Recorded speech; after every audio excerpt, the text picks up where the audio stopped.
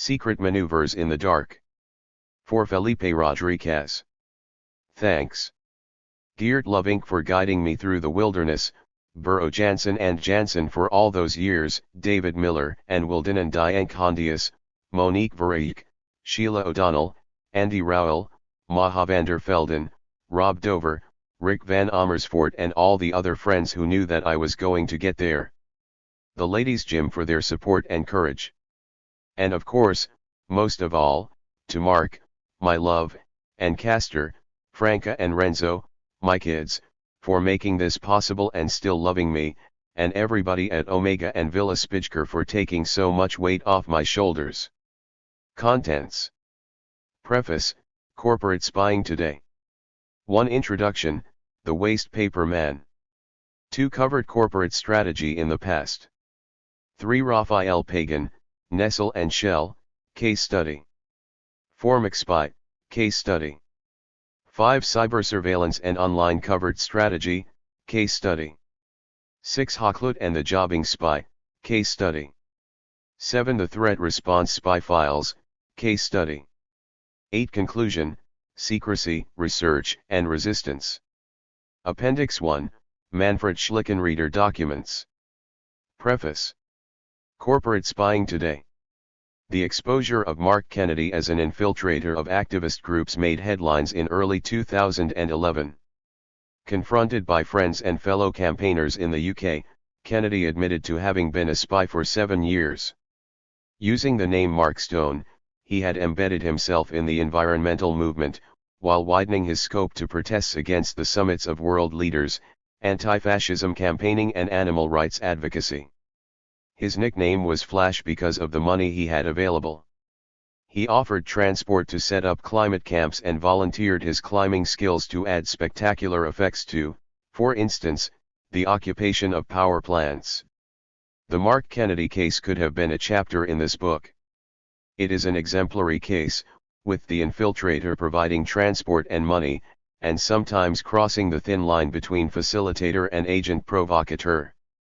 It is an extraordinary case, not only for the span of the operation, the many years, and the amount of countries in Europe. The coverage in the press was huge, and as a result of public pressure, half a dozen official reviews are now underway. The fact that he was a police spy would not have made a difference. On the contrary, the Kennedy case reveals the increasingly blurring boundaries between public and private policing and puts the gray area of corporate intelligence in the spotlight.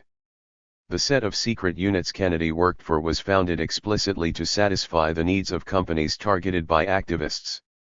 What is more, the companies involved, such as electricity suppliers and airline companies, also hire former police and intelligence staff to deal with security issues. The fact that none of the official reviews into the Kennedy case investigates the aspects of corporate spying underlines the urgent need for a book putting the spotlight on similar secret maneuvers in the dark. Blurring boundaries.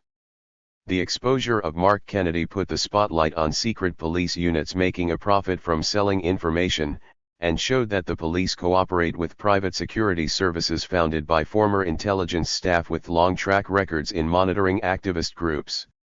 As an undercover agent, Kennedy reported to a secret unit founded to deal with domestic extremism run by the Association of Chief Police Officers. Its organization reflects the culture of secretiveness and the aversion to any public scrutiny of intelligence work. The unit Kennedy worked for was one of 3. His was the National Public Order Intelligence Unit, created in 1999.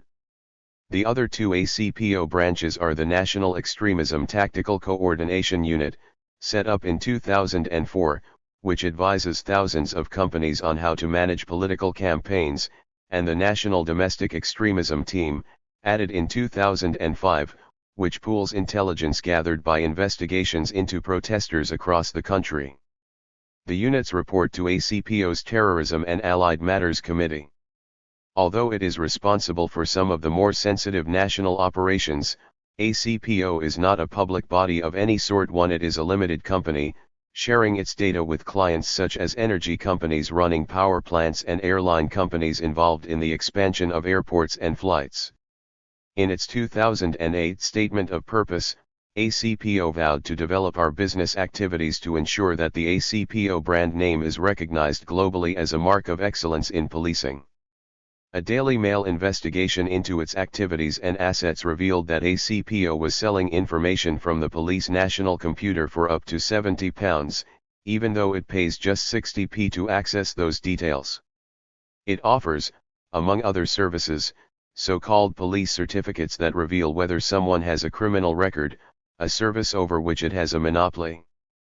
For a not-for-profit, the company accounts show a significant annual surplus, still according to the Daily Mail, with £15.8 million in assets, including £9.2 million cash at bank and in hand.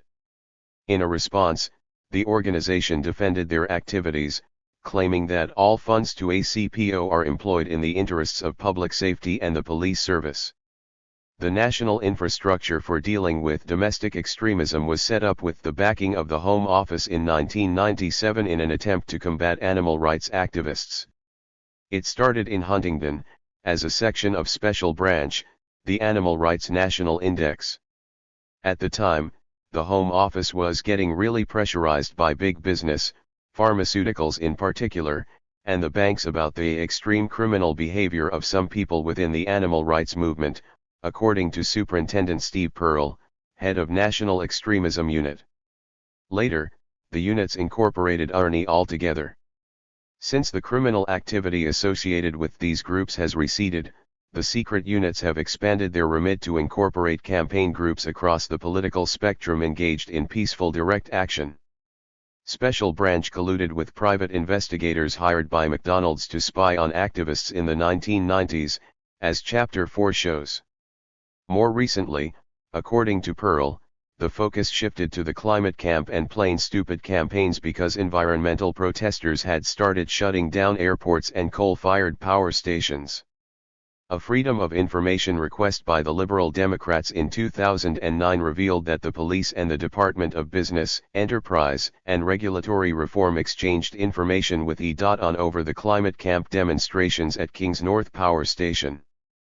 According to correspondence between civil servants and security officials at the company, police intelligence and the department's strategies on protesters, including their names and whereabouts, were passed to E.ON. David Howarth MP, who obtained the emails, said they suggested that Burr had attempted to politicize the police, using their intelligence to attempt to disrupt a peaceful protest. It is as though Burr was treating the police as an extension of E.ON's private security operation, he said. While some of the information gathered comes from police spies like Kennedy, the ACPO database also contains information supplied by companies that hire private investigators to spy on protesters, sometimes by infiltration, according to the National Co-Coordinator for Domestic Extremism, Anton Setchell. For instance, Kennedy secretly taped the discussions of a group of people from all over the UK to take over the Radcliffe-on-Soar power station the next day, on Easter Monday 2009. Just before everybody went to sleep, a large police force surprised the group and arrested 114 people. However, the energy giant E.ON, which runs the Radcliffe-on-Soar plant, also turned to private security firms. The energy giant claimed that it happened on an ad hoc basis as its executives wanted to know when environmentalists were going to demonstrate at or invade its power stations and other premises. One such firm was Vericola, which worked for several companies targeted by climate campaigners, such as Scottish Resources Group, Britain's second biggest coal producer. Their information on activists also went to Gordon Irving, Security Director of Scottish Power, one of the UK's largest electricity generators. He joined the firm in 2001 after 30 years with Strathclyde Police, where he had been head of Special Branch. The other security firm hired by E.ON was Global Open, a company that, according to its website, maintains a discreet watch on groups that may present a risk to a corporation's reputation or safety and offers to assist in intelligence gathering. Its clients include BAE, England's largest arms producer, whose spying operations feature in Chapter 9. Global Open's director is Rod Leeming, another member of the so-called Old Boys Network. He left the police, where as head of the Animal Rights National Index he regularly infiltrated undercover operatives into protest groups. In 2001, with the ACPO unit's history of countering animal rights activism and its subsequent shift of focus towards climate campaigners, the extent of its link with companies like Global Open remains relatively unknown. Mark Kennedy was also connected to Global Open. In February 2010, he set up THIRD Limited, acting as logistics officer and sole director. The company was registered to the address of Heather Millgate, a director of Global Open at the time. Kennedy started using THIRD contact details in the period after he stopped working for the police, but before he was exposed as a spy. He did so at an Earth First gathering in August 2010, taking part in a workshop on resisting police infiltration. Mark was by far the most vocal and enthusiastic contributor. Whether Kennedy pursued a career in corporate intelligence to continue his spying work after the police had pulled the plug, or whether the contacts with private security started earlier on, is not known. As we have said, the official reviews of the Kennedy case have failed to investigate the links between the special police units, the heads of security of the companies involved and the private agencies providing corporate intelligence. Mapping out these links is crucial to understand the current version of old boys networks, male and female today, and their formal and informal sharing of information. Secret Manoeuvres provides the first collection of case studies in activist intelligence and corporate counter-strategy, depicting close cooperation between public and private forces. Not unique.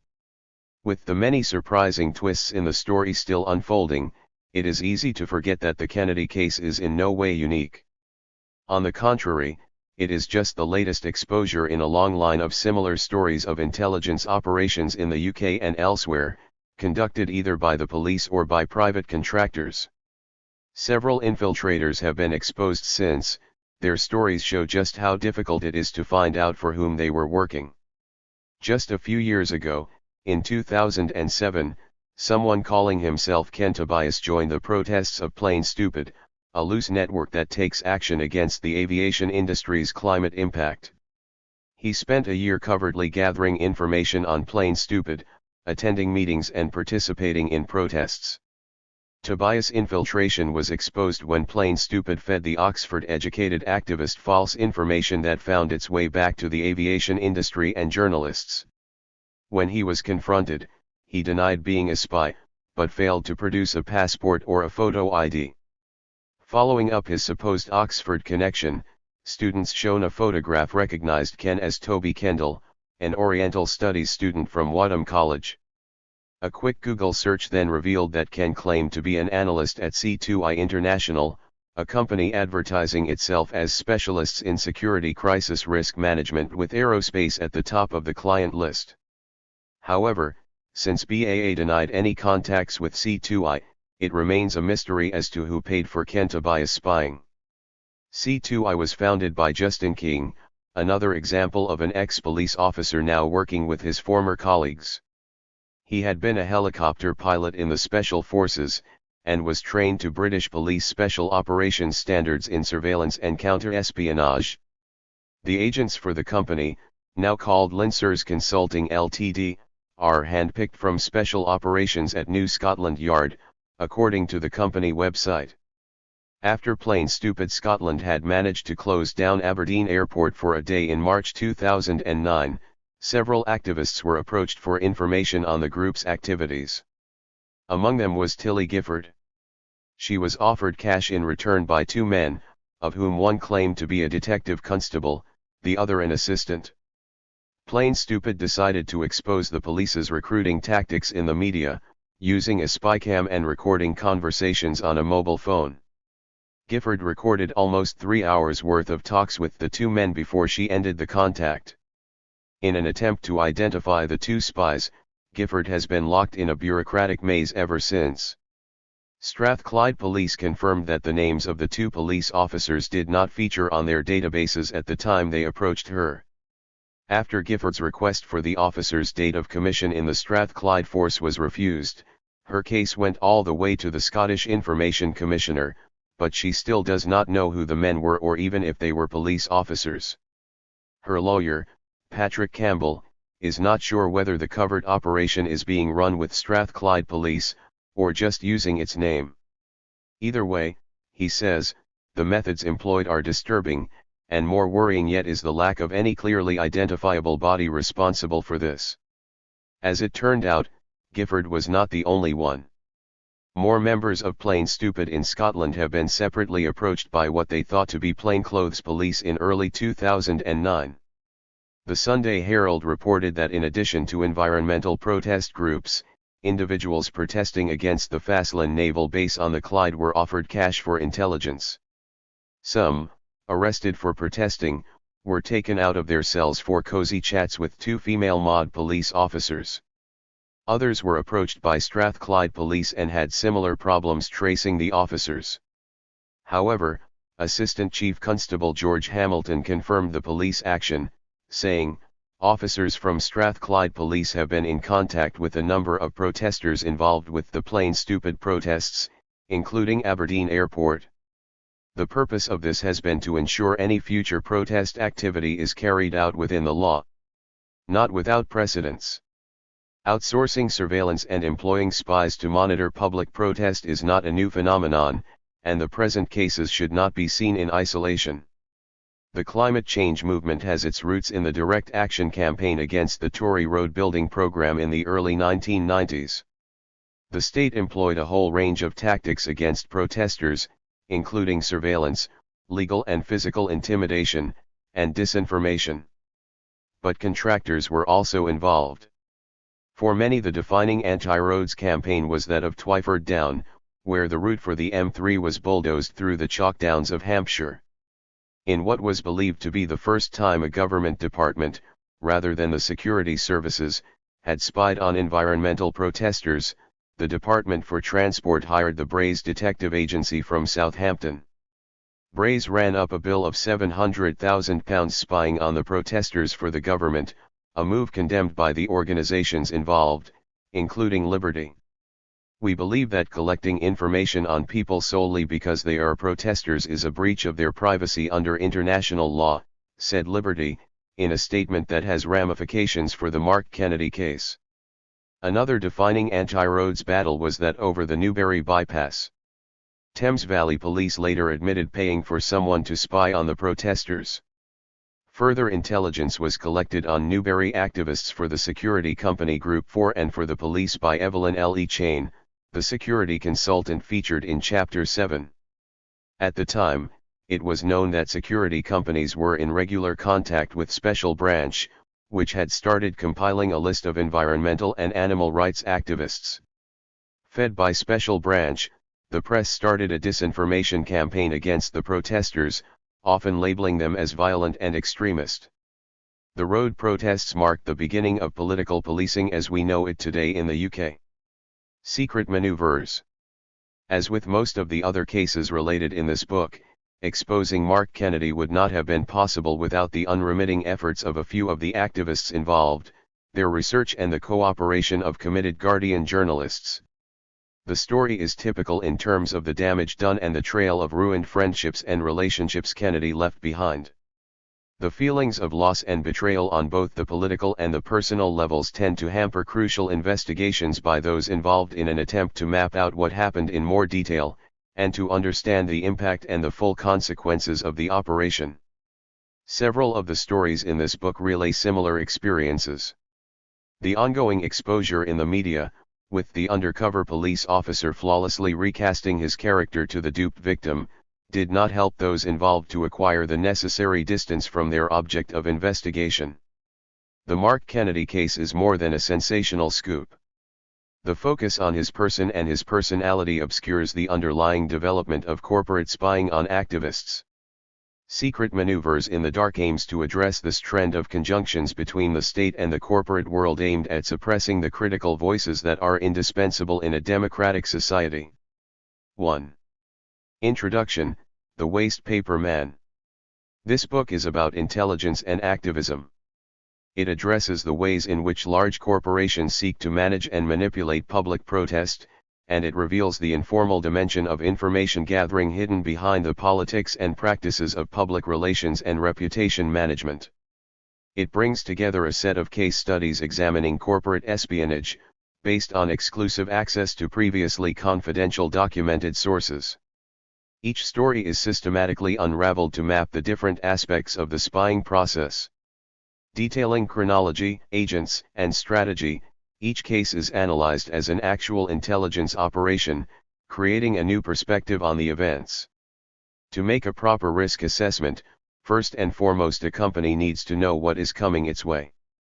Nowadays business intelligence has gone beyond details about the world economy, overseas wars, and news about the competition. It must also include an evaluation of the risks of becoming the target of campaigners, boycotters, or net activists. Publicly available information is not sufficient for this task. Informal data, however obtained, are invaluable. Desirable information is not limited to concrete action scenarios but can be as broad as long-term strategy discussions, impressions of the mood inside a campaigning group, connections between organizations, networking possibilities, funding details, and so on. As it turns out, corporate issue management is evolving into more than an occasional exercise of damage control. Secret Manoeuvres in the Dark shows how intelligence gathering facilitates covert strategies designed to frustrate and undermine the critics of corporations. Globalization and neoliberal politics provide the contexts for this investigation. The stories in this book highlight the privatization of intelligence, and the increasing value of information as capital in power relations. The research reveals increasingly blurred boundaries between public and private in secret operations, which, in my opinion, represents a potential danger to democracy.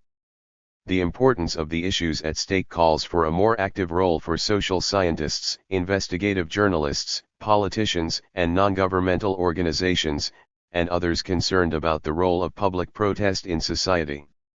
This book seeks to broaden the understanding of the policies of large corporations in their pursuit of power, and their efforts to avoid public debate and silence critics.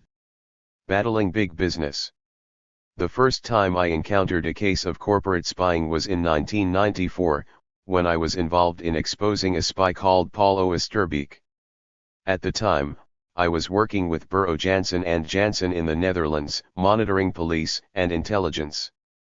Founded in 1984, the Bureau investigated the ways in which social movements were curtailed and undermined, by supporting people and groups who had become involuntarily targeted by the police, intelligence agencies, or their corporate counterparts. Bureau Janssen and Janssen has since developed a broader perspective on monitoring and intervening in debates on issues like repression and privacy. For me, the shift of focus included an increasing interest in private intelligence agencies. The case of the waste paper man serves as a typical illustration of the issues at stake. It shows how an individual infiltrating activist groups can work for long periods of time collecting information in several different ways. It also illustrates how the information gathered is processed into intelligence products and used by clients to undermine activist groups. The case reveals how the intelligence can end up in the hands of the press. When used to incriminate activist groups, this can work to the advantage of prosecuting authorities. Oosterbeek was active in groups I worked with, and had tried to get involved in a network of activists investigating intelligence-related topics in the Netherlands. Although several people did not trust him, it took years to act upon the plans to screen Oosterbeek's background. Only when several campaigners compared experiences was it discovered that he had used a variety of cover stories to hide his true identity. It emerged that Oosterbeek had created quite a network of information sources, and had worked for several activist organizations and NGOs. Going by the name of Marcel Paul Notter, he posed as a volunteer and managed to stay undercover for more than 7 years. He promoted his computer skills, rare in the late 1980s and the early 1990s, and offered to install software and set up computer databases. He would handle the input of contact addresses, new subscribers, and possible sponsors into IT systems, and also assisted with archiving work. To explain his background, Oosterbeek claimed to be engaged in investigating large corporations and their involvement in apartheid, child labor, or other human rights violations, tailoring the details of his cover to the needs of his audience. Meanwhile, he took advantage of his position to collect the group's discarded paperwork, pretending he would sell it to a pulp mill and donate the proceeds to a charity project of the group's choice. At the time of his exposure, no fewer than 30 organizations, ranging from small activist groups to big church-affiliated research foundations like Pax Christi, knew Oosterbeek as their waste paper man. In fact, Oosterbeek delivered boxes of faxed originals, photocopies and printouts to the offices of ABC, a small security consultancy owned by Peter C. Belt. There, behind a high wall and a sharp-spiked iron fence and under guard of security cameras, the data were processed. Every sheet was carefully combed for information, from financial data to the details of internal strategy discussions. The networks between organizations and the overlap in personnel were mapped, and the special interests of groups' individual members scrutinized. ABC thus compiled numerous files on activists and NGOs, supplementing them with information available from public sources such as magazines, annual reports, and other records filed with the Chambers of Commerce, the Dutch equivalent of the UK Companies House. What we had discovered was a new, cleaner form of garbology, which is detective slang for a particularly dirty kind of research. Activists and advocacy groups in the Netherlands knew their waste paper was being gathered, but not what it was being recycled into, intelligence files for companies those groups were criticizing. Little did they realize how interesting their paperwork could be to the companies they campaigned against, to the tabloids, and occasionally even to the police, the public prosecutor and the Secret Service. C. Belt maintained good contacts with the Dutch daily De Telegraaf, a newspaper with a reputation for mudslinging and activist bashing. Over the years, the paper frequently published articles based on internal documents that could be traced back to the waste paper man. In one case, an article randomly linking alleged networks of progressive organizations to terrorism served as the sole piece of evidence to launch a criminal investigation. The paper claimed to know that the Dutch Secret Service BVD identified this network as potentially terrorist. Based on a small quote in a De Telegraaf article, freelance journalist Hans Crick ended up as the main suspect of 2 bomb attacks aimed against authorities responsible for the contentious Dutch asylum policy. According to the police, Crick doesn't rule out the practice of bomb attacks. The police conveniently left out the rest of the quotation, in times of severe oppression, like World War II, which qualifies the statement somewhat. Crick and his colleague were arrested and their offices raided. It took months before the case was dismissed. The two received 230,000 in Dutch guilders in compensation, but their non-profit company did not survive. The waste paper episode also demonstrates how inside information can give companies a strategic advantage. Used at the right moment, it can be an effective weapon. The formula industry, for instance, had acquired some internal correspondence of Wemos, a Dutch group monitoring pharmaceutical companies and the marketing of infant formula products in the Third World. In 1994, Wemos tried to convince the infant formula industry that it was not targeting specific companies. Dutch formula maker Nutricia produced a letter Wemos had sent to its partners in the Nestle boycott campaign. The request for examples of companies circumventing the WHO code that restricts advertising infant formula in third world countries was an example that proved otherwise in the eyes of the industry. Wemos had been a long-time client of the waste paper man. Companies do not necessarily acknowledge that they have inside information on their critics. Using the information to anticipate future actions can be sufficient. In 1990, the Clean Clothes campaign started a protest action against the use of child labor by clothing chain CNA. Customers were encouraged to ask shop assistants where their clothes had been manufactured. No sooner had the campaign begun than CNA came out with printed fact sheets, and a booklet explaining the company's CSR policy. Until then, CNA had been known as a closed, family-run company that never even published annual reports, and did not do so until 2005. Its rapid response to the Clean Clothes campaign was remarkable. In fact, Oosterbeek had joined the Clean Clothes campaign as a regular volunteer just before the campaign was launched. Oosterbeek's inside information permitted CNA to anticipate and facilitate the rapid response. The exposure of the waste paper man revealed that there is a market for informal information about activists. It brings up questions about the kinds of information required, how this intelligence is gathered and how it may be used in subsequent strategizing.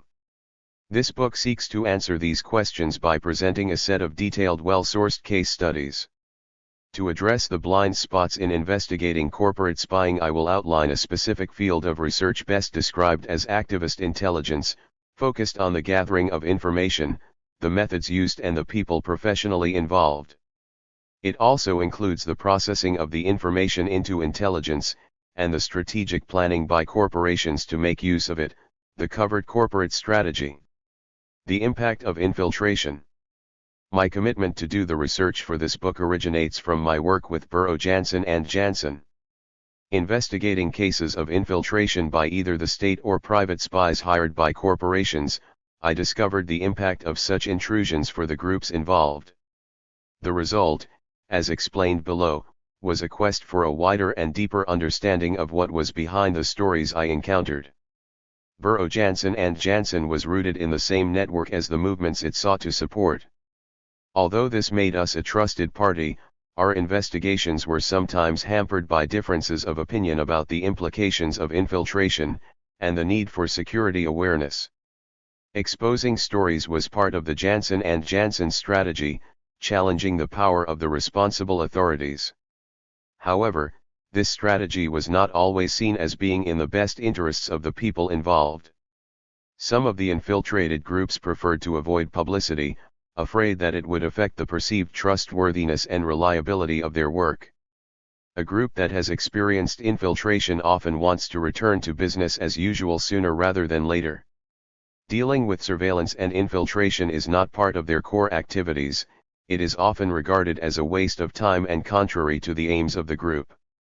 It can also be uncomfortable, even painful, as it involves profound breaches of trust. Feelings of unease at the personal level are matched with fears that the effects of exposure are counterproductive for the group at the organizational level. To have their experiences with spying and infiltration made public could suggest that they had been careless or sloppy with security. It could keep possible allies or whistleblowers from sharing crucial information. For similar reasons, groups often refrain from taking legal action. Of course, in the absence of a legal framework, the option to file a complaint or to report a crime is rare. The remote chance of success fuels the reluctance to allocate money and energy to activities regarded as counterproductive for the organization. A clear conflict of interest emerged that sometimes hindered cooperation in investigations. While groups had understandable reasons not to go public, sometimes Jansen and Jansen's intervention was regarded as yet another disturbance. In order to help a group understand what had taken place and what it meant, and to advise them how to prevent it from happening again, an in-depth investigation of each case of infiltration was required. Exposing well-documented cases seemed consistent as a next step. Instead of acknowledging the existence of conflicting interests, the problems between an activist group and Burrow Jansen and Jansen were occasionally dealt with as irritations on the personal level, or, worse, as political differences. During my time with Burrow Jansen and Jansen, I also worked as a consultant for NGOs to raise security awareness. The work involved screening organizations on a variety of levels, ranging from their access control to personnel management and recruitment policies, using methods such as in-depth interviews covering different parts of the organization. However, plans to raise security awareness within these groups proved to be difficult to put into practice. For many activist groups and NGOs, openness and inclusivity are highly respected principles, as the need for new members is an essential condition for survival. Security measures are often viewed as superfluous or counterproductive. In a broader context, these experiences show that infiltration as a strategy to undermine corporate critics has damaging effects regardless of the sensitivity of the information gathered. Essentially, the fear of being publicly associated with infiltration is harmful in itself. At the personal level, people are hurt, while at the organizational level the work of the groups is disrupted. The fear of press coverage keeps people from making a serious assessment of the actual damage of an information-gathering operation. Moreover, the perception of publicity as counterproductive leads to a form of self-censorship. The reluctance to expose detailed findings implies abandoning the opportunity, waiving the right, to hold corporations accountable for their practices of abusing power. Few political organizations that have been the victims of infiltration are willing to take official action that might disclose the extent of the operation.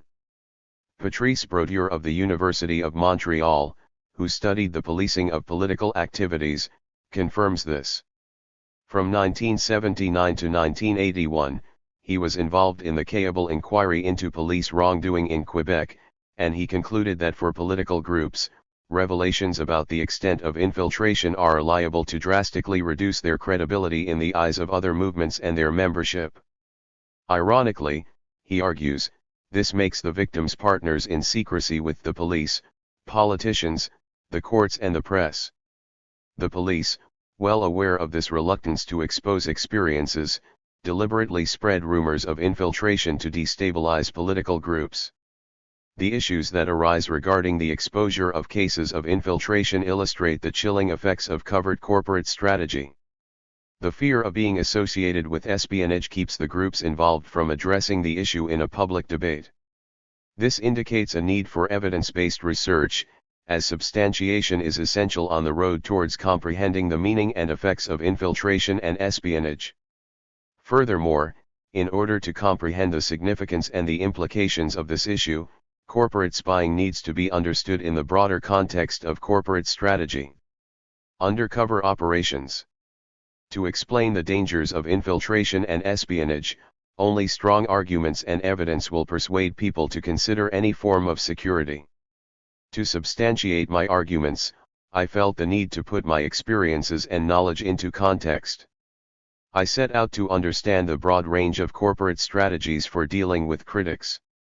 A key event in this was the 1999 Next 5 Minutes conference in Amsterdam, where I brought together experts in the field, mostly people who identify themselves as researchers, activists, and freelance journalists.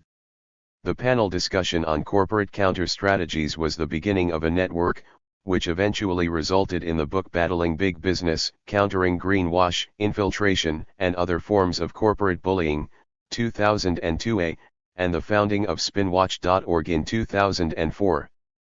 Battling Big Business was inspired by the work of Naomi Klein, who also wrote the preface to the book. Her own book, No Logo, investigated how corporations experienced growing pressure from their critics over the last few decades. In an effort to manage the adverse publicity their environmental, labor and consumer records so often attract, many giant corporations looked for new strategies to counter the activities of their opponents. Klein identified two important developments that characterize the current time frame. Today, brand identity and corporate image are key to a corporation's value, over and above its actual products or services. The more companies shift towards being all about brand identity, the more vulnerable they are to attacks on this image. At the same time, corporations are becoming less restricted by national laws or unilateral treaties. In some cases, they are more powerful than governments, and must expect to be held to account in the same way. Consumers are demanding sustainability, accountability, and transparency. Losing control in the media arena as a result of activist pressure has become a public relations nightmare for the modern multinational. The industry learned that lesson the hard way. Shell's lost battle over Brandspar in 1995 and the human rights situation in Nigeria haunt the oil company to the present day. These cases have become landmarks in the field of corporate responsibility. Likewise, Monsanto gained damaging notoriety for its underestimation of European resistance to the introduction of genetically engineered products.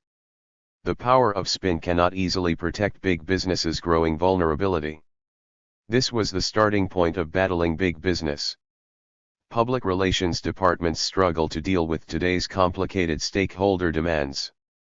Accordingly, reputation management now includes the gradual embrace of mostly voluntary and non-binding corporate social responsibility guidelines. This embrace is often predicated on the idea that repositioning the corporation via PR is sufficient, suggesting an unwillingness to establish a more substantive corporate accountability regime. Companies under fire are in need of other strategies to counter their critics. They attempt to influence political processes by means of a variety of tactics. It is useful to conceive of these as public and open on the one hand, and secretive and covert on the other. The former encompass marketing communications, CSR, and PR, including maintaining stakeholder relations with, for instance, investors, employees, or specific communities. The latter includes lobbying, regulation, and covert activities.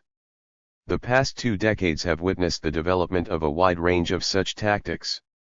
Battling Big Business discussed overt strategies such as PR, greenwash, and sponsorship. It showed that dialogues and partnerships with NGOs are often used to separate the more moderate organizations from their radical counterparts, in an attempt to undermine cooperation and solidarity. The book also explored the more covert tactics, such as hiring specialized PR consultants to fight activists on all fronts, corporate lobbying behind the scenes, the use of libel laws to silence critics, and think tanks influencing decision-making processes in both the USA and the European Union. Additionally, Battling Big Business contained a section on undercover operations, examining spying and infiltration as a strategy to undermine the work of activist groups. It was not until I had finished editing the book that I realized that this classification was slightly inaccurate. Corporate spying and infiltration should not be considered as just another set of counter-strategies, grouped alongside greenwash or lobbying.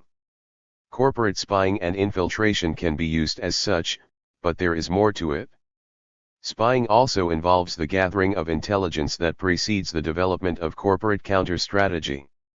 Or, vice versa, a corporation does not spy on its critics just to know what is going on, it does so to be prepared and to defend itself. The connection between surveillance and the gathering of intelligence on the one hand, and subsequent corporate strategy on the other, is crucial. This connection constitutes the point of departure for this book. Essentially, in Battling Big Business I explored the broad range of possible corporate counter-strategy. The book before you now is a more strictly focused in-depth investigation into intelligence gathering on activist groups and the covert strategy that corporations use to undermine criticism. The underlying question is how such counter-strategies function in safeguarding the interests of large corporations in the context of a globalizing world. Consequently, research into this aspect of corporate power needs to be situated within the wider context of globalization, governance, and democracy. Secret Maneuvers in the Dark. Confidential sources are the starting point for this book. My research material included notes taken by infiltrators after each undercover operation, surveillance reports, and communications between private intelligence agencies and their clients. Starting from this basic level provides an extraordinary insider view of the methods and routines of private investigators. The case studies describe how the agents collect information, what kinds of detail are considered important, and how the results are presented to the client companies. Further research shows how the intelligence is processed and used in proactive strategies, in other words, how corporations use the information and act upon the perceived threats. The studies examine why even publicly available information about campaigning groups can be of interest to their opponents. They also demonstrate how infiltrators work their way into the groups, and how they manipulate operations once they have gained a group's trust. Another aspect of importance highlighted in the case studies is the impact of corporate spying and covert strategies on the targeted groups and on individuals. Chapter 3 includes examples of attempts to break the boycotts against Nestle and Shell by driving a wedge between the moderate and the more radical members of coalitions. Members of church groups, for instance, felt deceived after they found out that the dialogue set up with the company turned out to be part of a strategy to divide and rule. The McSpy story in Chapter 4 shows the overkill effect of several infiltrators of an activist group with a relatively small membership. Chapter 5 on cyber surveillance has an example of people who lost their jobs after an online monitoring agency identified them as the initiators of a so-called sick-out, flight attendants disrupting the Christmas traffic in the United States in an ongoing conflict about wages. And 2 Californian scientists had trouble gaining tenure after an online campaign damaged their professional reputation. As it turned out, Monsanto and its viral campaign agency had set up digital identities merely to attack them because of their research critical of genetic engineering. When the Sunday Times exposed spy files composed for arms manufacturer Bay, the campaign against arms trade had the difficult task of finding out who was the mole. Chapter 7 reveals the difficulties of such research, and the problems people within CAAT had in accepting that one of the core activists was a spy. Zooming in on the agencies hired by corporations to protect their reputation reveals another important aspect of the field of activist intelligence and covert corporate strategy. The consultants and private investigators share a background of former careers with the police, intelligence services, or the military, and see this as a selling point in their present line of business. To quote the former MI6 agent who founded Haklud, the agency featured in Chapter 6, the idea was to do for industry what we had done for the government. Intelligence for the market. The blurring boundaries between public and private spying point to a growing field of gray intelligence where corporate spies take care of the interests of big business. This is nothing new, as Chapter 2 makes clear. Private policing has a long history, starting with the notorious Pinkertons in the United States, while the link between propaganda and covert action goes back to the beginning of the 20th century, with people such as John Hill amplifying the voice of business ever since. In the UK, the Economic League was founded around the same time against a similar background, and continued its activities until very recently. The McSpy story confirms close cooperation between McDonald's security department, private investigators, and special branch in an operation set up to find out who was responsible for leafleting branches of the fast food chain. This cooperation raises several questions. Was it aimed only at gathering evidence to stop the campaign against the fast food company? Or did Special Branch use the private investigators to get closer to animal rights activists? After the Sunday Times exposed Evline Le Chain for spying on CAAT, Bay hired someone else to collect information. After he got hung out to dry as well, it turned out that they had a common background in conservative circles, with mutual acquaintances and friends in intelligence circles.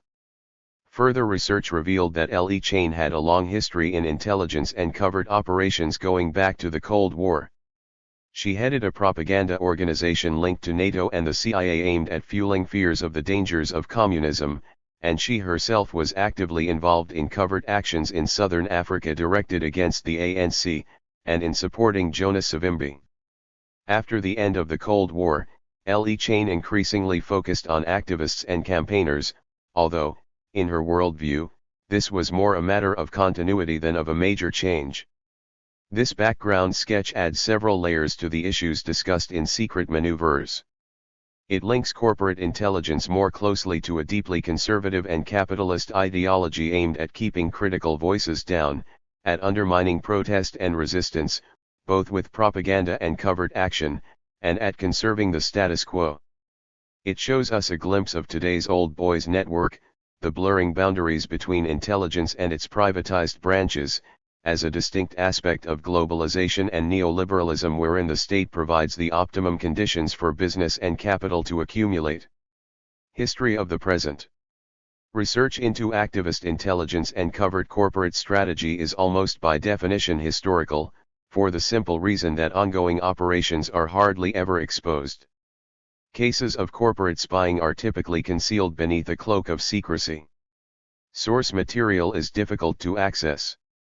The passing of time sometimes makes discovery slightly easier, with political and personal sensibilities losing their significance little by little.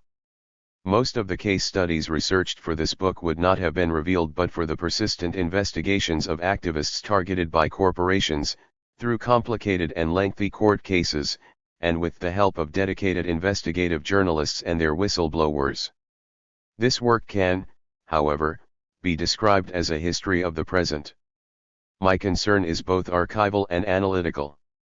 As the field of study is new, there is a need for well-sourced case studies to describe and outline the matters at stake. However, as Garland put it, the history proposed is not motivated by a historical concern to understand the past, but by a critical concern to come to terms with the present. The point is to use the history to rethink the present. But the practices of activist intelligence and covert corporate strategy need to be described and mapped first, to understand how this field is currently constituted and situated between other fields of study. Apart from that, the fact that most of the case studies in this book took place several years ago, and some in the 1970s, does not mean the subject is out of date. On the contrary, as the Mark Kennedy case discussed in the preface shows. By mapping various cases of covert corporate strategy, in both the past and present, at several locations in Europe and the US and in the real world as well as on the internet, Secret Manoeuvres details at least some of the different ways in which activist groups are infiltrated, undermined, and contained.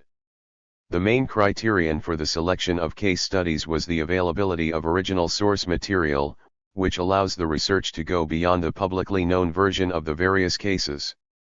The documents include surveillance reports and intelligence assessments, court transcripts of private investigators' evidence, and internal strategy plans prepared by specialist consultants for large corporations targeted by boycott campaigns.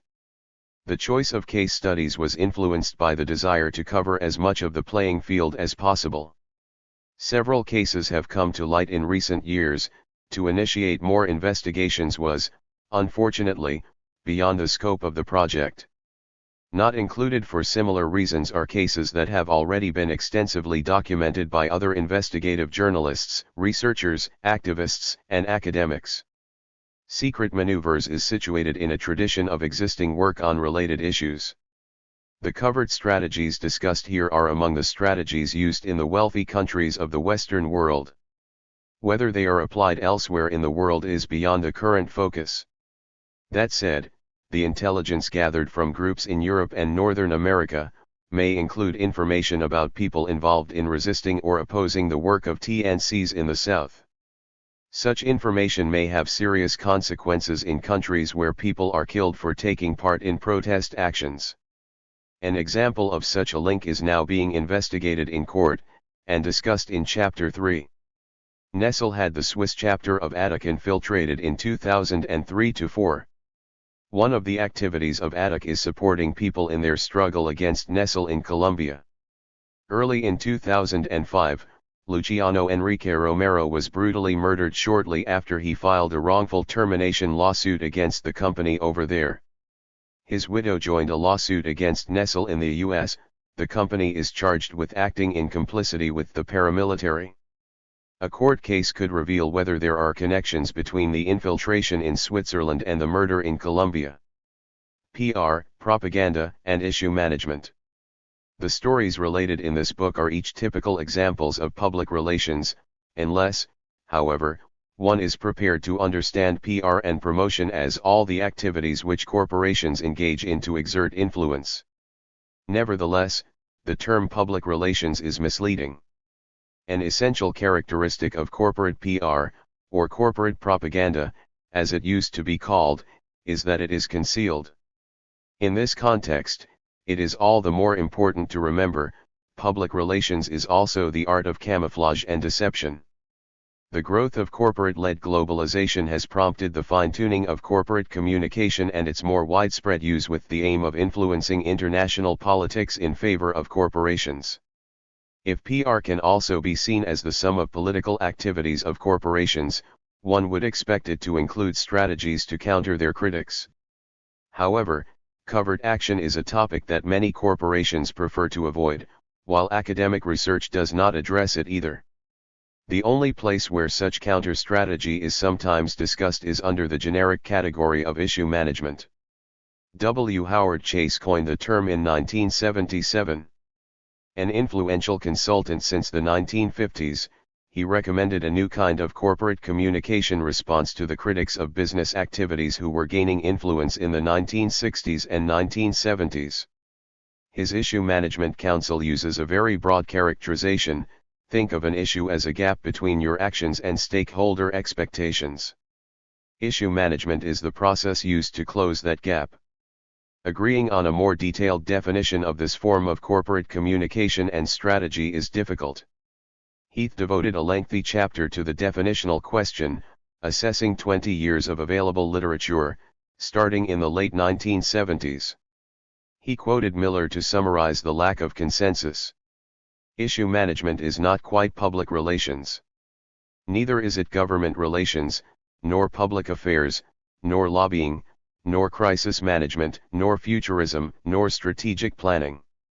It embraces all of these disciplines and maybe a few more. PR and IM both grew out of the same reality and recognition of the necessity for corporations to defend themselves, currently against protest groups who gain public support by striking public chords. While acknowledging the importance of IM, many experts on PR do not elaborate on how information on activists, their ideas and surroundings should be gathered, how it should be assessed and what, if any, action taken. Given the emphasis on proactive, constructive problem solving as preferable to combat, the lack of scholarly attention to the information gathering phase is remarkable.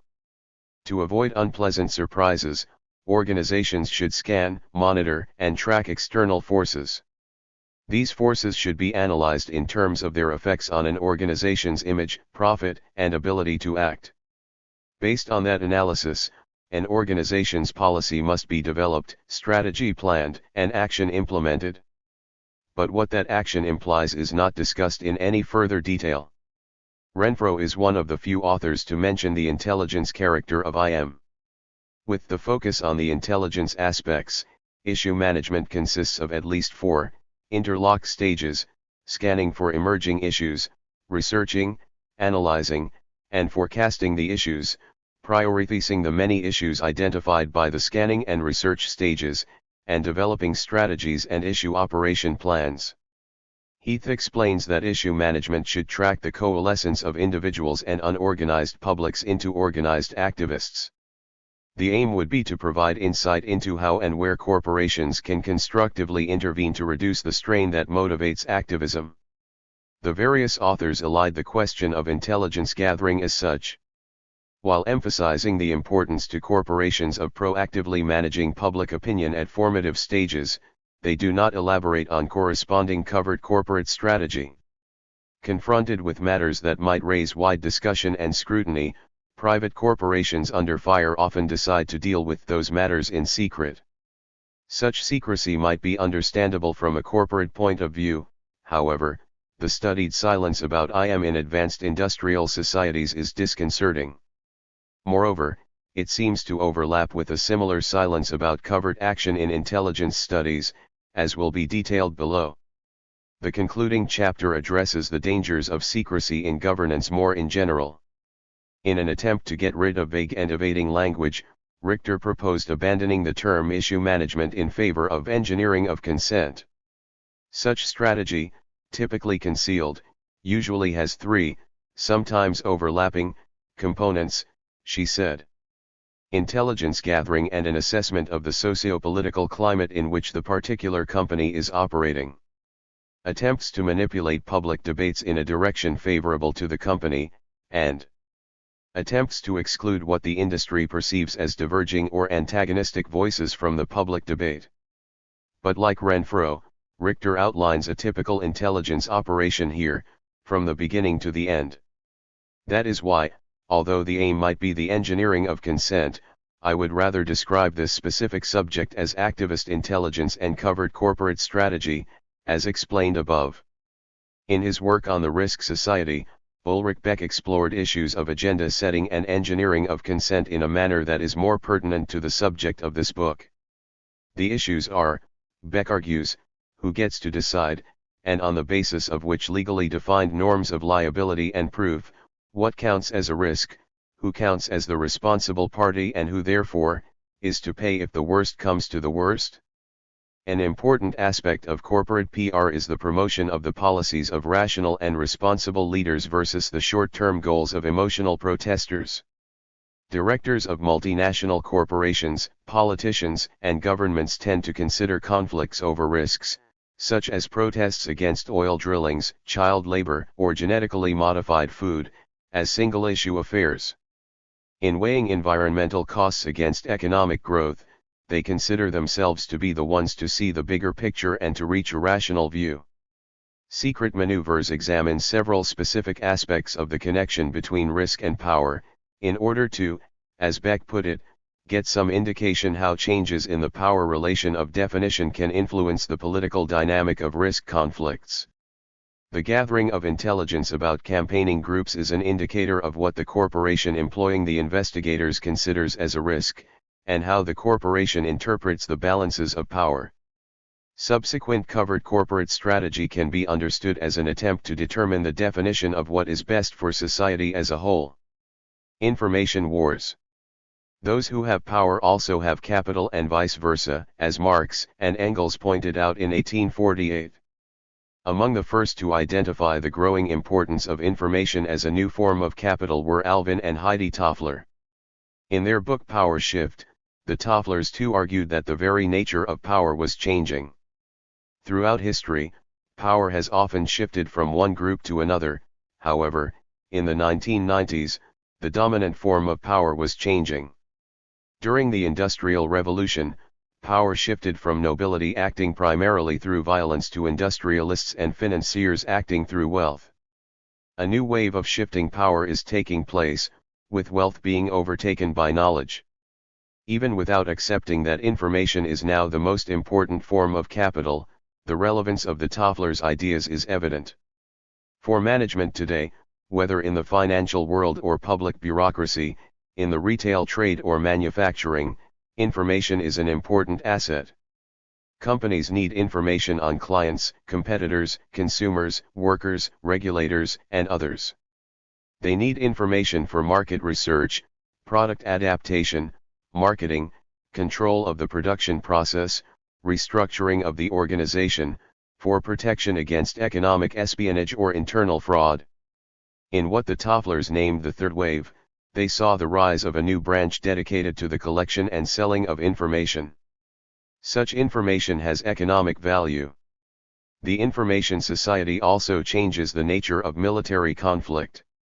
As Cronin and Crawford summed up, the Tofflers anticipated the growing significance of economic warfare as, in some instances, a replacement for, and in others, a complement to, conventional forms of international aggression. Instead of arms stockpiling and force augmentation, the focus today has shifted to the management of intangible assets such as know-how, techno-economic intelligence and foresight.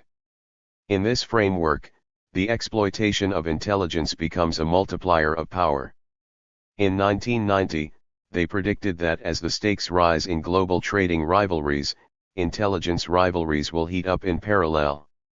Consequently, the Tofflers concluded that the development of strategic intelligence capability, both offensive and defensive, will be a sine qua non of successful organization, military, and market, in the next millennium.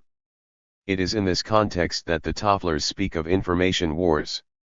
They predicted growing total info wars within and between the public and the private sector about the access to data and the possibility of connecting disparate databases. The informatization of our society is not just about social and economic changes, but also about a major power shift. The financialization of society in the past 2 decades is built on this shift, and substantiates the increased importance of information. He who controls and regulates information will be able to consolidate his political, commercial, and/or organizational position. Among other things, this would, and this is of specific interest for this book, invoke a growing fusion between the public and the private sector in intelligence. The line between public and private espionage will continue to blur.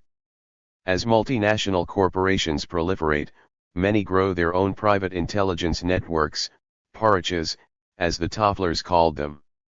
Because these business firms hire former spies and analysts from the ranks of government, the informal links with government intelligence increase.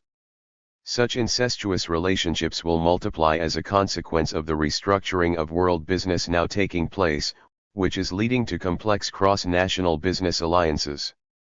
This shift in power, from public to private, can be seen as an aspect of globalization and the changing position of transnational companies in the world, and constitutes the setting against which the case studies in this book should be understood. As the Tofflers predicted, multinational corporations have developed their own private intelligence networks, hiring former spies and analysts from the ranks of government. This complex network of formal state and private structures and processes would benefit from network analysis. In order to stimulate research into these phenomena, Dutch scholar Huijenboom introduced the concept of grey intelligence. Grey here refers to the blurred boundaries between public and private spheres, and to the increasing importance of private, informal initiatives and provisions in the gathering, circulation, and distribution of intelligence. Huijenboom built on his earlier concept of grey policing, developed to analyze the field of the legal use of coercion no longer exclusively in the hands of state authorities. State monopoly is replaced by an informal information market with a wide variety of private entrepreneurs. Their primary aim is loss prevention. The gathering of intelligence is supposed to minimize damage for the client company. As mentioned above, the Tofflers also pointed to business espionage as a growing force, in addition to the more legitimate ways of gathering information. Meanwhile, the changing position of the TNC in the globalizing world and the accumulating risks to reputation increase the corporate demand for intelligence on activists and campaigners. However, it would be too easy to read such developments in an instrumental way only. In order to move beyond the dominant academic focus of policy by proxy, O'Reilly and Ellison reintroduce the concept of high policing. The concept originates in the French absolutist state, and for Brodeur it involves the promotion of state authority. But O'Reilly and Ellison detach it from its roots in the public domain and propose a more complex relationship of obfuscation whereby both public and private high policing actors cross-permeate and coalesce in the pursuit of symbiotic state and corporate objectives. They use high policing to reflect the more complex contemporary security field in which dominant interests within corporate power structures, as well as in state ones, are protected. The movement towards privatizing government work has created more opportunities for coordinated groups of individuals to take over public policy agendas in pursuit of their own interests. Janine Weddell introduced the terms flex groups and flex power to describe how Washington's neoconservatives differ from other influential individuals passing through the revolving door, serving serially in government and the private sector. The difference shows in their political goal, which is increasing their influence. Operating on both sides of the door, they are continually working to further the shared agenda of the group. Flex groups are in fact a living example of why labels such as conflict of interests no longer suffice. Weddell emphasizes their skill at both relaxing the government's rules of accountability and businesses' codes of competition, and at conflating state and private interests. A flex group can use the ambiguity of its members' roles to its advantage, making their activities difficult to define, let alone monitor. In this lies the potential for corruption or abuse of power. Yet our system of government today is providing increasing opportunities for such groups to arise.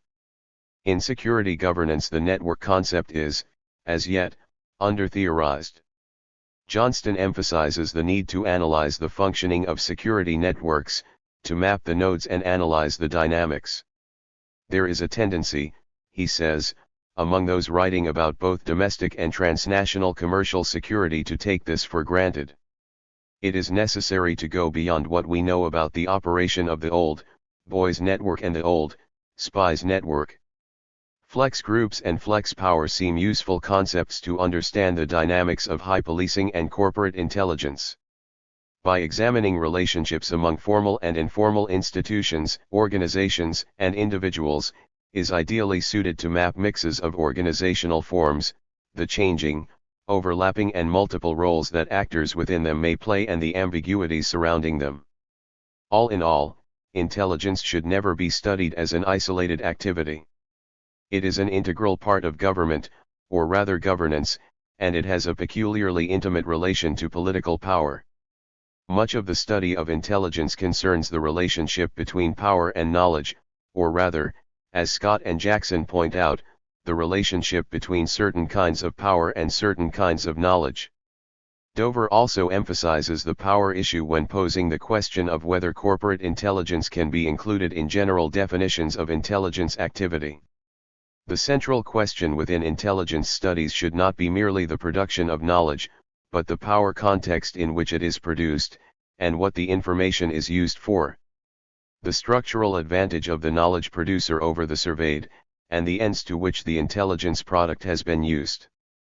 Corporate control of intelligence serves as a guiding tool for action, to shape a response to public protest, or to prepare lobbying strategies, for instance, or in the field of covert action. Ultimately, in the Toffler's words, knowledge is used as an instrument of power. Spying and resistance.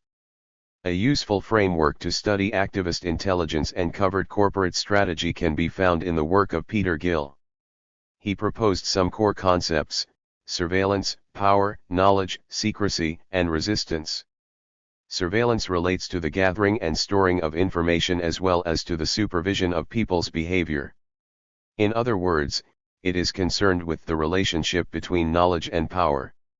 It is not a linear relationship, Gill warns. Sometimes knowledge is power while at other times knowledge may inform the exercise of power. Yet, as we have seen in the case of Iraq, at other times power may determine what is knowledge. Secrecy distinguishes intelligence structures and processes from many other aspects of governance. It applies to power, according to Gill, because some actions make sense only with an element of surprise. But more often, actions are carried out in secret because of their controversial character. The secrecy helps to avoid or disguise responsibility. Involvement is often plausibly denied, as will be confirmed in most of the stories in this book. Gill's work is interesting for his unorthodox approach to intelligence, which differs from the authors in the more traditional state-related field of international relations policy. Instead of the restricted perspective of theory for intelligence, his research, and mine, underlines the need to develop theory of intelligence. While most efforts to find a proper definition of intelligence include a reference to how gathered information transforms into intelligence, they fail to mention a crucial part of the intelligence process. Remarkably enough, the step that connects intelligence to actual strategy seems to be absent in most suggested definitions. Scholars have frequently ignored covert action in their analyses of intelligence. The fact that this step is not mentioned relates to the reluctance to acknowledge this part of intelligence work, and to the avoidance of addressing covert action, just as most management literature fails to go into the details of issue management. Gill's conceptual framework relates to his recent attempt to define intelligence, which explicitly includes action. He stresses that a full understanding of intelligence without acknowledging the integral connection with action is impossible.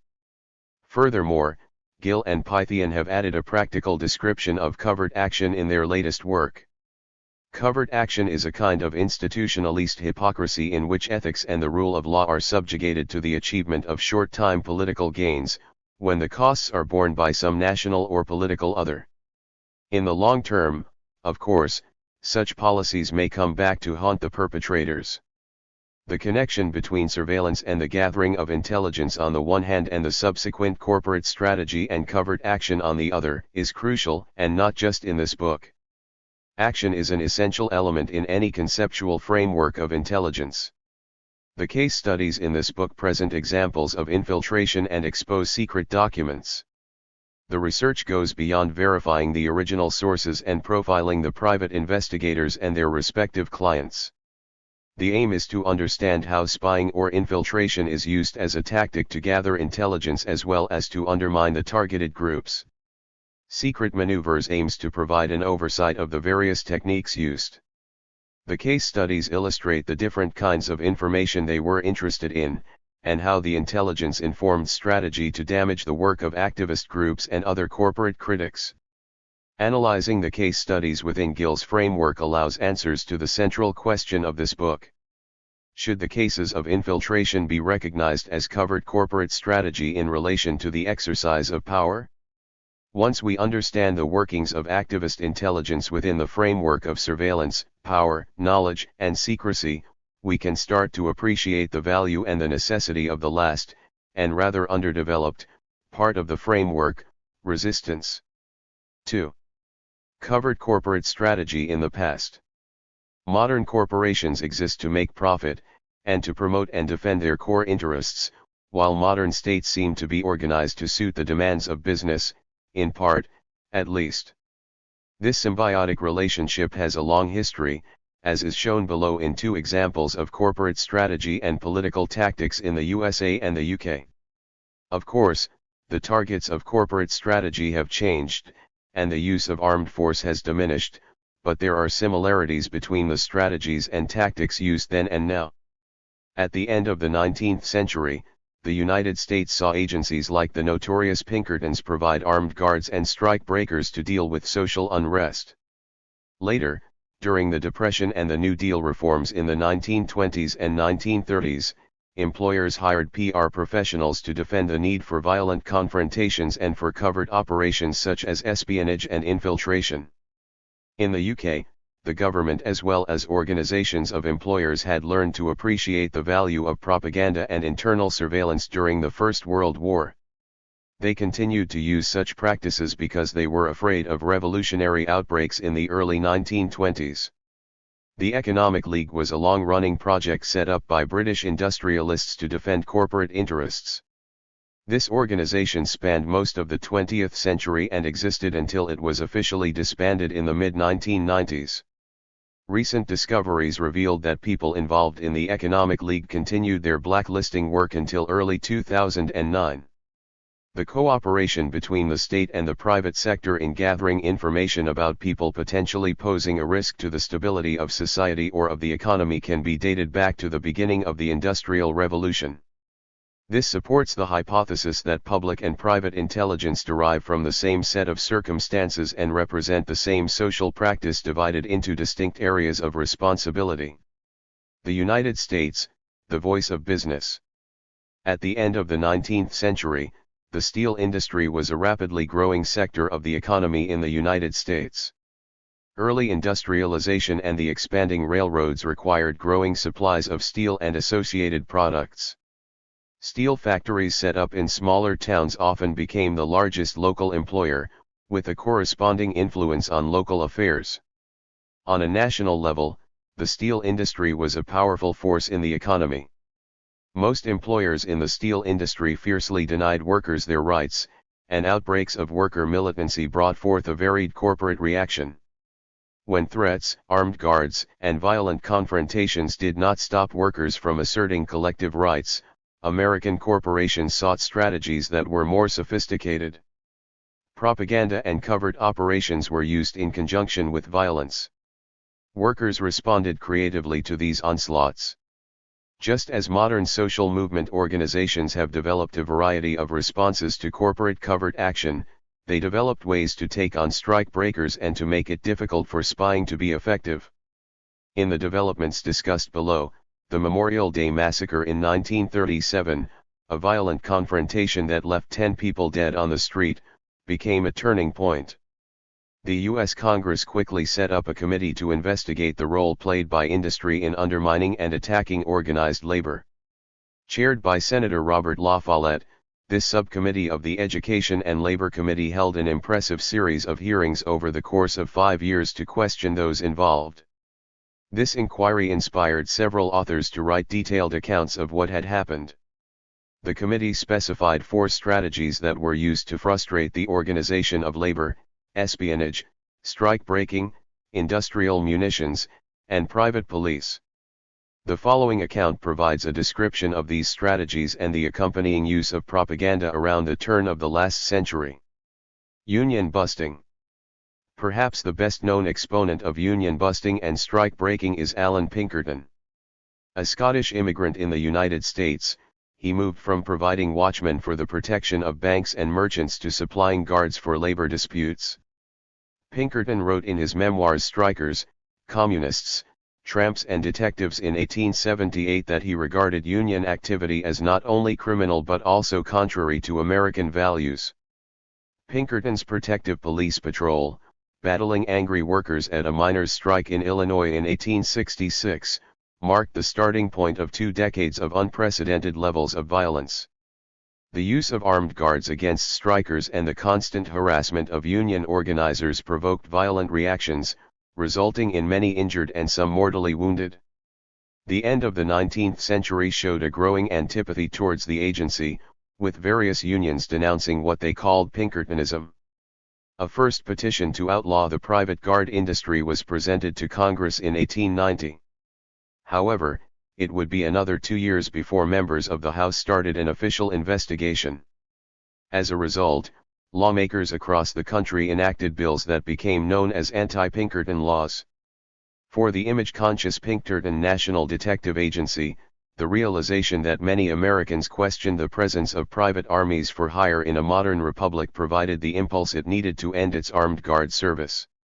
The nation's leading detective agency could not risk further condemnation on this front. Others were ready to take over, however. By 1893, Chicago alone counted more than 20 such agencies. Private police agencies flourished for years to come. In isolated mining communities, major employers demanded near-complete control over the small towns and their residents. The private armed forces established by mine corporations in Pennsylvania in the early years of the 20th century profited from the state's Coal and Iron Police Acts of 1865 and 1866. These laws permitted railroad and coal mining corporations to hire as many policemen as they desired. Coal and iron policemen were supervised and paid only by the employers, however, they were uniformed and equipped with revolvers, nightsticks and, sometimes, Winchester repeating rifles. Later, during the 1920s, they also carried machine guns and tear gas. Strike breaking took a new form in the early decades of the 20th century. In addition to physically protecting plants and non-striking employees, various firms furnished workers to take the place of those on strike. Pinkerton and another very successful firm, Berghoff Brothers and Waddell, dominated the business. Not only did they supply personnel and guards, but they assumed control of all operations from the employer during the strike, housing the strike breakers on company property. Berghoff's top aide, Harry Bowen, explained, "We have our own baggage system. We carry our own portable shower baths. We carry along a physician, a bootblack, a barber, a lawyer. An army of 5,000 men could be ready for action, on 48 hours' notice." Speed was critical, as an employer tended to hire from the agency that delivered most rapidly. The strike-breaking business needs to be understood against the enormous unemployment between 1870 and the early 1920s. Each year several 100,000 persons were unable to find work for at least a few months, even in relatively prosperous periods. Aging also contributed significantly to unemployment. In the eyes of many employers, men over the age of 35 lacked the capacity for endurance required of heavy physical labor. Besides, before the New Deal, there were no welfare or pension schemes.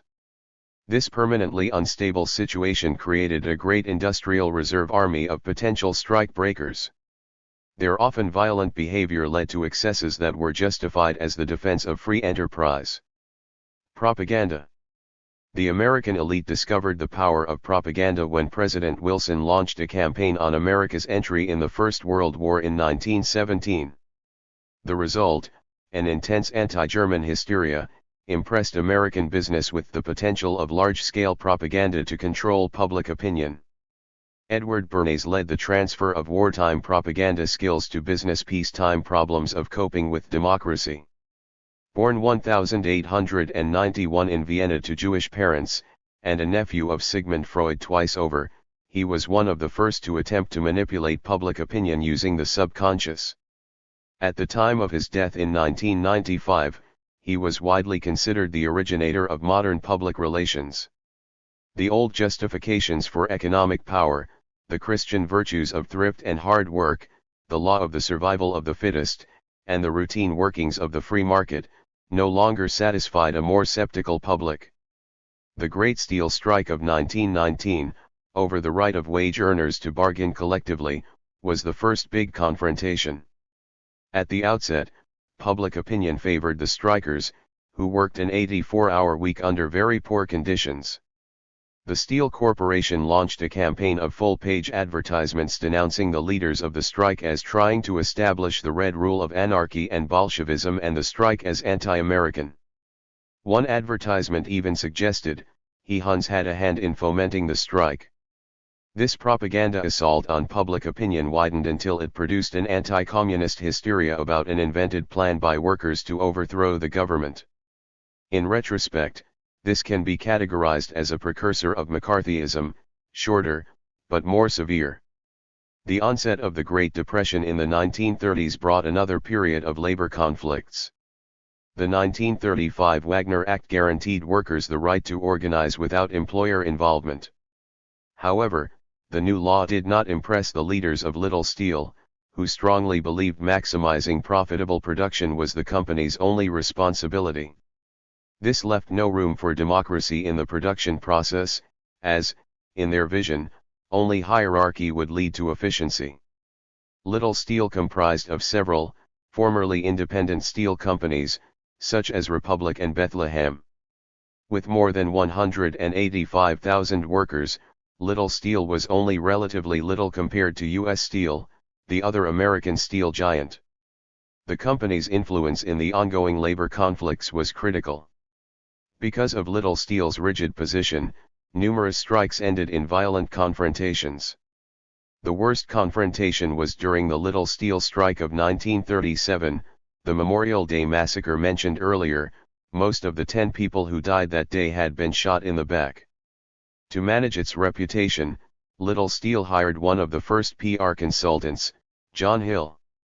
Hill started his corporate publicity office in 1927, and was joined by Don Knowlton in 1933 in what was to become one of the largest and most influential public relations agencies in the world, Hill and Knowlton. Hill proclaimed that his sole aim was to persuade the public that business leaders were best equipped to govern economic policy, thus fending off government regulation of the economy. His biographer Miller summarized his views. Hill worshipped the principle of the sovereignty of the free marketplace of ideas, where public opinion would judge the worthiness of his client's position and products. The PR practitioner's factual, responsible statements about the client would make the average citizen realize what contribution private enterprise has made to American society, and how important its preservation is to the material and spiritual welfare of all the people. Hill's mission was amplifying the voices of business and providing them with a rationale for their behavior. The congressional committee chaired by Senator Robert La Follette investigating the industry suppression of workers' rights was more critical about the work of Hill and Knowlton. The committee detailed 4 anti-union practices that had frustrated labor organization for decades: espionage, strike breaking, industrial munitions and private police. Little Steel's Republic had employed all 4, and it was Hill and Knowlton's job to help the company explain why. The corporate public relations apparatus had been used in tandem with the most vicious anti-union tactics in order to protect the public opinion flank of the conservative corporation. Thus, we see Republic Steel hiring Hill and Knowlton to look after its reputation while it was equipping a private army, employing an extensive espionage network, and locking workers out of plants. Espionage and strike breaking. The La Follette Committee discovered espionage to be common, almost universal, practice in American industry. Espionage became more important since the 1935 Wagner Act prohibited other union-busting strategies. The detective agencies preferred to place emphasis on its undercover work, which, being secret, created less antagonism. In 1936, more than 200 agencies offered their clients undercover operatives. Examining 5 such labor detective agencies, the committee found a correlation between the decline of labor unions and company expenditures on espionage, and concluded that collective bargaining could not succeed while the industrial spy plied his trade. Companies also engaged the services of their own workers, which were cheaper and more difficult to detect because they seldom reported in writing. Workers were driven into espionage by financial distress. They believed it would improve their chances of promotion or help them avoid redundancy. The company preferred to approach workers at home, in the presence of the wife, who might, it was thought, favor the opportunity for some extra income. Nearly one-third of Pinkerton's undercover agents held high positions in the unions, and used those to create factions and disagreements. Spies reported on union meetings behind closed doors, and workers seen as less than loyal were fired. The detective agencies also employed a number of undercover men skilled at destroying unions from within. They used a wide variety of dirty tricks, such as whispering campaigns spreading false rumors, not only among the workers, but also directed at their spouses, or at local merchants who extended credit to workers in support of their strikes. Missionaries would pose as sales agents for furniture or vacuum cleaners, anything that a man on strike could not afford to purchase for his wife. Women missionaries would try to convince the wives of union members that the strike would destroy the family's ability to survive. Pretending to sell face cream door to door, they claimed this work was their fate because their husbands had lost their jobs by participating in a strike. Labor spies further tried to undermine confidence and divide the labor force by stirring up ethnic and racial conflict. In addition, the Pinkerton Agency was involved in setting up spontaneous, less threatening company unions, in fact inspired and controlled by spies. A local union at the General Motors stamping plant in Lansing, Michigan, built up a substantial membership, until management began sacking workers who had joined it. After a while, only 7 members remained, all officers. The La Follette investigation established that every one of them was a labor spy. As they were all working for a different detective agency, none of them realized that any of the others were in the spy business too. Eventually, the fear of spies effectively killed many unions. Testifying before the Congress Committee in 1937, the chair of the National Labor Relations Board reported, "The mystery and deadly certainty with which the scheme operated was so baffling to the men that they each suspected the others, were afraid to meet or talk, and the union was completely broken." The vocabulary to justify espionage lingers. Employers and hired detectives claim that their strategies are indispensable for protection against radicalism, for prevention of sabotage and the detection of theft. Above all, it is necessary for the improvement of labor management relations, euphemistically called human engineering. And those who admit using espionage show few ethical doubts. The general manager of the Associated Industries of Cleveland insisted, "Spying will always be an essential part of warfare. When a man has reason to fear that the work of a lifetime is going to be struck at by some attack, he is going to forewarn himself in order to forearm himself if he can." Industrial munitions and private police. Espionage alone failed to deter organization. Companies invested in arms, such as tear gas, machine guns, gas bombs, and billy clubs. Between 1933 and 1937, 5 of the little steel companies each purchased more gas equipment than did any law enforcement agency in the country. Republic, with 52,000 employees, purchased more than 10 times as many gas guns and more than 26 times as many gas shells and projectiles as did the Chicago Police Department, responsible for 3,300,000 people. 3 These munitions were placed in the various plants of Republic Steel in preparation for an anticipated strike. Munitions companies and corporation officials agreed that gas provided the most human way of handling labor disputes. In Detroit, in the 1930s, the auto companies were very close to the police department. During the 1935 motor products strike, the company provided stables for the policemen's horses within the gates and set up a dining room for the police. Strike breakers got police protection to go home, and in return the company replated 1,300 police badges and pairs of handcuffs. During the strike, the police, or company thugs, killed a striker, fractured another's skull, and seriously injured 24 men. Private policing became fashionable, for local police departments could not always meet the special needs of railroads, mines, or lumbering districts. Private forces as instruments of corporate economic policy were not accountable to anyone but their employers. During strikes, company police and hired strike guards constantly usurped the public police power by venturing away from company property, weapons in hand, to maintain law and order. They scattered picket lines and disrupted union meetings. Again, the Republic Steel Corporation provided what Auerbach called a dismal example of the perversion of police power in private hands. They used private police as the chief instrument of the company's labor policy. New recruits got the instruction that union activity was detrimental to company interests. Consequently, company police tapped telephone wires, read personal mail, confiscated union literature, and intimidated and attacked organizers, bystanders, women, and children.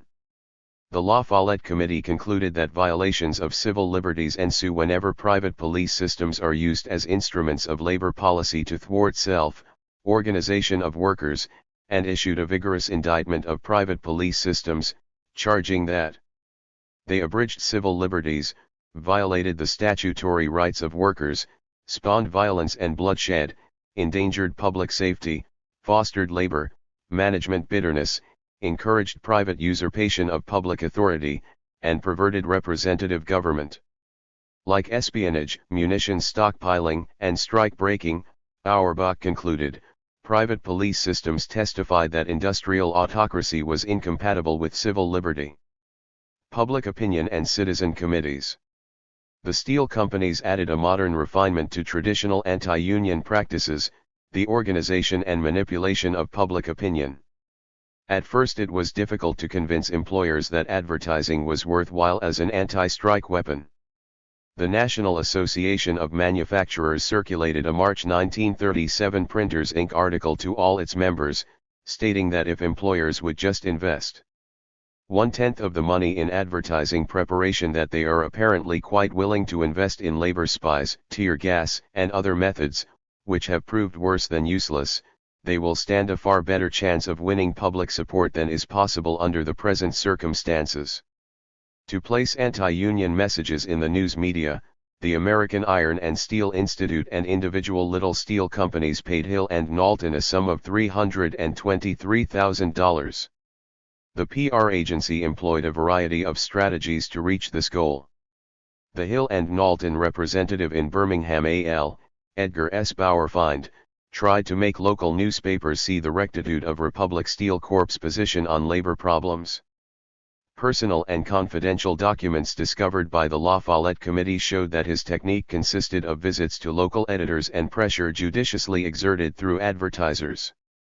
Furthermore, Hill and Knowlton paid George Sokolsky large sums of money in the period from June 1936 to February 1938, nearly $40,000 plus fees and expenses, according to the La Follette Inquiry. Sokolsky, an author and a lecturer, was paid for his columns in the Republican New York Herald Tribune and for commentary on government, economics, and business in a weekly radio program sponsored by the National Association of Manufacturers. In 1938, Time described him as a one-man intellectual front for conservative capital and subtlest performer for Hill and Knowlton. Most of the money was for consultancy for the American Iron and Steel Institute. Some of Mr. Sokolsky's lecturing was done at civic progress meetings arranged and paid for by local employers while publicly sponsored by neutral groups. Another weapon of choice was the formation of a citizens' committee, ostensibly neutral but in fact the mouthpiece for corporate policy. As an executive explained before the La Follette Committee that the old method of using strike breakers and violence and things of that kind were things of the past. The way to win or combat a strike was to organize community sentiment. In industrial districts, the life of the community is largely dependent on a single or several corporations. Dependency on the corporations extends beyond workers on the payroll, and includes other professionals and small businessmen. In such social conditions, according to Louis Silverberg, who studied the role of citizens' committees in industrial conflict, law and order leagues flourish. They function through a pattern of contradictions. Seeking peace, it creates violence; in protecting law and order, it resorts to disorder; in preserving democracy, it denies its every corollary. These committees could accomplish what companies would not risk doing openly. This new alignment of forces, in the words of the La Follette Committee, was intentionally not entirely nonviolent. As Silverman put it, projected, organized propaganda may take shape as organized public opinion, and thus become an instrument for controlling the community. Furthermore, propaganda is not only a weapon used in conflict, it is a means of intensifying the conflict. It thus serves to prepare the ground for the injection and justification of violence into the dispute. As reported at the time in the edited volume Industrial Conflict, this tactic envisaged a public opinion aroused to the point where it will tolerate the often outrageous use of force by police or vigilantes to break a strike. The committees claim to advocate law and order, constitutional liberty, and conciliation and mediation between parties to the dispute. However, according to the disillusioned Rabbi A.M. Granowitz, who was a member of one such committee in Johnstown, PA, testifying before the Senate Civil Liberties Committee, the actual objectives were, first, to get as many men back to work as possible, and to get them back as soon as possible. Second, to break the strike. Third, to break the union. In Johnstown, Bethlehem Steel financed the local citizens committee that worked closely with a crowd of 500 vigilantes. The company had the support of the mayor, who chose to defend the interests of capital instead of supporting his citizens in their fight for the right to organize. He deputized the vigilantes, armed them with nightsticks, and instructed them to patrol the neighborhoods. His use of propaganda further increased feelings of fear amongst the community. In a radio address, the mayor told his constituents, "Communism and anarchism are in evidence in our city today." The La Follette Committee concluded that the rights of workers to strike and to picket were at no time the concern of the mayor. Hill and Knowlton was suspected of involvement in the various citizens' committees that sprang up in many Ohio steel towns promoting back-to-work movements. During the hearings, Senator La Follette returned several times to mysterious funds Hill and Knowlton had created during the strike periods. The agency had been hired by 6 corporations, allegedly to describe the history of the strike and the labor movement. Each corporation paid $1,500 per month, and H&K kept track of these funds in a separate account book. The project began in July 1937, shortly after the Memorial Day massacre on May 30, and involved hiring 5 new employees. 1 year later, and having paid $13,499 each, none of the corporations had received anything from the agency. However, when questioned about this by the La Follette Committee, all executives involved claimed they were satisfied with the progress of the work. Their statements were prepared with the help of H&K. In spite of the suspicions, and the secret money, the committee was not able to substantiate that Hill was indeed connected to underhand activities. Unsurprisingly, the companies were not willing to cooperate with the Senate investigation. These refusals to cooperate with official investigations provide yet another similarity with employers' tactics today, as we will see below.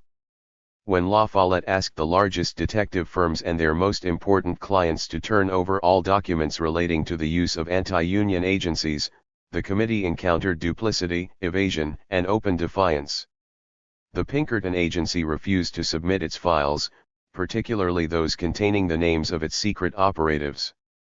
Several agencies tried to destroy records before, or while, the subpoenas were served. Investigators pieced together scraps of bills and secret reports retrieved from trash bins. La Follette was not surprised that agencies whose very business is founded on deceit should attempt to conceal their activities, but he was shocked to discover that influential and respectable industrial corporations like General Motors resorted to such devices. The revelations of the La Follette Committee forced the Pinkerton Board to put an end to the spying business in April 1937. As a result, the agency's income dropped to an all-time low in the first full year after this announcement. Many others in the business related similar stories. Public relations was closely connected with covert strategy in the early days of industrialization. Talk, after all, rather than violence, was what public relations was all about, Tidlow concluded, and with talk begins responsibility. Nevertheless, the La Follette Committee did not trust the ulterior motives for corporate communication. Victory over the unions, rather than rational dialogue, was the goal, the committee believed. To achieve this goal, propaganda and PR are crucial. According to Silverberg, If it utilizes sufficiently significant symbols and is effectively projected, organized propaganda may take shape as organized public opinion, and thus become an instrument for controlling the community. Furthermore, propaganda is not only a weapon used in conflict, it is a means of intensifying the conflict. It thus serves to prepare the ground for the injection, and justification, of violence into the dispute. The targets of the propaganda are obvious, the techniques copied from wartime situations. The first target is befriending the neutrals and gaining their support, attempting to win over certain elements, and demonstrating their identification with the employer or the corporation. The second is alienating the enemy by discrediting their objectives, leadership, and tactics or approaches. Third, to divide the enemy by driving a wedge between rank and file and its leadership, and otherwise to demoralize labor, as can be seen in Chapter 3. United Kingdom, A Crusade for Capitalism, 1919 to 2009. One of the organizations set up in the United Kingdom to defend corporate interests was the Economic League. It was founded by employers in the interwar years to neutralize the growing power of labor. The Economic League paired propaganda campaigns to teach the public simple economics with covert strategy involving dirty tricks such as strike breaking and blacklisting. In collaboration with police and intelligence agencies, the League built an extensive system of files with personal details identifying potentially subversive agitators. Although it was not the only anti-socialist organization in the 1920s and 1930s, McIver argues that the Economic League was significant as it was the only central organization to attempt systematic, national monitoring and labor blacklisting of individuals for their alleged left-wing political beliefs. As such, the Economic League was the propaganda arm of big business in Britain and its dirty tricks department, keeping constant vigilance for what it regarded as subversive activities. This was a struggle against popular democracy, which used violence and intimidation alongside persuasion and propaganda. The propaganda was simply an element of the strategy, which also involved intrigue, subversion, bribery, and spying. Defending capitalism. The Economic League was founded in 1919, and known as National Propaganda until 1925. Its establishment must be understood against the turbulent era of the First World War and the Russian Revolution. The accompanying resurgence of socialist, syndicalist, and communist ideas resulted in an industrial militancy and rising trade union membership. Britain experienced a profound challenge to the established order. The cabinet and business leaders feared the potentially revolutionary implications of the industrial unrest and felt the need for an active battle plan to present capitalism in a way that would have popular appeal. The Representation of the People Act 1918 reforming the electoral system gave this need a sense of urgency. The act had given voting rights to men over 21 and to women over 30, and had thus raised the prospect of a democratically elected Labour Party government in the immediate future. No longer would it be sufficient to rely on government to defend elite interests. With voting, governments could change. National propaganda fitted into a strategy to ensure that capitalist rule could be defended, whatever government was in power. It was a campaign, in other words, to ensure that democracy did not work. As in the United States, the British government had discovered the value of internal propaganda during the war, and intended to continue using it to secure the support of public opinion in major labor disputes. Duplicating the tactics of revolutionary groups, the Economic League would concentrate on what they called educative propaganda. This, however, was to be combined with blacklisting, or, as McIver put it, an uncompromising, though covert, strategy to ensure that all militant socialists, communists, and other loosely defined subversives were kept out of employment in British industry. In their own words, in the pamphlet 50 Fighting Years for National Propaganda was set up not only to fight subversion relentlessly and ruthlessly but also to replace it by constructive thought and ideas, by what, for want of a better term, is known as simple economics. According to Miller and Denon, this account, written by the League itself, indicates how closely intertwined were the propaganda and private intelligence and spying work of national propaganda. The Economic League set out to improve the tarnished image of capitalism, convinced that the success of the socialist message was caused by the ignorance of people and their lack of understanding of economics. Or, as the League put it in their 1926 Speaker's Notes, what is required is some years of propaganda for capitalism as the finest system that human ingenuity can devise to counteract the 40 years of propaganda for socialism. This philosophy closely resembles the ideas of the American PR consultant John Hill. According to their own figures in 1938, the League estimated it had held almost 250,000 meetings since its foundation. Open-air meetings held at dock and factory gates, marketplaces, street corners, and parks, indoor meetings at welfare institutes, schools, halls and clubs. Special meetings in the afternoons attracted unemployed workers, and some employers gave permission for lectures to workers during their lunch break. Conventions and demonstrations were part of the program as well. In 1929, for instance, Liverpool saw a women's demonstration against strikes. To back up the spoken word, the League distributed millions of leaflets, each dealing with a vital economic or social topic and written simply, to be understood by ordinary working people. The material found its way to the public through extensive mailing lists, close relations with the press, small study groups, and special campaigns. To counter the socialist clarion vans, for instance, the League toured the regions with propaganda vans, devoting a full week to a single town to disseminate their literature and give between 30 and 40 lectures in the area. Blacklisting. Educational activities and propaganda were not the only elements of the anti-labor campaign. The Economic League also ran a confidential service, keeping dossiers of all the revolutionary political organizations in Britain and of the people they regarded as subversives. Internal surveillance was one of the wartime practices that was difficult to give up. During the First World War, the British authorities focused their surveillance mainly on anarchists and Irish nationalists. However, several ministries and sections of the armed services, as well as MI5, reported on members of the labor movement too. The Army reportedly ended surveillance of industrial workers in early 1920. The Economic League, founded by a group of right-wing industrialists and financiers in collaboration with military intelligence experts, was ready to take over. The Conservative MP Sir Reginald Hall, who took the initiative to found the Economic League, had been Director of Naval Intelligence at the Admiralty during the First World War, and was a close friend of Basil Thomson, head of Special Branch at the time. Blacklisting may well have been undertaken by the League in an ad hoc fashion from its foundation in 1919. Indeed, the League's chair Sir Auckland Geddes reported in 1925 that he had initiated the compilation of a chart and dossier of socialist and subversive organizations, and arrangements are in hand for a permanent clearinghouse of information in connection with alien organizations and individuals. The League's confidential activities demanded at least a crude espionage network with spies and contacts within the Communist Party and other revolutionary groups.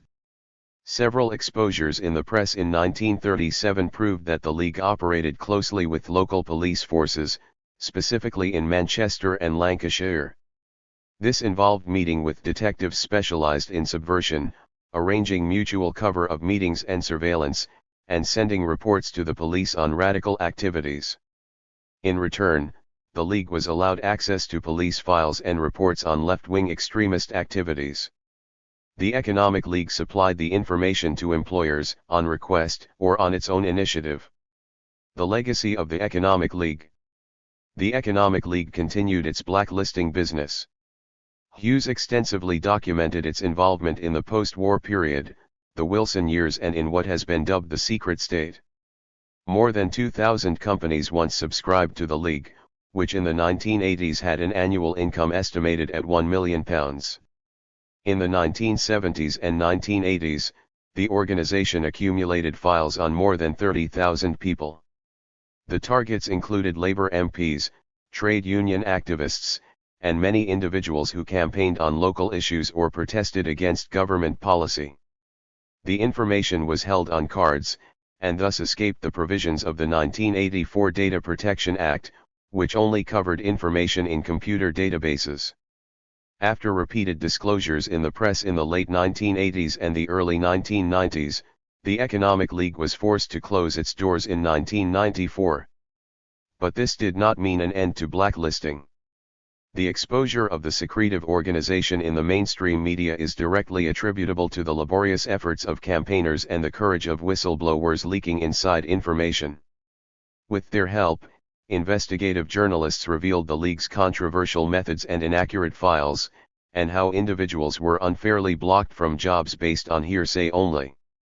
Public concern was initially prompted by a documentary produced by Granada TV's World in Action in June 1987, a result of years of campaigning by League Watch supported by Scottish Labour MP Maria Fife. The BBC's Consumer Affairs programme Watchdog in November 1988 featured the revelations of a whistleblower called Richard Brett, a former regional director of the organisation. Mark Hollingsworth devoted 2 publications to the Economic League, the first with Richard Norton Taylor and the second with Charles Tremaine of the National Council for Civil Liberties. The final concerted media assault started after Paul Foote of the Daily Mirror got hold of a copy of the whole of the League's blacklist and ran a series of articles in late September 1988. As a result of the continuing exposure in the media, many clients of the Economic League, such as banks, withdrew their subscriptions. Other large companies, including Ford, left the Economic League and relied on their own personnel vetting. The League was officially disbanded in 1994. Within weeks of its closure, former employees started at least 2 separate security consultancies offering identical services. One was called Capram Ltd, and was set up by Jack Winder and Stan Hardy. They were the 2 most senior Economic League employees at the time, both had been directors since 1988. Hansard shows that as the League's Director General, Hardy had been corresponding with MPs to defend its work in the early 1990s. Capram could, according to Hardy, draw on a network of agents around the world, among them Farley Projects, a subsidiary of Group 4, which describes itself as corporate investigators and security consultants. The staff included a former police officer, industrialists, and a political advisor. The company's newsletter Capram Monitor invited companies to retain its anti-business monitoring service. That service includes tracking down left-wing militants, finding the source of leaks where companies have suffered bad publicity, and vetting potential employees. It also identifies environmental activists and animal rights campaigners whose information could lead to companies being condemned as unethical. Through Capram, Hardy continued warning firms of those he believed could weaken a company's ability to manage its affairs profitably. He denounced, for instance, the Ethical Investment Research Service for busybodiness in drawing investors' attention to whether firms supplied services to the Defense Ministry, or whether furniture firms used tropical hardwoods. Companies need to be warned what these organizations are saying and planning. Capram provides this information, and assesses the strength of the threat, and advises on appropriate action. Today, Capram is a dormant company with hardly any capital, and 60 shares divided between Mr. and Mrs. Hardy, both in their 70s. A second company was started by Ian Kerr of Stoke Heath, in the West Midlands. After the Economic League wound up, Kerr took the files on construction workers and set up the Consulting Association. After the Information Commissioner's Office investigated complaints of blacklisting, Kerr was brought before the court in early 2009, and admitted to having run a secret database of 3,200 workers. Again, it took the work of a freelance journalist and a whistleblower to address the issue of blacklisting before the proper authorities showed any initiative. It started with an electrician, who was convinced he was not getting work because of his union membership. His case was brought before an industrial tribunal and Phil Chamberlain reported it in The Guardian. The tribunal heard evidence from Alan Wainwright, a former manager in the construction industry, who testified about his experience with private detective agencies selling lists of workers identified as troublemakers. As the national labor manager at an engineering company, Crown House, he had run into Kerr and his database for the first time in 1997. 7 years later, Wainwright was a manager for Hayden Young, where he tried to address the blacklisting practices, to no avail. In 2006, Wainwright quit his job and lost an employment tribunal claim. After he had applied unsuccessfully for more than 150 jobs, he started a website to expose blacklisting and linked up with workers in similar circumstances. The evidence provided by Wainwright convinced the industrial tribunal, and the electrician was awarded compensation. In its adjudication, the tribunal said, "Disgraceful though it is, the tribunal concludes that a blacklist exists in relation to certain workers in the industry in which the claimants work, and that the claimants are all on that blacklist. Such findings are rare. In most cases the problem is proving blacklisting exists," Chamberlain concluded. A member of staff at the Information Commissioner's office put a copy of the Guardian article on the desk of ICO investigator David Clancy. Worried that workers were unfairly being denied jobs through a breach of data protection rules, Clancy's team started an investigation. The documentation Wainwright had collected over the years formed a key part of this. A raid of the Hayden Young premises provided the information that led to the office of Kerr and his secret databases. According to the Information Commissioner, no fewer than 40 construction firms, including Balfour Beatty, Sir Robert McAlpine, Lang O'Rourke, Emker, and Crown House, had bought details of the individual's trade union activities and work record from Kerr. Among the entries was one on Wainwright recording how he had helped blacklisted workers. Some of the files seized by the Information Commissioner turned out to be more than 30 years old. Many had been named by the League before it had collapsed. The Guardian saw the files and gave some examples. One card with the letter K on it, a code used by the League to designate the building industry, records the trade union and political activities of Alan Ritchie, now General Secretary of the Ucket Construction Workers Union. It notes he was a leading striker at the Govan shipyard in Glasgow. Files dating back to the early 1970s described one building worker in Liverpool as politically unstable and extreme, while another in Twickenham, London, was sacked after the League named him as a militant strike leader and said he was identical to an Irish communist. A third in Wembley was named as a political menace because he supported extreme elements.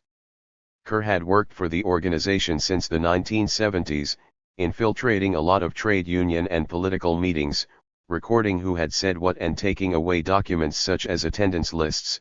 Michael Knorr, the League's director general between 1986 and 1989, told The Guardian. "He was a key guy. He was one of our most effective research people, his information was genuine and reliable." Minutes from internal Economic League meetings in 1988, seen by The Guardian, show that Kerr liaised with construction companies known as the Service Group. They got help with vetting and covert intelligence gathering on union activists, allegedly left-wing employees and workers who complained about safety or rights at work. A confidential letter from the Costain construction firm to the Economic League in 1988 names Kerr as an important official in the organization. When the organization ran into financial problems after the media exposure detailed above, it was Kerr who put forward suggestions about raising more money from the services group, minutes of the League showed. After 1994, when the Economic League was forced to close down, Kerr continued to run checks on individuals paid by construction firms, now through the Consulting Association. According to confidential internal documents, the association was collectively owned by the companies, which paid an annual £3,000 subscription. Between 2004 and 2009, the court heard, Kerr's agency received £600,000 paid by more than 40 construction companies to record personal and employment details of allegedly troublesome workers. About 90% of the information came from the companies to be shared with other firms to vet workers before they were employed. This case shows the power as well as the weaknesses of the Office of the Information Commissioner, and this is of interest when thinking about regulation to monitor corporate intelligence. Kerr pleaded guilty to breaking data protection laws at Macclesfield Magistrates Court in May 2009. However, the chairman of the bench felt his sentencing powers under the Data Protection Act were woefully inadequate and passed the case up to the Crown Court. In July 2009, Kerr appeared before Knutsford Crown Court for sentencing and was fined £5,000 for breaches of the Data Protection Act. The judge said that Kerr was not the only person responsible, as he was financed by big high street companies. To the disappointment of affected trade unionists, the businesses involved got nothing more than an official warning. The major firms in the construction industry were notified that they would be prosecuted if they set up a new blacklist. Today, it is unlawful for trade union members to be denied employment through blacklists. The new regulations that outlaw the compilation, dissemination, and use of blacklists came into effect in March 2010. Blacklisting had been made illegal under the 1999 Employment Relations Act, but the necessary regulations were never enacted because the government claimed there was no evidence. That changed with the Kerr case, when Business Secretary Lord Mandelson promised to stamp out this despicable practice. Announcing the new rules, the then Employment Relations Minister Lord Young said, "Blacklisting someone because they are a member of a trade union is underhand, unfair, and blights people's lives." The new regulation also enables individuals or unions to pursue compensation or solicit action against those who compile, distribute, or use blacklists. The construction union UCIT, however, was disappointed with the new regulations. All their submissions to ensure that blacklisting was effectively stamped out had been rejected. Blacklisting has not been made a specific criminal offense, and the law only protects workers who undertake narrowly defined trade union activities. If a blacklist is discovered, workers will not be automatically told their name was on the list, nor will they have an automatic right to compensation. The union fears that the weak regulations could allow employers to continue these practices. However, the ICO has seen its powers steadily increase since the Kerr case. The Coroners and Justice Act 2009 strengthened its inspection powers. The original proposal drew criticism from the Confederation of British Industry, which called it an unwelcome burden. In May 2011, the ICO was given the power to levy fines of up to £500,000 for breaches of the privacy and electronic communications regulations covering intrusive marketing. It was also given greater oversight of Internet service providers. Meanwhile, the government is considering extending the number of organizations covered by the Freedom of Information Act, which is enforced by the ICO. That includes organizations such as the Association of Chief Police Officers. ACPO has been involved in infiltrating the environmental movement and exchanging gathered information with energy companies targeted by climate activists, as detailed in the preface. Despite these extra powers, allegations from trade unions of continued blacklisting and willingness by the ICO to investigate, no further cases have been uncovered. The Economic League casts a shadow over the case studies in this book. As the McSpy case in Chapter 4 shows, the Economic League provided McDonald's UK with a newsletter and additional information on possible threats from activists.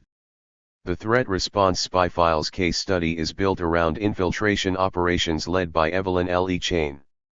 In her reports to British Aerospace about the campaign against arms trade, she claimed to be able to provide intelligence and confidential details on nearly 150,000 activists.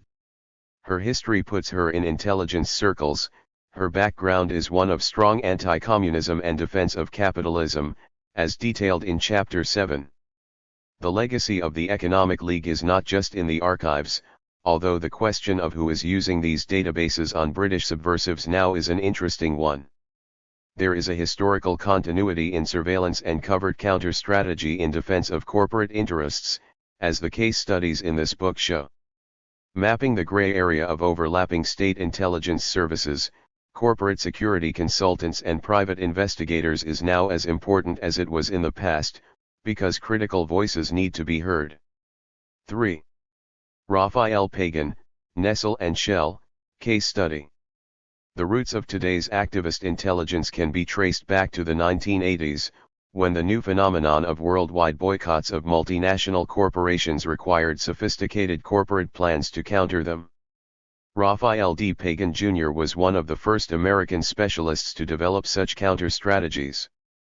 This chapter examines his work for Nestle between 1981 and 1985, and subsequently for Shell Oil in 1986–87. Nestle had been the target of campaigns against the promotion of infant formula in the Third World for many years. 4 years after the company hired Pagan, the boycott was broken, though just temporarily as it turned out, and an agreement signed between campaigners and the company. The plan Pagan developed for Shell Oil, known as the Neptune Strategy, was designed to neutralize boycott groups campaigning against Shell's continuing involvement with the apartheid regime in South Africa. This case study analyzes the various elements of Pagan's strategy. Dialogue with major constituencies, such as moderate church groups, was of major importance. Each contact with the company's opponents was essentially an information-gathering opportunity too. The strategy was intended to divide and conquer campaigning coalitions. The analysis of Pagan's work for Nestle draws on an evaluation of the infant formula controversy by Professor S. Prakash Sethi, published as Multinational Corporations and the Impact of Public Advocacy on Corporate Strategy. His exclusive access to Pagan himself, as well as to Nestle's management, their internal documents and communications, gives an extraordinary insight into the company's public affairs strategy. The second part of this chapter is based on the Neptune strategy, developed by Pagan for Shell. This confidential report was leaked to the Interfaith Center on Corporate Responsibility in September 1987. Burrow Jansen and Jansen was one of the many NGOs and activist groups to receive a stenciled copy of the 256-page document. In the publicity that followed, Shell acknowledged the origins of the document and Pagan as its author. In the Netherlands, 2 investigative journalists interviewed Pagan and Shell staff about the Neptune strategy, and exposed a spy who, on behalf of Pagan and Shell, had posed as a journalist to gather information from representatives of targeted activist groups. The Neptune strategy offers a rare glimpse into one of the first extended corporate campaigns against civil society critics. In an attempt to get direct access to Nestle's confidential material, I contacted Professor Prakash Sethi by email. His book on Nestle had been published in 1994 after the dust had settled, but his research had started before the end of the boycott was agreed 10 years earlier. He had managed to win Pagan's trust, had interviewed him extensively, and had talked to his strategy staff and Nestle's top management. Sethi, however, claimed access to the material was impossible. It had been, he wrote, a long time since the project was completed, and most of his notes, earlier drafts and interview materials had been destroyed. The second part of his explanation seems to contradict this. Because it was a controversial project, Sethi explained, all the interviews were done on a confidential basis with the understanding that the materials would not be released without the consent of the people interviewed. Moreover, most of the people involved in Pagan's company and its successors have either retired or died. Sethi's reluctance is understandable as he had strong ties to Pagan. As I found out, the professor was hired by Pagan as an advisor while he was conducting his research into the Nestle case. Moreover, the Neptune strategy named him as the project manager for the university strategy, as will be detailed in this chapter. Effectively, Professor Sethi was a member of Pagan's team working for Shell. This exposes a serious case of conflicts of interest, one that Sethi has failed to address when he published his research, and still does not talk about today. Notwithstanding the friendly tone and fast exchange of our first emails, when asked about his paid work for Pagan, the communication was over and no further replies were forthcoming. The fact that my attempts to access source material were unsuccessful is not crucial, as Sethi's book on the Nestle boycott is fully referenced. To be aware of the extent of his involvement is indeed essential, as it explains the way he got access to a wealth of internal sources. Furthermore, it raises questions about big business influencing academic research while part of the corporate strategy is aimed at manipulating the phase of the forming of ideas at the university, as will be detailed below. The Nestle controversy. In October 1984, the International Nestle Boycott Committee announced the end of a 7-year consumer boycott of Nestle. The boycott against one of the world's largest food companies was created to bring an end to Nestlé's marketing abuses in promoting and selling infant formula products in less developed countries.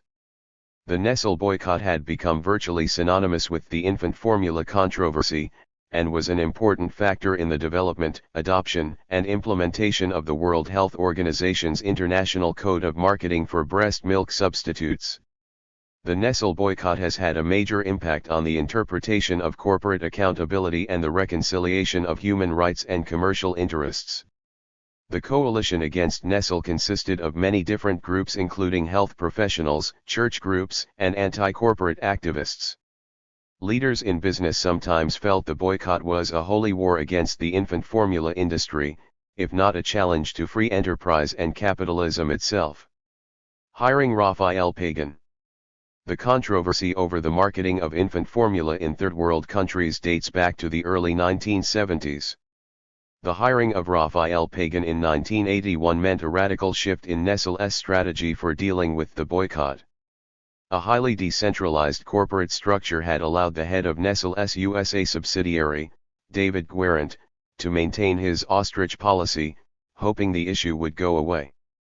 The public affairs staff of Nestlé USA lacked experience in dealing with such a very public and controversial political issue, and most of the response from the company's headquarters in Switzerland lacked the understanding of the American mentality and media. 5 Until Pagan was recruited, Nestlé USA had resorted to standard PR. The largest agencies had been hired, but to no avail.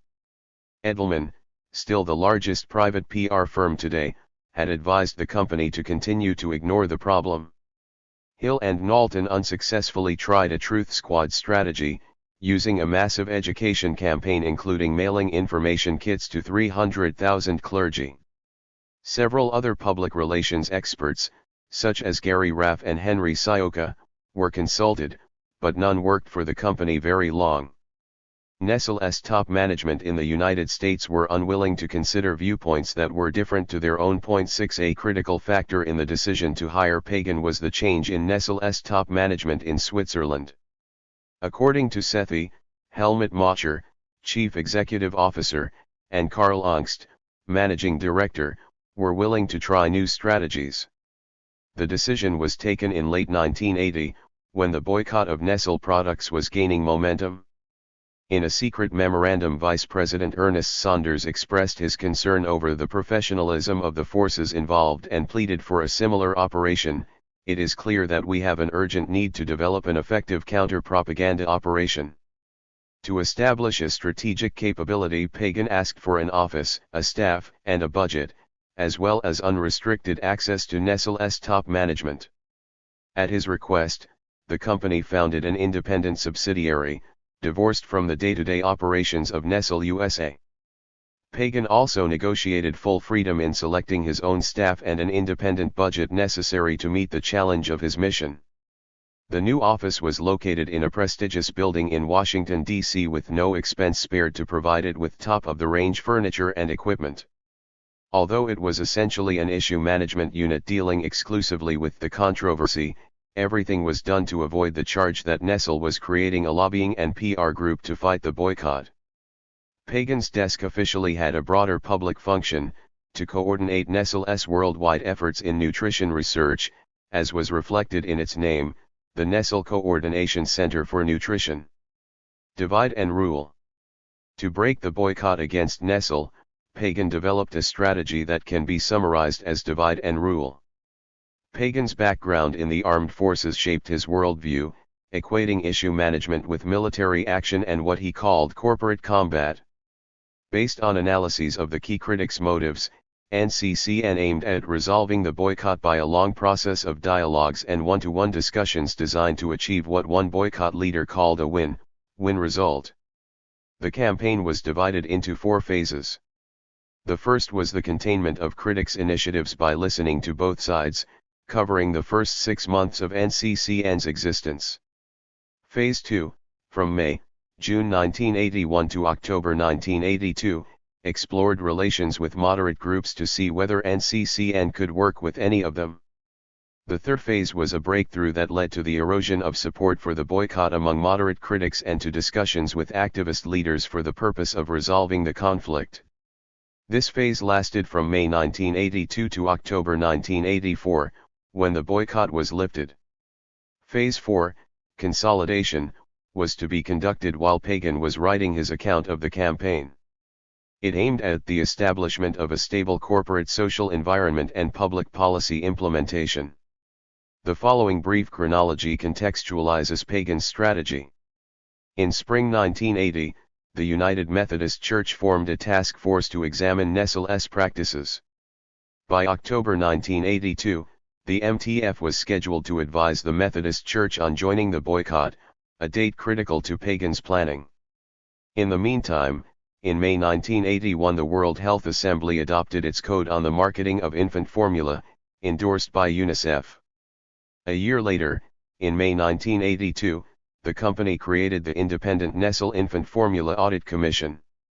Containment. Pagan's first strategic decision was to stop the unproductive shouting match between Nestle and its critics, and to listen. Articulate and well-trained spokespersons and scientists were sent to the field of the political battle to meet with church leaders and public interest groups, and to answer criticism leveled against the company. Listening served two purposes, as Pagan explained. 1.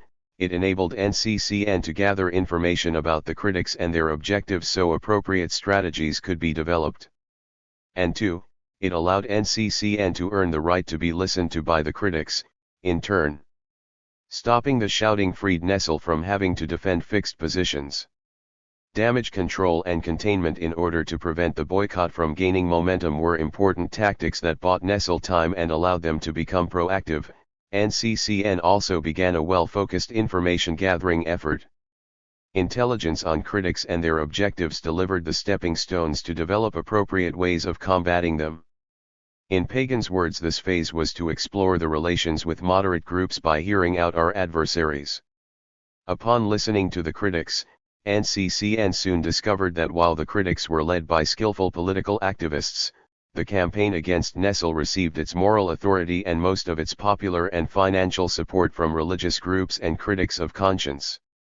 Nestle understood the enormous importance of the influence and support of religious groups to the activists' boycott campaign, according to Sethi.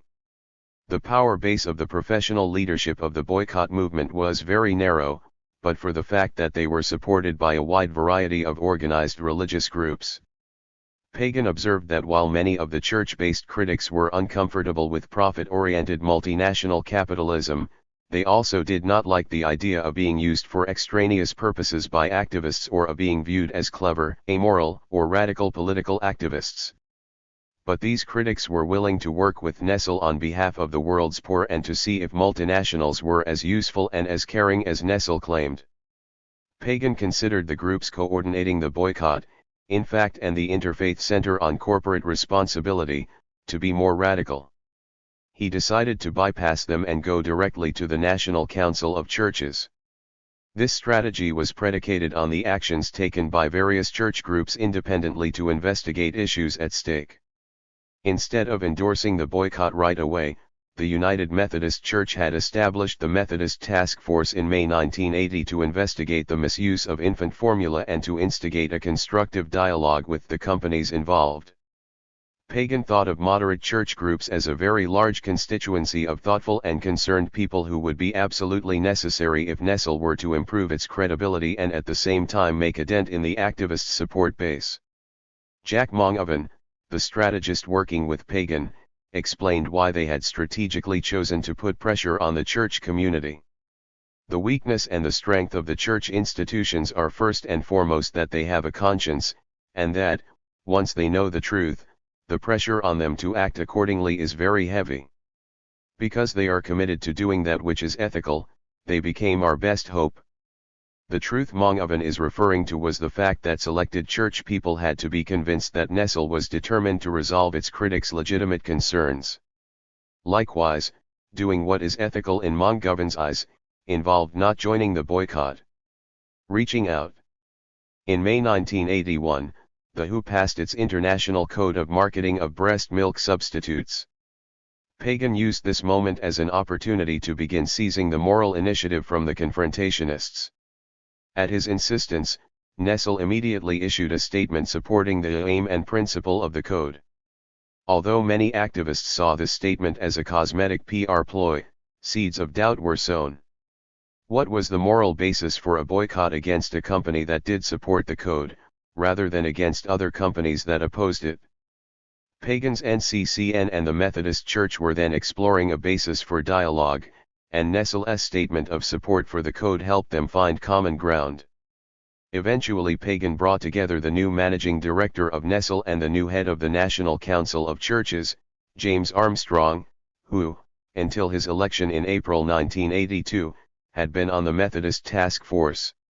However, dialogue alone was not enough.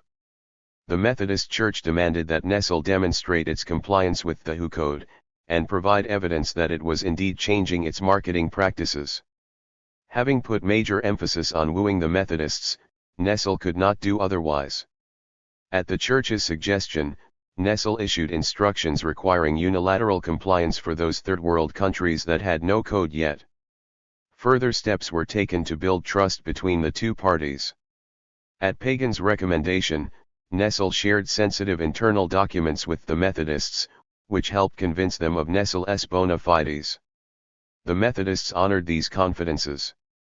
A subsequent meeting between Nessel CEOs and the MTF in 1982 swept away most of the hidden antagonism and wariness between the two groups and went a long way toward building mutual trust and respect. As a result, the Methodists took initiatives on their own to persuade other activists to enter into a dialogue with Nessel. Pagan increased Nessel's visibility on other fronts too. The company tried to gain credibility with the scientific community via research-supported activities in the U.S. aimed at third world health and nutrition. This involved grants made to various universities and sponsoring a number of symposia on the problems of infant nutrition. NCCN also targeted public interest groups directly. In early 1982, Pagan set up a database of more than 700 American organizations that had endorsed the boycott. The strategy was, according to Manoeuvres, to reach out to these groups once Nessel had begun to make solid progress in building credibility to create a feeling of movement which would prepare boycott endorsers for an ending. Richard Ulrich, the coordinator of the Justice and Peace Office of the Marianist Brothers and Priests in Baltimore, met with Nessel officials to discuss the boycott. By having us hear their side, they believed we'd be convinced of their sincerity and then we would call off the boycott, said Ulrich. They hoped that would be symbolic and they could use that to convince other groups to call off their boycott. Multinational Monitor obtained copies of a number of long letters Pagan sent to church groups and other organizations. These letters show Pagan and Nessel intentionally playing one group off against another. Pagan sent two letters on November 13, 1981, one to a group of pastors, the other to priests. Both contain this paragraph.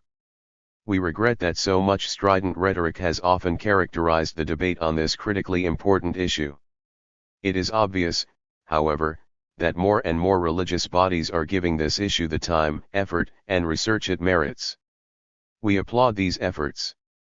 It is only through careful consideration of all the important aspects of this matter that all of us can manifest our concern for the children of poverty in developing countries. At the campus of Notre Dame University, Nessel tried to influence the student referendum on the boycott, criticized the biased editorial line of The Observer, the student magazine, and tried to bribe influential students.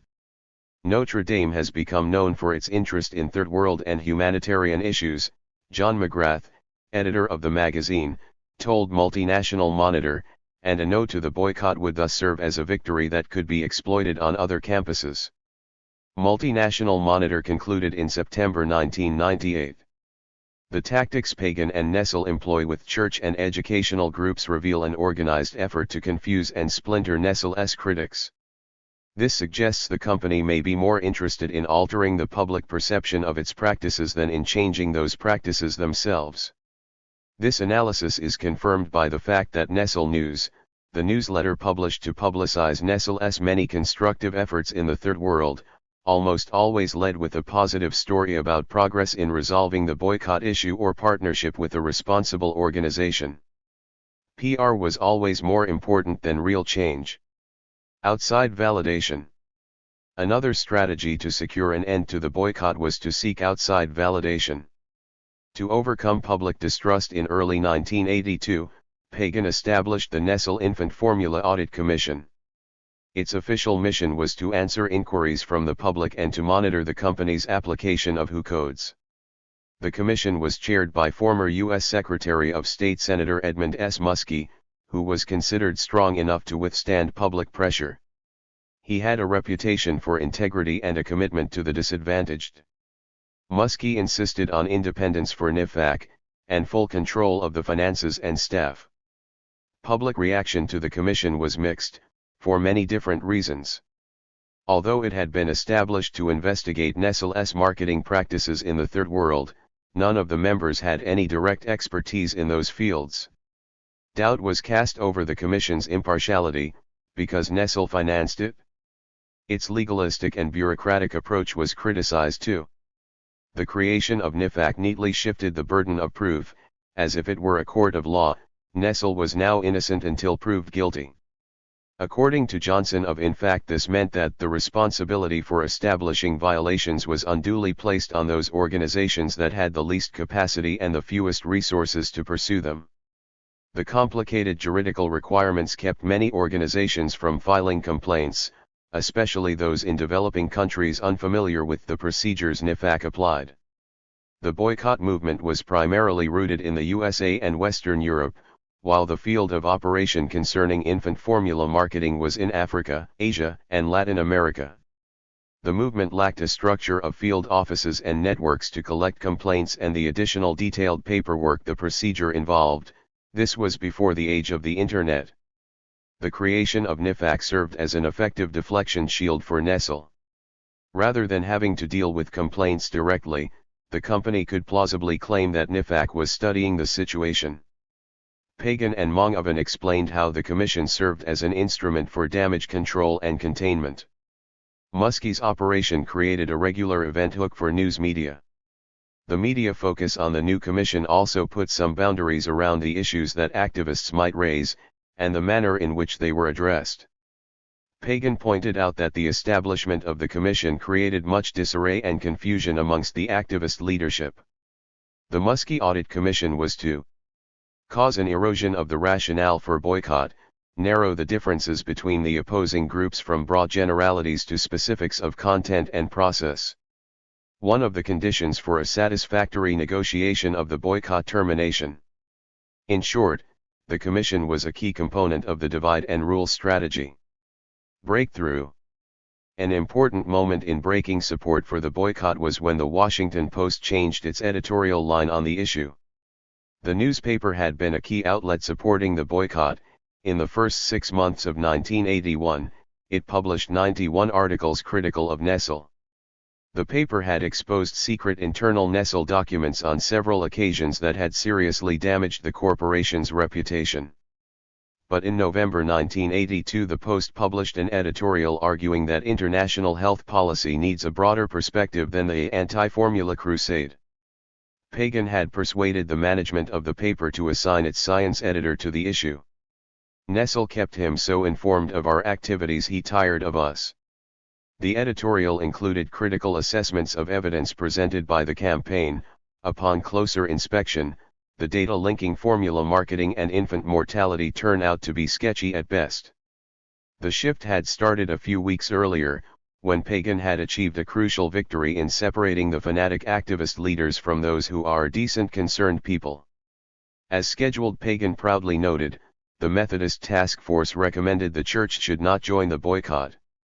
Why was the United Methodist Church decision so significant? The Infant Formula Action Coalition had a leading role in the Nestle boycott. The group had strong ties with the National Council of Churches, and tried to mobilize support from larger religious communities. The UMC was, and still is, one of the largest mainline Protestant denominations, representing a mix of moderate and liberal theologies. Guided by their social principles, they are usually open to new ideas and societal changes. The United Methodist Church believes God's love for the world is an active and engaged love, a love seeking justice and liberty. We cannot just be observers. So we care enough about people's lives to risk interpreting God's love, to take a stand, to call each of us into a response, no matter how controversial or complex. To gain the UMC's official support for the boycott would have exerted strong pressure on Nestle to negotiate a settlement with the campaigners. Instead, the Council on Ministries, the Church's chief program coordinating agency, asked two other Methodist agencies, the Board of Church and Society and the Board of Global Ministries, and the more than 30 Methodist annual conferences that backed the boycott to re-examine their position and consider concluding their participation. According to Sethi, the activists at INFAC saw the establishment of the Methodist Task Force in narrow political terms. They were afraid that because of the Methodists' inexperience, the task force would be manipulated, or at least confused and overwhelmed, by Nestle and others. Yet, the chair of the MTF, Philip Wogeman, then dean of the Wesley Seminary, seemed well aware of the issues at stake. The real issue was not whether the company was using us, but whether it was using us to find a way into a more responsible relationship with its public, or whether it was using us as a device to maintain the status quo. Doug Johnson of INFAC confirmed the vital importance of the Church's decision when Sethi interviewed him. Had the Methodist Church joined, there would have been a lot less internal problems with the churches as a whole. We would have been able to press the boycott harder. We would have gotten settlement sooner. Because they were out and because Nestle was stroking them, it took away the willpower of the other churches to be seriously involved in the boycott as they should. The activists had made the mistake of taking the support of the religious institutions for granted, Sethi concluded. They were quite willing to work with the church subunits as long as they could wrap themselves with the moral authority of the church. Sethi's observations, although clearly containing a moral judgment, emphasize the significance of Pagan's assessments. For the strategy of creating divisions within the boycott campaign, targeting the moderate church groups proved to be a wise choice. Pagan and Manoeuvres managed to draw the MTF away from the boycott, and into dialogue with the company. The UMC's choice not to support the boycott damaged the INFAC coalition, and this, as intended, eroded support for the campaign against Nestle. Consolidation. In January 1984, an agreement to end the 7-year boycott was signed after a long process of decision-making of all groups involved in the campaign. Boycott leaders and Nestle officials symbolically marked the occasion at a joint news conference by unwrapping Nestle Crunch bars, one of the items hardest hit by the boycott, and tapping them together as if clinking wine glasses in a toast. Pagan and Nestle claimed victory, but this was somewhat premature. The widely reported end of the boycott would later prove to be just a suspension of campaigning. After the agreement was ratified in October 1984, Nestle's marketing initially improved, very slowly. However, once the boycott was over and the spotlight on the company dimmed, Nestle returned to business as usual. The fourth phase, following the official end of the boycott, was aimed at consolidation and the implementation of a stable corporate social environment and public policy. However, this failed completely. Within a year, Nestle officially dismantled Pagan's NCCN, claiming that the new realities did not justify maintaining a satellite organization in the US with direct links to the head office in Switzerland.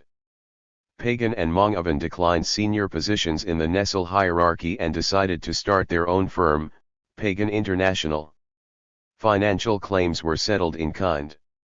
The firm was allowed to stay in the old NCCN offices rent-free and to keep the furniture and equipment free of charge. 10 years later, Sethi concluded that Nestle had not learned any lessons in handling the controversy. For example, a wholly owned subsidiary of Nestle entered the market for infant formula in the USA for the first time in 1988. By directly advertising to the consumer, the company raised a storm of criticism. It is as if the company had never heard of the WHO code or was insensitive to the concerns of the health and medical community about infant formula marketing practices. Indeed, many of Nestle's foreign subsidiaries were not persuaded that Nestle had any problem at all. They did not see any adverse effects of the U.S. controversy in their regions. Sethi outlined the unchanged position of the Nestle management, sketching the opposition against the Muskie Audit Commission. An inward-looking corporate culture made Nestle reluctant to embrace the idea of transparency in its governance procedures. The company felt that, given the pervasive anti-business and anti-Nestle climate of public opinion, the cost of such an action might far outweigh any potential benefits. The internal opposition was intensified by the fact that there was no guarantee, or even reasonable certainty, that the Audit Commission would successfully re-establish Nestle's credibility. When a renewed boycott to force Nestle to keep its promises was announced in October 1988, Nestle hired Ogilvy and Mather, a renowned advertising and public relations firm, to devise an international operation to deal with this boycott. The plan, subsequently leaked to the media in April 1989, was called Proactive Neutralization, Nestle Recommendations Regarding the Infant Formula Boycott. The O&M plan echoed Pagan's ideas by proposing interest group assessment and monitoring and an early warning system that would alert Nestle to decisions of local church groups on whether to join the boycott. The program also embraced the divide and rule strategy, as it was built around the idea of neutralizing or defusing the issue by quietly working with key interest groups. Activities should be implemented as soon as possible in order to most effectively preempt boycott activities. The document did not explain the meaning of neutralizing, the multinational monitor noted. After the leak, a spokesperson claimed that Nestle had rejected the recommendations, but remained an Ogilvy client. Although the boycott of Nestle resumed in 1989, Muskie's Audit Commission was disbanded in 1991. Through the years, the commission had widened the scope of their mandate with fact-finding missions in developing countries. When Muskie concluded that Nestle had violated the provisions against free supplies of infant formula in Mexico, this experiment with auditing and transparency was terminated. Today, the company continues to ignore criticism while attempting to undermine campaigning groups. In June 2008, the Swiss investigative television program Temps Present revealed that Nestle had infiltrated ADAC Switzerland for more than a year. The food multinational paid Securitas, one of Switzerland's largest security firms, to plant a woman in the protest group from the summer of 2003 until 2004. Using a false name, the infiltrator participated in ADAC meetings and preparation sessions around the time of the 2003 G8 summit in Evline in June. After the summer, members of the group started editing a book about the Nestle empire. As a co-author, she had complete access to the group's documentation and strategy plans. She visited the homes of fellow activists, and is suspected of having made secret recordings of internal discussions. Through the computer network, she also had access to ADAC's email contacts all around the world, and the correspondence with them. This included information on union members in Colombia fighting for workers' rights in Nestle plants.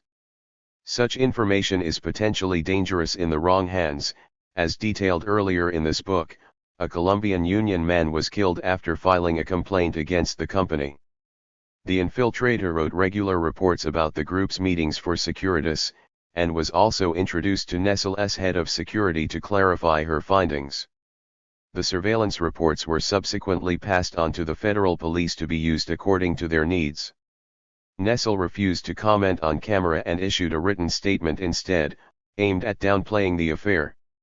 The company's response to the accusations, Temps Present reported, was limited to saying it took a series of appropriate measures to boost the security of its staff and buildings at the time of the G8 summit 5 years ago.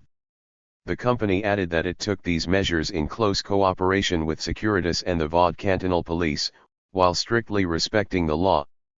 Around the same time, in 2004, the International Baby Food Action Network published a report documenting violations of the WHO Code and resolutions gathered in 69 countries. The publication, Breaking the Rules, Stretching the Rules, explained why Nestle is singled out for boycott action. As in past monitoring exercises, Nestle was found to be the source of more violations than any other company. In 2005, A campaign to challenge Nestle's public relation policies began. The boycott coordinators called for a public tribunal to evaluate who is telling the truth. Nestle rejected the proposal. The Nestle case offers a clear example of the two sides of PR. On the one hand, there is a public strategy to create an image of a company with a sound policy of corporate social responsibility, while on the other hand the company engages in covert strategy to undermine its critics.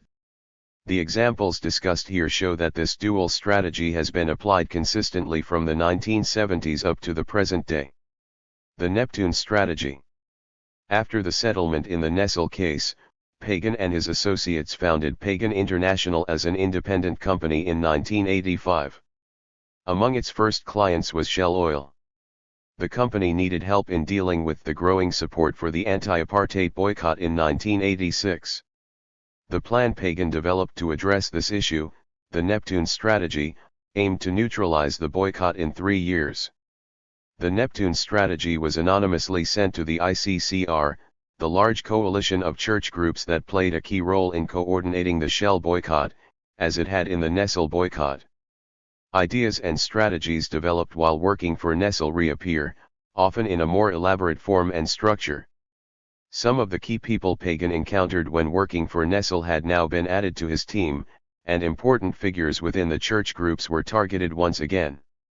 The overall strategy was to divert public attention from the boycott and disinvestment efforts, by concentrating on South Africa in a post-apartheid context. The Neptune strategy includes proposals for comprehensive information gathering operations, dialogue with moderate groups and attempts to entice church groups into working with Shell. The document also outlines sophisticated schemes to drive a wedge between black organizations. Pagan set up a front group of black professionals to argue that disinvestment would harm the black population of South Africa. To provide what Pagan called a balanced view of the apartheid issue, he proposed a proactive strategy aimed at the phase of the forming of ideas. The strategy was a 3-year plan leaked to the press in September 1987, a year into its implementation. Shell acknowledged the origins of the document, but tried to downplay the reach and effects of the operation, as we will see at the end of this chapter. Background. In the 1980s, Shell and other corporations that continued to do business in South Africa came under fire from protesters who pressured them to disinvest. Shell was targeted for not observing the oil embargo. In the United States, Shell's problems were exacerbated when the United Mine Workers of America called for a consumer boycott in solidarity with South African trade unionists. A labor conflict ignited the controversy in early 1985. The South African National Union of Mine Workers demanded the rehiring of 90 workers fired after a strike in the Rietspoort mine that had been broken with brutal force. Soon other large unions and labor federations in the United States joined the boycott. Anti-apartheid groups and American church groups became part of the coalition too. It was not until the launch of the consumer boycott in January 1986 that Shell realized it could no longer hope to avoid or ignore the anti-apartheid campaign. After the 1979 OPEC oil embargo, Shell had become the main supplier of oil to South Africa, profiting from the premium price it could demand. Shell South Africa, along with other resident oil companies, fueled the apartheid regime and more specifically military operations in the townships and in Namibia, Angola, and other neighboring black states. Pagan advised Shell at this time, when the company policy involved denying any responsibility and refusing to discuss disinvesting or putting pressure on the apartheid regime. The plan. The Neptune strategy was a 256-page 3-year plan to neutralize the boycott and to divert the attention away from the apartheid issue. Shell South Africa was urged to emphasize what it did locally to address the situation, and internationally Shell focused on future post-apartheid scenarios. A key message was that sanctions and boycotts were not the solution. The Neptune strategy contains 4 sections. 1. Intelligence assessment, a summary of the state of the art on several fronts, USA activity against Shell, European activity, and a collection of source material to support these findings. 2. Several chapters focusing on how to deal with the various target groups, in which religious groups and the universities accorded the most detailed treatment. Further strategies involved educators, the union, the news media, civil rights groups, professional organizations, government relations, employees, and international organizations. 3. Strategy evaluation, methodology, and an assessment of cost-effectiveness. 4. Timelines indicating the planned implementation of a detailed list of elements of the strategy and a project leader for every subsequent targeted group. Intelligence gathering. The report's chapter on intelligence assessment details the information gathering exercise that was to provide an in-depth understanding of the individuals, groups, and networks targeting, or likely to target, Shell on the South African issue. To prepare intelligence reports, the analysts could use background data already existing in PI's computerized database and hard copy files and publicly available sources. An experienced full-time analyst was assigned to use less conventional ways of gathering information too, such as establishing personal contacts either in the boycotting organizations or with access to such organizations who can provide information not available to the public. Using accepted investigative journalism techniques and personal interviews with key members of the boycott coalition as a reporter for the International Barometer, and, when possible, attending meetings, conferences or direct action events sponsored by critic groups. This shows that the company used informers as well as spies, at least one of them is known to have posed as a journalist. Pagan International claimed to have a network of correspondents. To evaluate the tactics of the various anti-Shell groups, analyze their political background and assess their influence, PI also activated an experienced associate in Europe. In May 1986, several Dutch groups were questioned at length about their work, funding, opinions and networks. They were interviewed by Alan Fuhrer, who claimed to be a freelance journalist working for the International Barometer, a newsletter aimed at bridging the gap between activist groups and business. Fuhrer did not mention the fact that the magazine was founded by Pagan in 1986 as a platform to disseminate his views to his clients and other interested parties. Traced in Brussels by 2 Dutch investigative journalists after the exposure of the Neptune strategy, Fuhrer denied being a correspondent for the International Barometer. Confronted with the business card he had used to introduce himself in the Netherlands, he said, "Look, this was just a way of showing people I was authorized to track information for them." While Fuhrer sought to downplay his role as intelligence functionary, he gave away further details about Pagan's practices. "All I did was send the tapes to Pagan. He knew my name from a list of former U.S. Foreign Services officers. Pagan solicited a whole list of people like that." Nestle strategy revisited. The Neptune strategy explored the problems with various target groups. On several fronts, the possible solutions resonated with the lessons learned from the Nestle controversy. The chapter on union strategy, for instance, emphasized the difficulties of talking to trade unionists, who, unlike the religious leaders, had already made up their minds. The primary objective of the union strategy is to prevent labor boycott efforts from expanding to new unions, and to bring about an inactive or almost inactive boycott. In order to reach this goal, objective discussions will be initiated. Every effort will be made to ensure that these discussions are seen not as negotiations but as an exchange of ideas.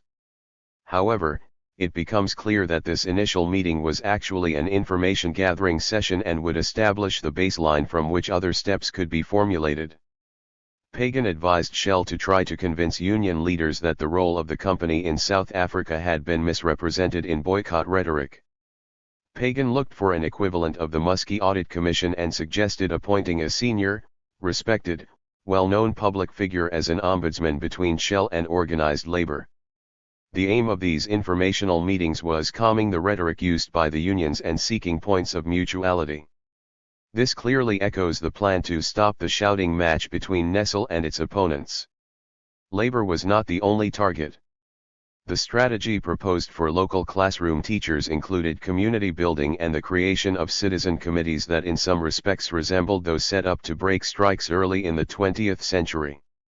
Teachers were to develop a better general understanding of the apartheid issue and an atmosphere which will foster sympathetic understanding of the plight of the local shell dealer unfairly targeted by the boycott. Local teachers had to be convinced that apart from the hardship for the dealers, the boycott represents a disservice to the community. This part of the strategy echoes the citizens' committees discussed in the last chapter. Leading members of educational organizations not completely supportive to the boycott were to be identified and subsequently targeted with individualized information packages in order to change their position. Third-party contacts potentially sympathetic to Shell, such as the National Congress of Parents and Teachers, were singled out to work with teachers in order to influence them. Likewise, the employee strategy described Shell's 35,000 employees as one of the company's most effective communication tools and the company's large pool of loyal retirees as a valuable resource in communities around the country. Together they had to be turned into Shell ambassadors to defend the company on the grassroots level in their churches, local business and women's clubs, unions and other local organizations. For Nestle, announcing support of the WHO Code on Marketing of Infant Formula had been a breakthrough moment. Pagan suggested that Shell South Africa should be encouraged to review its policies and practices in terms of the Sullivan Principles. The Sullivan Signatory Group was an initiative of corporations that supported change in South Africa, but did not want to disinvest and leave the country. A private audit could estimate the grade the company would get. A good grade could be publicly announced with some fanfare and make it more difficult to single out Shell US for a boycott. The content of the Sullivan Principles was of no real interest to Pagan. It does not matter whether the Sullivan guidelines are correct or whether the audit program is perceived at some levels to be flawed. They are the only standing criteria, which the average person knows anything about. What counted for Pagan was the PR exercise, and the possible positive effects for the reputation of the client company. What is today called CSR was used as a policy for PR reasons only. Divide and rule. One of the plans fully implemented by the time Shell's strategies were revealed was the creation of a front group set up to divide black constituencies. The Coalition on Southern Africa was launched by several prominent black clergymen on September 10, 1987, just days before the exposure of the Neptune strategy. Supposedly, COSA was an independent organization preparing South African blacks for leadership in a post-apartheid society. In fact, Pagan organized this new religious coalition to oppose corporate disinvestment from South Africa. The key to this plan was to give religious and black groups sufficient reasons not to join the boycott. The proposal was a double-edged sword. One of the most politically effective and legitimate reasons for a continued multinational business presence in South Africa is the need to train black South Africans to create wealth and jobs, and to participate at the highest levels of government in a multiracial, democratic society. So, in addition to Shell South Africa training people in technical and managerial skills, within the corporate structure, the company could do more. The Shell company could create or contribute to programs that recruit talented young blacks for training in public administration and management in institutions located in the United States and Europe. Pagan singled out key black activists and church leaders to help develop post-apartheid plans that would ensure the continuation and growth of the Shell companies in the United States and South Africa.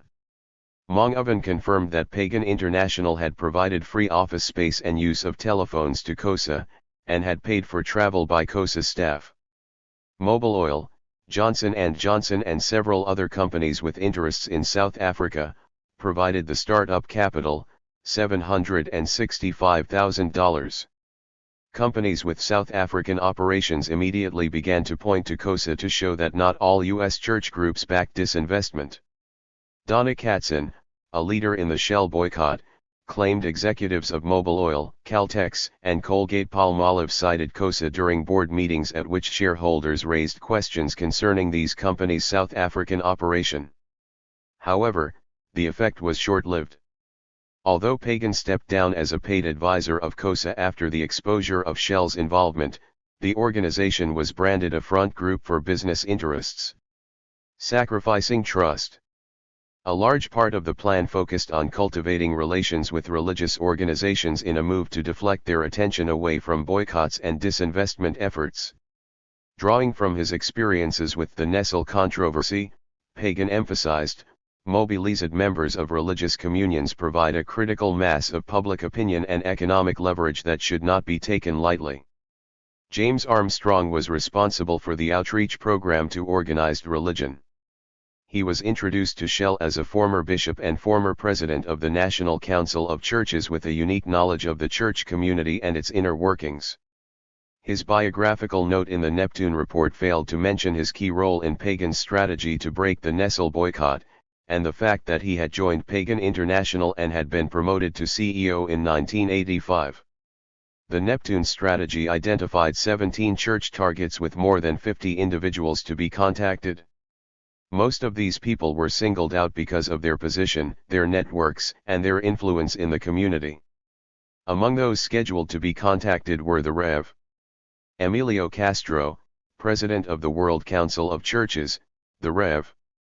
Ari Brower, General Secretary of the National Council of Churches, Bishop David Prose of the American Lutheran Church, and the Rev. Avery Post, President of the United Church of Christ and co-chair of the Church's Emergency Committee on South Africa.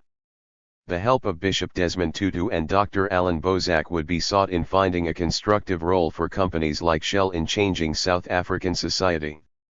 Both influential leaders were known as aggressive moderates.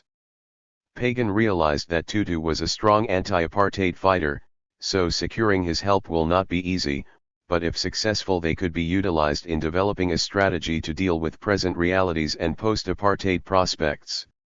An appendix chart outlined when the meetings were to take place, who was to make contact, and then rated the degree of probable success. ICCR, the organization that exposed the Neptune strategy, did some follow-up research and confirmed that many of these meetings had taken place as planned. Many of those targeted said they had met with Armstrong and or others, but said the meetings were unsuccessful in undermining support for the boycott. In the Netherlands, Shell's secret meetings with delegates of the Roman Catholic Bishops' Conference caused considerable disarray. After consultation in 1985, the Dutch Council of Churches had decided to support disinvestment from South Africa. Dialogues with the oil company over 20 years had proved fruitless. The Council also agreed to a coordinated approach in dealing with Shell. In spite of this agreement, Catholic bishops had accepted Shell's invitation without consulting other members of the Council. Pax Christi thought this was a major mistake. The secretary of the Dutch Council of Churches, Wim van der Zee, concluded that Shell was trying to split the churches. The publication of the Pagan report strengthened distrust of Shell, particularly among religious groups. A Dutch magazine discussing Christian democratic issues published a remarkably critical analysis of the Neptune strategy written by the scientific office of the Christian Democratic Party. Most worrying from their perspective, was that the report allowed no dialogue. The Neptune report aims to let the financial and economical reasoning prevail over social and moral virtues. That is against any of our beliefs, especially when this is disguised as an ethical motivation. This involves pure deception. The magazine refused to print a response from Shell's Dutch Public Affairs Director Van Ruijen, indicating the extent of Shell's isolation at that time. Van Ruijen was a well-respected member of the Christian Democratic Party and a former state secretary. His appointment as Director of Public Affairs in 1987 was retrospectively viewed as part of the strategy, according to Jan van der Leek, Secretary of Pax Christi in the Netherlands. A Christian Democrat with an ecumenical background sure helps to give the company a human face. In the UK, similar issues arose. In his strategy plan, Pagan had advised Shell that Anglican support for the boycott could have serious repercussions for its influence on Anglican communities elsewhere in the world. Shell should approach appropriate leaders of the Church of England, perhaps even to the Archbishop of Canterbury, to seek their assistance in working with their own church and the churches of South Africa, to reduce conflict and to engender cooperation with Shell South Africa and others who are committed to a just society in South Africa in which business could be a positive force. The Church of England accused Shell of dishonesty after the Neptune strategy was exposed in October 1987. John Gladwin, Secretary of the Church of England Synod's Board for Social Responsibility, had met with Pagan in December 1986. Gladwin said, "He never told me that he was working for Shell, and I feel we were deceived." For the organization that received the leaked Neptune strategy, the revelations were particularly damaging.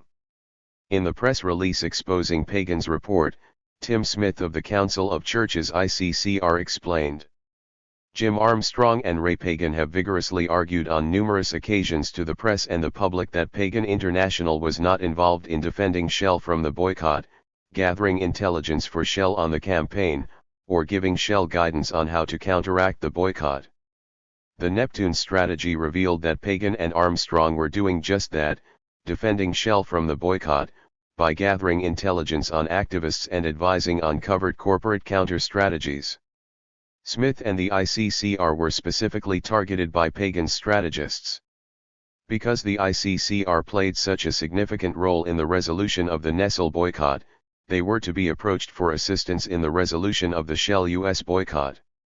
Building on a previously established relationship of mutual trust, PI will attempt to enlist and include Smith in the development of win-win strategies. The church organization felt betrayed. The press release concluded, "In fact, these public assurances were part of a calculated, duplicitous plan, outlined in the Neptune strategy document, to rechannel energy from the boycott. Shell's goal, as implemented by Jim Armstrong and other Pagan International staff, was to obscure the ways in which Shell concretely supports white minority rule and apartheid by diverting the debate to post-apartheid South Africa. Denial is a common response in the face of exposure of covert activity. However, in this instance the deception was even more pronounced. After the experiences with Nestle, the ICCR, and specifically its coordinator Tim Smith had reasons to be suspicious when Pagan tried to involve them in resolving yet another boycott. Other targets of the religious group's strategy felt equally deceived. The fact that Pagan and Armstrong strongly denied any suggestion of acting for Shell is a clear example of how companies under pressure may deal with dialogue and how they tend to treat their opponents. The Neptune strategy places a premium on engagement with critics, but only as a means to secure corporate interests and a license to operate. Since the late 1980s, such dialogues have increased in number, but critics rightly question what this form of engagement actually delivers. The issue is how to evaluate the efficacy of dialogue. This case study shows why misgivings about CSR may be well-founded. Engineering consent. There are two reasons why the university strategy was one of the main features in the plan. The first was the importance of campus politics, as mobilized students provided a strong base for support of the boycott. A greater focus on U.S. corporate activity in South Africa by campaigning students could also imply recruitment problems for Shell. Second, Pagan argued that corporate management generally becomes aware of threats and new ideas when it is too late, often after they have become part of the political agenda and are on the way to becoming a public issue. Pagan placed great emphasis on changing this. His solution to both problems was to involve Shell US at earlier stages of idea creation to increase the impact of the corporate viewpoint on South Africa. Anti-apartheid positions on campuses were well defined, Pagan argued. The campus environment is beset by heightened emotional and political activity and anti-corporate sentiments. Most student groups are either controlled or strongly influenced by student leaders who have a radical or left-of-center orientation. In such an environment, even moderate leaders may be reluctant to associate directly with corporate representatives. Shell US could expect considerable opposition across college campuses. However, any activities to stem this hostility must be carefully undertaken so as to avoid being portrayed by radical students as an example of corporate efforts to mislead and manipulate students. The basic strategy is to deflect attention from company-specific actions to broader questions of disinvestment, operating in a police state, and developments pertaining to a democratic post-apartheid South Africa. To channel campus unrest, Pagan intended to persuade teachers to provide a balanced view of the problems and a knowledgeable treatment of the South African issue. Pagan suggested that Shell create greater infusion of South Africa-related materials in emulator teaching and writing in a manner considered legitimate and enriching. Credibility and balance were key elements in the strategy. Conflicting interests. For the proactive strategy to influence campus debate and the forming of ideas, the academic community was important. The Neptune strategy listed Professor S. Prakash Sethi as project manager for the university strategy. At the time, Sethi was professor at the Center for Management, Barrack College, City University of New York. When confronted by the Interfaith Center on Corporate Responsibility, Sethi said he had been a paid consultant in 1986, hired to advise Pagan and Shell on how to reach out to the academic world. He denied that he had been paid to do hands-on staff work, describing his role as advisory. However, the timeline chart dated June 10, 1986 for the university strategy assigned 10 out of the 29 planned projects to Sethi, while the other projects had no one listed as responsible. Sethi's tasks included, identify South African scholars for the PI database, develop the Student Association debate kit, arrange exchanges with young scholars in South Africa, plan academic association sessions, plan regional post-apartheid seminars, ties with student associations and academic sessions on South Africa. The focus, however, was on planning international and regional post-apartheid seminars, described in detail in the tactics section of the university strategy aimed at intellectual elites and thought leaders. And a lot of those actually took place. Sethi organized the International Conference on South Africa in Transition, the process and prospects of creating a non-racial, democratic nation of South Africa, held at White Plains, New York, from September 29 to October 20, 1987.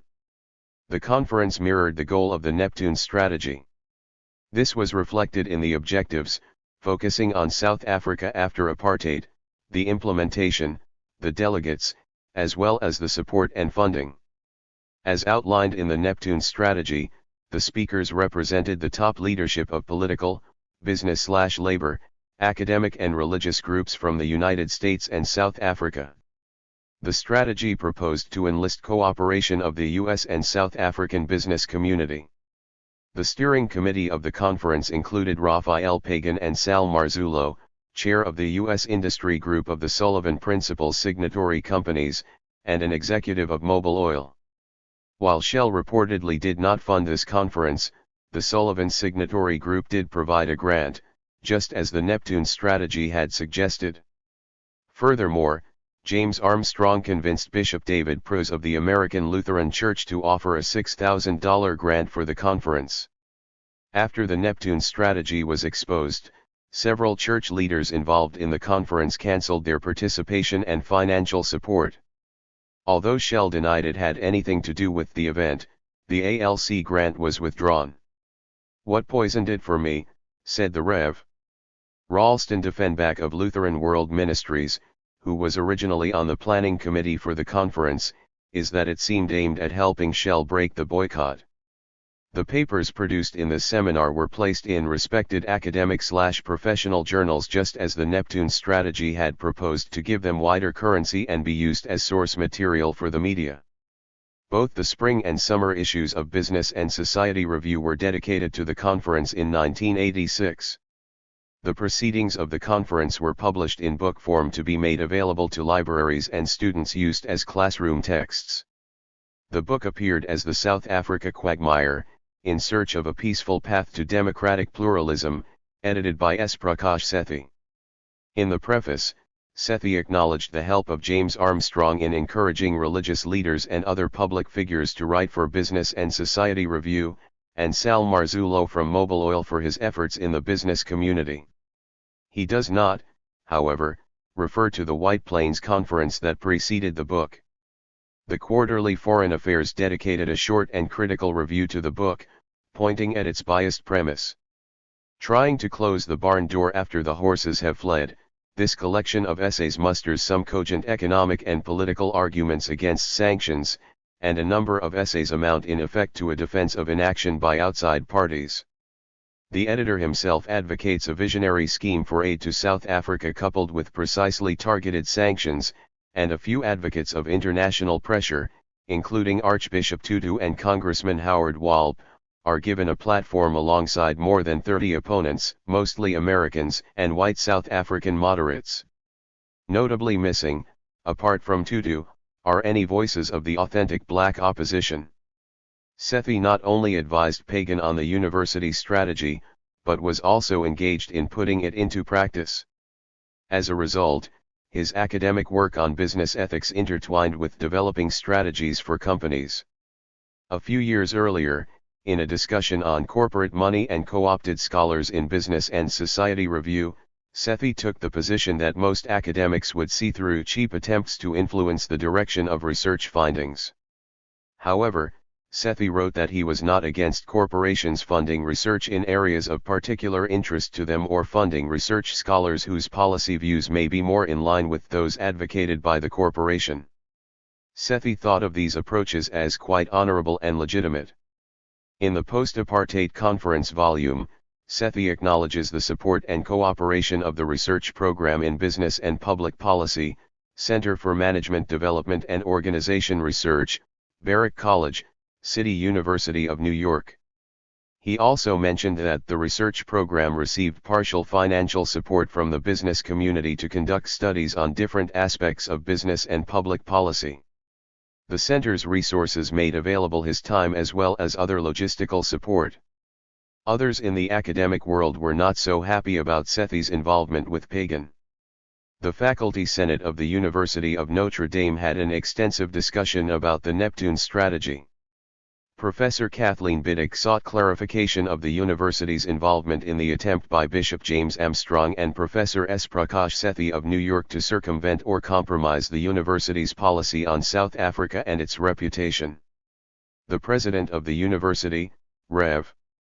Edward A. Malloy, remarked, "The university is not thinking of any participation in any effort associated with Raphael Pagan, who seems to believe he has some intimacy with people at Notre Dame."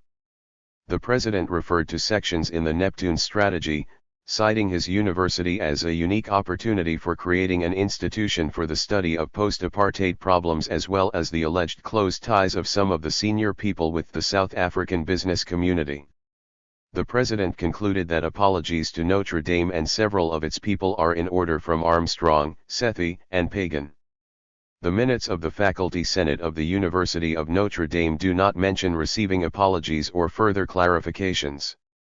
The fact that Sethi was working for Pagan on the boycott of Shell while, at the same time, he was doing research on Pagan and the boycott of Nestle, has never been addressed before. Notwithstanding the value of the insights delivered in his book Multinational Corporations and the Impact of Public Advocacy on Corporate Strategy, the position of academics supporting corporate strategies aimed at undermining such public advocacy needs to be part of the debate on secret maneuvers in countries referring to themselves as democracies. Damage control and denial. After the exposure of the Neptune strategy, the company tried to control the damage by downplaying the reach and effects of the operation. Shell officials admitted that the company commissioned the plan, but claimed that little had been adopted as policy. According to Shell official Tom Stewart, however, Pagan International was still retained by the time the Neptune strategy was exposed for advice on anti-apartheid criticism and boycotts. Shell spokesperson Norman Alstetter confirmed that the plan existed, but denied that it was secret. Pagan himself, however, was furious about the leak. In a letter to Emilio Castro, General Secretary of the World Council of Churches, he wrote, "Most regrettable of all is that the stolen document has also been placed in the hands of Dutch activists that have a sorry track record for violent behavior. If violence and personal injury result from this ill-gotten and carelessly shared information, the responsibility will have to rest with those who sent it." While Shell tried to control the situation after the exposure by downplaying the damage, Pagan's anger is one indication of the importance of the strategy. Moreover, Shell's claim that not much had been implemented was misleading.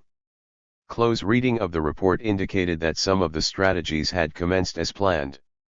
The Neptune strategy was prepared in 1986, and became public in September 1987.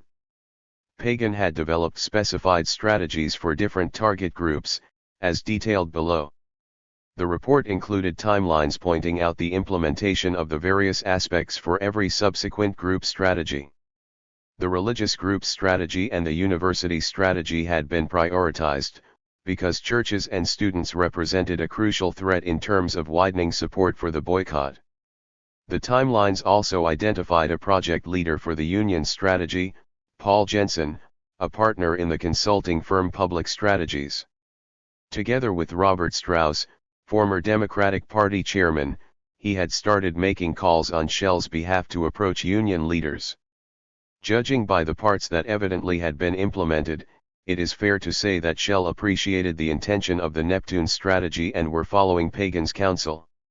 Another feature of the strategy that dealt with the exposure consisted of a policy of plausible denial. When operations go wrong in the world of intelligence, authorities higher up in the hierarchy often try to distance themselves from the people involved in the actual operation. The goal is evasion of responsibility and accountability. As a response to the exposure of the Neptune strategy, Royal Dutch Shell took the position that the strategy was purely a Shell US affair. However, the subtitle told a different story. Officially, the report was called Shell US South Africa Strategy. Prepared for, the Shell Oil Company. The subtitle indicated the purpose of the strategy, for use in the US and for the development of global coordination within the Royal Dutch Shell Group. Furthermore, unity of approach by Royal Dutch Shell companies when dealing with their critics was an essential part of the plan. The Neptune strategy involved a coordinated worldwide campaign, because the Shell US boycott cannot be neutralized or ended through action in North America only. Pagan warned Shell it would be confronted with a well-coordinated international effort. The pressures applied on Shell US will be strongly supplemented with political/economical/violence pressures and through intellectual terrorism against Shell's affiliates. The plan included detailed analyses of the anti-apartheid movements in the Netherlands, the UK, and several other countries. The accounts of anti-Shell activists in those countries related above suggest the implementation of an international plan. A defensive argument repeatedly used by Shell was the claim that every company in the Shell Group was supposed to act independently. 7 At a shareholders' meeting of Shell Canada held on April 27, 1988, Chair J.M. MacLeod assured the public that he personally abhorred apartheid, but that Shell Canada had no influence outside of Canada. L.C. Van Wachem, managing director of the Royal Dutch Petroleum Company, Shell Canada's majority shareholder and one of its directors also present at the meeting, underlined that position by cutting short the discussion with the shareholders. He affirmed that each national company was autonomous and none should try to influence the other. A Dutch television documentary later revealed that Van Wachem, officially in his capacity of chair of the board of Shell US, had met Pagan in the summer of 1986 in Houston, Texas to discuss his work for the company. In the Netherlands, Shell claimed it first heard of the report after it was exposed. The Dutch Director of Public Affairs, Martin van Ruijgen, tried to disassociate the Dutch operation completely from the Neptune strategy.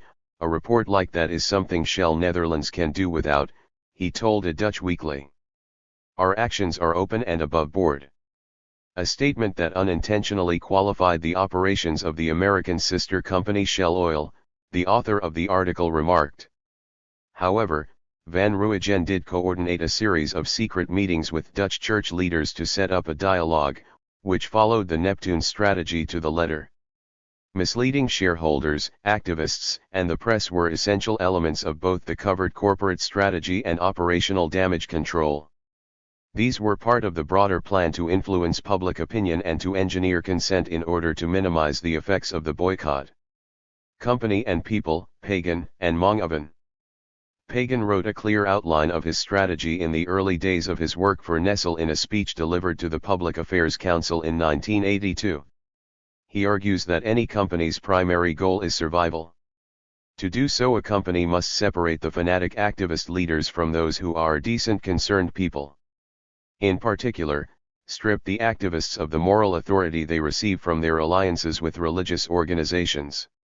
In order to reach these goals, a company under fire would need to establish a strategic capability, an issue management unit. This unit should set up a well-focused information gathering operation and include an analysis function.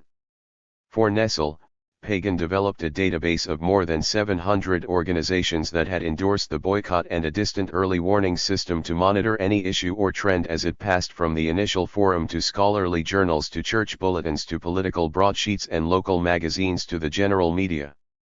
As a result, he claimed, a company would have at least 2 years' notice that the issue was growing, enough time to resolve the problem early on. The focus on strategies such as divide and rule, and the emphasis on gathering intelligence resemble a military approach to issue management. This is reflected in their methods, but also in the way both Pagan and Manoeuvres understood and articulated their work. The boycott movement is guerrilla warfare. It is an international war, its roots are ideological and political, and we are being used as a means to a political end, Pagan wrote to Nestle. It was like planning for a major combat mission, Manoeuvres, his partner, recalled of preparing the Nestle action plan. It included an assessment of field conditions, strengths and weaknesses of our opponents, characteristics of their leaders, our own strengths and weaknesses, and how they matched with those of our adversaries. Pagan had a military career before he became a company strategist. His father left an executive position to be an Episcopal priest in a village in Puerto Rico when Rafael Jr. was 9 years old. Remaining in the village until after high school, Pagan graduated from the University of Puerto Rico and joined the U.S. Army in 1951. He was awarded a Bronze Star when he was wounded after parachuting behind enemy lines in the Korean War. He stayed with the Army as an intelligence officer assigned to the General and Joint Staffs of the Office of the Secretary of Defense. He briefed Presidents Kennedy and Johnson on the Soviet bloc's military and economic capabilities. His career path is common for many propagandists and lobbyists. He retired as a colonel after 20 years' service in 1970 to become Director of International Affairs at the International Nickel Company. Then, in 1975, he joined Castle & Cook Incorporated as Vice President for Government and Industry Affairs. This was a large multinational agribusiness corporation with a reputation for aggression towards activists. Here Pagan first encountered the Church's Corporate Responsibility Office, ICCR. Manoeuvres did not have a military background. He had been a journalist, worked as an organizer for the Republican Party, and in the communications office of the Nixon and Ford administration. He did, however, study military strategy in his own time and reportedly introduced the 9 principles of German military strategist Karl von Clausewitz at a Nestle strategy meeting. Pagan and Manoeuvres also turned to Sun Tzu's classic theoretical work The Art of War for inspiration. The director of Pagan's intelligence department was Arian N. Patikos, a former U.S. Army intelligence officer.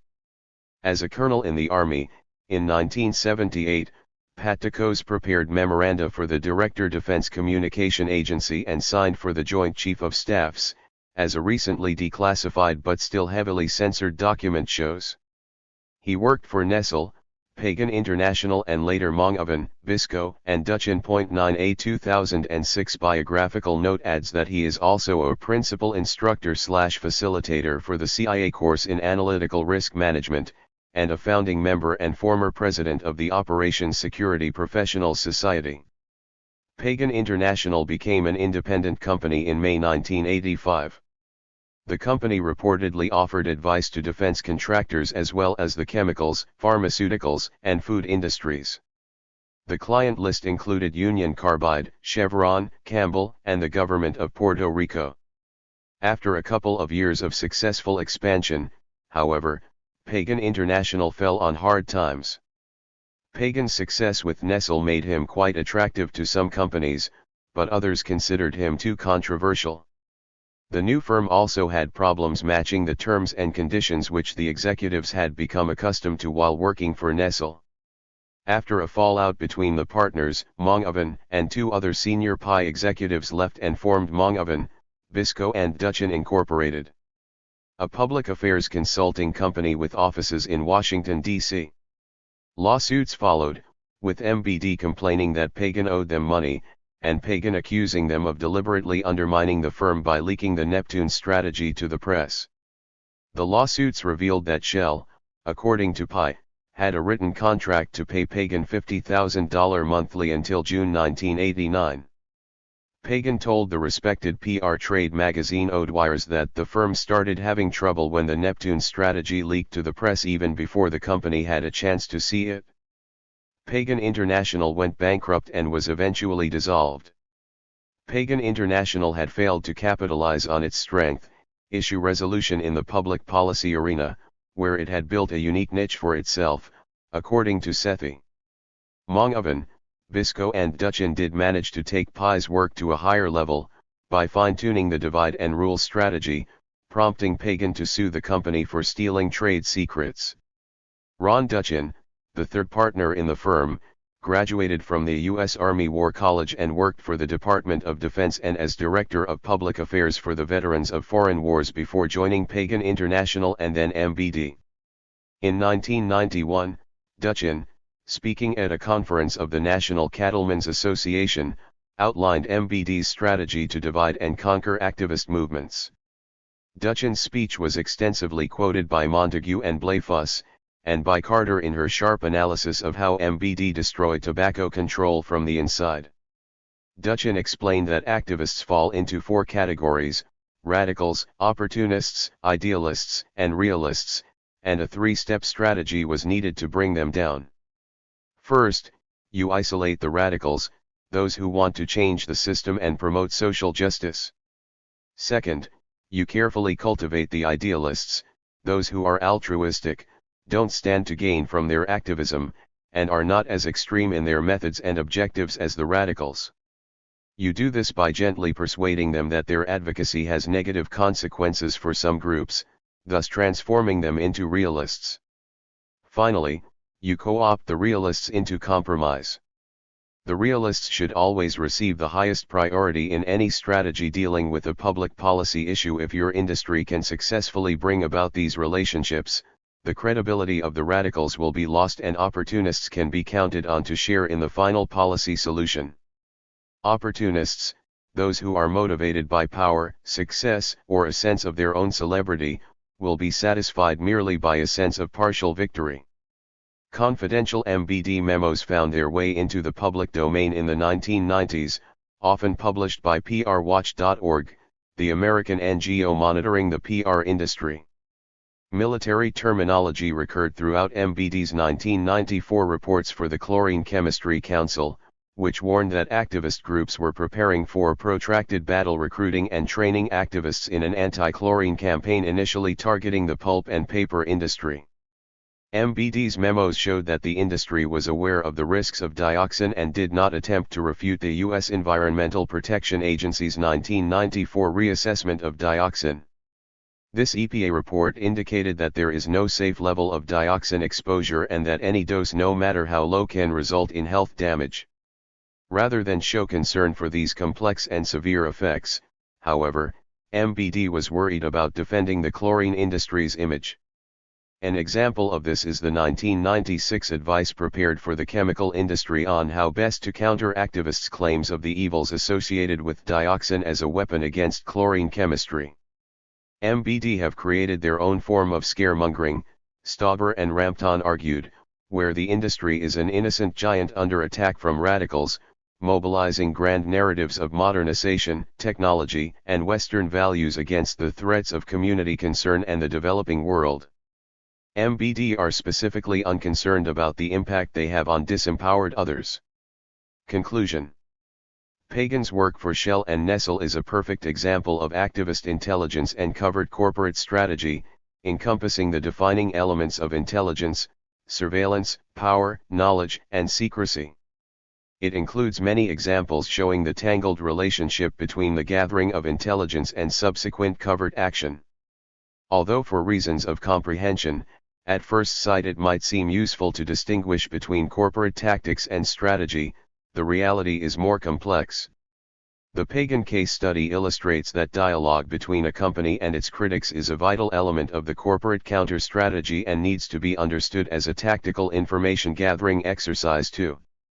Any contact between a company and its opponents is as much an information-gathering exercise as anything else. In the long term, the dialogue served to seize the moral initiative from the confrontationalists and to encourage conflicts between groups in order to destabilize the boycott coalition. Likewise, the creating of an audit commission in the Nestle infant formula controversy served a multitude of purposes. Its official task was to ensure compliance with the WHO code and provide a complaint procedure. Compliance helped restore the company's credibility to the outside world and bridge the gap between management and leaders of the boycott, while at the same time the audit commission took over responsibility for dealing with the issue from the company. Strategically, the commission also worked as damage control and containment policy.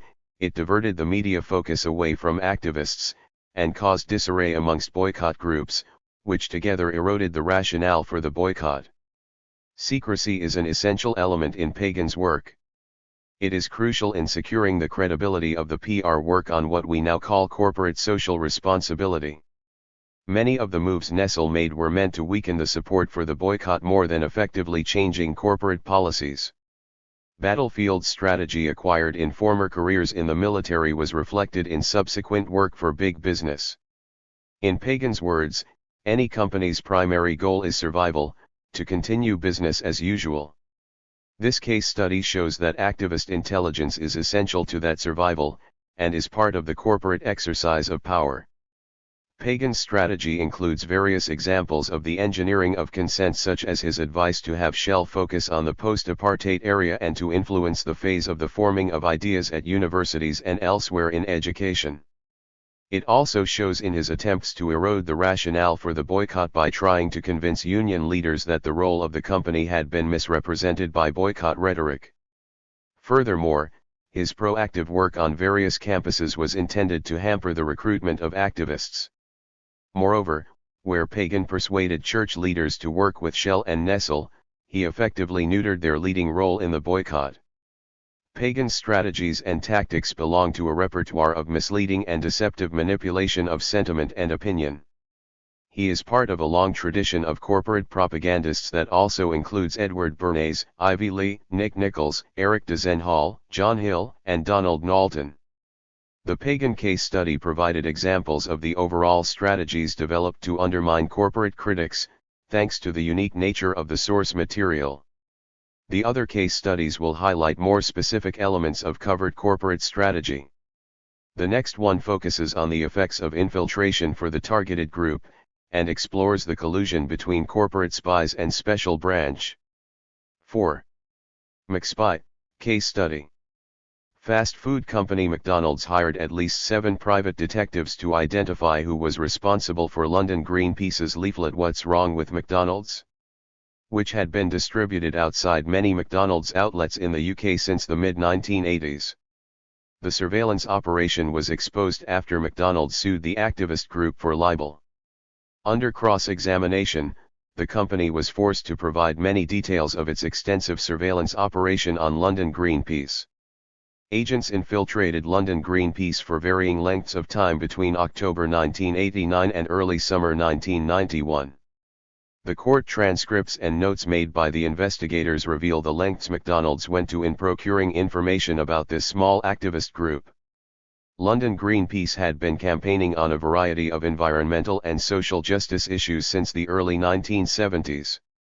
The group was formed several years before the more famous Greenpeace International and is entirely unrelated to it.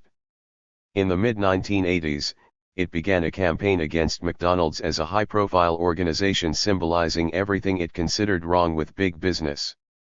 In 1985, it launched the International Day of Action Against McDonald's, which has been held annually on October 16 ever since. In 1986, London Greenpeace produced a 6-page leaflet, "What's Wrong with McDonald's? Everything They Don't Want You to Know," criticizing many aspects of the corporation's business. It accused the burger chain of seducing children through advertising, promoting an unhealthy diet, exploiting its staff and contributing to environmental damage and the mistreatment of animals. In 1990, having ignored London Greenpeace for many years, McDonald's decided to take action.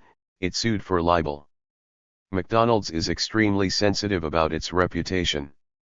It has fought legal battles across the world to stop people using its name, symbols, and slogans. McDonald's claimed that the leaflet was libelous and defamatory. Its libel writ identified 5 campaigners and required them either to retract the allegations made in the leaflet and apologize, or go to court. Unlike anyone McDonald's had sued for libel before, 2 of the campaigners accepted the challenge. Local postman Dave Morris and gardener Helen Steele went to trial representing themselves, with only very limited legal help from sympathetic lawyers and a growing support group. The actual proceedings started in June 1994 and concluded in December 1996 after a marathon court hearing, recorded at the time as the longest trial in British history. This case study documents a range of methods employed in the intelligence operation against London Greenpeace, and considers the close cooperation between McDonald's, its private investigators, and special branch of the London Metropolitan Police. This chapter describes how McDonald's surveillance was organized, how instructions were given to agents and how they infiltrated the group. The scale of the penetration raises questions about how infiltrators affected London Greenpeace's activities. The various intelligence tactics are mapped by using trial evidence and interviews with defendants. The activities of the agents are reconstructed from their own notes and their statements at the trial, complemented by the experiences of London Greenpeace members. The prime reason for hiring the investigators was to identify the organizers of the anti-McDonald's campaign, responsible for the production and distribution of the disputed leaflet. However, careful analysis of the available documents suggests that there may have been other goals, including establishing if there were connections between the group and more radical animal rights activists. The latter appears to have been undertaken in cooperation with the police and special branch. The recent exposure of Bob Lambert, who admitted to having infiltrated London Greenpeace for special branch in the 1980s, confirms the theory of such cooperation outlined in the last section of this chapter. Background: gathering data from court hearings requires endurance and patience. In this case, the data became public due to the efforts and the persistence of the 2 defendants, Helen Steele and David Morris. Their personal experience, having been the target of surveillance and invasion of their private space, motivated the investigation. Practical issues complicated the gathering of data. First, it is important to know that the infiltration operation was not one of the key topics at the hearings. The case was built around the content of the London Greenpeace leaflet.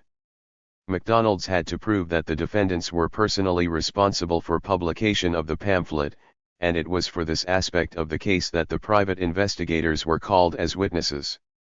The extent of the spying operation became known little by little, towards the end of the trial. The hearings about the surveillance took only about 10 of the 314 court days. It was not the ideal timing to explore an entirely new issue in any further depth, and the situation did not represent the best circumstances for investigating a case of infiltration. There were yet other hurdles to overcome. McDonald's and their agents tried to withhold evidence of their intrusive practices. Originally, McDonald's applied for the 4 identified agents to remain anonymous. The investigating agents would make notes as soon as they left the meetings, recording many details about the group, their office, their members, and activities. McDonald's resisted making these notes available to the defendants. When the judge eventually decided to disclose the original notes, McDonald's failed to deliver the complete set. In addition, the initially released documents often had pages missing or sections blanked out. McDonald's claimed the reports were censored in order to protect the privacy of the agents, and claimed that it had only blanked out sections that were not relevant to the court case. Comparison of successive releases of less censored versions indicates that this was not necessarily true. For this book, the least censored versions have been used.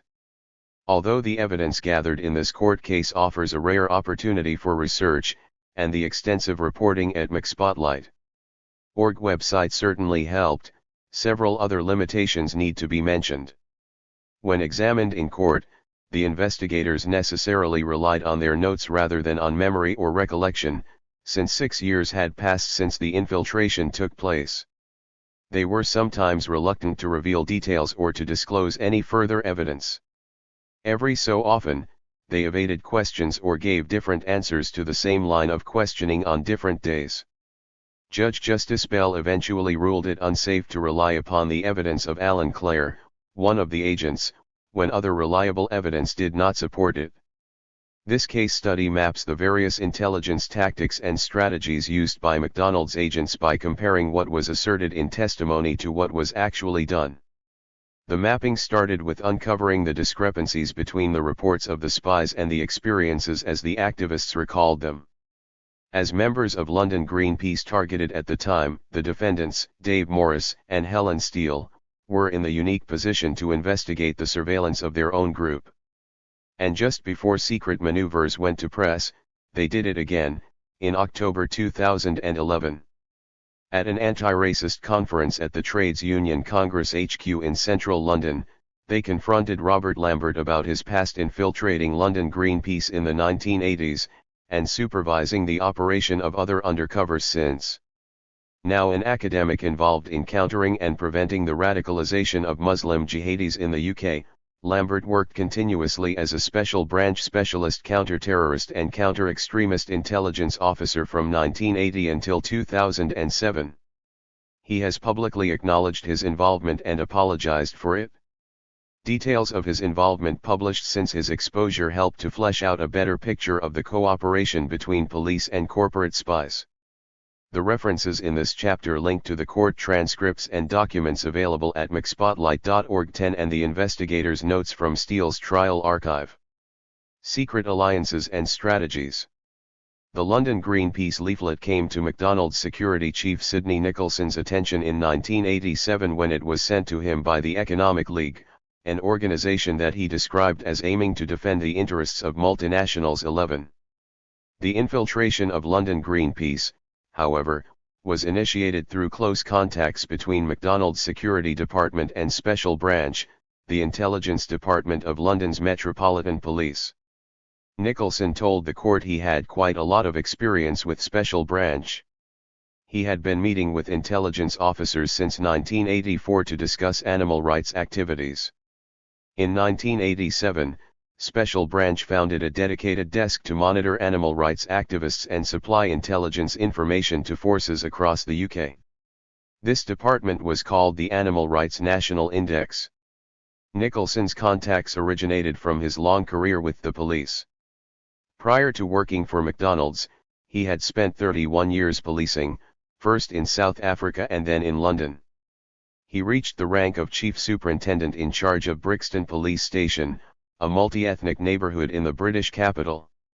Carroll, his second in command at McDonald's since 1984, had served under Nicholson in Brixton before becoming a chief superintendent himself elsewhere in London.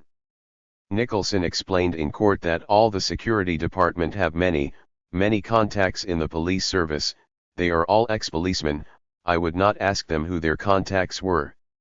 If Nicholson wanted information about a protester, he could make contact with the local crimes beat officer, the local SID officer, the local collator and officers I used to work with, certainly. McDonald's initially identified those involved in the London Greenpeace campaign through these contacts. The collaboration was one of mutual benefit.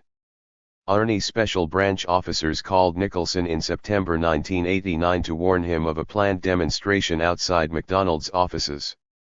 Hay indicated that they were interested in the organization and did I have a perch they could use, and a perch is police parlance for an observation post. Nicholson was glad to help and allowed them to make use of any facilities they wished. In return, one of the Special Branch officers stood with him during the demonstration and passed on information about certain protesters. At least 2 of those identified subsequently received libel writs from the burger chain. So the initial identification of several members of London Greenpeace was assisted by special branch officers from Arnie. However, Nicholson knew it would be impossible for McDonald's to use information obtained in this manner. The identification could not be used as evidence because the police are not authorized to disclose information on the police national computer to third parties. This explains why Nicholson was discreet about his contacts with these special branch officers. He had not wanted anyone at McDonald's to know he was talking to Arnie. He said he did not even bring his immediate junior, Carol, into the operation until a year after the decision to infiltrate was taken.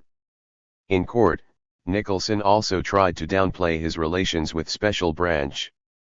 He wanted the court to believe that the 1989 collaboration had been his only contact with Arnie about London Greenpeace, but evidence suggests the liaison had continued. First, the court discussed an internal memo dated September 27, 1990 about the London Greenpeace Day of Action 1990. This was after the writs had been served. The memo about an upcoming demonstration had a note at the top addressed to Nicholson in Carol's handwriting saying, "I will get onto Special Branch, to get an assessment." Although normally Special Branch worked just within the police service, according to Nicholson they gave McDonald's the available information about upcoming events on request, the numbers, the people and groups likely to be involved. Second, an internal memo dated September 22, 1994 indicates that the company remained in close touch with Arnie during the McLibel trial. Steele found a memo in the trial documents stating, "From the desk of Terry Carroll. I had a meeting with Arnie from Scotland Yard today who gave me the enclosed literature. Some of it we have, other bits are new. For your information." Nicholson also insisted he had never approached any police officers at any time about any person concerned in this operation. When he was subsequently asked about the identification of members of London Greenpeace, he insisted he had not asked for that, "They volunteered that information to me." Because this collaboration between the company and the police was illegal, the information about London Greenpeace could not be used as evidence, and when the company wanted to sue London Greenpeace for libel, it could only do so against named individuals. McDonald's therefore needed independent sources to identify the members of the group. Double check. McDonald's instructed two private investigation firms to infiltrate London Greenpeace without telling either about the other. In effect, each agency would unknowingly be checking on the other. The decision to hire private investigators was taken by Nicholson, in June 1989. This was soon after McDonald's UK CEO Paul Preston had asked Nicholson whether it was possible to mount an operation to end the distribution of the leaflet. Nicholson approached McDonald's solicitors, Barlow Light and Gilbert. He told them he wanted at least two teams to work independently of one another, and unknown to one another, with a view to obtaining our objective, which was to stop the distribution of the leaflet. King's Investigation Bureau, one of the oldest security firms in Britain, was hired on September 29, 1989. The other firm, Robert Bishop Ltd., was retained a week later. Richard Rampton, QC, McDonald's solicitor, explained the arrangement to the court. Both were instructed to infiltrate London Greenpeace to ascertain as much information as possible about the organizers of the group and, in particular, the people responsible for writing, distributing, publishing, and printing defamatory information about McDonald's. Both agencies hired agents to infiltrate London Greenpeace. The investigators told the court they were given a rather general brief to attend meetings and report anything relevant. Some agents were tasked to concentrate on gathering data about what was said in relation to McDonald's, while others claimed they had not been told what the case was about. In general, the aim of varying assignments in this manner is to get multiple perspectives on the targeted group. In this case, however, their statements in court contradicted the notes the infiltrators made at the time. The notes show that, instead of having started the operation with an open mind, the private investigators had specific knowledge of what the case was about, and who to look for. Jack Russell claimed there was no mention of McDonald's in his instructions. Brian Bishop was not told that the inquiry was about McDonald's either, but considered that normal practice for freelance investigators. King's managing director, Gerald Hartley, had explained that this group is populated by some animal rights supporters, and it is necessary to find out what is being said at their meetings. Bishop recalled how he always referred to this assignment as the animal rights case. Alan Clare, who worked for the second agency, testified, "I was asked to attempt to become accepted as a group member and to, in that role, identify those involved with the group and primarily those involved with the anti-McDonald's campaign." Frances Tiller worked at King's office as the personal assistant to the director. When the agency ran short of prospective agents, she was asked to take this assignment. She received a very open briefing. "Just go along, attend the meeting, notice as much as you can, write it all down afterwards and take a special note of anything mentioned in relation to McDonald's. And if you find any leaflets that relate to McDonald's, then grab some, take them." Anthony Pocklington told the court he was instructed to attend specific meetings and was asked to report on what occurred. He claimed not to have been told, but had become aware early on, that McDonald's issues were of key interest. This statement contradicted his written notes.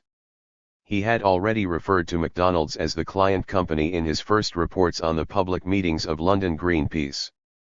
In order to identify the organizers of the campaign, Nicholson provided the agencies with photographs of a picket line held in front of a McDonald's store on an annual International Day of Action Against McDonald's. Although he already knew the identity of some people in the pictures, Nicholson claimed not to have shared those names with the private detectives. Asked if there was a reason not to, he answered, "Absolutely. It was their job to find out. I wanted their information." The investigators' notes indicate that this is untrue. After the first London Greenpeace meeting Pocklington attended at Caledonian Road, he reported, "Helen Steele fits the description of Helen Steele described by client company in the letter accompanying the photographs."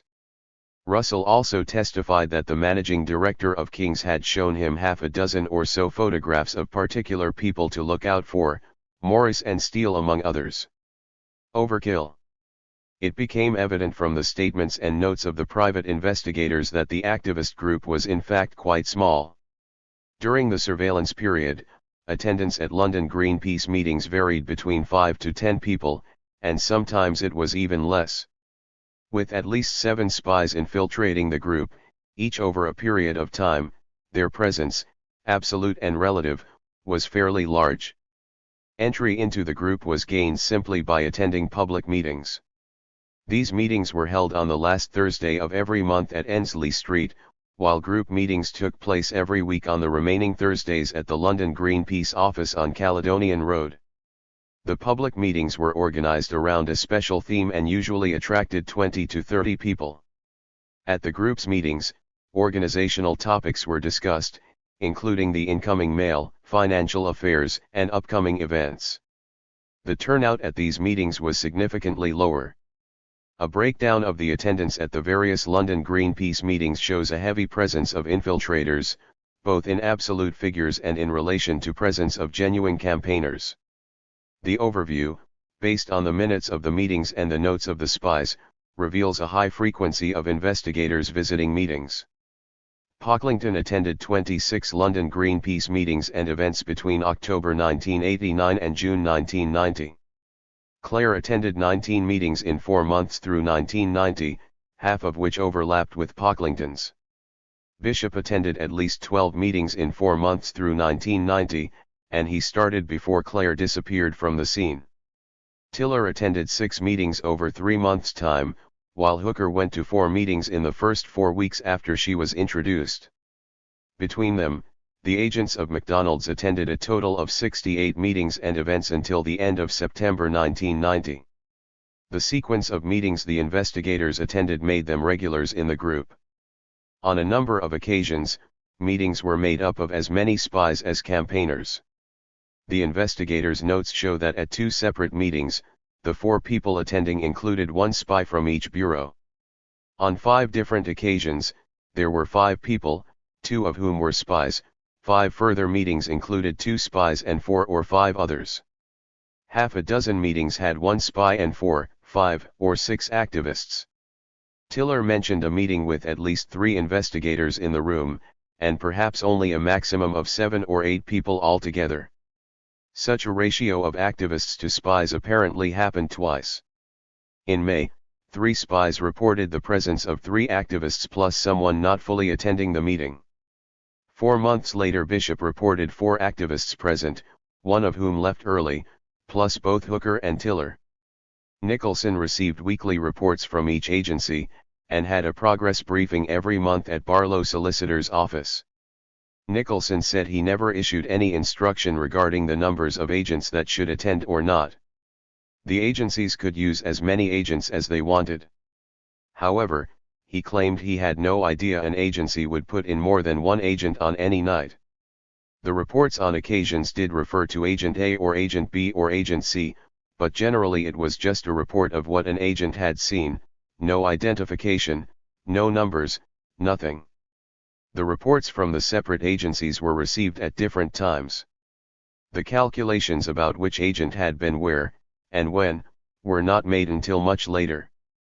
The number of spies infiltrating the group and their disproportionate presence at meetings had various implications for the operation, as detailed below. Partners in crime. In order to be accepted as a full member of the group, agents needed to act the part. When cross-examined in court, each stated in one way or another that they believed it would be good to appear willing and to help out where they could. Subsequently, they all ended up distributing the contentious leaflet. The first investigator, Pocklington, told the court how he volunteered to help answering letters. On one occasion, he spent 8 hours in the London Greenpeace office writing replies, many of which were sent out accompanied by the leaflet at the center of the trial. Pocklington testified that he never heard anything from his supervisors to suggest he was doing something wrong. Clare also helped to answer letters. Bishop admitted to having staffed a booth where the anti-McDonald's leaflet was available to the public, some of the time on his own, at a well-attended public event. Michelle Hooker had been caught on video distributing anti-McDonald's leaflets in the street. She was identified from photographs by Tiller and by Clare. Steele testified how Hooker attended pickets of McDonald's outlets on a regular basis, every month, throughout late 1990 and some of 1991. Hooker helped organize the annual London Greenpeace Fair, held in October 1990, including compering from the stage during the day. She was coordinating events, something Steele and Morris had been brought to trial for. Tiller volunteered to organize the creche at the fair. Clare too was involved in organizing the fair, and had taken minutes at meetings of London Greenpeace. Pocklington was identified in court by another spy as the Anthony who took the minutes of the meeting on May 24, 1990. Steele recalled both Pocklington and Clare taking the minutes of London Greenpeace meetings on more than one occasion. Taking minutes was held against the defendants Morris and Steele as proof of being seriously involved in the group. The spies' activities raised an important legal point. The McLibel too formally argued that because McDonald's investigators had been actively involved in the group and had helped circulate the disputed fact sheet, McDonald's had consented to its publication. Morris and Steele applied to include 3 of the spies in the action as third parties, effectively making them co-defendants and thus liable to contribute to any damages awarded. Justice Bell ruled that the appropriate time for such action would be after he issued his verdict. However, after the trial McDonald's abandoned all legal action, including pursuit of damages, and the McLibel too decided to take no further steps. Agenda setting. Identifying those behind the campaign was difficult, because McDonald's was not very high on the London Greenpeace agenda. However, adding items to the agenda proved fairly easy, as did influencing the direction of the group's activities. The input of newcomers was a welcome reinforcement for a group of fluctuating membership. Some investigators were given the impression that London Greenpeace was set up to campaign against McDonald's. But according to Tiller, it was obvious that this was not the case. My impression was that it had been maybe an important issue in the past, but it did not figure very highly, It came quite low down on the agenda. Her observations were supported by other infiltrator reports. 1 month into the operation, Pocklington noted McDonald's as a project they felt was now self-perpetuating in that it was being carried on by so many other groups worldwide. In addition, in February 1990, Claire noted that the group's involvement in the anti-McDonald's fair would die down, observing, "They will still help with distribution etc. but they want to try to get other groups to organize their own anti-MCD campaigns." Shortly before the writs were served, Bishop added a longer personal comment to his observation report. While London Greenpeace certainly initiated the idea and supplied the drive for the anti-McDonald's concept, now it has been taken over by other groups such as the Hackney Solidarity Group, the Haringey and Islington Direct Action movements, and most certainly the various animal rights groups throughout the country. Many remarks throughout the investigators' notes support these observations. For example, nothing else of relevance was discussed and no mention was made of client company, either in the meeting or afterwards in the pub. Nor was any mention made of any other subject relevant to this case. Where McDonald's was discussed, it was usually in the context of letters referring to the company written by members of the public, rather than planning activities. Before the meeting started, a sheet of paper would go round and everybody could suggest points to discuss. Brian Bishop's account of the first meeting he attended illustrates how easy it was to influence the course of affairs. He suggested a title for the next public meeting, "Anarchism versus Socialism, Is There a Difference?" To his surprise, although nobody knew who he was, this idea was accepted. Bishop wrote in his notes, "It was of interest to discover that this is the actual title used." The intervention of infiltrators shaped some activities. As nobody else had volunteered, Tiller's offer to set up a creche helped the fair get off the ground. Tiller said, "My impression was that it was proving very difficult to get the thing together. There was not a lot of inspiration." Against the relatively low attendance of the meetings by members of the group and the recurring problem of staffing a stall, the assistance offered by the spies did make a difference. Steele told the court that Pocklington, Bishop, Clare, and Hooker were considered to be among the regulars at meetings. All four expressed interest in anti-McDonald's campaigning, asking questions about the campaign. Actually, the attendance of the investigators gave the real members the feel that the group was doing well again. Steele told the court that in January 1990 London Greenpeace held a meeting about the future of the group. Attendance had tailed off to such an extent that people were concerned that the group might not carry on. So, obviously, when the private investigators were coming and they expressed interest in the group and the anti-McDonald's campaign and they basically kept the numbers up and kept the group going. The number of agents could easily affect the decision-making process, and permit the focus of the meeting to return to McDonald's. The newcomers, the frequency of their attendance and their willingness to participate effectively reinforced the anti-McDonald's campaign. The questions they asked were perceived as showing a genuine interest in and commitment to the campaign, Steele explained. Creating suspicion. The infiltration operation did not pass entirely unnoticed.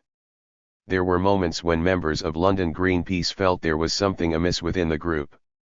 The infiltration operation created an atmosphere of suspicion, with spies spying on spies, and activists trying to find out if they were infiltrated.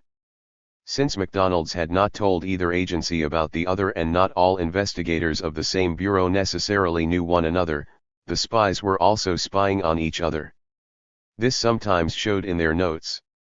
Claire for instance wrote about Tony, "Anthony never has much to say and, Anthony is not as radical as others. No leadership. Not involved with organization of McDonald's." Some of the investigators were aware of the fact that appearances could create suspicion, and they were worried about the risks of blowing their cover. Tiller had to introduce Michelle Hooker to London Greenpeace. In an interview for the documentary about the McLibel trial, Tiller explained their different approaches to presumed dress codes. The two would drive to the London Greenpeace office in Hooker's black BMW, parking a few streets away. Tiller: "I sort of dressed down, wearing sandals and hippie-type clothes, but she came along with quite flashy jewelry and long, tapered, and painted fingernails and makeup. I thought that people would have suspected that she was not one of them, but in fact she got involved quite deeply afterwards.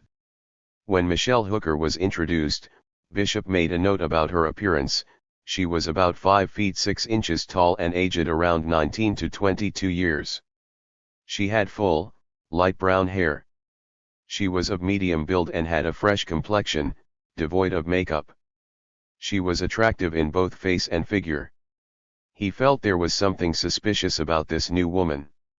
Her grey stone-washed jeans did not appear to be at all old, and the rips in the knees looked like they'd been administered rather than worn in place.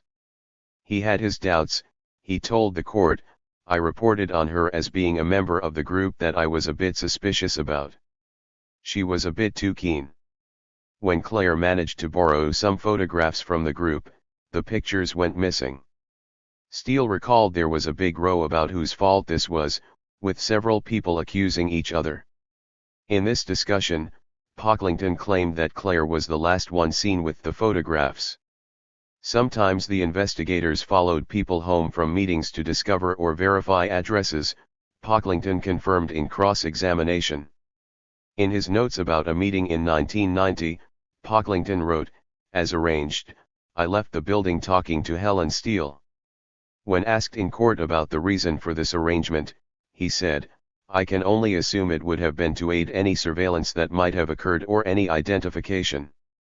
In another setup to find out Morris' home address, Pocklington offered to drop off a parcel of baby clothes for Morris's newborn son.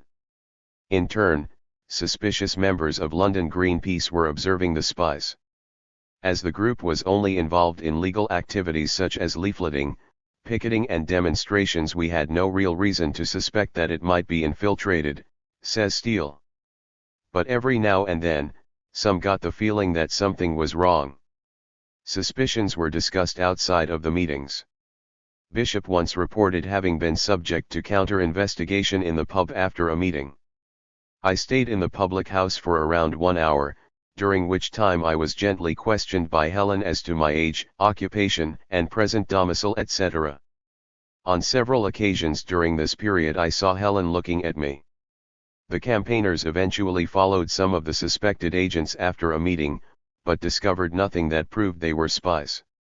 With nothing solid to go on, not much could be done, Steele explained. That is partly because we only thought about the risk of being infiltrated by the police or intelligence services. We never considered that they might be working for a company rather than the state. Creating suspicion is a known side effect of infiltration, and it can be an effective way to derail any group of people working together. Suspecting new volunteers can hinder recruitment and deter people from joining and participating. Worries about whether people are to be trusted undermines organizational and outreach activities. Steele was effectively concerned about the air of distrust building up in the group. We have tried to be aware of this, as McDonald's, other companies and the state would be very happy if groups become less active and effective because we all distrusted each other. Breaking the law. As much as the agents pretended to behave as full members of the group, they remained private investigators. Apart from surveillance, they confessed to having been involved in acts of searching, stealing, and breaking and entering. One night Claire searched the office for additional information. On February 8, 1990, Claire wrote in his notes, "Before the bulk of the group arrived, I had the opportunity to go through certain documents on the desk.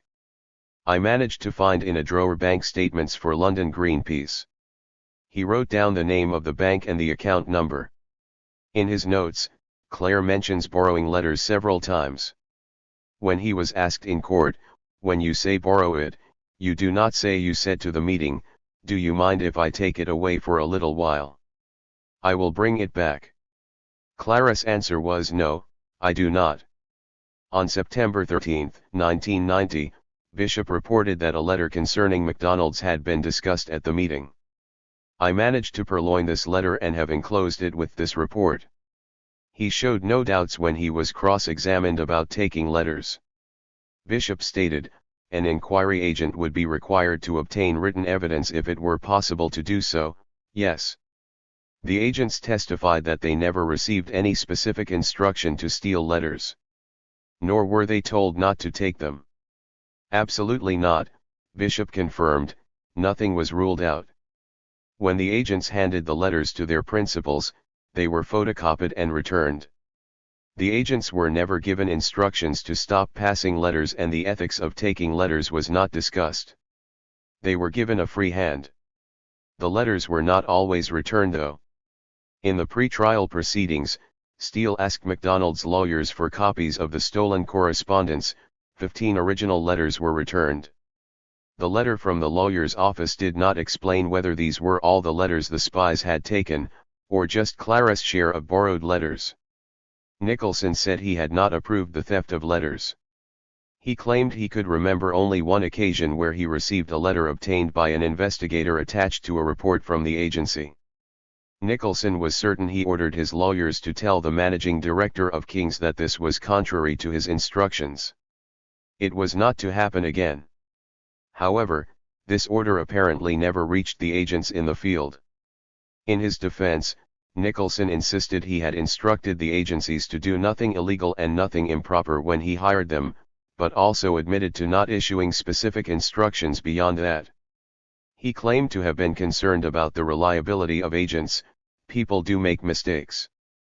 The agents felt free to obtain documentary evidence and to testify about it in court, although Justice Bell cautioned these witnesses not to put themselves at risk of being proceeded against for a criminal offense. There is further evidence of investigators breaking the law. After his first meeting, on May 17, 1990, Bishop wrote a report containing a detailed description of the London Greenpeace office. He noted that one window had no security locks on the frame and opened out to the outside, adding that the office next door was occupied 24 hours a day. Questioned as to the relevance of such information, Bishop denied it was to advise anyone who might wish to break into the office. However, Clare admitted gaining entry to the group's office a few months before Bishop, accompanied by a manager from his firm. He obtained access to the building using the entry phone system of the office next door. He denied that it was a break-in, despite admitting that he had used a phone card to force open the office door. Clare told the court the door lock on the office to London Greenpeace was basically not very strong, and it was decided by me and my principals that entry to it would not be a problem. He took photographs that were later used during the trial. In cross-examination, Steele put to him that she did not believe he went to the office and risked being caught just to take a few pictures. Clare answered that the photos were taken to describe the venue clearly, to show the extent of the McDonald's campaign. Photos were better than his description only, omitting that can be seen by others. Steele suspected Clare of planting bugs, but he denied this, saying, "Throughout all of my investigative experience I have never placed a bug." The agents worked with the consent of their supervisors. The ethics of taking letters were never discussed. Neither McDonald's nor their lawyers seemed to worry about abiding by the law. None of the parties involved appeared to have any problem with the use of unlawfully collected evidence. Mission accomplished? McDonald's claimed that the infiltration operation ended once the writs were served, on September 20, 1990. However, the evidence given in court shows the investigation continued for several months beyond that date. There were various reasons for some spies to linger. Nicholson wanted to retain at least one operator to monitor reactions to the writs. He claimed that he was concerned for the safety of McDonald's premises and staff. The managing director of King's detectives had other worries. He feared for his agents if they were all removed at once. King's had 3 or 4 agents operating at that moment. In order to facilitate the withdrawal without suspicion, McDonald's and the agencies agreed a phased exit. According to Nicholson, the contract ended in January 1991 because he received no further reports, but there is no formal written evidence to confirm this, while statements he made about the reporting arrangements of Michelle Hooker contradict it. The assignment of Hooker was significant. She started going to meetings at the end of August 1990, less than a month before writs were served. While McDonald's claimed to have hired the investigators to identify the people responsible for the pamphlet, One could argue it made no sense to bring in a new investigator while the writs to named subjects were being prepared, Steele argued. After the decision to go to court was taken and strategies to phase out spying were being discussed, Hooker was brought in the field. She stayed undercover for 9 months and attended meetings until May 1991. Furthermore, she became intimately involved with Charlie Brooke, one of the more active members of the group. When Hooker was introduced to London Greenpeace, Brian Bishop, as noted above, found her suspicious and a bit too keen. She, in turn, immediately noted a quietly spoken young man called Charlie. He is 5 feet 10 in height, slim to medium build, collar-length light brown wispy hair with a fringe, and he was wearing black trousers with holes in the knees and a tatty t-shirt, she wrote in one of her first reports. Her relationship with Brooke proved fortunate, as it allayed the group's suspicions. The Observer quoted someone from London Greenpeace close to the couple who said, "At the time we were concerned that the group may have been infiltrated, but she was beyond suspicion because she was going out with Charlie." Friends told the paper her relationship with Mr. Brooke flourished. The couple spent Christmas 1990 together and exchanged gifts. Michelle Hooker helped in the health food shop where he worked, and she even went to visit his mother in West Yorkshire. Mr. Brooke, in contrast, was never introduced to any of her friends, nor did he ever go to her rented bedsit. The relationship cooled towards the end of her assignment. Hooker began saying that she could no longer spend weekends at his flat because of work commitments. The Observer heard that Brooke never saw her again after he ended the relationship. The newspaper report concluded, "Only one memento of the strange affair remains, the tabby cat Ms. X left at his flat and never collected, a physical reminder of how the detective for McDonald's had touched his private life." Charlie Brooke discovered her spying role when her name was released during the McLibel case in 1996. Animal rights. Michelle Hooker was a relative latecomer to the London Greenpeace operation. She became intimately involved with one of the activists. Seducing someone in order to procure inside information is a stereotypical tactic in espionage. If it was not an unprofessional step, a faux pas, it may have been a tactic to gain access to circles of people supporting animal rights activism and to gather intelligence on them. There are some details to support the notion that Hooker was on a special assignment. First, she was determined to get in touch with animal rights activists from the moment she entered the London Greenpeace milieu. Her relationship with one of the activists not only allayed suspicion, it facilitated access to the circles she was interested in, as explained below. Second, Hooker had different reporting arrangements from the other infiltrators. Third, a closer reading of the court transcripts points at further involvement of Special Branch's animal rights specialists in encouraging the infiltration operation. The exposure of Bob Lambert as an infiltrator supports this line of thought. Using the name Bob Robinson, he infiltrated London Greenpeace meetings and events for about 5 years up to 1988, this was before the McDonald's operation started in October 1989. He went on to supervise other agents who continued with infiltration of groups such as London Greenpeace and Reclaim the Streets, along with anti-fascist protests and actions against genetically modified crops. Challenged by Spinwatch in an open letter, Lambert replied that his undercover role in the 1980s was part of a secret infiltration of the Animal Liberation Front, which he said was involved in a violent campaign against targets in the vivisection, meat, and fur trades at the time. As part of my cover story, so as to gain the necessary credibility to become involved in serious crime, I first built a reputation as a committed member of London Greenpeace, a peaceful campaigning group. The Animal Liberation Front operated through a tight network of small cells of activists, making it difficult for spies to get among them. In The Guardian, Lambert claimed that it was his information that put Andrew Clark and Jeff Shepard behind bars in the summer of 1987. His intelligence was so precise that the police caught the two activists red-handed in a flat in Tottenham. The prosecution told the court that they were sitting at a table covered with dismantled alarm clocks, bulbs and electrical equipment for making firebombs. Shepard, then 31, was jailed for 4 years and 4 months, and Clark, then 25, for more than 3 years. Still, according to The Guardian, Lambert had skillfully disguised that he was the source of the tip-off, managing to throw the suspicions onto others within the small ring of activists who knew about the attacks. He even went to visit one of the accused in jail while they were awaiting the trial, his former girlfriend remembered. The fact that Lambert had managed to get close enough to the two activists to know what they were up to raises a new set of questions about his own involvement. According to London Greenpeace, Lambert was very active in the animal rights movement himself. He was prosecuted at Camberwell Green Magistrates Court for distributing insulting leaflets outside a butcher's shop.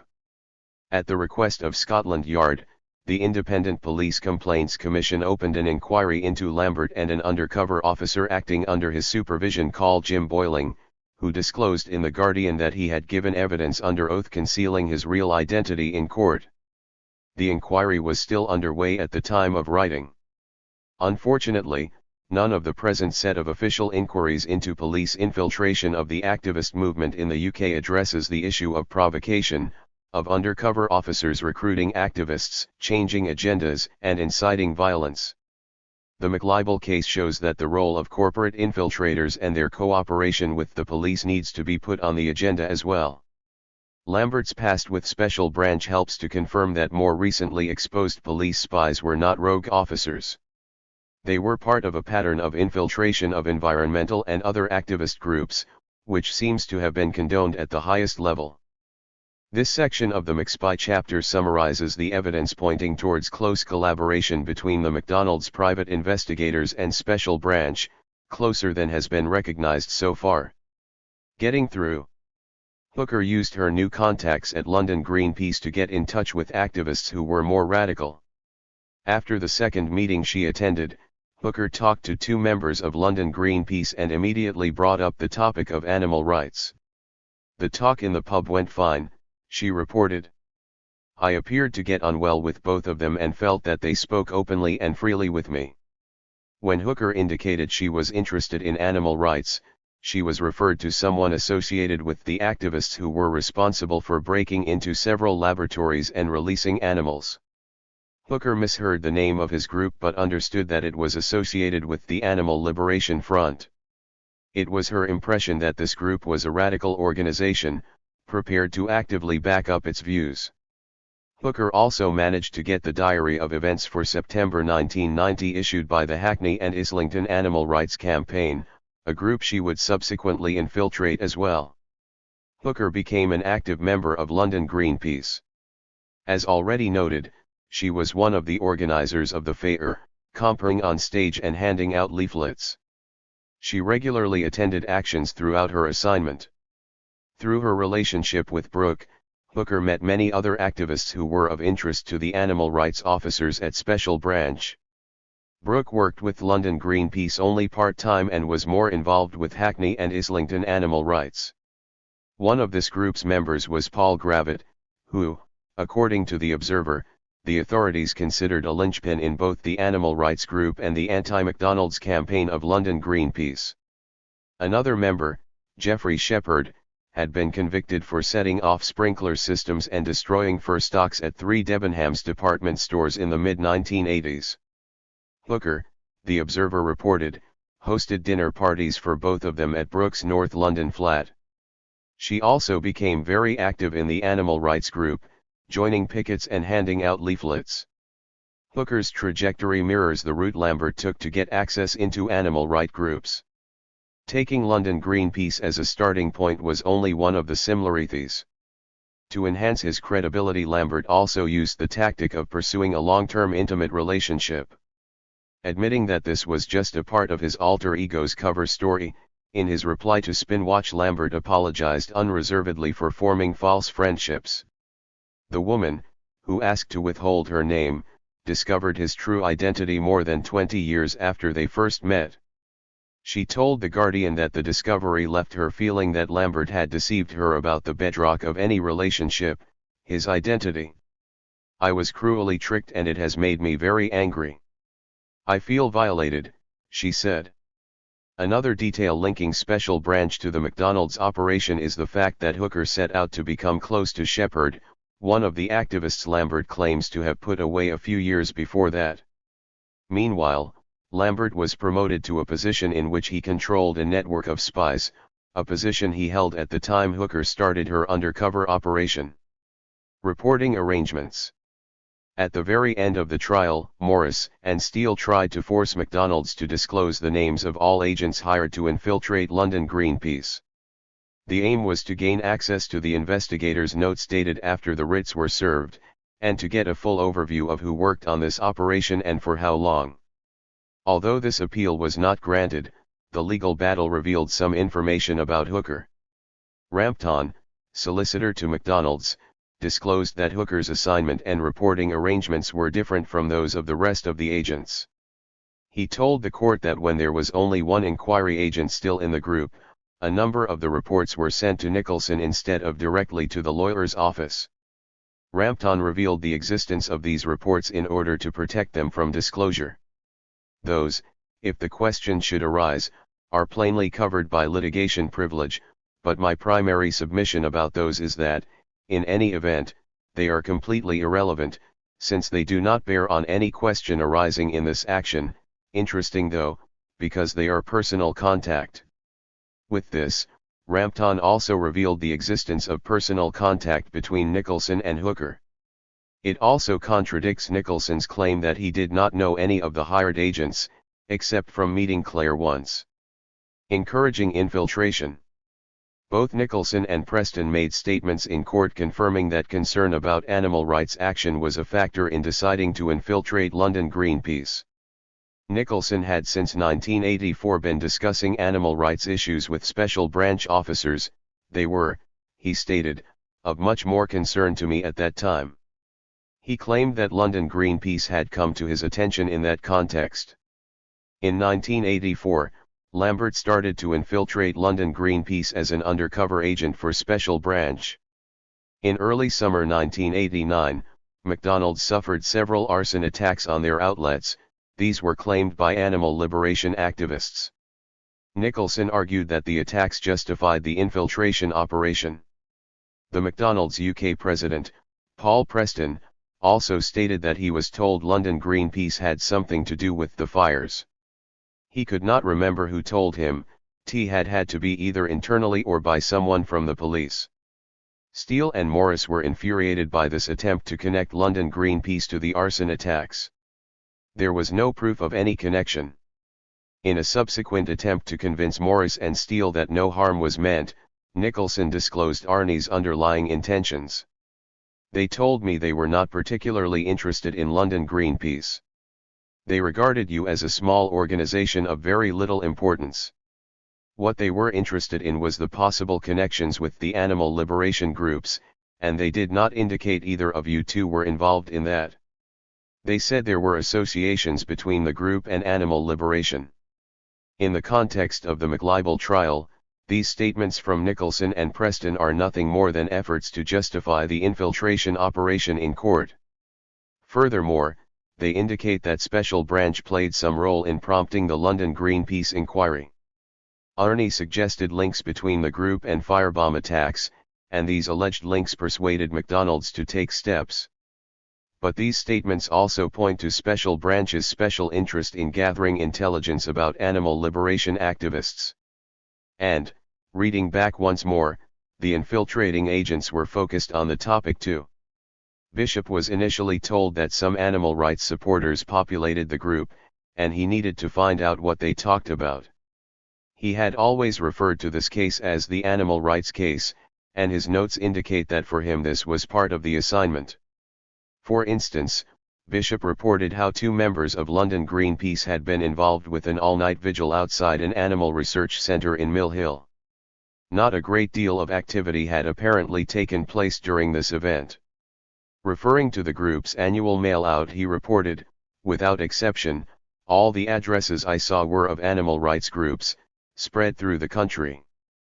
Pocklington told the court, the initial request I received was to attend a meeting in Blackstock Road, which I think was a Hackney and Islington Animal Rights Group meeting, and to report on what happened at that meeting. Further references to the Hackney and Islington Animal Rights Group can be found throughout the private investigator's notes. There are several announcements of pickets by this group, and allegations about which of the London Greenpeace people were supposed to have a strong involvement with animal rights groups. What was the aim of the infiltration operation? Was it to reveal London Greenpeace's involvement in leafleting McDonald's, or was it to get closer to animal rights activists? Who was in charge of the operation? The available pieces of the puzzle do not allow a full view of the picture yet. What we know is that Special Branch was involved in the operation to infiltrate London Greenpeace. Arnie's interest in animal rights activists had a role in prompting the McDonald's infiltration operation. Special Branch unlawfully exchanged personal details about London Greenpeace activists with McDonald's, and with at least one of the private investigators hired by the burger giant. Michelle Hooker used the infiltration operation to get to animal rights activists. She had a special assignment and different reporting arrangements. For a period of time she sent her files directly to McDonald's security. Morris and Steele tried to locate Hooker for the trial, but failed to find her. With the recent exposure of Bob Lambert and the long-term involvement of Special Branch with London Greenpeace thus confirmed, the questions about the private investigators hired by McDonald's, their role, and the extent of their involvement, only become more pressing. Unfortunately, various attempts to find out more about the cooperation between the McDonald's hired spies and Special Branch detectives ended in deadlock. After the McLibel trial finished, in September 1998, Morris and Steele started proceedings against the London Metropolitan Police. Apart from the exchange of information between McDonald's, its private spies and Special Branch discussed at the trial, there was more proof of illegal cooperation, as Helen Steele found out. Claire, one of the spies, had at least one meeting with police officers in June 1990. The meeting Claire had was with Sergeant Valentine, a detective working on the poll tax protests. 12 In court, Claire admitted he went to a demonstration following the anti-poll tax riots. He claimed that this had nothing to do with McDonald's. Clara's notebook, however, told a different story. The notes of Claire show that he identified London Greenpeace activists in photographs that the police had taken at the huge anti-poll tax demonstration in 1990, Steele explained. Furthermore, the notebook confirmed that the police had told him where Steele and Morris lived. Claire was also given other confidential details, some of which were misleading and incorrect.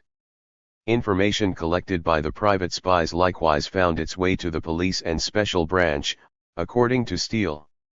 Morris and Steele claimed damages for malfeasance in public office, breach of confidence, and breach of their right to privacy.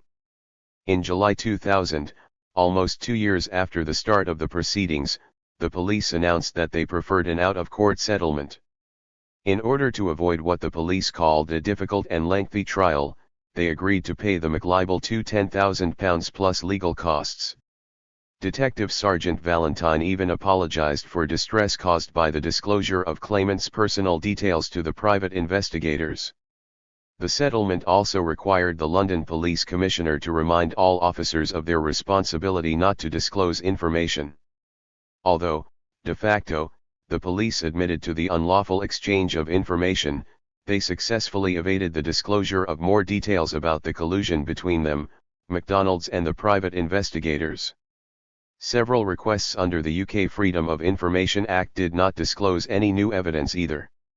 The first requests, asking for information about several named groups involved in animal rights activities, were considered too broad. A narrowed-down request asked for the release of any records held in any form by the Special Branch of the Metropolitan Police which relate to groups and people that had affiliations with London Greenpeace between 1985 and 2005. The police information manager, Julie Harknett, confirmed that such information is held by the London Metropolitan Police. And although it would contribute to the quality and accuracy of public debate because the public could express concerns regarding accountability, public spending, and public safety, she decided against disclosure. Harknett explained, "The public interest is not what interests the public, but what will be of greater good if released to the community as a whole." And for the Met, disclosure was not in the public interest as it may endanger the health and safety of our officers or undermine their goodwill and confidence in the Metropolitan Police and could result in a lack of engagement with the MPS. The Freedom of Information Act only goes so far. The police are not willing to discuss their intelligence operations. Conclusion. Of the 5 case studies, this one essentially focused on how infiltration affects the targeted group. Furthermore, it points at a specific effect of intelligence gathering via infiltration. Intended or not, the steady influx of new blood with a proclaimed interest in the anti-McDonald's campaign put the issue back on the agenda for London Greenpeace. The McDonald's investigators all ended up circulating the contentious leaflet. At the same time, stealing letters caused irritation among members of the group, while the sudden influx of active newcomers raised concerns for other activists. The infiltration operation also created an atmosphere of suspicion, with private investigators at work, spies spying on spies, and activists trying to find out if they had been infiltrated. Creating suspicion is an inherent element of infiltration, either as an unintended by-effect or as part of the strategy, and can lead to a paralysis that undermines the spirit and the endurance of any group. The story in this chapter shows that intelligence gathering and covert strategy cannot be considered separate procedures. If the collection is by human means, it is often impossible to determine where collection ends and some form of action begins. The influx of newcomers changed the agenda of the group, and raised issues of trust. Secrecy made it impossible effectively to investigate feelings of doubt about certain newcomers. Furthermore, McDonald's and its lawyers did not worry about abiding by the law and, bringing it to court, had no problem with the use of unlawfully collected evidence. This story also shows that even after infiltration is exposed in court, it is hard to hold to account the agents and those responsible for their practices. The operation described in the last part of this case study opens up all kinds of questions about cooperation between special branch, private detectives, and corporate security departments. Was the infiltration operation some kind of joint project? Exactly how it was organized remains difficult to reconstruct. There are several possible forms for state-private cooperation on intelligence matters. However, the day-to-day affairs have most probably been a mix of the most convenient options. The cooperation could have been unplanned, with McDonald's infiltrating London Greenpeace solely to sue it over the leaflet, and Special Branch taking advantage of the opportunity while it was there. Or Arnie could have become more interested as the infiltration proceeded. Maybe the operation started with the mutual worry about animal rights activists. The police may have used McDonald's private investigators as a stepping stone to get information about people Special Branch was specifically interested in. In that case, a police intelligence squad used private investigative agents to do its dirty work. Another possibility would be a further form of cooperation, with the police using the openings the private agents created, to bring in their own infiltrators. The special operation described here underscores the increasing informal links between corporate spies and government intelligence. It is an example of incestuous relationships as the Tofflers call it, or of grey intelligence as Huijenboom puts it. The cooperation was informal, and lacked accountability. This unwillingness to discuss secret operations in the wider interest of the public good illustrates the difficulties in the discovery of secret documents, and more specifically the limited opportunities legal frameworks offer for research into intelligence and covert operations, particularly those that have a political dimension. To substantiate the theory that the activists were infiltrated by Special Branch assisted by corporate spies, other means of disclosure have to be found. In 2006, the Metropolitan Police confirmed the existence of Special Branch files on London Greenpeace but stated that it was not in the public interest to release them. Today, the situation is changing. The pressure for a public inquiry is growing. In October 2011, Lord MacDonald, the former Director of Public Prosecutions in the UK, called for one overarching proper public inquiry into undercover police operations. Pete Black, another former undercover officer, argued for a full inquiry reminiscent of the Church Committee in the US in the 1970s, which uncovered the illegal activities of the FBI, CIA, and other American intelligence agencies, as detailed in Chapter 8. Furthermore, civil claims against Special Branch and their successors in the covered units of the Metropolitan Police and the Association of Chief Police Officers provide opportunities to unearth further evidence as well as openings to underline the demand accountability. 5. Cyber Surveillance and Online Covert Strategy, Case Study. The Internet was adopted early and effectively by anti-corporate campaigners. Their ability to exploit the global reach of the web and bypass other mass media is a leveling factor in the battle for public opinion between activists and powerful companies. The PR industry recognized this over a decade ago. The Internet was said to reduce the advantage that corporate budgets once provided. Meanwhile, corporations have learned to use the Internet as well, and not just to sell their goods and services, to present their business, or to promote their latest corporate social responsibility achievements. Companies under fire today hire cyber surveillance services to monitor their brand position online. Some of these agencies claim to be much more than a simple digital clipping service. Preparing briefings on what is happening online and how campaigning organizations are linked is just the beginning. A sophisticated communication plan not only maps sentiments in the blogosphere and scans for future issues, but may also include strategies to undermine the campaigns of online activists, the activities of disgruntled employees or the criticism of experts. This case study profiles 3 different agencies specializing in online intelligence services, Infonic, eWatch and Bivings, each with an example of a controversy in which they featured. In 2000, Infonic, a London-based agency, promoted use of the Internet for enabling corporations to get closer to their stakeholders.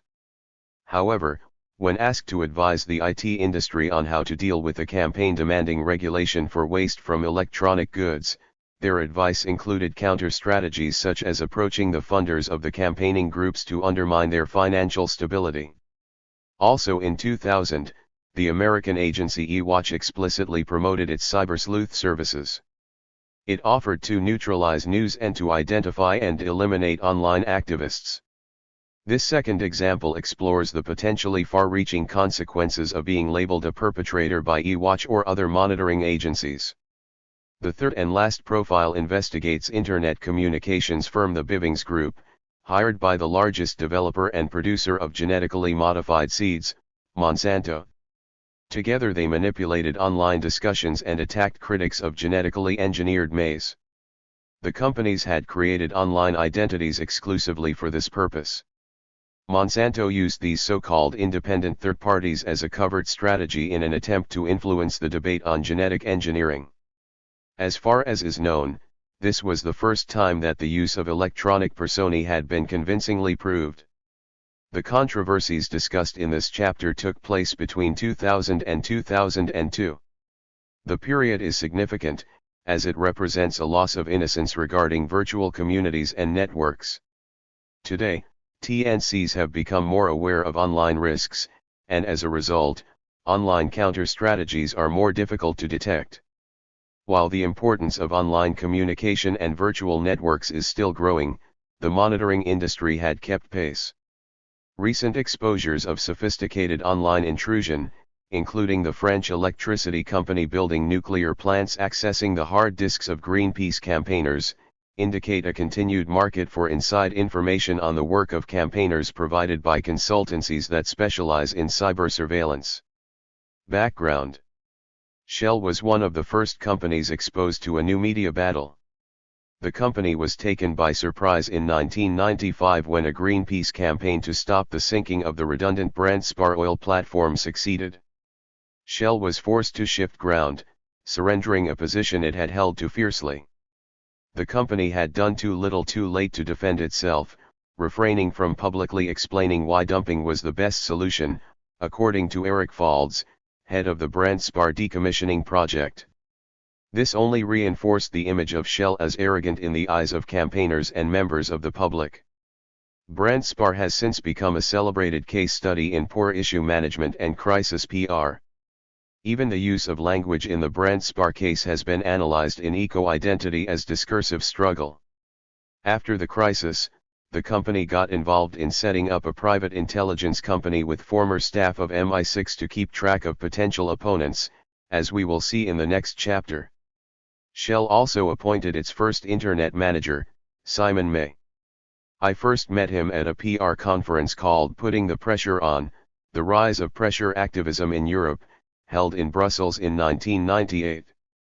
He was refreshingly open about what Shell was going through and about his work for the company, both in his talk at the time, and in our extended email correspondence afterwards. May added a new perspective to the many analyses of the Brandt Spar affair. Shell had been wrong about its own influence on the media, and had completely overlooked the new media. A few months later, after the execution of Ken Saro-Wiwa and 8 other Ogoni opposition leaders, the company was again in the spotlight, now for its intimate links with Nigeria's military regime.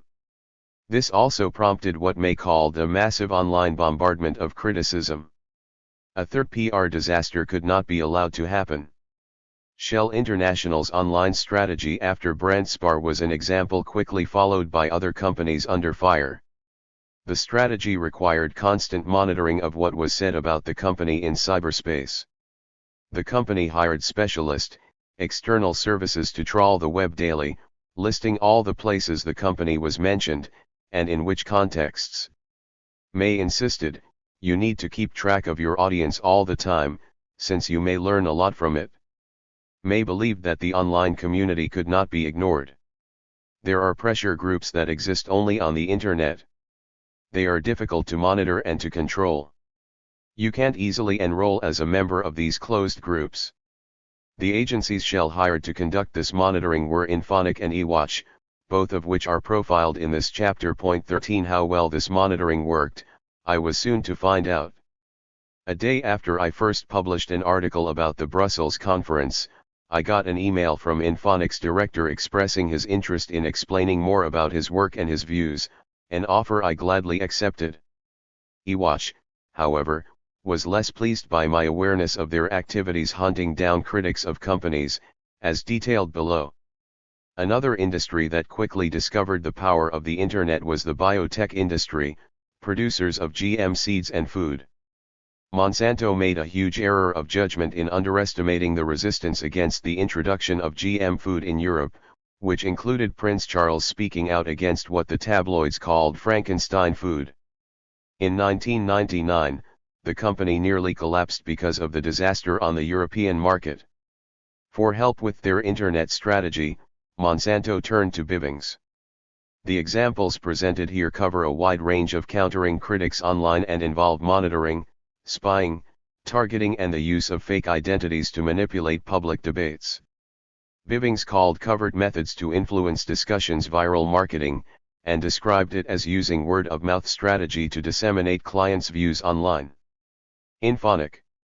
In the early days of the Internet, Infonic claimed to exist to help companies understand and engage with the growing living space that is the Internet. In an interview by email, Infonic founder Roy Lipsky suggested that the Internet redefine relationships between companies and their stakeholders. It is not that the Internet has an anti-corporate culture, it is people who have that culture.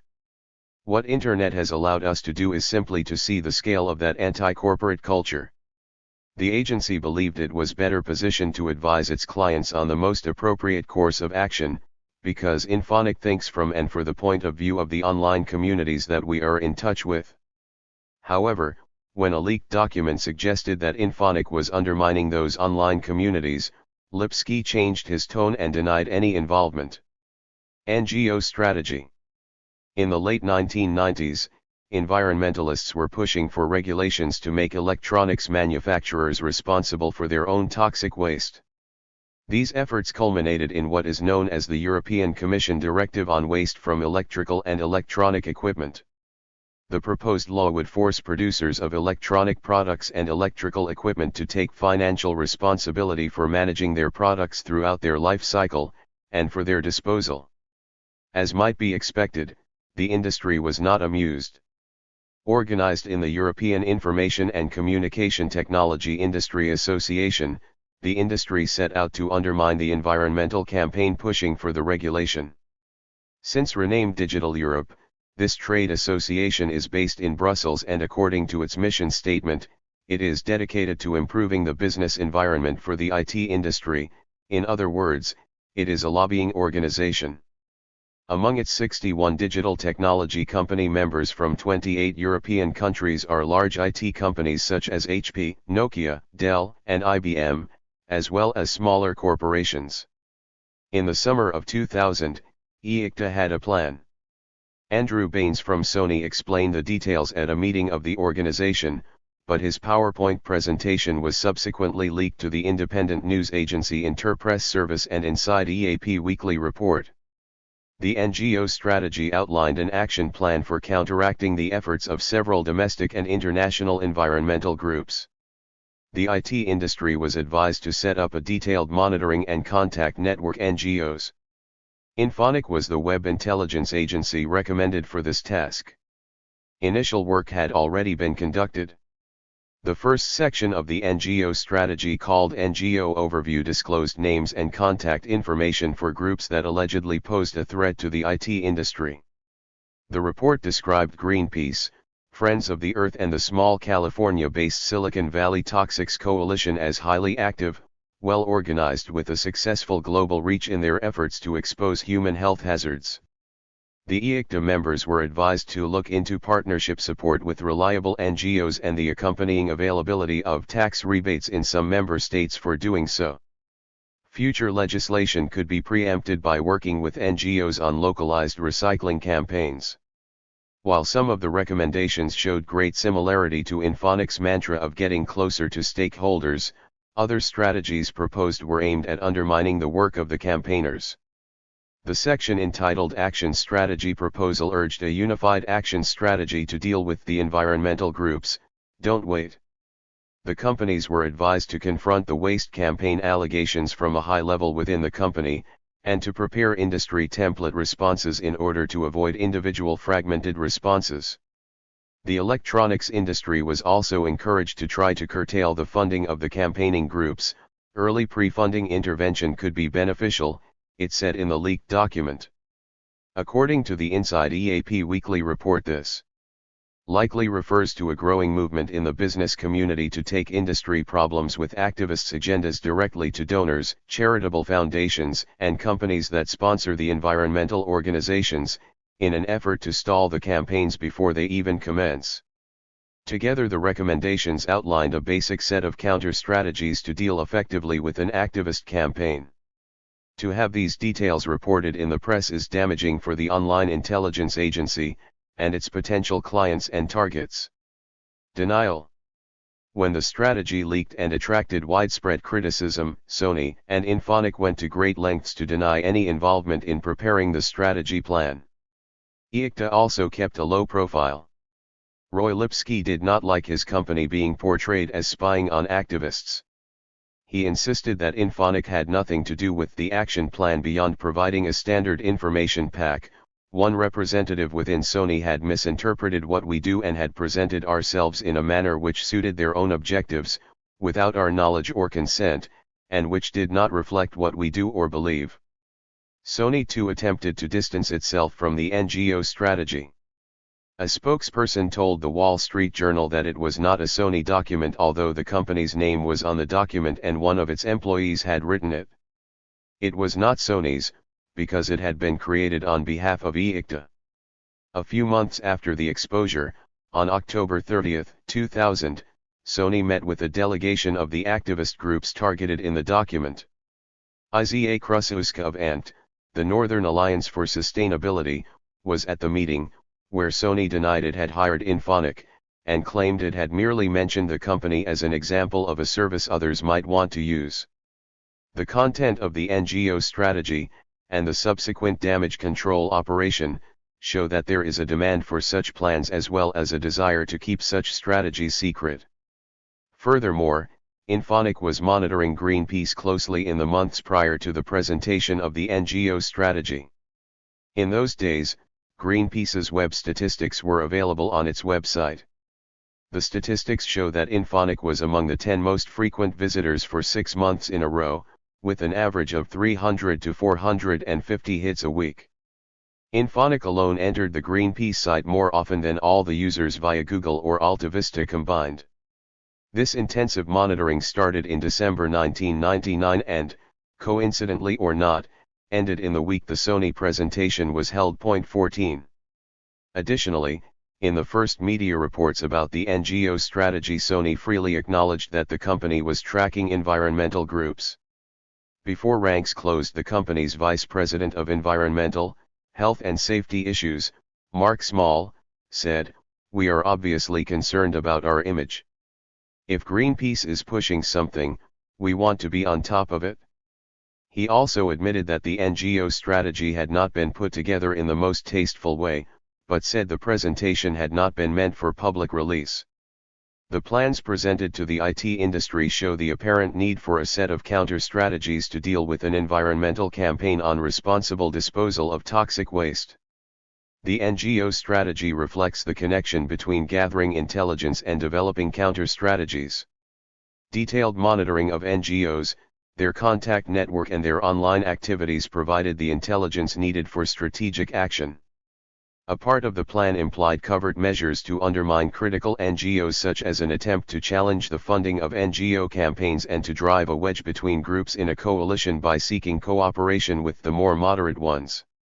The NGO strategy has parallels with Pagan's strategy to separate realist activists from radical groups, and deal with them in different ways. The general idea is to be proactive, to deal with the activists before problems have become a major issue on the public agenda. The efforts of the companies involved to disassociate themselves from the leaked documents indicates that secrecy is an inherent part of such corporate strategy. Watch. The business philosophy of eWatch appealed to the bunker mentality many multinationals adopt when first faced with online activism. The terminology used to promote the spying services to help companies neutralize news or identify and eliminate online activists echoed Cold War paranoia and hostility.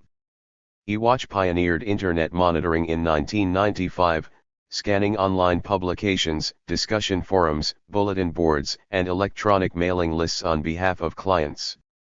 By the end of 2001, it claimed to be continuously screening more than 4,700 online publications and 66,000 plus Usenet groups, bulletin boards, and mailing lists.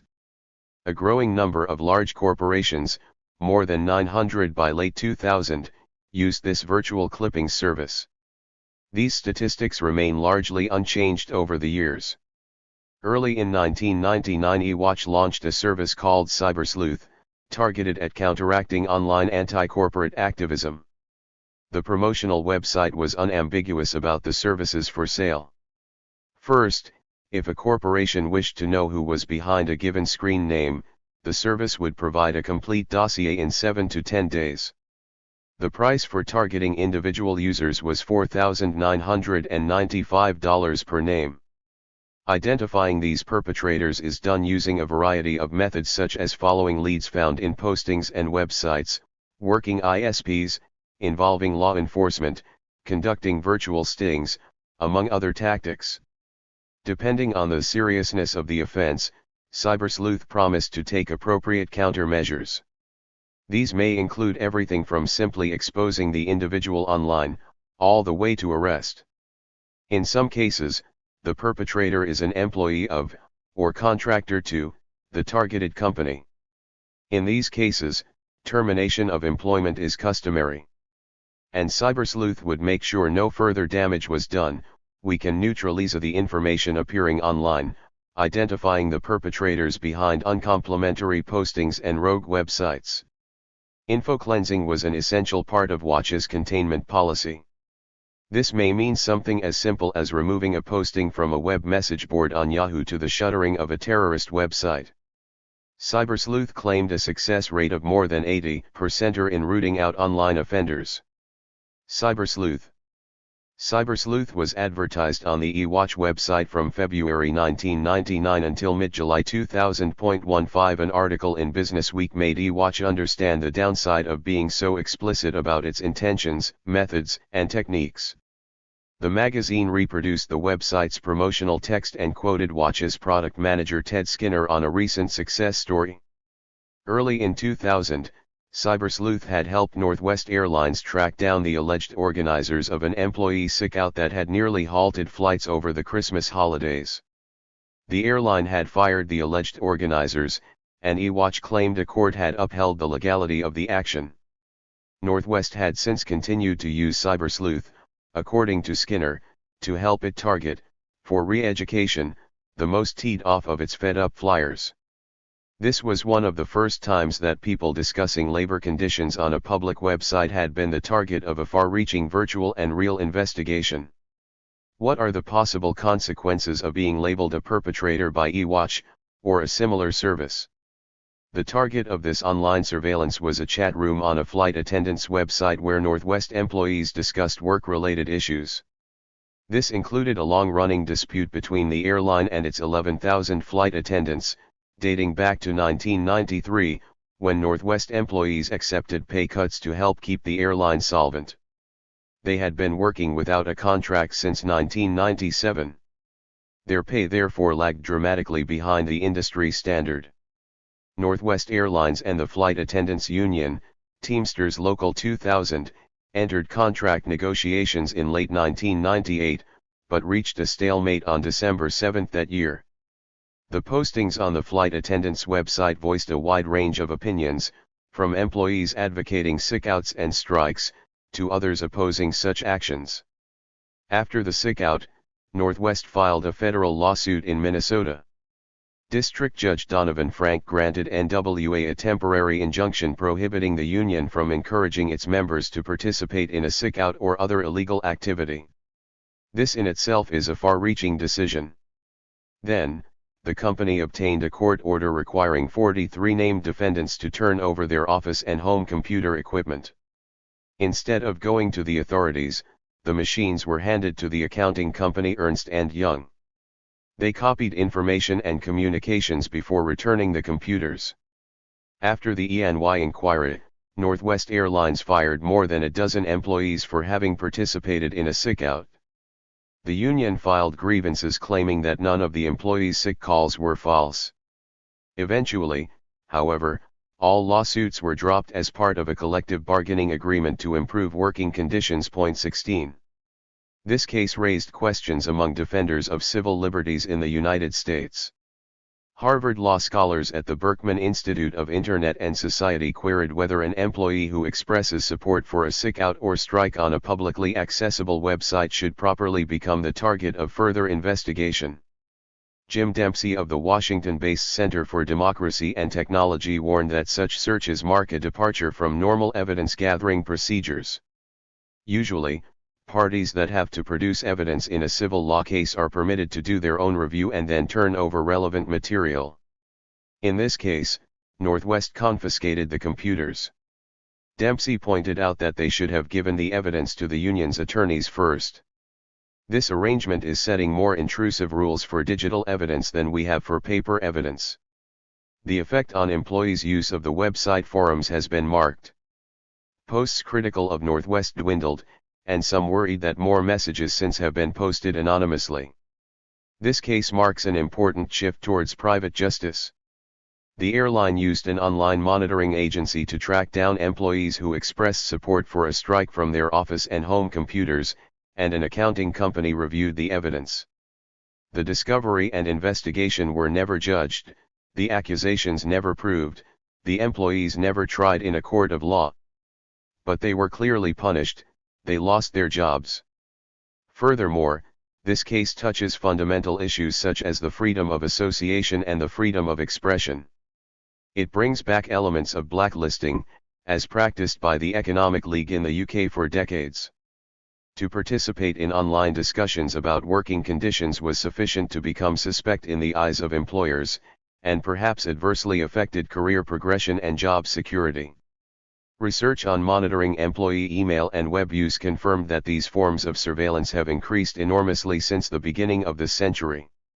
Such monitoring is taking place for a wide variety of reasons, and is considered a benefit in terms of efficiency on the work floor and proactive intervention with potential behavioral risks.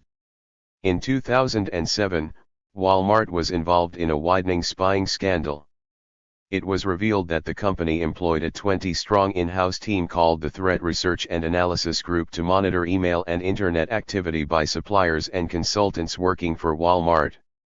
In trying to find out the source of leaks to the company's critics, the team tapped phone calls and pager messages between Walmart employees and a New York Times reporter. The company also infiltrated the consumer campaign group Up Against the Wall, to see if they were planning protests at the company's annual shareholder meeting. The economic downturn has increased spending on security software. Research by IT consultants Gartner found that the market for systems used to mine emails for keywords and security breaches grew by 50% in 2008. The fastest growing area is network forensic software, recording exactly what happens on employees' computer screens. Advances in technology have increased opportunities to monitor employees who are not trusted, and anyone else critical of the company. Denial. Privacy activists had been circulating details about cybersleuth at the time, but Stepanek's Businessweek article caused quite a stir online. eWatch had been purchased by PR Newswire earlier that year and the new owner was not amused. PR Newswire is one of the two wire services that traditionally dominated the public relations scene. In addition to disseminating news releases to thousands of newspapers and other media outlets, they distribute quarterly financial reports and other corporate information. Journalists have come to depend on the credibility of PR Newswire. The company has a reputation to maintain. The damage control operation that followed, however, was itself an example of poor reputation management, involving obvious attempts to spin different versions of what had happened, including a straight denial that cybersleuth had ever existed. Initially, PR Newswire asked Businessweek to publish a correction. The magazine refused, stating that Stepanek, their technology strategies editor, had her facts straight. Further claims about errors and misquotes were easily countered with printouts and screen grabs of the cybersleuth website. When PR Newswire subsequently disavowed the eWatch product manager's quotes, Stepanek produced notes by Skinner himself, she explained in an email on November 14, 2000. PR Newswire decided to change strategy and subsequently tracked down journalists and net activists who had quoted the article online or in print. Spokesperson Renu Aldrich made it her personal quest to convince the audience that eWatch was nothing but a clipping service. She claimed the company had never undertaken any of the activities described in the Businessweek article. We do not remove postings for them or take any other measures. 5 weeks after the exposure, PR Newswire disassociated itself, formally, from the cybersleuth service. On August 15, 2000, eWatch officially announced a partnership with the Internet Crimes Group. The move officially to separate the practice of info cleansing from eWatch and PR Newswire was presented as a new service. The announcement ran under the headline, "Online monitoring goes beyond anonymous postings, investigative service to uncover identities of malicious attackers." In fact, PR Newswire created a separate umbrella to continue the cybersleuth service under another name. The announcement included a special offer. In addition to ICG's service, there was a complimentary 30-day subscription to all eWatch monitoring services. The Internet Crimes Group was founded in January 2000 as a subsidiary of International Business Research, a company dedicated to web investigation. The former's managing director Cameron H. Gregg became president of the new company. ICG's founders and directors proudly identified themselves as a former British intelligence officer and a retired FBI agent. According to interviews in the press, ICG did not shy away from using the full range of investigative tricks, from lurking in newsgroup discussions to creating hoax identities, attractive females if necessary, to seduce culprits into traceable statements or actions. Their ideas, too, matched the early cybersleuth rhetoric and showed little respect for freedom of speech. Discussing constitutional rights with a reporter from the online publication WebWatch, one ICG director said bluntly, "Anonymity does for the internet poster what the white robe does for the KKK." ICG chose not to reply to my repeated questions. My inquiries into cybersleuth a few months after the Business Week article still touched a nerve. According to PR Newswire spokesperson Renu Aldrich, the article consisted of lies and misinformation. She said the website promoting cybersleuth, Business Week's prime source of information, had never existed. However, the content of the website had been widely circulated on the web, after internet rights activist Dr. James Love posted it on his mail server late June 2000. I had reported about it online myself. Further research revealed that immediately after the Business Week article was published, eWatch swiftly disconnected the link to cybersleuth from its main page. 17 However, eWatch failed to remove the disputed content as such. So, at the very moment Aldrich was trying to convince me that the cybersleuth site did not exist and had never existed, the site was still online and available, one just had to know the exact URL. Within 24 hours of informing Prairie Newswire about this, the page was completely removed from the eWatch website. Now, before answering any further questions, Aldrich insisted on issuing a statement. eWatch has never done more than provide monitoring reports or refer people to ICG. eWatch has never nor will it call an ISP or otherwise to try to alter or delete posts or websites for its clients.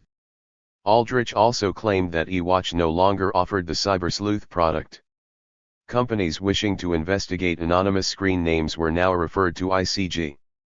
Asked about this sudden need for licensed detectives, Aldrich said, "We wanted a partner who would be beneficial to our clients and do proper investigations legally and above board as well as successfully."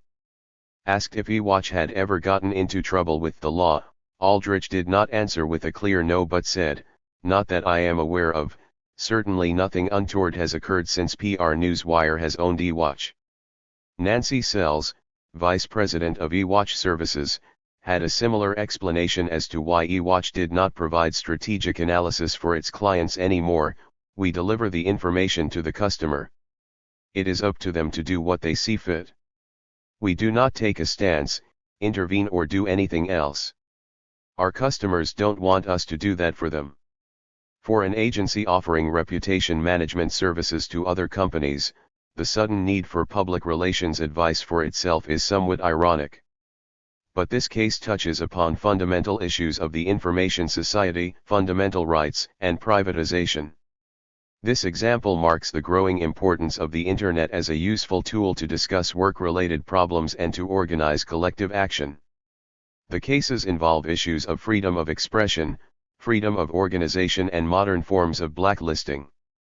For Americans this refers to the First Amendment to the Constitution, freedom of speech, but also to the Fourth, and possibly the Sixth Amendment.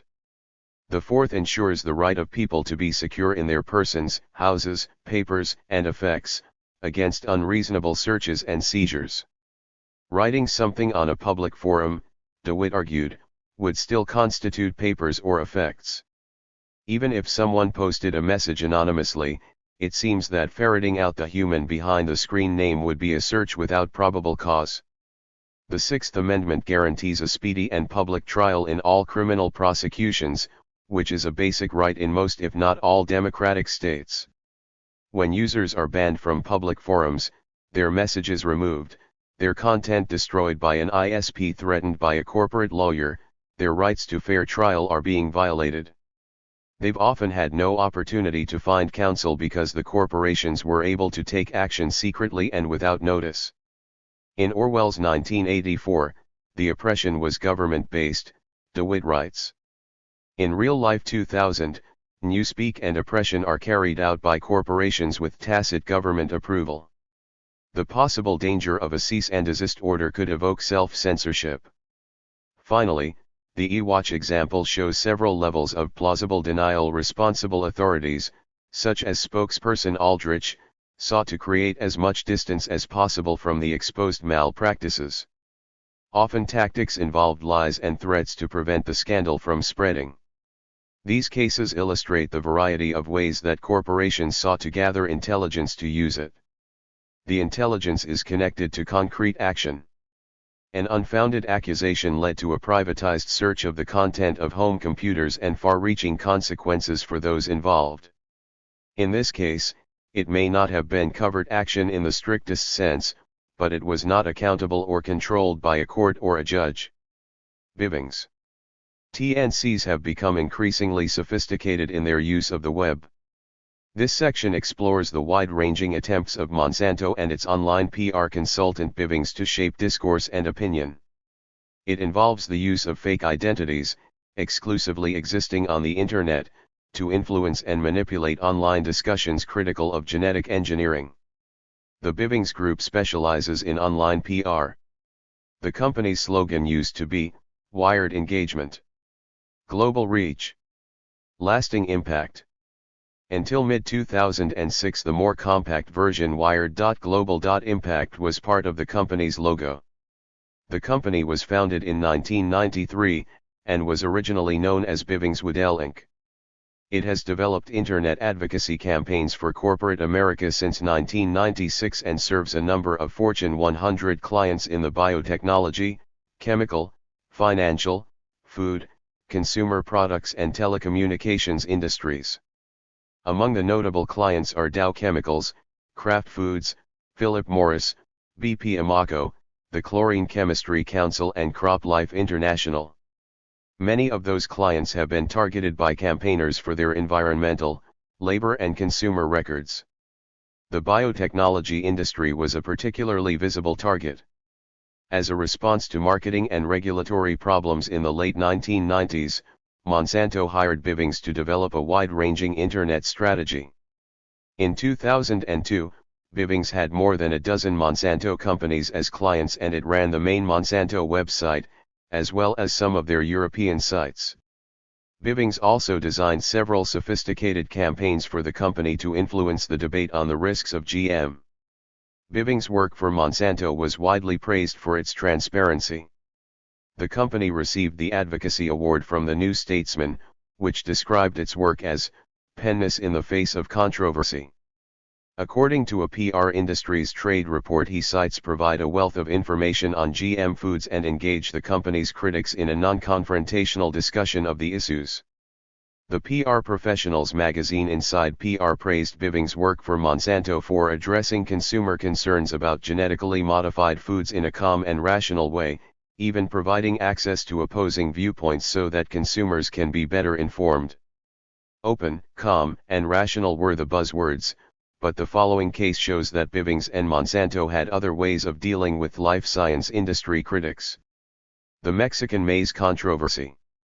The strategy Bivings and Monsanto developed to influence discussion on the safety of genetically manipulated crops became evident from examining their role in what has become known as the Mexican maize controversy. This started when two researchers from the University of California in Berkeley published a paper in the journal Nature. The authors claimed that native maize in Mexico had been contaminated, across vast distances, by GM pollen. Cross-pollination was then an important argument against GM crops. This issue involved much more than reputational risk for the GM industry, because verified cases would lead to renewed regulatory action based on the precautionary principle. The principle implies that there is a responsibility to intervene and protect the public from exposure to harm where scientific investigation discovers a plausible risk. Recourse to the precautionary principle presupposes that potentially dangerous effects deriving from a phenomenon, product, or process have been identified, and that scientific evaluation does not allow the risk to be determined with sufficient certainty. The Nature paper was a disaster for the biotech companies seeking to persuade Mexico, Brazil, and the European Union to lift their embargoes on GM crops. Even before publication, the researchers knew their work was sensitive. One of the authors, Ignacio Chapela, had been talking to Mexican government officials even though it was preliminary research. At one meeting, the aide to the Biosafety Commissioner, Fernando Ortiz Monasterio, privately told Chapela that he was creating a really serious problem and he was going to pay for it. Monasterio said Chapela could be part of the solution. He proceeded to invite me to be part of a secret scientific team that was going to show the world what the reality of GM was all about. When Chapela refused, Monasterio told him he knew where to find his children. Monasterio acknowledged meeting Chapela, but denied threatening him in any way. To minimize the impact of the paper in Nature, Monsanto and Bivings tried to influence its discussion amongst scientists. Together they created fake identities purposely for a covert counter-strategy to discredit the authors of the paper. The forum of choice to interfere in the discussion was the biotechnology list server AG BioView. It was discovered that two regular posters, called Mary Murphy and Andura Smedisic, did not exist. Jonathan Matthews and Andy Rowell revealed how the two women acted as allegedly independent third parties actively engaging in the discussion on the Mexican maize paper. On the day Nature published the paper, messages questioning the author's credibility started to appear on AG BioView. The first message, opening the issue of the newsletter that day, was signed by Mary Murphy. Because Chapala was on the board of directors of the Pesticide Action Network, she wrote, "He is not exactly what you'd call an unbiased writer." Subsequently, Andura Smedisic claimed that Chapala's paper had not been peer-reviewed. This was untrue. She also wrote that he was first and foremost an activist, and that the research had been published in collusion with environmentalists. The next day, another email from Smedisic implied the Berkeley scientist was on the activists' pay list. How much money does Chapala take in speaking fees, travel reimbursements, and other donations for his help in misleading fear-based marketing campaigns? Together Smedisic and Murphy posted around 60 messages, which stimulated hundreds of others, some of which repeated the accusations they had made. Several biotechnologists called for Chapala to be sacked from Berkeley. See for instance the posting from Truevas of the Institute of Cell and Molecular Biology, University of Edinburgh. For other postings, see the Mexican Maize Resource Library at the AG BioWorld website and the AG BioView archives from 2001 and onwards, also see Monbiot. Nature eventually gave in to the pressure and retracted the article, an unprecedented decision in its 133-year history. Nature wrote, because of several criticisms of the paper, Nature has concluded that the evidence available is not sufficient to justify the publication of the original paper. Just a few days before crucial negotiations at the UN Convention on Biological Diversity held in The Hague from 7 to April 19, 2002, the Nature climb down was an important trump card for the GM lobby. 18 However, at the conference, Jorge Soberan, the executive secretary of Mexico's National Commission on Biodiversity, confirmed that according to research by the Mexican government the level of contamination was far worse than initially reported. Fake persuaders. Who were Mary Murphy and Andura Smedisic? Campaigner Jonathan Matthews has been monitoring the GM expert community for a long time and noticed these new names on the discussion forum and the ferocity of their messages. Mary Murphy used a Hotmail account for posting messages to AG BioWorld, mrph@hotmail.com. Anyone can create a Hotmail account, with any given name. However, this specific Hotmail address had a history. In July 2000, a Mary Murphy posted a fake Associated Press article satirizing the opponents of biotech. It was posted on the message board of foxbghsuit.com, a website dedicated to a legal case connected to Monsanto's genetically engineered cattle drug RBGH. The Hotmail reply address was identical, but the message board showed additional identifying details in the headers, posted by Mary Murphy. Bivwood.com is the property of Bivings Woodell, the previous name of the Bivings Group. This meant that Mary Murphy's Hotmail emails were sent from a Bivings computer. 19 The last mail signed by Murphy was posted to AG BioWorld on April 8, 2002, and after that, she completely disappeared from the internet. Rowell suggested that the impending exposure inspired the sudden disappearance. Andura Smedisic was harder to trace. Her name appeared only on AG BioWorld and a few related list servers, but nowhere else on the internet. Issues concerning her alleged residency eventually provided some clues.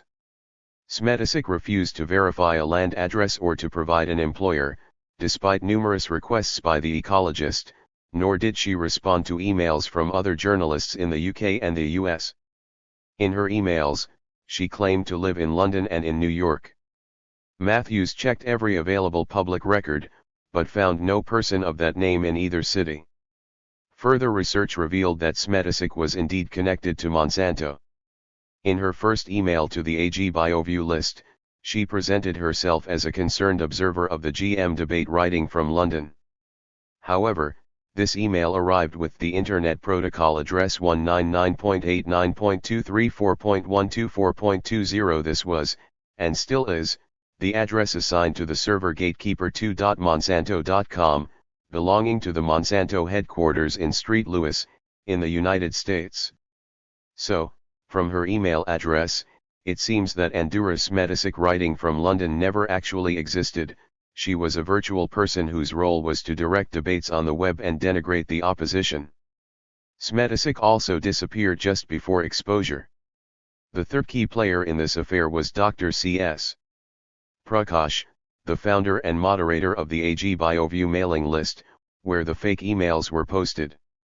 With several associates, Prakash established the AG BioWorld Foundation in January 2000 as a 501 non-profit organization. AG BioWorld presents itself as a mainstream science campaign that has emerged from academic roots and values. Prakash claimed he received no funding or assistance for the foundation and denied working with any PR company.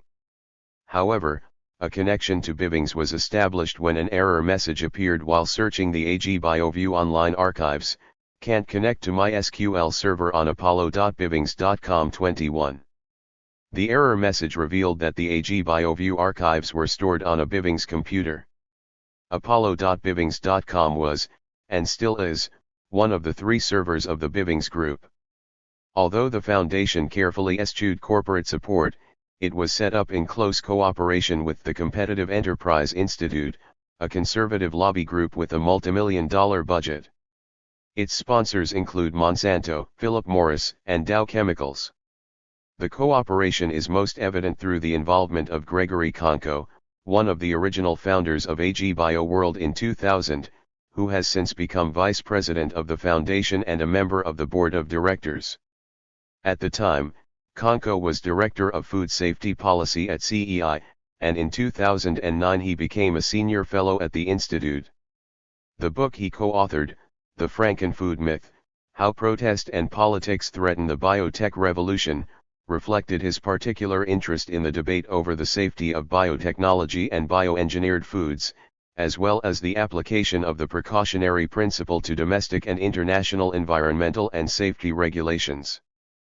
Further collaboration was marked by the launch of the so-called Declaration of Scientists in Support of Agricultural Biotechnology. CEI was proud to take an active part in the fight against what they call death by regulation, regulatory policies that threaten people's health and safety. The battle over biotechnology was foremost in this fight, according to the CEI Annual Report 2000. The Institute played a key role in the creation of the Declaration, the president and founder of the Institute, Fred L. Smith, claimed in his foreword. Yet the Declaration was hosted on the AG BioWorld website, and Prakash presented it as an initiative of his organization and one of his own achievements. Although Konko and Prakash were the 2 founders, the involvement of CEI was not mentioned on the AG BioWorld website at the time of the Mexican maize controversy. It was not until a few years later, in 2005, that Greg Konko was first introduced at the AG BioWorld website as its vice president. Archive.org documents the first appearance on August 17, 2005. The web page offering his biography provided an exact copy of his information at the CEI site. Denial. Rowell and Matthews published their findings in The Big Issue and in The Ecologist respectively. Subsequently, George Monbiot devoted 2 columns in The Guardian to the research. Bivings and Monsanto chose a strategy of straight denial.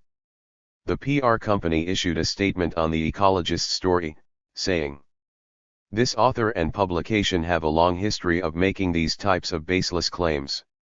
The claims made in The Ecologist story, and the subsequent story that appeared in The Guardian, are false. From our perspective, this piece merits no further discussion." Monbiot's articles received a carefully worded response from the company's president, Gary F. Bivings. The allegations made against the Bivings Group were completely untrue, he said. The fake persuaders mentioned were not employees or contractors or aliases of contractors of the Bivings Group. In fact, he claimed, the Bivings Group had no knowledge of either Mary Murphy or Andouras Medisic. However, before Bivings' letter to the editor was printed, the company's head of online PR, Todd Ziegler, appeared on the BBC Current Affairs programme Newsnight. In the interview, Ziegler admitted that at least one of the emails came from someone working for Bivings or clients using our services. Gary Bivings later tried to disavow the words of his head of PR. He said the company had never made any statements to this effect, and claimed that Newsnight had been wrong about the origin of the emails. Bivings' categorical denials backfired completely when it transpired that he had sent his letter to The Guardian by email. The technical properties revealed that the director's message came from bw6.bivwood.com, the same computer server that Mary Murphy had used. Industry influence. In his dissertation Pathways of Scientific Dissent in Agricultural Biotechnology, Jason Dilborn explored several controversies surrounding agricultural biotechnology. One of the case studies analyzed was the Mexican maize controversy. He notes, regardless of the degree of coordination of the campaign, the discourse emerging online to discredit Chapala and the discovery of the questionable identities of two of the key contributors to that conversation suggest an important pattern of resistance with central themes of credibility and power. The attack on Chapala and Quist relied upon an attack on the character of the scientists rather than on the scientific research. The accusations of being an activist and associating closely with activist groups implied that such character qualities and affiliations polluted their scientific claims. Apparently, the association with activists diminishes a scientist's credibility. The AG BioWorld forum allowed false rumors and speculation to circulate. Dilborn concludes that the mailing list served as an incubator for an intense campaign, with enough momentum eventually to develop into a stronger and more technical critique that could reach and influence a wider audience. The fact that AG BioWorld allowed this to happen is less surprising given that the forum itself is part of a larger strategy to promote the interests of the GM industry. In hindsight, the Mexican maize controversy brought together several, interlinked issues of major importance in one heated debate. First, the possibility of cross-pollination, which at that time was seen as closely related to the safety and thereby the future of genetically engineered food production, and its regulation was disputed. Second, the influence of large corporations at universities was called into question. Chapala was an outspoken critic of the long-running multimillion-dollar collaborative research agreements between Berkeley and the Swiss pharmaceutical and biotech company Novartis. This placed Chapala in the arena of political debates on genetic engineering, and made it relatively easy to link his critical position to the question of academic integrity in general. Or, as Prakash put it, since the dogged and relentless pursuit of truth is the ultimate goal of science, should Quist and Chapala have been allowed to publish such obviously flawed findings? This question is closely related to the third and final major issue, the value of peer reviewing in general, and the quality of publications in Nature. The reputation of the highly respected journal was at stake as its scientific independence was brought into question. The apparent flaws in the Mexican maize research, flaws that could have been corrected had the researchers been given the chance, had escaped the eye of the reviewers. Chapala and Quist were allowed to provide further data on their research, however, the details were published in the same issue of Nature that retracted their original paper. The question was raised whether the decision to retract was based purely on issues with the peer review system, or whether it was influenced by the pressure of the GM industry. Or, in other words, was it due process or double standard? Nature's editor Philip Campbell insisted that the journal's turnaround had nothing to do with the fact that the paper was about genetic modification. It must have been Murphy's Law that ensured that our technical oversight, embarrassing in itself, was in relation to a paper about one of the most hotly debated technologies of our time. Untangling these still ongoing debates is almost impossible. However, the role of the GM industry and their PR advisors in influencing these debates usually remains underexposed. Viral marketing. The Bivings Group started developing covert strategy long before the Mexican maize controversy, and even before 1999, the year that Monsanto nearly collapsed as a result of the failure to introduce GM food on the European market. Reflecting on the PR debacle, Monsanto's communications director Philip Angel told the Wall Street Journal, "Maybe we were not aggressive enough when you fight a forest fire, sometimes you have to light another fire." In October 1999, the New York Times highlighted the emerging industry among consultants specializing in spinning online discussions on behalf of clients. Bivings was among the firms admitting to adopting pseudonyms and participating in online discussions on behalf of some clients. 22 If participated in properly, Matthew Benson, senior director at Bivings, told the paper, these can be vehicles for shaping emerging issues. Moreover, some firms recruit scientists and other experts to voice clients' perspectives in online discussions. To understand a group or an issue requires long-term monitoring, as online researchers have to develop a cultural memory for the issues they're following. Benson and other consultants claim to approach online forums cautiously. When deciding whether to intervene in a discussion, Mr. Benson said, they weigh a number of factors. How serious a forum is it? Do influential people frequent the discussion? How much reach does the forum have outside its own boundaries? Are the critics considered influential by the group, or are they merely considered annoying? For instance, the site of the Organic Consumers Association, dedicated to informing the public about food safety, organic farming, and genetic engineering, did not attract enough visitors to be seen as a real threat. Monsanto's Director of Internet Outreach, Jay Byrne, used the Organic Consumers site as an example when explaining in the monthly newsletter for web professionals about his job in 2000. Instead, he preferred to spend his time and effort participating in even-handed online discussions about the industry. To illustrate this, Byrne singled out the AG BioWorld website run by Professor C.S. Prakash as a list providing information to scientists, policymakers, journalists, and the general public on how agricultural biotechnology can help sustain development. AG BioWorld fitted Bivings' above-cited criteria for intervention. Byrne subscribes and offers advice and information when relevant and ensures his company gets proper play. At least that is what he told the monthly newsletter for web professionals. The archives of the AG BioView list, however, show no entry signed by him under his own name. Moreover, as detailed above, Bivings is closely connected to this list. Byrne is fond of telling professional peers, think of the internet as a weapon on the table. Either you pick it up or your competitor does, but somebody is going to get killed. Byrne attributed the quote to Michael S. Dell, founder and CEO of Dell Computer Corporation. Bivings calls covert methods to influence online discussions viral marketing, using word-of-mouth strategy to disseminate clients' views online.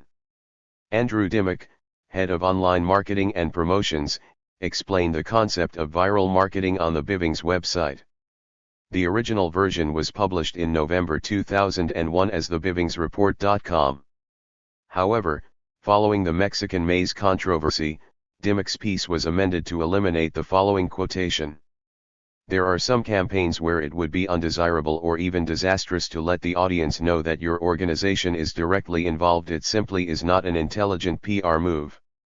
In cases such as this, it is important to first listen to what is being said online. Once you are plugged into this world, it is possible to make postings to these outlets that present your position as an uninvolved third party. Perhaps the greatest advantage of viral marketing is that your message is placed into a context where it is more likely to be considered seriously. The current version now online advises just the opposite. Once you are plugged into this world, it is possible to make relevant postings to these outlets that openly present your identity and position. And the word anonymously has been strategically removed from this sentence. Message boards, chat rooms, and listservs are a great way to anonymously monitor what is being said. Bivings had obviously learned a lesson, as the following warning was added: you should be as transparent in your efforts as possible. Even innocuous promotions can anger people if they somehow feel that they are being misled. The covert corporate strategy using Murphy and Smetasek as fake persuaders reveals a particular relationship between credibility and power. Delborn emphasizes that it suggested the potential for enormous disconnect between the face of resistance and the sources of power that support those faces. The hidden and coordinated support behind people acting as independent individuals makes them harder to oppose. Simultaneously, powerful interests can also participate through covert representation in controversy. Such covert campaigns and the lack of transparency render the business interests extremely difficult to counter. Conclusion. The issues profiled in this chapter illustrate the variety of opportunities the Internet offers to gather intelligence and to carry out counter-strategy.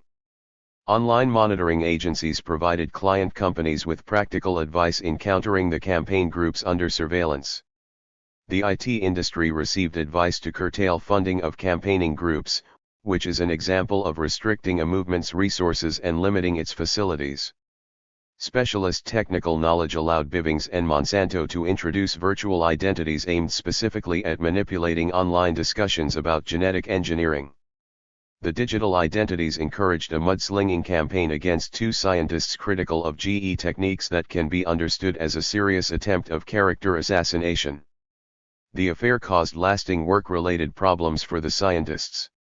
The eWatch case showed how people were fired because of their alleged role in industrial action, an example of counter-strategy imperiling employment. The stories indicate that on the Internet too, monitoring what is said and done is only part of the story. The information was processed, analyzed, and used to develop covert corporate strategy to counter critics. In short, the cases in this chapter contain the essential elements that fit with ideas of theory of intelligence according to Gill: surveillance, power, knowledge, secrecy, and resistance. The chapter illustrates the flip side to the idealized accounts of the Internet such as that of Castells. Furthermore, these experiences show that the shift towards privatized intelligence instigates similar shifts on the Internet.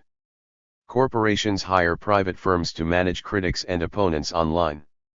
The risks to the privacy of citizens and the fundamental rights of activists, workers, and other people should not be underestimated, and urgently need to be incorporated in future research agendas. Like the other companies investigated for this book, the online intelligence agencies had taken measures to prevent disclosure of their activities. Bivings created digital personalities to discredit scientists critical of biotechnology, trusting that they would be next to impossible to trace on the Internet. Even in the face of incontrovertible evidence, denial was used in attempts at damage control. Infonic, eWatch, and Biving refused to admit their involvement in covert operations undermining activists. The spokesperson of eWatch tried both straight denial and blaming the messenger, while at the same time distancing the company from the cybersleuth service it provided. The founder of Infonic chose a softer focus and used reasonable arguments and persuasion. As its director, Biving himself wrote several letters to editors to deny the claims made against his company. These attempts to cover up are part of a wider culture of secrecy. Covert corporate strategy online undermines the space for open debate, accountability, and transparency. In short, it endangers universal rights to communicate. The online strategies, like the strategies in most other case studies in this book, were made visible through research by dedicated activists and investigative journalists. Research on the Internet, however, requires specific technical skills to identify the origin of emails, to recover links that have been removed, and to interpret web statistics.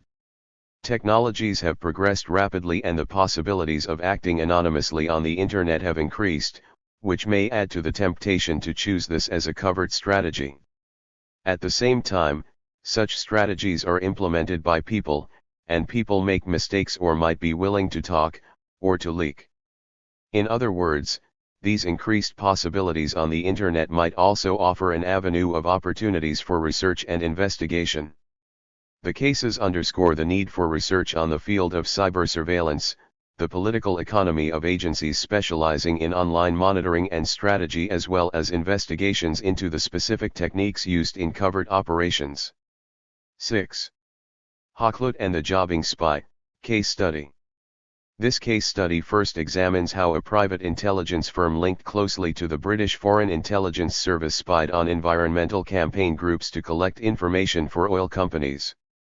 The intelligence firm is called Hochland, and it attracted attention when an allegedly left-wing filmmaker was exposed for spying in Germany, Switzerland, and elsewhere in Western Europe. Manfred Schlickenrieder's cover was blown after a Swiss activist group published confidential files that proved he was on Hochland's payroll. The Schlickenrieder documents provide examples of covert corporate strategies developed for Shell and BP. Confronted with this material, Hochland reluctantly admitted having employed the spy. After the British press published the story, both Shell and BP acknowledged hiring the firm. The second part of this story concentrates on Manfred Schlickenrieder's activities. The documents show that his spying experience had been built up during years of working for Germany's domestic and foreign intelligence services. In this context, his work focused on revolutionary groups such as the Rote Armee Fraction, their supporting network and their connections with similar groups in Germany and elsewhere in Europe. For more than 20 years, Schlickenrieder's secret work was paid for by private intelligence agencies as well as state services. He received assignments from both, alternately or simultaneously. Schlickenrieder's existence as a freelance spy is a personification of what Hugenboom calls grey intelligence, and as such, this chapter maps the blurring boundaries between public and private intelligence and espionage. Background. The case is primarily based on research by an activist group in Switzerland, Revolutionäre Aufbau. 23 Schlickenrieder was uncovered as an infiltrator of this group because he was no longer trusted in his private and his public life. Strong suspicions by other members of the Aufbau group proved to be well-founded, as it was discovered that he held an archive of intelligence files. One of the members of the informal investigation group had access to his office, discovered the spy files, and took them. My involvement with this case started when the Aufbau group went public with the findings of their comprehensive internal investigation. They published the outcome of their research on the internet, illustrated by a selection of the discovered documents. Several German and Swiss papers reported the exposure of the spy and his intelligence files. I met with several people from the Aufbau group to share some of the Janssen and Janssen expertise, and subsequently investigated some links leading to people whom Schlickenrieder had approached in the Netherlands. As a freelance investigative journalist, I covered the case in the Dutch press. After our two-day meeting, the Aufbau group trusted me with a more complete set of the discovered documents on a CD-ROM, given to me for research purposes only. In addition to the many talks we had, the group also provided reports of their research, not all of which had been published in full. It included, for instance, the rough recordings of an interview with a business journalist who had investigated the corporate assignments of the freelance spy. To complete the analysis of the material, I have subsequently interviewed members of some of the targeted groups, such as Greenpeace Germany and various Dutch groups. Although the discovery and initial verification of the secret documents happened before my involvement with the Aufbau group, this case brings up the issue of using deception as a method to gather information. Because the field of activist intelligence and covert corporate strategy may sometimes need unconventional research tactics, it is important to discuss the issue here. A well-known example of the use of deceptive methods is that of the German journalist Günter Wallraff, who exposed the horrific working conditions of migrant workers in German industry in the early 1980s and the misleading and deceitful practices of Germany's leading tabloid, Bild. In order to expose those practices, he went undercover and lived the life of a migrant worker and a tabloid reporter respectively. He had to do the trade and be part of it, in order to expose social abuse. The use of deception can be problematic for both investigative journalists and social scientists for a variety of reasons, including important ethical issues such as lying, invasions of privacy, manipulation, and involving subjects without their consent. Or, as Gary T. Marks puts it, in getting at the dirt, one may get dirty oneself. Seeking data on illegal actions may draw the researcher into illegal activities, and he or she may face temptations not usually considered in graduate methodology classes. Unconventional methods are thus tactics of the last resort and should be restricted to a narrow range of issues, for example discrimination in housing, employment, or law enforcement. In such cases, the researcher may present him or herself as a client, patient, stooge, or ally, to see if the expected behavior is, or appears to be, forthcoming. For reasons of resources and ethics, Marx says, there are limits. The researcher should not take this to a point where actual damage is done, or the law is violated, as with unnecessary surgery, actually paying a bribe, or purchasing contraband. However, Marx is prepared to stretch the rules when it comes to dealing with cases of surveillance, infiltration, and other covert operations, and summons sociologists to go further and be more imaginative. Perhaps different standards with respect to deception, privacy, informed consent, and avoiding harm to research subjects ought to apply when the subjects themselves are engaged in deceitful, coercive, and illegal activities, or where one is dealing with an institution which is publicly accountable. In the absence of a clear and agreed upon moral framework, Marx proposes a kind of reverse golden rule: persons who violate the public trust are appropriate subjects for investigative tactics that would otherwise be inappropriate. There is one remaining question. Who is to decide, and by what criteria is it appropriate to conclude that a research subject may be deceived? The great catch-22 comes with the number of cases for which it is not possible to know beforehand that violations are occurring. To exempt such persons from deceptive tactics until probable cause appears makes it unlikely that the wrongdoing will be discovered. The weakness of this rule is in its character, its eye for an eye approach. Infiltration and spying essentially involve issues of trust and betrayal. The public interest would be a better justification for the use of unconventional methods of discovery. Sometimes exposure of secret information is necessary to raise issues of importance that threaten democracy, as demonstrated by the case studies in this book. The files. The documents found at his office indicated that Manfred Schlickenrieder worked as a freelance spy for state intelligence agencies, as well as for corporate clients. The files can be categorized accordingly. The first category concerns his work for Hakluyt, the second relates to his work for state intelligence services, and the third is a database of left-wing activists and campaigners of interest to his clients, held partly on printed index cards and partly in electronic format. The Hakluyt file contains comprehensive reports on meetings, correspondence, and bills. Among the documents are detailed email exchanges between Schlickenrieder and Hakluyt. The second category of files is partly comparable but concerns his work for various state intelligence services. It contains invoices and claims for expenses such as travel costs, phone costs including the use of a mobile phone, administrative help, and the rent of the office. 24 But this file also holds various kinds of official documents that appear to originate from intelligence services. Some of the documents come from Italian agencies, others are prepared by German agencies in close cooperation with the French and the Belgian police and state secret services. These documents summarize the whereabouts of people involved in support work for political prisoners and detail the movements of people believed to be involved, building international networks between groups like the Belgian Cellules Communiste Combattants, CCC, the French Action Direct and the Italian Brigade Ross. There are official intelligence reports containing overviews of Besuchsbeispielses Postkontakte of several people detained for membership of the Rote Armee Fraktion, detailing the frequency of contacts. The period in the column Datum Erstkontakt ranges from 1986 until 1998.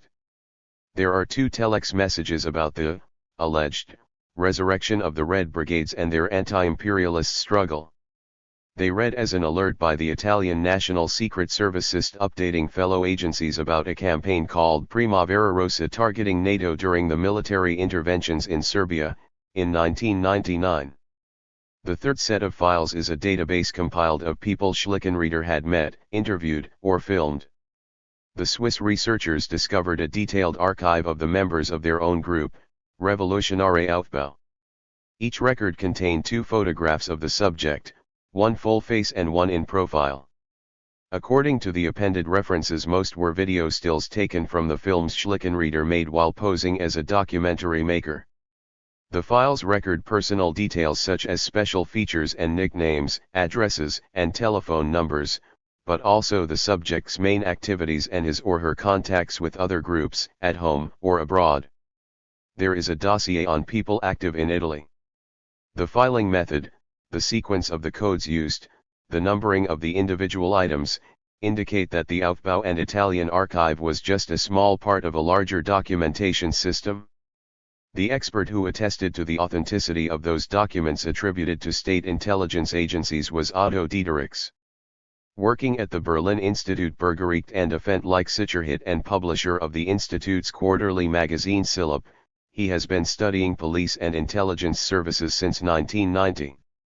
The problem with intelligence files is the lack of letter headings and signatures, he explained.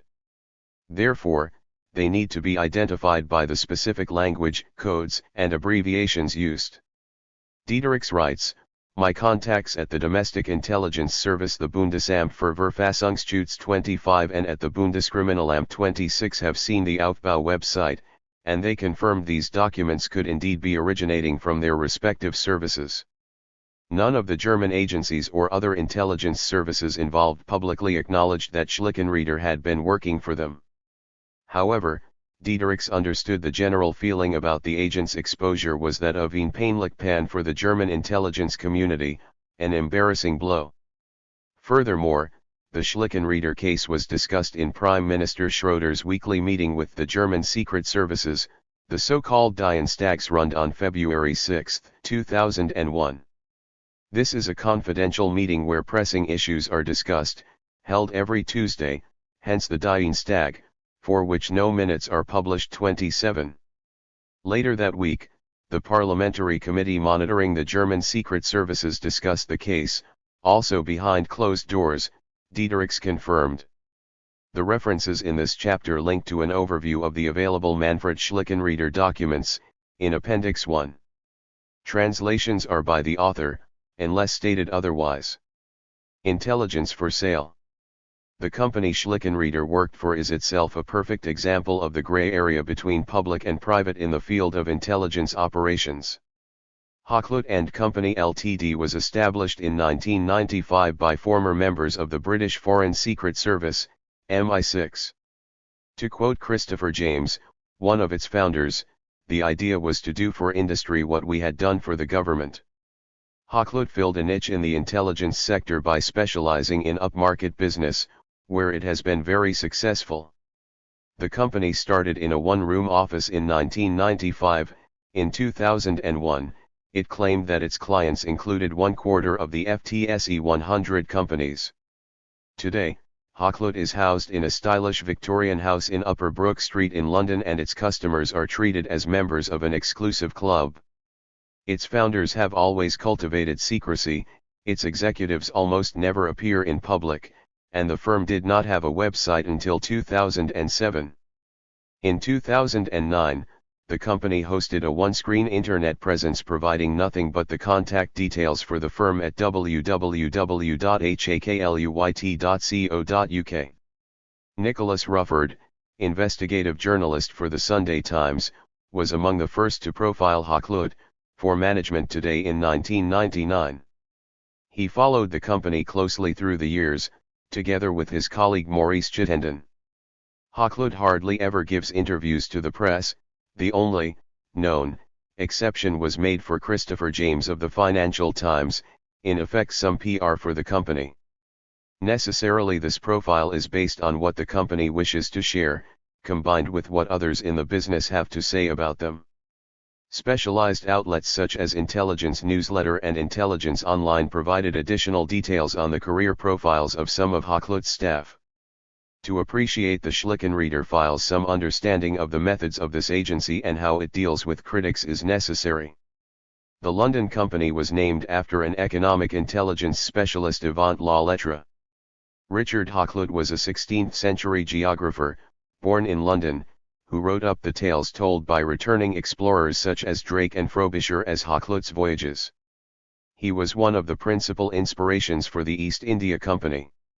In 1582, Richard Hakluyt argued for the colonization of North America as a base for discovering the Orient. So the FT asked director Christopher James if Hakluyt was attempting to recapture a fading imperial grandeur. His answer was, when we set up, it was to help British companies stay ahead of the competition.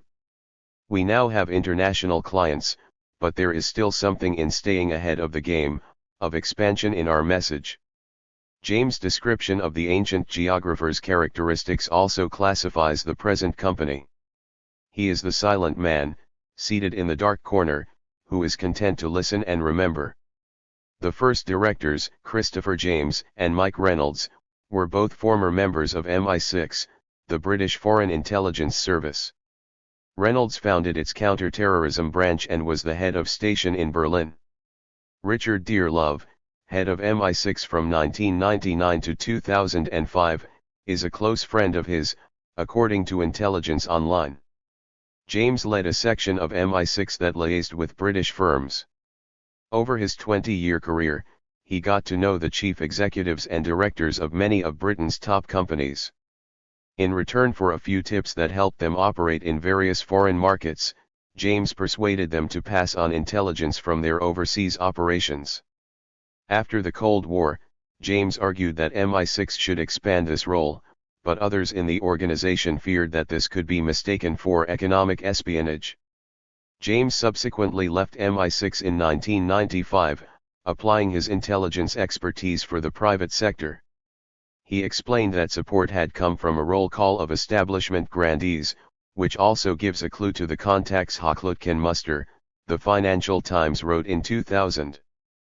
Former Foreign Secretary Malcolm Rifkind was supportive of the project, so too was Ian Lang, former Secretary of State at the Department of Trade and Industry.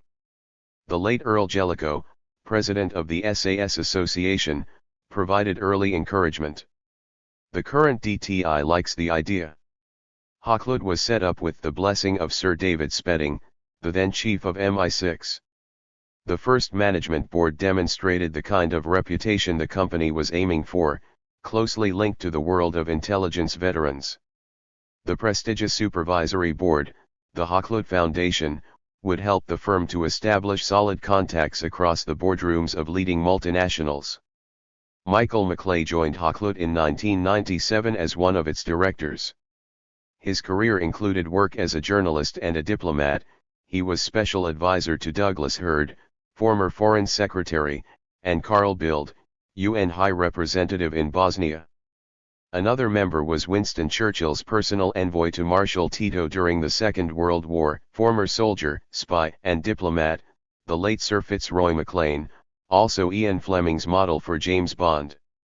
The first boards also showed that the oil companies were involved at the early stage of setting up this private intelligence company. Sir William Purves, CEO of Shell Transport, has been chair of the Hakluyt Foundation since 1999 and director of the company since 2002. Sir Peter Holmes, former chair of Shell, was president of the Hakluyt Foundation from 1997 until he died in 2002. Former deputy chair of BP Sir Peter Kazalid helped to establish Hakluyt in 1995 and was chair of the company and the foundation, before he retired in 2000. BP itself has long-standing ties to MI6, its Director of Government and Public Affairs, John Gerson, was at one time a leading candidate to succeed Sir David Spedding as Chief of MI6. Christopher James explained to the Financial Times how Hakluyt functions, stressing the careful way the company evaluates information and turns it into intelligence. The company has over 100 associates on its books, some based in London, others at stations worldwide. They might be investigative journalists, diplomats' wives, senior business people, former diplomats, or consultants. For each assignment, Hakluyt calls up to 5 associates back to London to be briefed and then deploys them. The work essentially involves talking to the right people, according to James. Each associate is given different questions and works independently. When the associates come back with contradictory information, the directors make a careful judgment of the material in London before submitting a final report. Hochlet tries to distinguish itself from other business intelligence consultants, spin masters, and clipping services. We do not take anything off the shelf, nothing off the net. We assume that any company worth its salt has done all of that, Hochlet's Michael Maclay explained to students in the Netherlands. We go with the judgment of people who know the countries, the elites, the industries, the local media, the local environmentalists, all the factors that will feed into big decisions being made. Manfred Schlickenrieder was one of those people who knew the local environmentalists. His documents disclose additional details on Hochlet's intelligence gathering arrangements, and the development of subsequent covert strategy for their clients. Content to listen and remember. Shell International was one of Hochlet's first clients in 1995. The Brent Spar crisis and the execution of Ken Saro-Wiwa in Nigeria had become PR nightmares not easily forgotten. The company wanted to make sure it would not be caught unawares again. Early in 1996, Hochlet asked Manfred Schlickenrieder to make an inventory of the activist agenda for Shell International. To fulfill this assignment, Schlickenrieder used his cover Group 2 to start a research project described as Shell in Nigeria / environment damage / human right violation etc. In the letters he wrote to ask groups for interviews, he claimed his research would result in a video documentary. Posing as a filmmaker working on a documentary about campaigning after 1995 had several advantages. Arguably, the most important was that nobody would think it strange that Schlickenrieder was asking questions. He traded on his image as a veteran left-wing political activist on his various information-gathering missions. In addition, he made maximum use of the fact that the loose network of activists in Europe is a pattern of connections based on trust. Mentioning a joint acquaintance or referring to a demonstration participated in can be sufficient to gain entry. This offered an easy way to widen the range of contacts for Schlickenrieder as well as the opportunity to map various networks, by outlining the various connections as they occurred. For instance, Schlickenrieder exchanged letters with Earthwatch, the foreign desk of Friends of the Earth in the Netherlands. He paid them a visit, obtained information, and used this contact to introduce himself to his next target, cosmetics company The Body Shop. In a letter to the head of the German branch of the company, Schlickenrieder mentioned organizations already engaged in his project. He then praised the company for their long-term involvement with the campaign against Shell in Nigeria, and for their concern for human rights and the environment. For his film about Shell, he requested an interview with a representative of the Body Shop about its activities so far, its future plans, its experiences with Shell, and about clients' feedback regarding this engagement. Schlickenrieder got his answers, and not just for the documentary. Anita Roddick, founder of the Body Shop, was furious when she eventually read about this operation and the exposure of Schlickenrieder in the Sunday Times. Of course, my company is merely a front to campaign on behalf of the environment and human rights, she retorted in a letter to the editor. Shock, horror. We have been saying that to anyone who'd listen for the past 25 years. The outrage is rather that self-styled, socially responsible corporations BP and Shell should have been working hand in glove with Hochlet, a semi-official nest of ex-MI6 spooks, one of whom is quoted as saying, "We don't ever talk about anything we do." Not quite in the spirit of stakeholder dialogue, chaps. By way of apology for setting these grubby little bin rifles onto her, she demanded that the fees paid to Hochlet plus interest be donated to the public campaign against a real enemy of the people, ExxonMobil, for its irresponsible stance as #1 global warming villain. Schlickenrieder traveled around Europe, filmed protest actions and documented meetings, either on camera, or by making notes. He interviewed relatives and friends of Ken Saro-Wiwa, and other people central to the campaign against Shell operating in Nigeria. The project that served as a cover for the investigation eventually resulted in a documentary video, Business as Usual, The Arrogance of Power, a rather superficial overview of the European campaign against Shell. The next section shows how the information was used. Counter-strategy. Intelligence gathered by people like Schlickenrieder was used by Hochlet to help client companies develop strategies to counter the effect of planned campaigns, in this case the environmental movement. The ability to anticipate criticism is very useful for lobbying and public relations.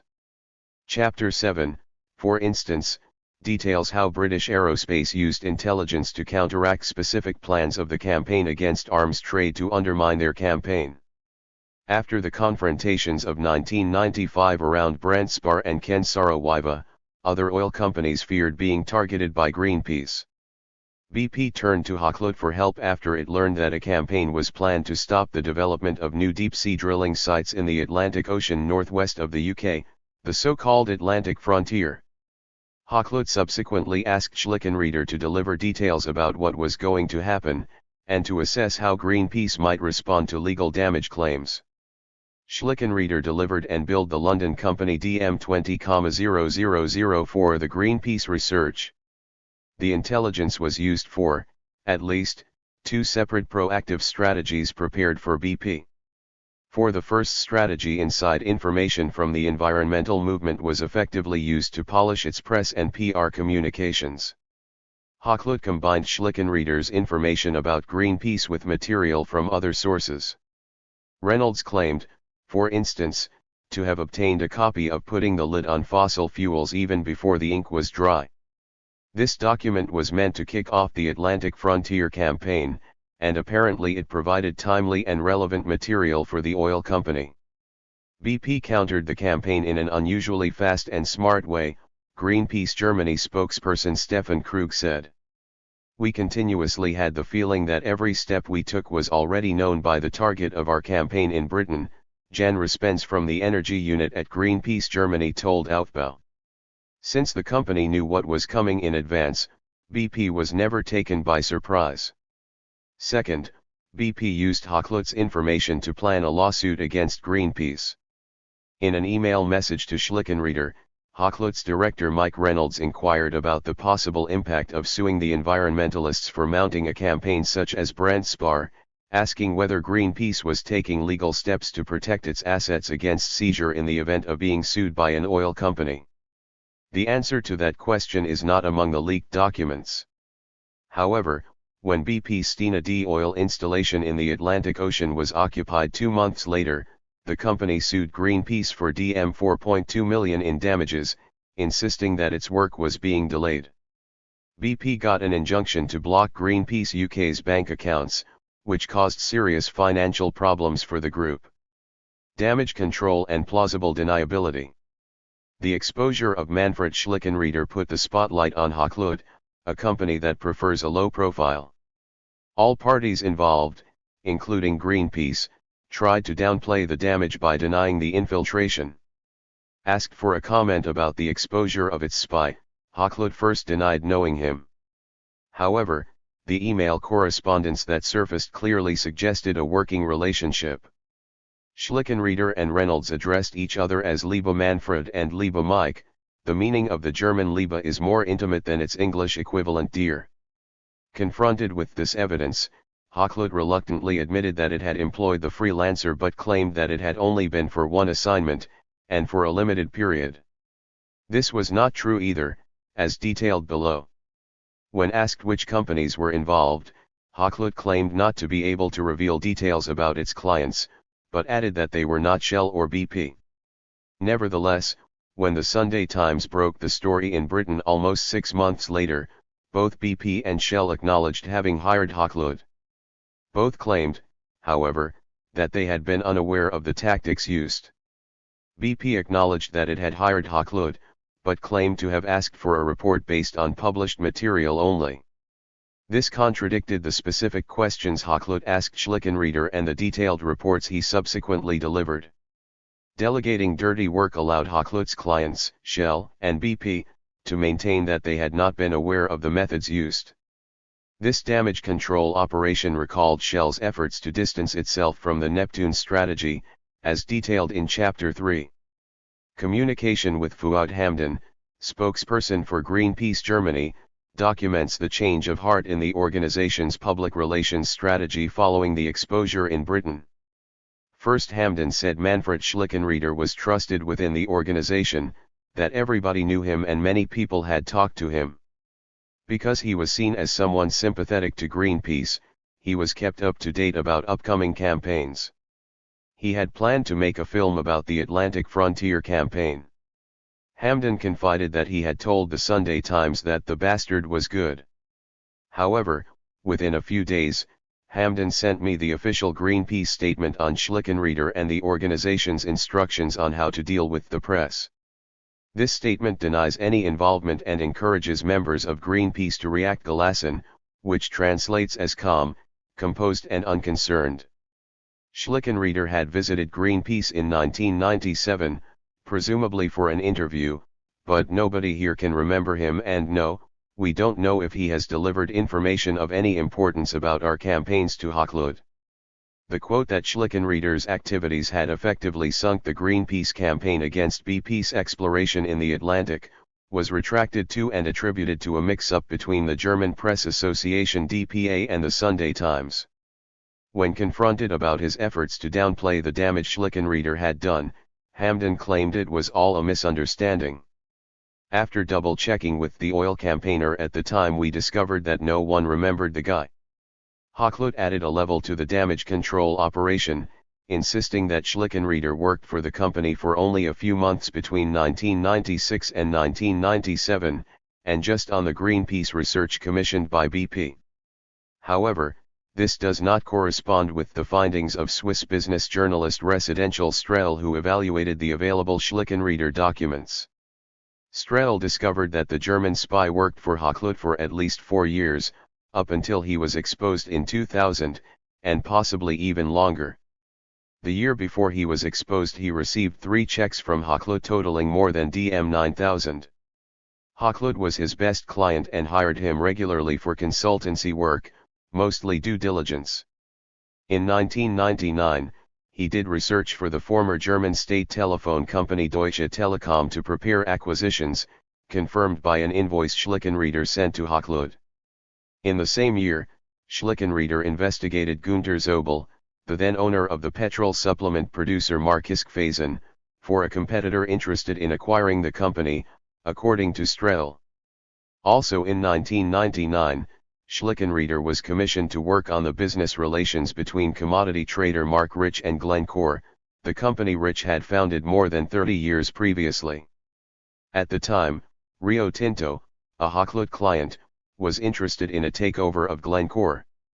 In 1998, Schlickenrieder investigated Martin Ebener, the controversial Swiss financier and asset stripper who wanted to take over the tire producer Pirelli. In 2000, he explored the current market and takeover options for the German beer brand Beck's. Also in 2001, he undertook an investigation into the Bankvergewerkschaft for a client interested in a takeover. In 1996, Schlickenrieder started mapping resistance against Freeport and Rio Tinto, the world leaders in finding, mining, and processing mineral resources.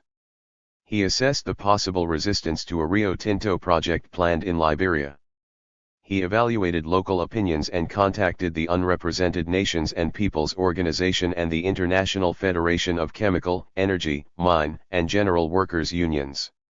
In a letter to Friends of the Earth, Schlickenrieder asked for information about their work against the mining companies in Irian Jaya and in Madagascar. In March 1999, Schlickenrieder sent Hakluyt an invoice for the Rio Tinto research in January to be followed by an additional report. The Swiss Aufbau Group found evidence that he continued billing Hakluyt for Rio Tinto research until he was exposed.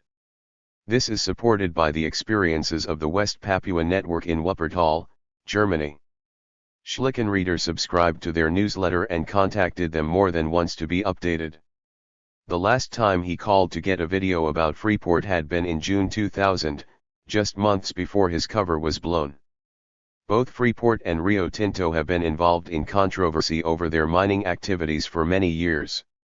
Both have engaged several strategies to co-opt or counter their adversaries, with or without the advice of Hakluyt. He is a silent man.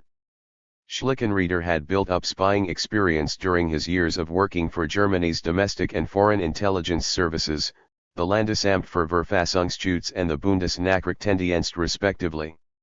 He frequented meetings of radical left groups, including the Red Army faction, from the early 1980s until his cover was blown in 2000. He also developed contacts with Italian revolutionary groups.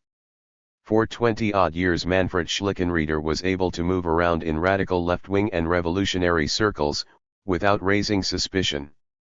Schlickenrieder's political career began and ended in Munich. He was briefly a member of the Maoist KPD/ML. By the end of 1975, Schlickenrieder had managed to pass the admission procedure to enter the Rothhilfe as well as the Kommunistischen Studentenbund, two of the many leftist groups that sprang up in Germany in the 1970s. When the Verfassungsschutz, the domestic intelligence service, knocked on his door, he told them to go to hell. Or so he claimed, according to Diedericks and Stark. For his Maoist comrades this encounter was enough to expel him from their organizations. But the story of his experiences delivered a convenient cover for his next project. Schlickenrieder laid the groundwork for approaching sympathizers of the Red Army faction. In 1982, he published a pamphlet proclaiming solidarity with RAF members Christian Klar, Adelheid Schultz, and Brigitte Monhaupt after their arrest. The main explanation for Schlickenrieder's enduring career can be found in the way he worked. It seemed that he was a reticent character. He was what the Germans call an Einzelgänger, a loner, preferring to work on his own. He was known as an intelligent person, engaging and interesting to talk to. He would not ask too many questions at once, but would use what he heard on one occasion as a resource for cultivating future contacts. Taking advantage of activists' trust, he had a well-developed ability to piece together fragments of information to compile a fairly accurate picture, Steinbacher and Stauffacher explained in January 2001. Other explanations can be found in the organization of his work. The documenting archive Gruppe 2 was a flexible and plausible cover that offered a wide range of opportunities. Documentary making was one part of the business. Under the cover of providing an alternative to state propaganda, Schlickenrieder was allowed to be present, with camera and microphone, while police and others were excluded. He filmed the occupation of squats, sympathizers of the Italian Red Brigades, secret meetings, and many other events. He was intimate with the Umfeld family and friends of the RAF. He made several documentaries for Revolutionary Aufbau, including one video about the dockers' strike in Britain.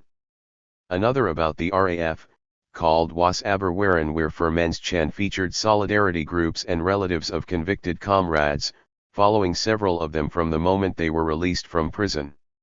His film about Italy's Red Brigades, which he had been working on since 1985, was never finished, but served as an introduction to revive contacts in Italy's radical circles whenever necessary. Apart from that, as explained above, stills from video footage served as a photo database, accompanied by personal details about the many people he had met. Over the years, he must have filmed hundreds, perhaps thousands of people who took the integrity of the producer for granted. Documenting the activist struggle, Schlickenrieder's videotapes evolved into an extended illustrated archive of the radical left in Europe. Collecting and disseminating printed material was another important part of business at Gruppe 2. This was a simple, but very effective way of gathering information. Most left-wing groups would send him their publications, either prompted or unprompted. From the mid-1980s until the mid-1990s, Schlickenrieder also published a magazine, or rather a series of pamphlets, called Text. The content mainly consisted of the writings of groups involved in armed resistance, including American political prisoners like Mumia Abu-Jamal, Black Panther activist Doroba, and discussion pieces by members of the Italian Red Brigades. To be the editor and publisher of Text was effective from an intelligence-gathering point of view.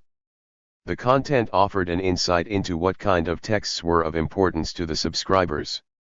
It also revealed who were the ideological and strategic thinkers in a group, and how they could be reached to ask for a contribution for the magazine.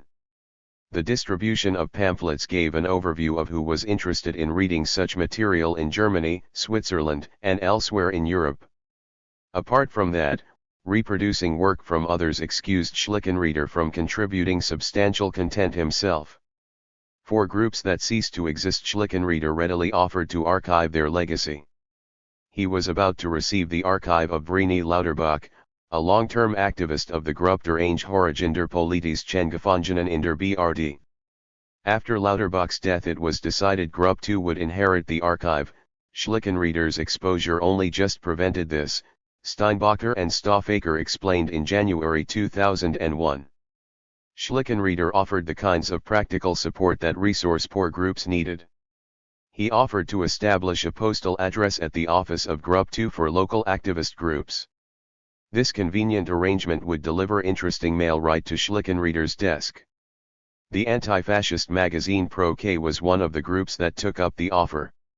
The magazine was sued for libel after it called a named plainclothes police officer a Kleines Mieses Bullenschwein. A search under warrant for copies of the contested issue at the Gruppe 2 office did not deliver any evidence, but the incident was functional in reinforcing the idea of police repression against Gruppe 2, and as such doubtless helped to secure Schlickenrieder's cover.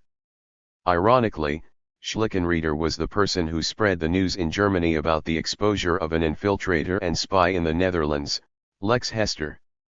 To uncover another spy provided more cover. On this occasion, there was actually a clear and present danger, because Lex Hester fulfilled a similar role within networks of radical groups in the Netherlands, collecting radical publications, working in an anarchist bookshop and functioning as a contact address for people who were interested in radical writing as well as action. In a pamphlet describing his contacts with the exposed spy, Schlickenrieder explained that he had exchanged information with Hester in the past and had visited him in the Netherlands, but claimed he stopped trusting him shortly before the exposure. The cover of Gruppe 2 had more advantages. It forestalled questions about the political background of Schlickenrieder and his own radical achievements.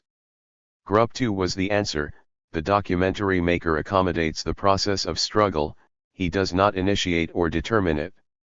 Questions about the name of his organization were explained by referring to a clandestine arrangement. A part of his group, presumably Gruppe 1, had been forced to go underground in 1977, due to severe and continuing police repression. In the 1970s, the RAF, a left-wing collective born of the student revolutions of the 1960s, undertook a series of bombings, assassinations, and hijackings in Germany. The repression this provoked is known as the Deutschen Herbst. Schlickenrieder was the only one who could operate in public, or so he claimed until the very end, conveniently playing with the illusion that for him the Deutschen Herbst had never ended. The legacy of those turbulent years is still the subject of discussion today. The release of The Last Prisoners, new films and books about the period made Neil Asterson, the Observer's correspondent in Germany at the time, reflect on the legacy of those turbulent years and the strange hold they had, and still have, on the national psyche. The secrecy and the presumed radicalism associated with Gruppe 1 guaranteed no further questions asked. The projects detailed here appeared to help sustain and confirm his cover as a political activist and trustworthy comrade, while at the same time providing opportunities to gather intelligence and expand his network. In the end, however, the same qualifications that made Schlickenrieder perfectly suitable for his role as fellow traveler and information-gathering spy made it difficult for him to become a full member of a radical group. His distance, his failure to provide an acceptable political analysis assessing the current state of the anti-imperialist struggle, or a clear political praxis against the capitalist system, gave him away eventually. His lack of ability to get really involved ultimately caused the suspicion that led to his exposure. Members of the Solidarity Campaign Libertad. With hindsight, said Schlickenrieder had problems connecting with them when he joined their working group International Contacts. From the available documents now, it transpired that Schlickenrieder was interested in their preparations for resistance against the G8 summit in Naples, in 1994. When he left the group within a year, no tears were shed. Schlickenrieder's contribution to the group was never substantial, Libertad claimed, he never took any initiative and he kept his alleged highly valuable contacts in Italy to himself. The Swiss Aufbau group had similar experiences. In the 2 years before his exposure, they tried to integrate Schlickenrieder into their structures. He was to become the Munich desk of Aufbau. Schlickenrieder agreed, but did not manage to keep appointments or to deliver promised work, and his contributions to the discussions did not satisfy the Swiss. He was unable, or unwilling, to integrate, and this raised suspicion. After the first documents implicating Schlickenrieder's foul play found their way to the Swiss office, an internal investigation led to his exposure as a spy. Highly valued agent. Schlickenrieder was a special kind of agent, and not only because he managed to stay in business for such a long time. He had access to secret official documents and personal intelligence files on radicals to help him navigate in their circles. Among the documents is an official intelligence file detailing the contacts of specific individuals in Italian radical groups. The original document has numbered pages, but some pages or parts of pages are missing. It is written in German, has no heading and is not signed. It lists the names of 18 Italian activists, detailing their history and activities. Schlickenrieder not only had access to intelligence files, but was also able to request further information about the people he spied on. His handlers in the German agencies would contact their Italian colleagues on his behalf. The file has 2 sections with remarks that are obviously answers to earlier questions. Referring to your request to be informed about additional extremists with possible foreign contacts, we can mention to you the following individuals. The second set of questions refers to a specific house, where certain named contacts allegedly lived from time to time, and to an arms cache in Rome from which weapons and munitions may be obtainable. The use of the subjunctive in the German original 28 suggests that the questions address gathered information, rumors, or tips that need confirmation. The answer read, unfortunately no information is available yet. We have forwarded the request to SIST, but have until this moment received no reply. Schlickenrieder's ways of working for state and business were similar. He made proposals to his employers, or provided them with reports they had not even asked for. For instance, in a September 1997 email to Hochland, the German spy explained how he had used the opportunity of visiting Hamburg to talk to 2 separate people within Greenpeace. In closing, he wrote, "That was your free mood report supplement from Hamburg." In 1995, Schlickenrieder wrote an extensive strategy report with detailed proposals for state agencies, suggesting new fields of research among radical movements. He proposed taking up the project of making a video about the Red Brigades, because it would provide him with the possibility of getting in touch with almost any level of the movement. This is yet another example of a project that merged sustaining his cover and opportunities for intelligence gathering. Additionally, Schlickenrieder's work was highly valued. The rewards allowed him to live in a spacious rooftop flat overlooking a park and to hire a 4-room office equipped with up-to-date computers and video editing equipment.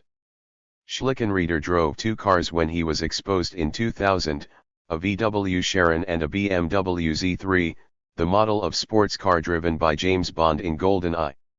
He declared an average of 1.600 dm of expenses every month, and his budget was calculated at 10.000 dm monthly. 29 The average wage in 2000 in Germany was 54.256 dm per year. Not only was he well paid, the intelligence services also proved willing to invest in his ventures. In his 1995 strategy plan, Schlickenrieder emphasized the importance of producing and publishing a German translation of the Rapporti Sociali. This was an extensive Italian discussion paper assessing the current conditions for revolutionary struggle. The publishing project would offer the opportunity to establish direct contacts with the original publishers. The participation in the international meeting would be ensured, and above that, taking up the distribution of it in Germany would lead to the contacts involved in this project in Switzerland and Germany. Schlickenrieder provided the translations and the Swiss Aufbau group corrected them and wrote the preface for the German version. The Schlickenrieder documents include copies of the test translations, which were prepared by an official translation service, judging by the marks and codes used. The Aufbau people calculated that the translation alone must have cost Schlickenrieder and / or his employer about 10.000 dm. This sum can be seen as a price to be paid to secure further access. Judging by the proposals Schlickenrieder wrote at that time, the Aufbau group concluded that the translation was sozusagen das Eintrittsbillett in die Internationale Kommunistische Bewegung, it was so to say an admission fee, a ticket to the international revolutionary movement. Searching for an explanation of why the Revolutionäre Aufbau had not been more careful, the group explained that the offer to translate and publish the German edition came at just the right moment. The French and Italian versions were ready to be published, and especially for Germany it was very important to have a Marxist analysis of the crisis in capitalism based on objective conditions. The assistance with the translation and publishing of these documents implicates secret services in assisting and facilitating the revolutionary movement. Instead of just monitoring developments, intelligence agencies played a more active role. Such active interference raises the question as to what extent the Secret Service influenced or controlled this movement in Germany. Schlickenrieder was a proactive agent, at times also playing the role of agent provocateur. A 1994 report described how he tried to make a weapons deal with Dev Sol. This small Marxist-Leninist party in Turkey was originally formed in 1978 by Dursun Karatas as Revolutionary Left, a splinter group from a larger organization. It is now known as DHKP/C, the Revolutionary People's Liberation Party Front, or Devran C. Halk Kurtuluş Partisi Sifasi in Turkish. Schlickenrieder offered Dev Sol a small amount of handguns, Sig Sauer or Heckler Koch, at 1,200 dm apiece. There was one condition, he wrote in his report, alle Reitungswerden des Lieferanten darauf bestehen, zu erfahren, wohin die Waffen gingen. The suppliers insisted on getting to know what the weapons would be used for. The revolutionary Turkish splinter group was at the time involved in an internal power struggle, resulting in serious casualties and fatalities, specifically in Germany, one of the lawyers of members of Dev Sol Marquis and G. Arden explained. In the same period, the magazine text, part of Schlickenrieder's cover, included a debut contribution from Dev Sol. It is not clear if this deal was concluded, further documentation is lacking. Either way, the offer exemplifies a serious attempt at provocation involving intelligence agencies and weapons. It also raises questions about the extent of Schlickenrieder's work in this specific field.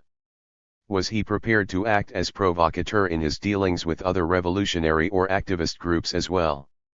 Dangerous liaisons. The exposure of Manfred Schlickenrieder was an embarrassing blow for the intelligence community. The case was discussed in two separate parliamentary forums. If Schlickenrieder was indeed working for both the Bundesnachrichtendienst and the Bayern section of the Landesamt für Verfassungsschutz, he worked for two agencies whose tasks are separated by law. The BND is the Foreign Intelligence Agency, while the LFV is supposed to focus on domestic matters. Two agencies simultaneously working with the same agent providing him with similar assignments is highly unusual, according to Otto Diederichs from the Institute for Civil Rights and Public Security. Indeed, they would be operating in a hitherto unknown gray area. Such an overlap could occur only under special circumstances, for instance when dealing with the fight against terrorism. In such cases it would be difficult, or impossible, to separate the origin of information, either by borders or by agencies. The supposition of alleged links with terrorism would justify the joint running of an agent. Apparently, the Revolutionäre Aufbau Schweiz was such a case. Intelligence sources allege that the group has good contacts with the remnants of terrorist networks in Italy, Spain, France, Belgium, and Germany, but experts such as Diederichs know of no evidence to support such claims. The Aufbau group was, and is, engaged in solidarity work for political prisoners in various European countries, according to their website. Moreover, we fight against capitalism in general, against dismissals, against keeping down wages, against discrimination of women. We also fight against pressure to perform in schools, against state repression, against the disturbance of the environment, against the fascists, against the imperialist war and against the reactionary witch hunt specifically. Conclusion. Manfred Schlickenrieder is an early example of the modern freelance spy. He started working for German and foreign intelligence services, later for privatized employers like Hochland, smoothly shifting gear between the two, as well as between political intelligence gathering and the more classic financial consultancy work. Schlickenrieder provided reports and strategy plans on his own initiative as well. More than a manifestation of individualism, or rather an odd example of precarious working conditions, the way Schlickenrieder operated can be seen as a practical and apparently workable response to continuing problems with hierarchy and modernization within state secret services. Although their goals may differ depending on their clients' needs, business intelligence agencies, and their hired agents, often use much the same modus operandi in surveillance and spying as do governments. No matter whether he was working for secret services or for big business, when approaching his targets, Schlickenrieder traded on the trust built up through the years. He was able to move around without raising suspicion for a very long time, in spite of security awareness within the various groups. Furthermore, spying on the Greens, as Schlickenrieder was commissioned to do for Shell and BP, is a good example of the need not just for intelligence, but for appropriate answers too. Hochland does not just gather intelligence to know what is coming, but also develops proactive strategies that require information of their own. The agency provides services to implement these counter-strategies as well. The story about the jobbing spy indeed illustrates the intersection of state and corporate intelligence. In fact, it is an example of privatized intelligence and outsourcing. Hochland's first board of directors comprised a gallery of retiring public servants aiming at a new career. Shell and BP played a role in the founding of Hochland. They supplied high-profile CEOs to take seats on the Corporate Intelligence Board or its advising foundation. The oil companies were also clients and provided a number of assignments for the company, as was illustrated by the work of their freelance spy. As the Tofflers predicted, as the informal links between corporate security and state intelligence increase, they generate incestuous relationships. The restructuring of world business leads to complex cross-national business alliances, while globalization adds dimensions to the complicated political issues that corporations have to deal with. In other words, the challenges of the current time frame increase the need for inside information and intelligence.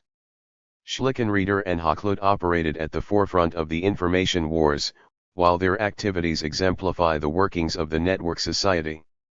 As such, Hochland is an excellent example of the specific area of gray intelligence under investigation here. Former intelligence officials hired by private companies to do intelligence work exclusively defending the interests of that specific company. The people professionally involved in activist intelligence and covert corporate strategy tend to share similar backgrounds in police, the military, or intelligence agencies. Both Pagan and his colleague Pat Tacos had long careers in military intelligence advising various presidents, while Manoeuvres studied military strategy in his own time. The McDonald's security staff shared a police background and closely cooperated with Special Branch. The data collectors in the other two case studies also have close connections with law enforcement and the intelligence world. The case studies in this book confirm that most private investigators and privatized intelligence agents see such a background as a selling point and do not hesitate to use connections with former colleagues or friends. The result is an informal circuit of information exchange through a form of old boys network. The high-ranking officials who go private have been privy to classified and top-secret information for years. They take that knowledge with them and potentially retain continuing access to it through their networks within government intelligence agencies, at home and abroad. They have a knowledge of intelligence programs, covert operations, and the internal affairs of various countries that few can claim. Their experience, knowledge, and networks appear to determine their value in the job market. Theoretically, the profit motive also includes a change of loyalty. The duty of serving the greater good seems to transform into serving the interest of a few. In practice, however, the same collection of people resurfaces in multiple roles, both inside and outside government, as Weddell pointed out. More research is required to map the political economy of these privatized intelligence networks, characterized by secrecy, insider or privileged knowledge and power. A defining element of intelligence, secrecy complicates research because it tends to deny access to oral and documentary sources. Organizations attempt to protect their information. Intelligence agencies are prone to mislead and to limit what can be discovered, but any organization with information to protect is advised to have a strategy to control the damage of exposure. When covert action is involved, the costs of public disclosure are even higher. As a result, critical research is confronted with situations in which powerful groups and organizations deliberately withhold or distort information that would serve the wider public interest. Staff involved in intelligence usually include specialists in maintaining secrecy and deception. Indeed, disclosure of source material for this book was hampered by efforts to mislead and obscure, as the case studies show. Ideally, the imbalances in the provision of information, favoring powerful organizations, can be overcome by using lawsuits and freedom of information legislation. However, the McSpy story proved that the law prefers to protect secrecy, something we'll see again in the next chapter. Moreover, private intelligence agencies operate in the absence of a legal framework and specialize in secrecy. Occasionally less conventional methods are required to secure data about the covert operations of large bureaucratic agencies and corporations, and their specialized undercover agencies. Hakluyt provided a beautiful example of plausible deniability. After the exposure, the company tried to put maximum distance between itself and its freelance spy. Outsourcing the corporate spying allowed the consultants and their clients to keep a distance from the actual intelligence gathering, the deception and other dirty tricks. Confronted with the facts, however, Hakluyt was forced to change its story several times. Despite the precautions, exposure facilitated discovery, in this story as well as in the others. 7. The Threat Response Spy Files, Case Study. The Campaign Against Arms Trade is a well-respected Quaker and Christian-based pacifist group, which believes in nonviolent protest. One of their campaigns was aimed against the £500 million sale of British aerospace fighter jets to Indonesia. The Hawk aircrafts would be used to crush resistance in East Timor, which was seeking independence at the time. When CAAT stepped up its campaign in the mid-1990s, they hired a private intelligence agency to spy on the group. The Sunday Times revealed in September 2003 that 6 to 8 agents infiltrated the group between 1995 and 1999, while further research showed the spying went on until the date of exposure. The intelligence company was called Threat Response International and was owned by Evline L.E. Chain, a woman with considerable intelligence connections. She sent daily reports on activists' whereabouts to Britain's largest arms dealer. The Sunday Times got hold of a large selection of these spy reports through a whistleblower. I was allowed on-site access to the files because of my involvement in a related investigation in the case, as will be explained below.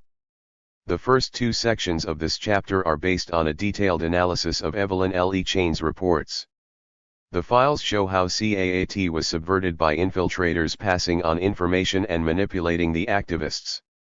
The covert corporate strategies ranged from advance warning on lobbying to anticipating direct action, to the use of an agent provocateur to undermine the building of broader coalitions. The third part of the chapter outlines some of the consequences of the exposure of the spy files for the targeted group. It focuses on CAAT's internal investigation into a suspected infiltrator. TRI also spied on the road protests, specifically on the battles around the Newbury bypass. The fourth section highlights those activities. The final section profiles Evline L.E. Chain, and her history with the intelligence community. Her links with the world of covert action and propaganda set corporate strategy against activism and resistance in a wider perspective.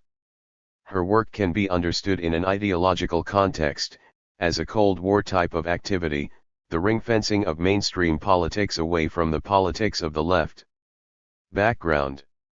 This case is based on two separate investigations into the same intelligence operation, 5 years apart, on both sides of the channel. The set of spy reports provided to the Sunday Times in 2003 confirmed the outcomes of an investigation I had been involved in earlier. Back in 1998, Bureau Janssen and Janssen exposed a Frenchman calling himself Adrien Franks who had infiltrated European networks of peace campaigners and climate groups. As detailed below, Franks' consultancy was discovered to be a subsidiary of L.E. Chain's agency. And Evline and Adrien were related not only by business, they turned out to be mother and son. The research into Adrien Franks started with 2 anonymous letters containing warnings about him. The letters arrived several months apart, and seemed to originate from entirely different directions. The first was written by the assistant of the head of security of a multinational oil company. He said that he worked as a freelance security consultant and acted as an advisor to a number of multinational corporations, i.e. British Aerospace, Rio Tinto, and a defense company in France. The letter included details of his business card and the name of his company. It transpired that his first name and his address were identical to the details of someone known as an activist called Adrien Franks. French public databases confirmed that the company was registered at his home address. The fact that someone active in campaign groups on the continent owned a company that allegedly sold information to corporations was indeed disturbing. The question was, did it provide conclusive evidence to expose him as a spy? The letter ignited existing feelings of unease within groups that worked with Adrien Franks, because of the many inconsistencies between his stories and his life. He claimed to be in favor of radical action, but never took part. His income did not match his expenses. His decision to travel by plane and by car did not go well with environmentalism. His outspoken preference for meat dishes did not chime with his claim to be involved in radical animal liberation activism, which usually involves a vegetarian or vegan lifestyle. The feelings of unease were backed up by a second anonymous letter a few months later. This came from a French activist now spending a year in the United Kingdom. She pointed at another inconsistency in the image Adrien Franks painted of himself. In England, he claimed to be the representative of activist groups in France that in her experience were all but non-existent. In activist circles in France, he said he cooperated with well-known British groups such as Corporate Watch, which in fact had never heard of him. Together, the contents of the letters explained most if not all of the simmering suspicion against Adrien Franks. But a situation that seems to be too good to be true requires even more caution. Anonymous letters can be written by anybody with a grievance, and need to be handled with care. Although the registration details in the letter had proved to be correct, the allegations about selling information to corporations needed to be confirmed by other sources. With a suspected spy operating in several countries, a part of the investigation needs to happen abroad. Before the rise of low-cost flights and the widespread use of Internet, this implied strained resources caused by the need to travel and high telephone bills for essential communication, circumstances that seriously hampered the investigation. A surprise visit to his house did not reveal any additional facts, just more stories and inconsistencies. Confronting Adrien Franks with our findings seemed to be the only option left, but even that did not lead to compelling evidence. Although we were convinced that Adrien Franks was a spy, the secrecy surrounding the operation, and his bluff, taught us how difficult it is to expose someone convincingly. The fact that Adrien's outfit was a subsidiary of a company in the United Kingdom, and his use of the name L.E. Chain, were in fact the last leads. Unfortunately, that track proved a dead end. Because the British company's house database was not online at the time, the investigation depended on the cooperation of clerks, and none of the English groups involved was willing or able to help us with the investigation. When we published our findings, some of the people who knew him were unconvinced, and blamed the messenger, as has happened in other cases. Evline L.E. Chain's spy files provided the final pieces of the puzzle, revealing that Franks was indeed selling activist intelligence to companies. The files also showed the extent of the operation. Franks was only one spy out of many. Le Chain had recruited at least half a dozen agents to infiltrate CAAT's headquarters in Finsbury Park, North London, and a number of regional offices, according to the Sunday Times. 2 other infiltrators have been identified publicly since. One was Martin Hogben, who started as a volunteer and ended up working at CAAT's office in London as a paid campaign coordinator. He was a spy from 1997 until the exposure in 2003. A third infiltrator using the name Alan Fossey became secretary of the Hull Against Hawks group shortly after moving to the town. Fossey's profile is typical of an informer's in that he made himself indispensable within the group. The outline of Fossey's career includes his move in 1997 to Liverpool, where he had the task of undermining the local religious peace initiatives against Bayswater plant. The Spy Files. The main sources for this chapter consist of intelligence reports compiled by Le Chain, about 350 pages of printed material that the Sunday Times obtained from a whistleblower. Between 1995 and the end of 1997, and probably longer, she filed hundreds of pages of reports to Bay. Le Chain initially sent her briefings on an encrypted fax to the Bay security offices on the ground floor of Lancaster House at the Farnborough airfield. Later Bay set up software on her office computer so that the company could access the reports directly from her database. The Sunday Times cited a source, whose name was withheld, claiming the firm paid her £120,000 a year. The recipient of the reports was Mike McGinty, an ex-RAF officer who headed security at Bay Systems. The files have frequent references to M.M. Dick Evans, then chief executive, would also receive regular verbal briefings on the contents of Le Chain's reports from Mike McGinty. Apparently, the intelligence material was important enough to find its way to the top of the company. The CAAT committee made the following summary of the subjects covered.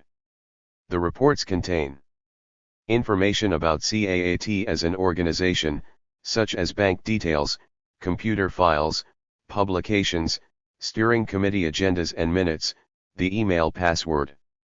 Information about CAAT and other anti-arms trade activists and supporters, MPs, and other public figures who might be sympathetic to CAAT. Comments made by one person about another, details about partners and flatmates. Transcript of a person's diary. Information about CAAT and other anti-arms trade actions and campaign planning, mostly, but not exclusively, protests. A printout of names and addresses from a database, apparently Le Chain's or Bay's profile of activists. Le Chain's company tricollated intelligence on the identities and confidential details of thousands of activists and marketed it to British industrial companies. In March 1996, Le Chain claimed to have 148,900 names. Not on this list, but just as essential, is the personal input of Le Chain, her comments and advice to the company. The analysis of the collected information combined with Le Chain's added insights offers a better understanding of the consequences of an infiltration operation at this scale. The references in this chapter consist of the abbreviation ILC, for Evline Le Chain, the author of the reports, and the dates mentioned on the reports. Appendix 2 includes a chronological list with the complete headings of the reports. Daily reports. In late 1995, John Major's Conservative government was deciding whether to grant licenses for the sale of Hawk fighter jets to Indonesia. By then the intelligence reports on CAAT's activities were flowing into Bay's offices at Farnborough, Hampshire, on an almost daily basis. The infiltrators did not only report on what they heard, did, or organized themselves, but collected any possible snippet of information they could lay their hands on. Banking details, the contents of computers, the whereabouts of colleagues, it all found its way to Bay eventually through Le Chain's reports. The accounts of meetings are pretty detailed. They describe people, their habits, and their willingness to participate in CAAT. They report people not having much time to engage themselves in campaign activities and cite familiar reasons such as illness, study, family, and work commitments. A is recovering from influenza and is not participating at all for the moment.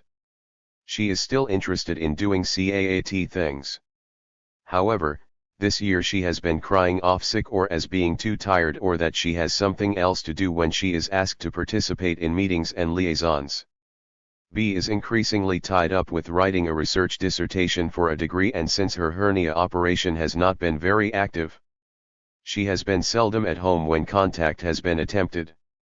New members of the group get a lively description, who they are, where they come from, where they have been active before, known addresses, etc.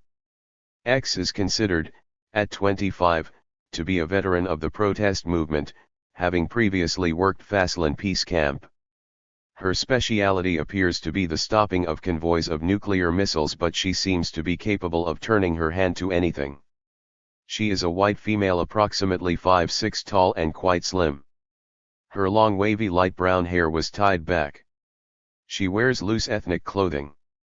Y is a white male about 21 years old. He is over 6 tall and slim and looks fit. Has a long face with a Roman nose and thick lips. He looks slightly Mediterranean and wears an unkempt straggly beard with sideburns beneath a shock of long, thick brown hair. He declares he is new to the protesting game but is eager to try. He does not appear to fear arrest. The early reports show a mix of detailed information and comments by L.E. Chain. Later on, she would add a separate paragraph or document headed comment. The comments usually provide an analysis of the information, and a request to discuss strategy to counter activists' plans. Every now and then, however, her comments offer a glimpse into the opinions and background of L.E. Chain herself. Occasionally she pokes fun at the activists monitored, mocking their looks, outfits or behavior. X is not very erudite. He cannot spell for a start. He has a spell checker on his computer, but each time he wrote finish it came up that way when he had meant, of course, finish. When an activist pleaded guilty on minor charges, L.E. Chain commented, the reason she pleaded guilty was that she is going on a 3-month tour of America for plowshares. It apparently seems okay to sacrifice your principles if there is something else that you would rather be doing. L.E. Chain repeatedly showed her disapproval of activists living on unemployment benefit and of groups funded by the taxpayer. About a charity activity of CAAT, she said, this permits CAAT to offset the program under education which comes under charity, thus avoiding paying tax on donations. It also means of course that the taxpayer is subsidizing CAAT activism. About people from East Timor, in the UK to protest against the sale of Hawk jets to Indonesia, she suggested, there could be a case for deportation under these circumstances as they must be costing the British taxpayer a great deal of money. Followed home. Desks were rifled, diaries were read and address books photocopied so information could be passed to Bay. People were followed, their houses were observed, their friends spied upon, their habits evaluated. One such target was Anna B., described in one report as a good-looking 25-year-old, who was a key activist and networker for CAAT and student groups. The Sunday Times heard a tape recording of a phone conversation between L.E. Chain and a senior officer in Bay Group Security discussing having Anna B. followed. Reports on Anna B. give details of her addresses, housemates, hairstyles, the contents of her diary and her alleged habit of smoking marijuana in the corridor. The reports contained further indications that people were followed. When new people joined CAAT, L.E. Chain provided Bay with as many personal details as possible. When not available, those details needed to be obtained. Known addresses of CAAT members were checked and counter-checked with official registries. When public sources failed, surveillance was used. It is highly unlikely that the same people who posed as activists performed this part of the surveillance work themselves. The risk of recognition would be unacceptably high. Hence, another observation team would have been involved in the surveillance. Digital data. The files show that L.E. Chain's agents gained access to CAAT's IT system and databases. With Martin Hogben staffing CAAT's main office in London, and another spy, Alan Fossey, as the secretary of the group in Hull, obtaining information from the various computers at the offices must have been relatively easy. However, the reports indicate that computers and software were specifically prepared to allow outside access. Another striking aspect of the files is the repeated offer by one of the infiltrators to install a new computer system at CAAT's offices and members' homes. The report dated January 27, 1997 has the full directory of several computers at the London office attached, several pages each, a complete list of members of CAAT, their home addresses as well as those of the steering committee. One of the appendices is handwritten and includes the assurance that the incomprehensible points will be rectified shortly. The files also include the email password current at that time and state several disks of importance have been obtained from the CAAT office in London. Several reports indicate that Evline L. Chain had computers placed within the organization that were prepared in such a way that they were easy to access by her collaborators in order to copy their contents. There is this early note, dated February 1996, in which L. Chain showed relief that nobody technical took a good look at a specific computer. The computer did not receive any attention at all in Manchester. Given that XY has shown an interest in obtaining a computer, she is to receive the one in question. She is not a computer buff. The person installing it within her home will also be producing, for her, a new liaison news sheet on the machine. The transfer is expected to take place sometime during the course of next week. L. Chain's agency seemed eager to be involved in placing new computers in CAAT offices, or at people's homes. The discussion within the activist group about the installation of a new computer system at CAAT's offices 1 year later appears to be of considerable importance. The detailed reporting on this issue suggested that L. Chain's intelligence agency had a stake in whose tender was to be accepted. L. Chain reports to Bay that AK has consistently pushed that her boyfriend be the one to install the new system under the form of a maintenance contract at X amount pounds per quarter. This has not been well received by the rest of the group, hence the decision to use C to do the job. A fortnight later L. Chain reported that C's tender was accepted, because it is so cheap. And she urged, please let us talk about this. Covered corporate strategy. Groups like CAAT prefer to label themselves as open organizations. Everybody is welcome, and there are never enough volunteers. Any screening of new members is considered a direct threat to participation. This principle of openness is often strongly connected to the belief that groups like CAAT have nothing to hide. The second part of this case study explores how details about the preparation of campaigns, as well as informal information about the organization, were used to undermine CAAT's campaigning work. Advance warnings on lobbying. L. Chain's agents took a particular interest in connections between anti-arms trade pressure groups and the House of Commons. Her agents collected a series of letters, including correspondence discussing British policy on the sale of arms to Indonesia, with a number of leading Labour politicians such as David Clark, then Shadow Defence Secretary, Jeremy Hanley, then Foreign Office Minister, and Jack Straw, then Home Secretary. L. Chain closely monitored meetings and correspondence with MPs of all three parties, and forwarded advance warnings of any parliamentary events to Bay. Internal CAAT discussions on lobbying were repeated in the spy files. Point 30. CAAT and two other pressure groups hired solicitors Bindman and Partners to seek a judicial review of the granting of export licenses for arms companies.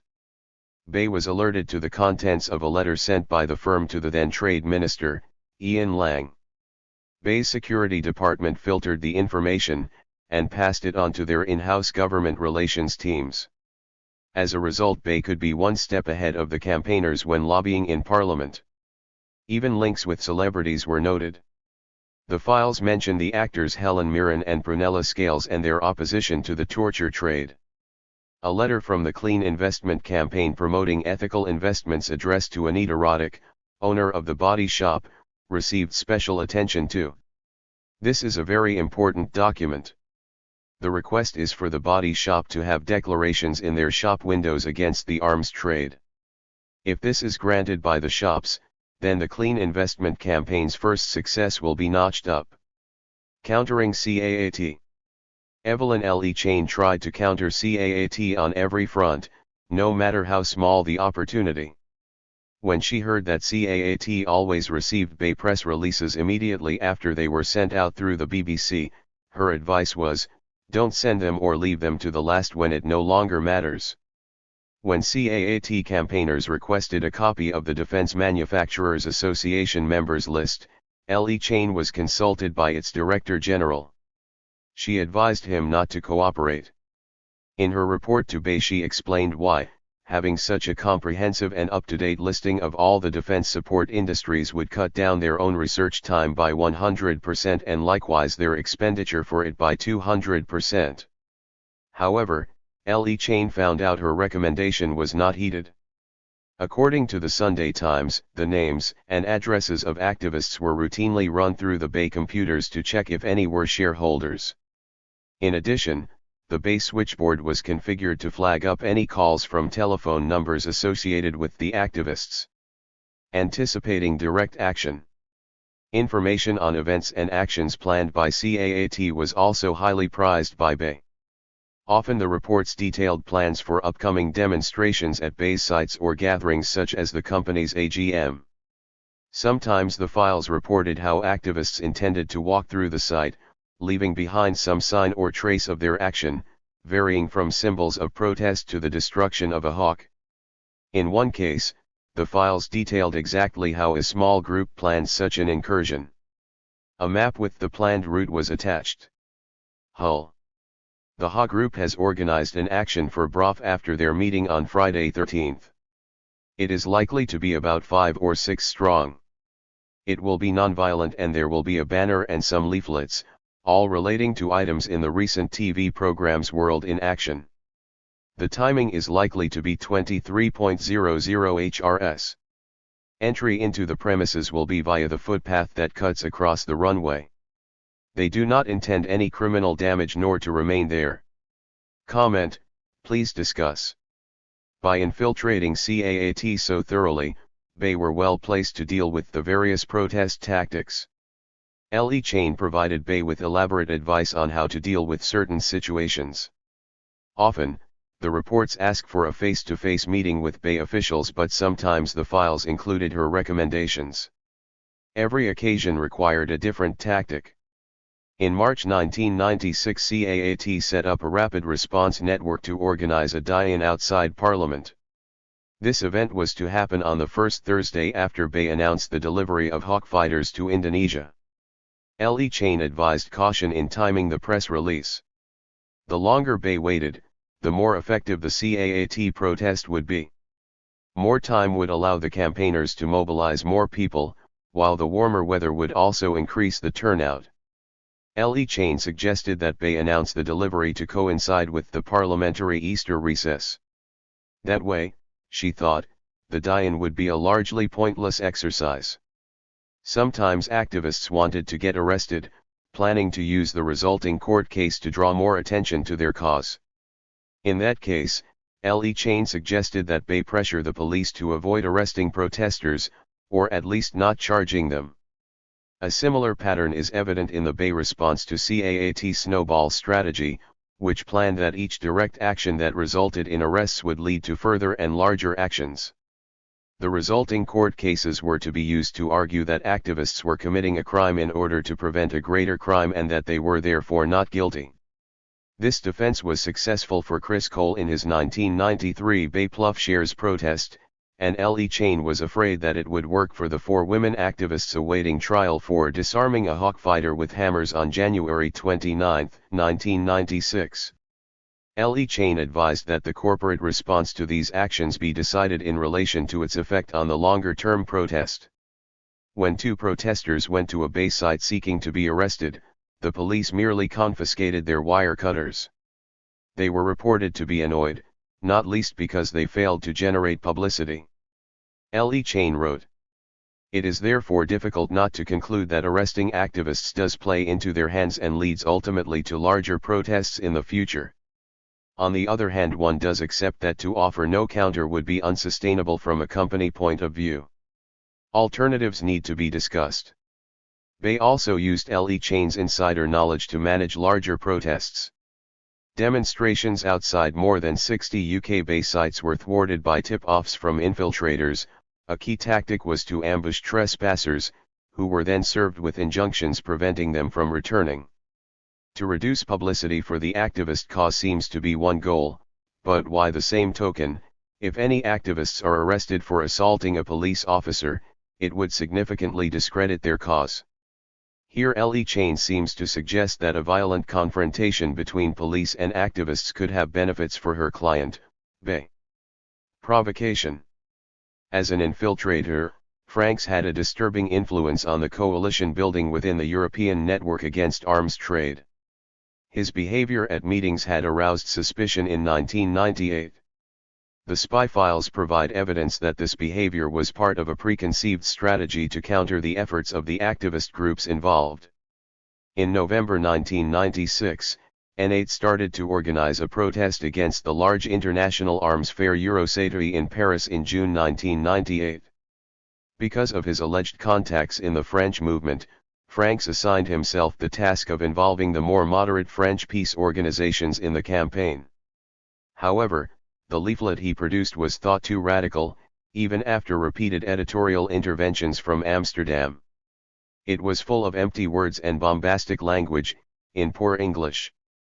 We, members of N8 unanimously decided at our international meeting in Zurich on the 17th November 1996 to open a campaign of preparation, information, and sensitization of the public opinion to the imperative necessity of stopping and to denounce the big market of death and mutilation that is represented by the arms industry in a world drifting constantly towards totalitarianism, dictatorship, oppression and genocide.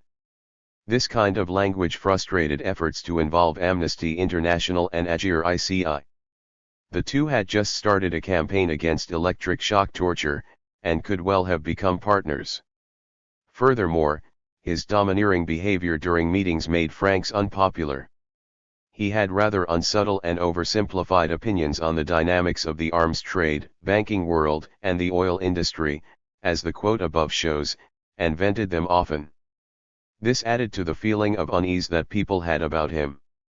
He also strongly criticized the campaign against the arms trade to Indonesia, the only joint campaign N8 had got off the ground as a network at that time.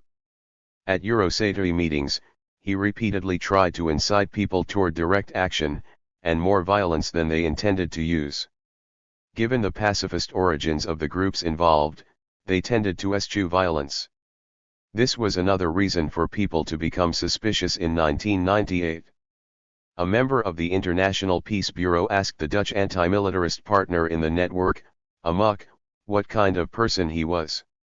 In addition, an activist from Bangkok, with a different culture and background, politely asked after Franks' legitimacy. The spy files reveal that Franks was indeed a man with a mission. A detailed account of a meeting of anti-defense groups reported there was no sign of any interest in a more radical approach. In this assessment, marked addressee, eyes only, it said. As at time of writing this report there would appear to be no sign of any action taking place at the Paris Air Show against any company including your own. The issue of doing something was raised 3 times. To have pressed harder would have been impolitic from a security point of view. Franks knew he risked his cover by pushing the issue, but he kept trying. One can only guess the strategy behind this. It could have been a tactic to provoke police action at a picket line and thus disturb the peaceful character of the protest. If the strategy was to undermine the building of broader coalitions, it was successful. Franks' proposals had a negative effect on the spade work of CAAT and Amok within N8. People got irritated and vital coalitions were thwarted due to an alleged lack of agreement on basic issues such as the character of the protests they were to organize. Franks' position as a troublemaker within the network was thus effective. The fact that he risked being sidelined because of his behavior was apparently of less importance.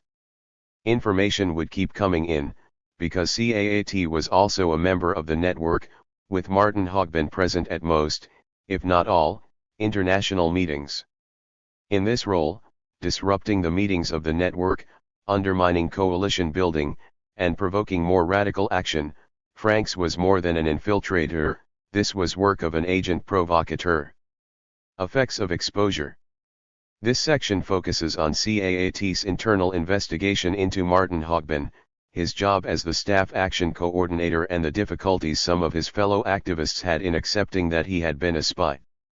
The Sunday Times journalists informed CAAT about the existence of the spy files on the Friday afternoon before publication. The consequences of the exposure of the spy files for CAAT were numerous and far-reaching. The group was confronted with the details of betrayal and the leaking of essential information, and had the painful task of identifying the spies in their midst. Martin Hogbin. Hogbin was an active volunteer with CAAT from spring 1997, and joined CAAT staff in November 2001. He was suspended in early October 2003, after the revelations in the Sunday Times. Hogbin resigned and left immediately after the initial internal investigation implicated him as a suspect, 2 days after his suspension. He started his surveillance work soon after he became involved with CAAT. The first surveillance report attributed to him described a trip to Farnborough. The report, long and detailed, was dated June 19, 1997, 1 day after the trip took place. Submitting reports so soon in his CAAT career implies that Hogbin was brought in as an infiltrator, as opposed to someone who was turned and persuaded to secretly pass on information. In 2005, the Information Commissioner confirmed that Hogbin was forwarding information by email to a company with links to LE Chain. He did this during his time as a volunteer, in 1999 to 2000, and in the last year he was with CAAT. Hogbin's email logs prove that he continued to forward information to LE Chain until the exposure in the Sunday Times in September 2003. How did CAAT find out that Hogbin was the main suspect? After the disclosures in the Sunday Times, CAAT Steering Committee started an investigation. In an attempt to discover who had provided Evline LE Chain with information, CAAT staff checked the office email log and discovered records of suspicious activity in Hogbin's email account. Since early 1999, he had been forwarding large numbers of emails either to his home address, or to one specific email address. In December 2004, the Information Commissioner would link this email account to Evline LE Chain, but CAAT had to investigate without this evidence. Hogbin agreed that he had sent the emails, insisting that they were to go to an ex-CAAT volunteer, but went to an unrelated address by mistake. He blamed the email program's address book, but CAAT Steering Committee concluded that his explanation lacked credibility since hundreds of emails cannot go to the wrong address by mistake. CAAT had the difficult task of linking concrete details in spy files to specific members of the campaigning team. The investigation team closely examined some excerpts from the spy files they got from the Sunday Times. Although Hogbin declined to cooperate with the investigation, the intention of CAAT's researchers was to find information that could exonerate him. They were unable to find any. The report detailing CAAT's internal investigation presented several cases where Hogbin appears to be one of a small group where we can with reasonable confidence eliminate most or all other possible sources within that group, or when he was one of a small number of people with access to private information reflected in LE Chain's file. The CAAT report refers to the detailed report on the trip to Farnborough mentioned above. Apart from Hogbin, only 3 other people were present. The information and the frequent references to the content of private conversations in the file could not but originate from one of them. The others were cleared of suspicion in a complicated process of assessing the spy files and interviewing the people involved, after which the committee decided it was fair to attribute this report to Hogbin. The description of the trip included a lot of detailed planning of action, how to get in, where the Bay complex would be hit, the nonviolent role of the steering committee, and the leaflets to be published. Detailed information like this offered the security staff of Bay the opportunity to take countermeasures in order to minimize the effect of the protests. The caveat of source sensitivity added by LE Chain is of significance in hindsight. She warned, only a very few people are aware of all above. Extra caution is requested in handling the information in order to protect excellent source. Knowing now that CAAT's research connects this report to Hogbin, and that the Information Commissioner confirmed the connection between Hogbin and LE Chain's company, the excellent source LE Chain seeks to protect here is Hogbin. Several entries in the files traced back to Hogbin are related to his work at the CAAT office taking care of banking affairs. On September 16, 1997, Evline LE Chain reported to Bay, at the CAAT London office a cheque for £5,542 was banked. This was from the share handout X Halifax account. The details refer to a cheque from the stockbrokers Waters Lunis, who handled the sale of Halifax shares. Owning shares offered CAAT the possibility of attending an AGM and asking critical questions, on clean investment policy, for instance. Eventually such shares were sold again. Only the person who entered the cheque in the cash book and the person who banked it would have known the exact amount of the cheque. CAAT investigators concluded it most likely that it was Hogbin who provided this information to Evline LE Chain. The spy files also contain a detailed report of the protest against the fair of high-tech defense equipment organized by the Armed Forces Communication Electronics Association, taking place in Brussels at the end of October 1997. The report includes details on the sources to finance the trip.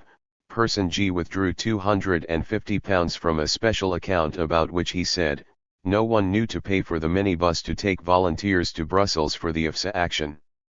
Hogbin was one of 4 UK volunteers to attend the IFSA protest, and he was the driver of the minibus.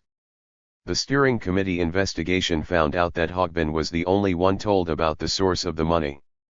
CAAT's internal investigation concluded that Martin Hogbin played a pivotal role in providing Bay with information. The Information Commissioner later confirmed that Hogbin had sent information to an email account connected to Evline LE Chain, as detailed below. Excellent source. Hogbin had several ways of providing LE Chain with information. Forwarding emails and writing surveillance reports were only 2 of them. The fact that he was one of the few paid staff campaigners meant that Hogbin had access to almost anything that passed through the office. As was mentioned, Bay got detailed information on checks and donations, and on the possible sources of money used for actions. The content of the emails forwarded was wide-ranging. Examples are CAAT plans, CAAT National Forum reports, nominations to CAAT Steering Committee, and notes about 3 legal cases, a press release, and email list circulars. It also included minutes from the Disarm DSEI network, a network of people mobilizing against the huge Defense Systems and Equipment International Fair held annually in the UK. Around half of the emails concerned information about CAAT and half were about other organizations and networks. Additionally, as National Campaigns and Events Co-Coordinator, Hogbin was involved in much if not all campaigning against the arms trade. He was the main organizer of protests at Bay annual meetings. He would arrange the purchase of token shares in Bay or other companies in order to attend those meetings and publicly challenge directors on arms sales to repressive regimes. He was involved in organizing protests against Bay plants and arms fairs, his work varying from mobilizing activists to the practical preparations, such as organizing the transport of fellow activists to demonstrations or taking part in recces to explore the terrain of action, as detailed above. Hogbin also was a key networker in the movement, both in the UK and at the European level. He played an important role in mobilizing against the DSEI Arms Fair, the largest protest of its kind in the UK.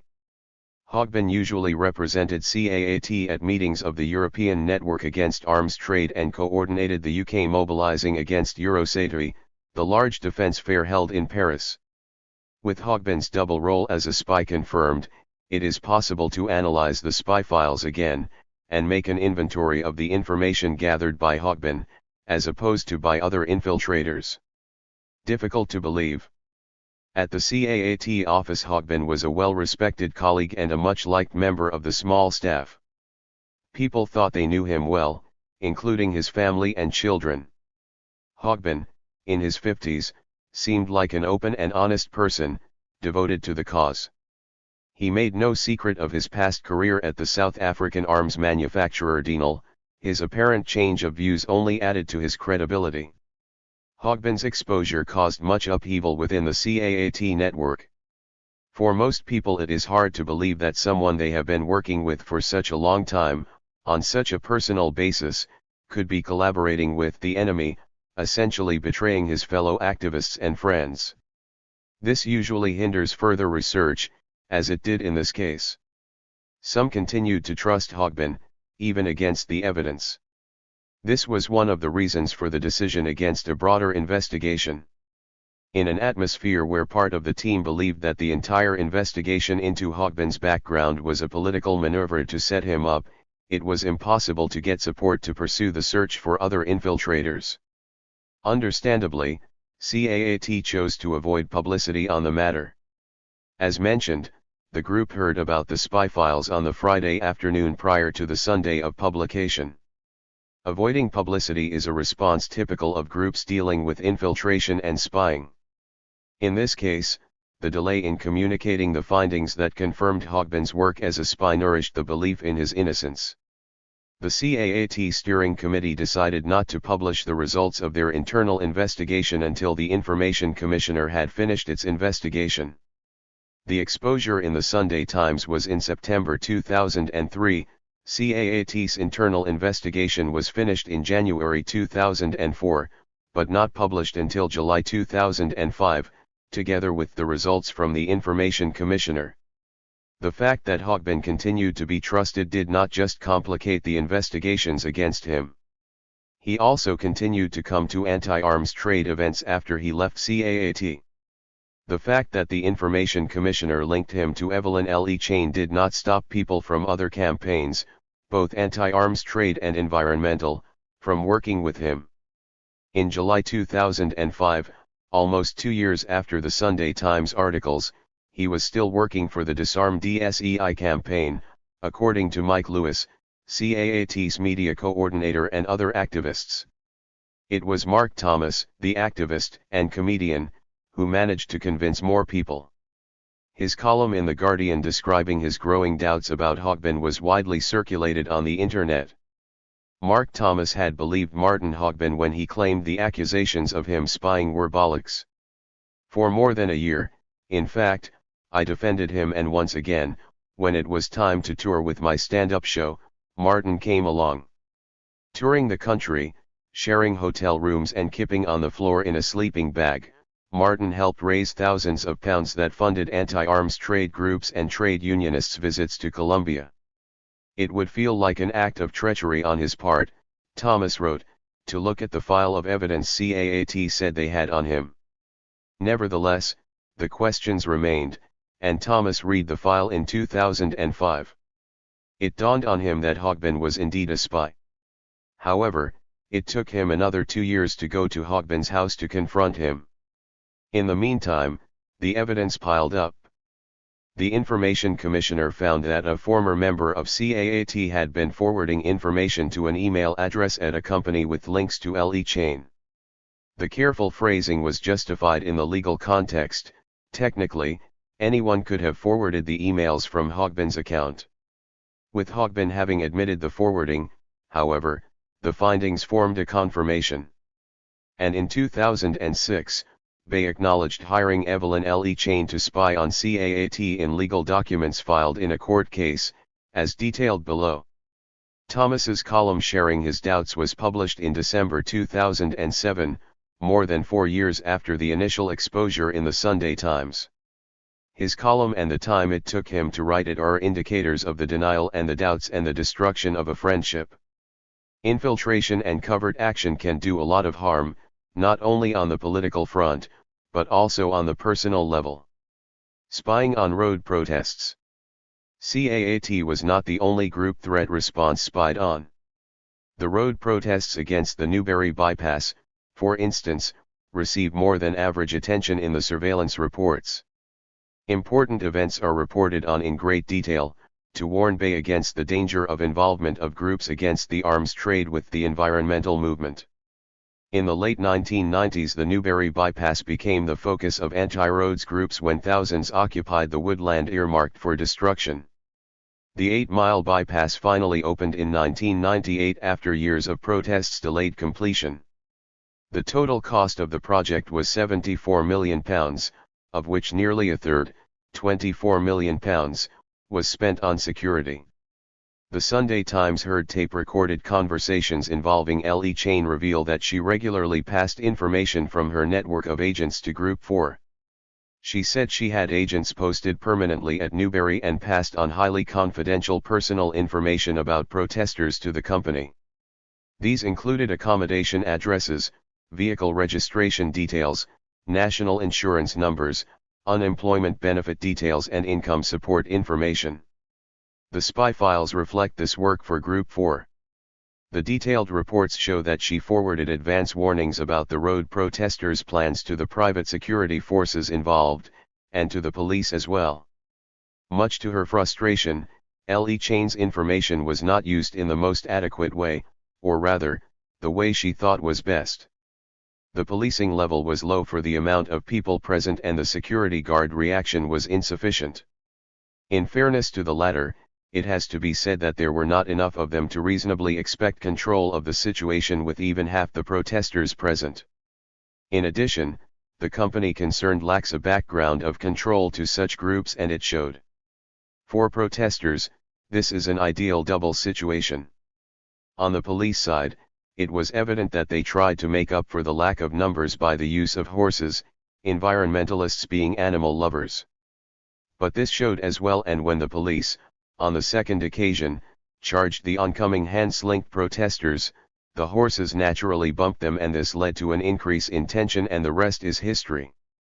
The eviction of the protesters' camp ended in an extremely violent confrontation with the police, now remembered as the Third Battle of Newbury. Had the authorities listened to Evline Chain's advice, it would not have got that far, or so it seemed. The numbers expected and what they would be doing and how they would do it, was known well in time and notified. It was apparently a decision on the part of the Highways Authority on how to deal with the situation that led to the low manning of police and security guards, although we are of opinion that where security guards were concerned, it was more a case of penny scrimping by cash-strapped Costain. Evline Chain claimed she had at least 2 people infiltrated in the Newbury bypass camp, according to 2 sources at Newbury on Saturday, neither of whom knows the other. The incident that led to the arsons was the police rush with horses. Why a report to Bay would include detailed coverage of police dealing with anti-road protests is not entirely clear. Evline Chain tried to promote herself and her knowledge of both movements, while warning Bay that the presence and the influence of CND and other anti-defense groups in the road protests is most prominent so far. She is proud to have infiltrated both movements. A rhetorical question in the comment of this report testifies to that. Exactly who has a good knowledge of the background to both Bay's problems and the anti-road protest movements? Over the years, Evline Chain tried to convince Bay of alleged dangerous liaisons. She claimed that peace groups were increasingly involved in the anti-road protest movement. As early as July 1995, Evline Chain thinks she has discovered a new trend of activists tiring of anti-road campaigns, need something that is more challenging and more confrontational with government and security. Her analyses proved to be completely beside the point. The battles of Newbury had yet to come, and the tension around road protest was still building up. A few months later, Evline Chain points at the networking between radicals again. It is not the first time, of course, that CND or other anti-defense groups have been involved in the anti-road protest movement, but their presence and or influence at Newbury is the most prominent so far. One thing is certain. No networking is conducted without quid pro quo. Evline Chain traced the involvement of the anti-defense groups with the environmental movement to the F. Conference held in June 1996. In her view, the leader of the first Rainforest Action Network mass demonstration at the House of Commons in 1990 was now trying to persuade the most militant of the F. activists to link with the anti-defense groups. Group 4 admitted buying information on protesters. An unnamed spokesman told the Sunday Times, We have certainly been obtaining information about protests at our customers' sites. It is the sort of information that would be obtained in the pub about activities that may affect our customers, people or property, he said. We were getting information about where protesters would be and what times in advance. We would have paid for that information. Le Chain had close contacts with Group 4. Threat Response had Barry Gain on the board from the very beginning. He also worked for Group 4 Securitas. 31 At the time, Group 4 was Britain's largest security firm whose clients ranged from the prison service to the royal family and the government. It advertised its ability to guard its customers against espionage, sabotage, and subversion. Gain is a former deputy head of MI6, once tipped to succeed Sir Colin McCall. However, he decided to leave the service on early retirement after a rationalization in 1993, and open up his knowledge and network for privatized intelligence companies. Group 4 called Gain one of the most important former intelligence men switching to the private branch of the business. The Times concluded his appointment signaled an upgrading of its international operation. Mr. Gain can bring the company knowledge of international terrorism, commercial espionage, and risk assessment. According to the Highways Agency, the government had funded security operations around road building sites, but the contractors involved held the responsibility for it. Clearly we worked closely with the police and the contractors to ensure that this was carried out in a lawful way. Group 4 carried out work on behalf of the Highways Agency as well as construction companies such as Costain and Tarmac, but other security firms were involved as well. The Transport Department, working on orders from Treasury solicitors, spent more than £700,000 in the early 1990s employing the Southampton-based detective agency Braze to help them identify protesters. Private detectives were seen filming people and noting down public conversations. Despite this, campaigners believed this type of surveillance alone could not account for some of the information contained in the dossiers issued by the department to support legal injunctions against them. The authorities had other ways to find information too. In 2002, BBC Two reporter Peter Taylor revealed how the Thames Valley Police hired a spy to stop the Newbury protest. On TV, Sir Charles Pollard, then Chief Constable of Thames Valley Police, explained why Newbury was a line in the sand. The protesters could not be allowed to win once the government had approved the building of the bypass the previous year. The ones who were planning and tried to carry out seriously illegal acts are very subversive in a sense of subversive to democracy, Pollard said. Special Branch resorted to their usual methods of gaining information and recruited informers paying anything from £25 to larger sums of money, up to £1,000 a week. Despite this, stalemate still loomed and costs were rising. Thames Valley took the unprecedented step of recruiting an agent outside normal procedures. They had heard of a particular individual who worked for a private security company with unique skills and a perfect pedigree to infiltrate the protesters. The police normally keep such private security companies at arm's length as they are in the business of making money from intelligence they gain. Calculating that the value of his intelligence would far outweigh the cost of hiring him, the Thames Valley Chief Constable gave permission to proceed. A contract was drawn up with the individual and the security company for which he worked. According to Taylor, the agent's main task was to get as close as possible to the leaders, and in particular to let his handlers know of the best time to take the main tunnel that was holding up the contractor's operations. Whether Threat Response was the company involved in this particular infiltration operation proved next to impossible to verify. Peter Taylor went through his old notebooks, and came back with 3 other companies involved in the road protests, Reliance Security plus Braze and Pinkertons, both of whom apparently ran their own agents. A Freedom of Information request about the possible involvement of Le Chain with Thames Valley Police came back -32, nor was it possible to trace or locate any specific records or documents to answer the question whether or not Thames Valley Police hired an agent to infiltrate the protest groups during the building of the Newbury bypass. The chief constable who confirmed contracting the private agent on BBC television in 2002, Sir Charles Pollard, claims he cannot remember any more details. He is however not surprised no paper trail can be found.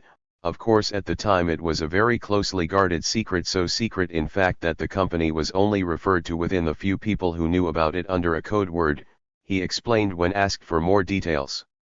Whatever happened to the Newberry agent? His cover was so good and his information so accurate, that special branch then directed him to infiltrate the animal rights movement, Taylor wrote on the BBC website. This correlates with the interests Adrian voiced at the time. But then again, Adrian was interested in everything that involved radical activism. Evline L.E. Chain. Evline L.E. Chain is linked to today's intelligence world by the members of the board of her company Threat Response International, and Risk and Crisis Analysis before that. The board of Threat Response International included Barry Gain and Robert Hodges. The first was introduced above, the latter is a former Major General in the British Army and a director of Rubicon. Rubicon provides people to serve in the war in Iraq and hires mostly from the SAS, especially those with experience in Northern Ireland. As the former commander of British land forces in Northern Ireland, Hodge has experience with guerrilla-style, urban warfare. However, L.E. Chain's own links to the intelligence services go a long way back. She has moved in government circles since, as a young woman, she married Pierre L.E. Chain, many years her senior. As a British agent in Nazi-occupied France, he was captured and interrogated by Klaus Barbie, subsequently he survived the Mauthausen concentration camp. Evline met Pierre at the end of the 1950s, when she interviewed him for her research into the history of this camp. Her extensive and often quoted book Mauthausen, The History of a Death Camp was published in 1971. 2 years later Watch for Me by Moonlight, a British agent with the French Resistance appeared, an anecdotal novel based on the biography of Robert Burdett, who was Pierre L.E. Chain's superior in the Special Operations Executive. The two men were dropped together behind enemy lines in occupied France. She wrote one more war-related book. Meanwhile she had 2 sons, Christopher and Adrian Paul, the latter born in 1959. Fierce anti-communism. Evline L.E. Chain's career shows that propaganda, lobbying and covert operations are closely related, and often difficult to disentangle. In the 1980s, she was the director of the West European Defence Association, an organization committed to exposing the dangers of communism and the left. WIDA was officially set up in July 1985 as a forum for pro-defense organizations. In her own words, its role was to act as a clearinghouse and point of contact between new pro-NATO bodies, to keep each other informed and to spread the word. Apart from books and articles, WIDA was holding seminars on topics such as NATO defense policy, Warsaw Pact capabilities, the chemical threat, and Soviet propaganda and disinformation. Exactly how close the organization was to NATO is shown by the fact that in 1985, WIDA held a conference at NATO headquarters in Brussels where representatives of similar anti-communist organizations from all over Europe exchanged thoughts with NATO specialists assessing the situation in the various countries. The second day of the conference took the participants to shape in Mons, the operational headquarters of the Allied powers in Europe. For 1986, 2 further NATO conferences were planned, on civil defense and chemical warfare. Another event on the agenda was a seminar on subversion and terrorism to be held at the Conservative Party's headquarters. In her WIDA capacity, L.E. Chain did PR work for Jonas Savimbi and his Union for the Total Independence of Angola in their fight against Angola's socialist government. She visited network meetings of like-minded organizations, such as the Dutch ICTO, Interchurch Committee Unilateral Disarmament, the German Bonner Friedensforum, Peace Through NATO and the European Institute for Peace and Security, and helped organize press conferences on behalf of Soviet dissidents or victims of alleged communist influence in Cuba, South Africa, or Nicaragua.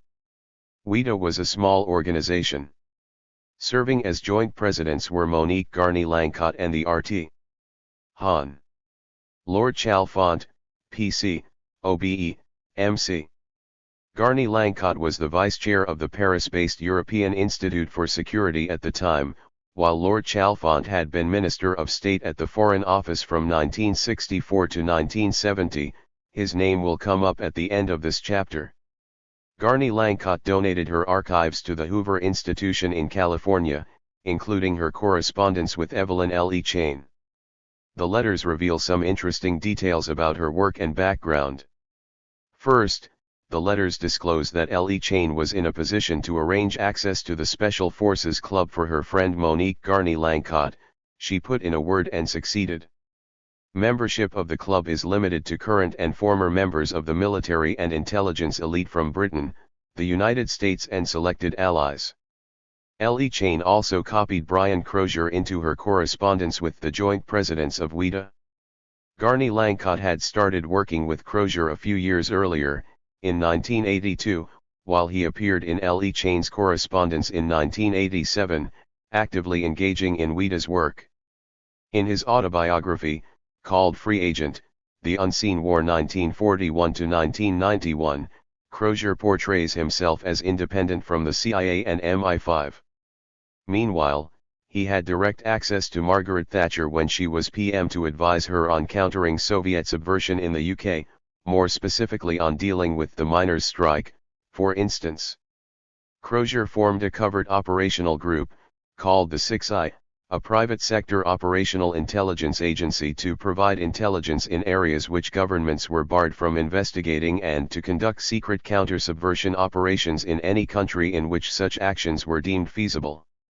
When The Guardian wrote that the 6I were funded by the CIA, Crozier stated that, the bulk of its funds came from rich individuals and a few private companies.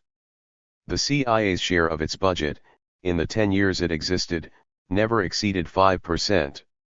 Among 6I's successes was, according to the 4 full-page extracts published in the Times when Free Agent appeared in 1993, the planting of moles in the militant tendency and the campaign for nuclear disarmament. One more revealing detail in L. E. Chain's correspondence is the letterhead.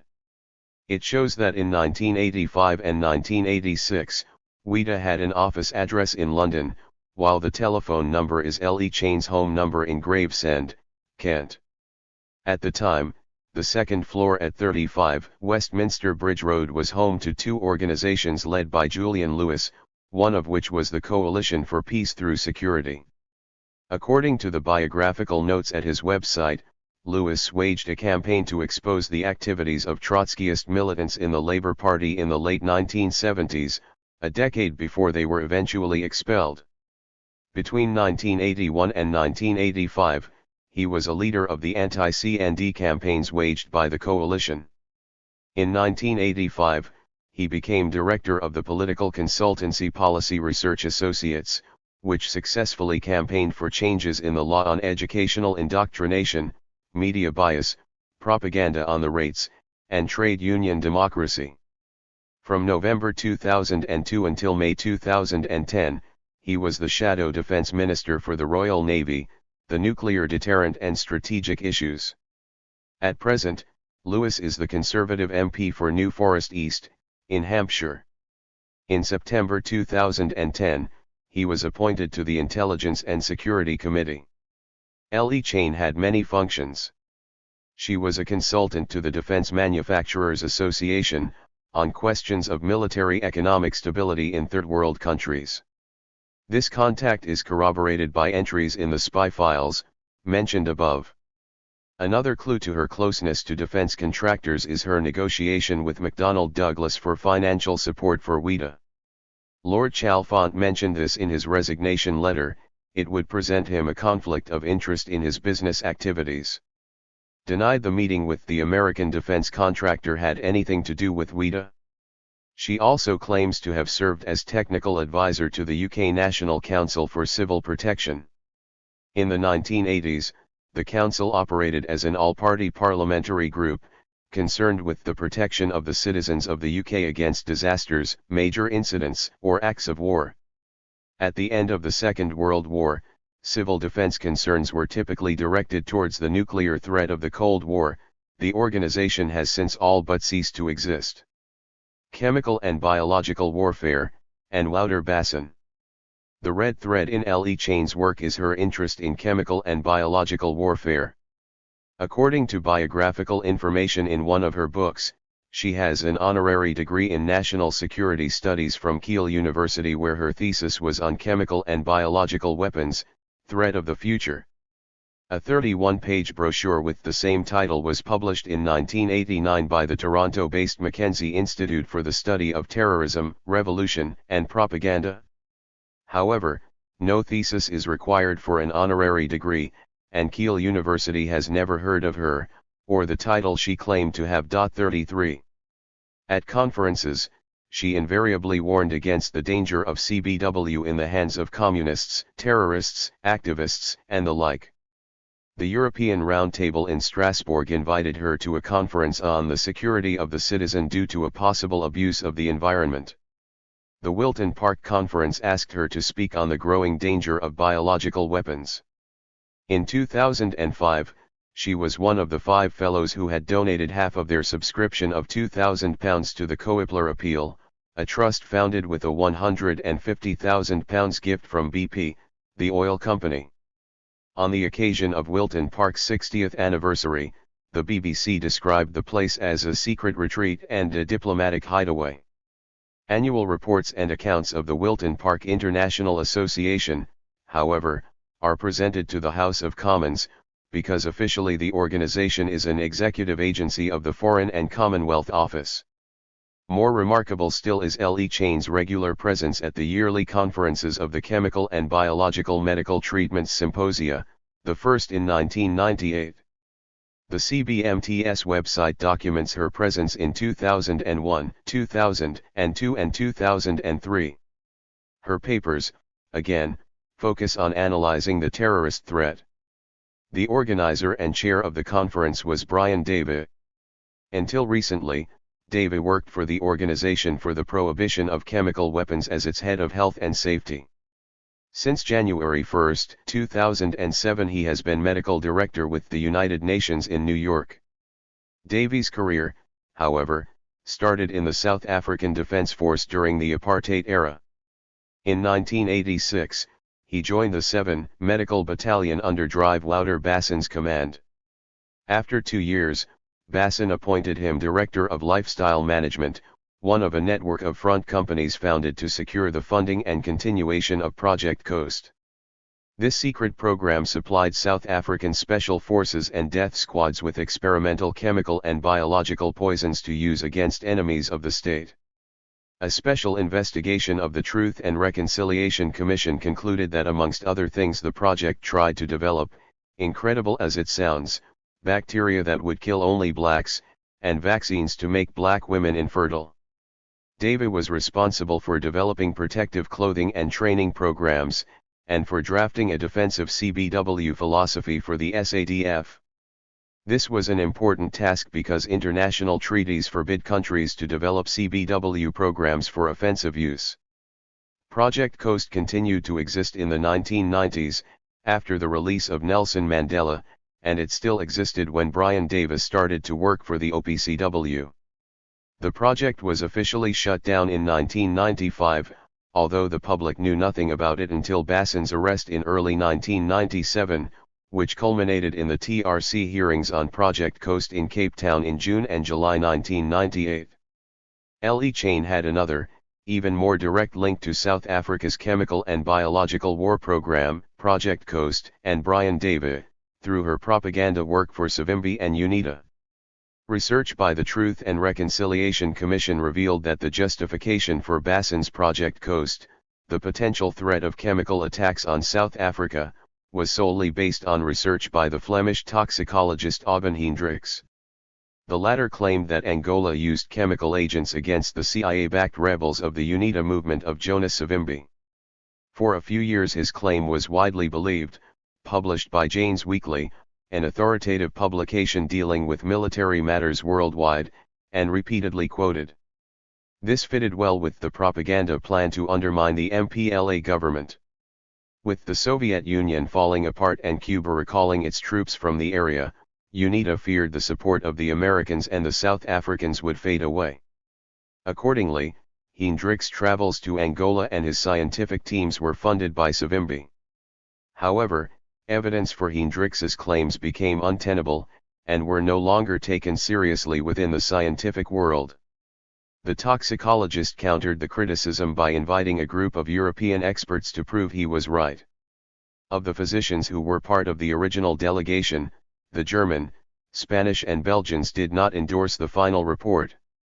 However, there was a British researcher who did confirm the use of CBW in Angola.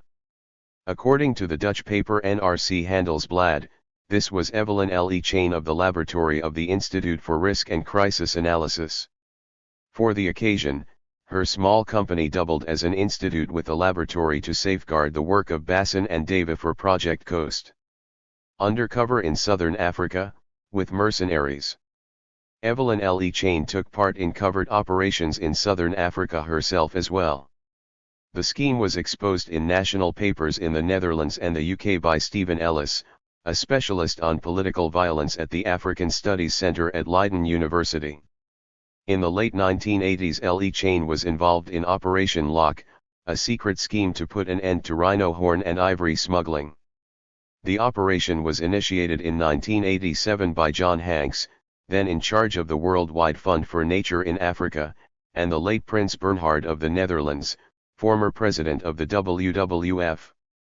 The latter funded the operation in a private capacity with £800,000. Both were worried about the alarming decline in the number of rhinos. The prince wanted men who could effectively put a halt to the smuggling.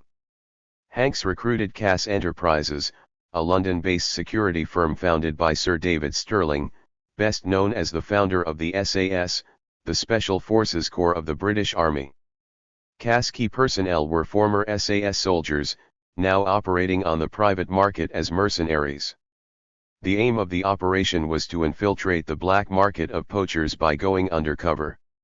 The would-be traders worked from safe houses in Pretoria and Johannesburg and had a stock of ivory and horn at their disposal, which was provided by South African and Namibian game parks.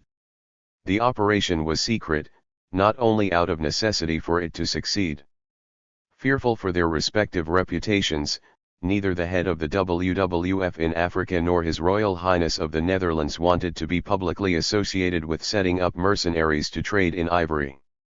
Under the command of Colonel Ian Crook, a decorated veteran of the Falklands War, the secret operation uncovered a web of smuggling routes in the 4 years of its existence. However, in the unstable southern African area of the late 1980s, both South African military and guerrilla forces also used this network of routes.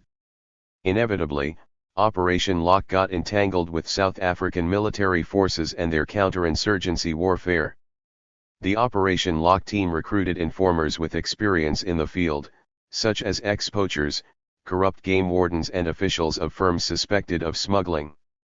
Inadvertently, as several authors pointed out, it also recruited spies from the South African military intelligence active in the region. The South Africans had two main concerns about the scheme. One was the possibility that Cass was working as a covert arm of the British Secret Service, the second was the chance that Cass might expose the smuggling South Africa conducted on behalf of UNITA and Renamo. To head off that danger, the two sides agreed that South African military intelligence would trade tips about smuggling rings for information Cass found regarding anti-apartheid activists. Although the initial aim was to gather intelligence, Project Lock developed into a more ambitious project to employ former SAS men for paramilitary anti-poaching work throughout southern Africa. In 1996, an inquiry by the Cumleben Commission, appointed by then-President Mandela, concluded that the country's defense forces were involved in wide-scale ivory and rhino horn smuggling. And many of the game traffickers in southern Africa were also known to deal in drugs, weapons, and ammunition, sometimes with the connivance or involvement of senior officers of the South African Defence Force. As far back as 1978, General Magnus Malan, ex-military commander-in-chief, gave the green light in 1978 to the force's illegal dealing in animal products to bankroll UNITA rebels' war against the Angolan government.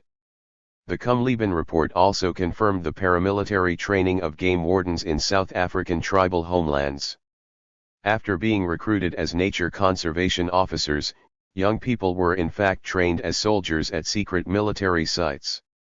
The public outcry at the brutal poaching of rhino gave the military a perfect excuse to maintain its presence in an area.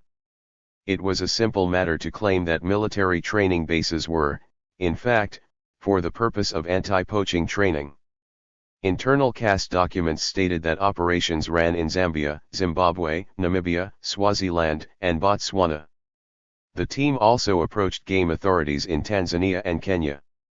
In Namibia, CAS trained an anti-poaching team in mid-1989, when South African forces were being demobilized prior to independence elections. Stephen Ellis thought the trainees almost certainly included members of COIFUIT, the South African counterinsurgency unit.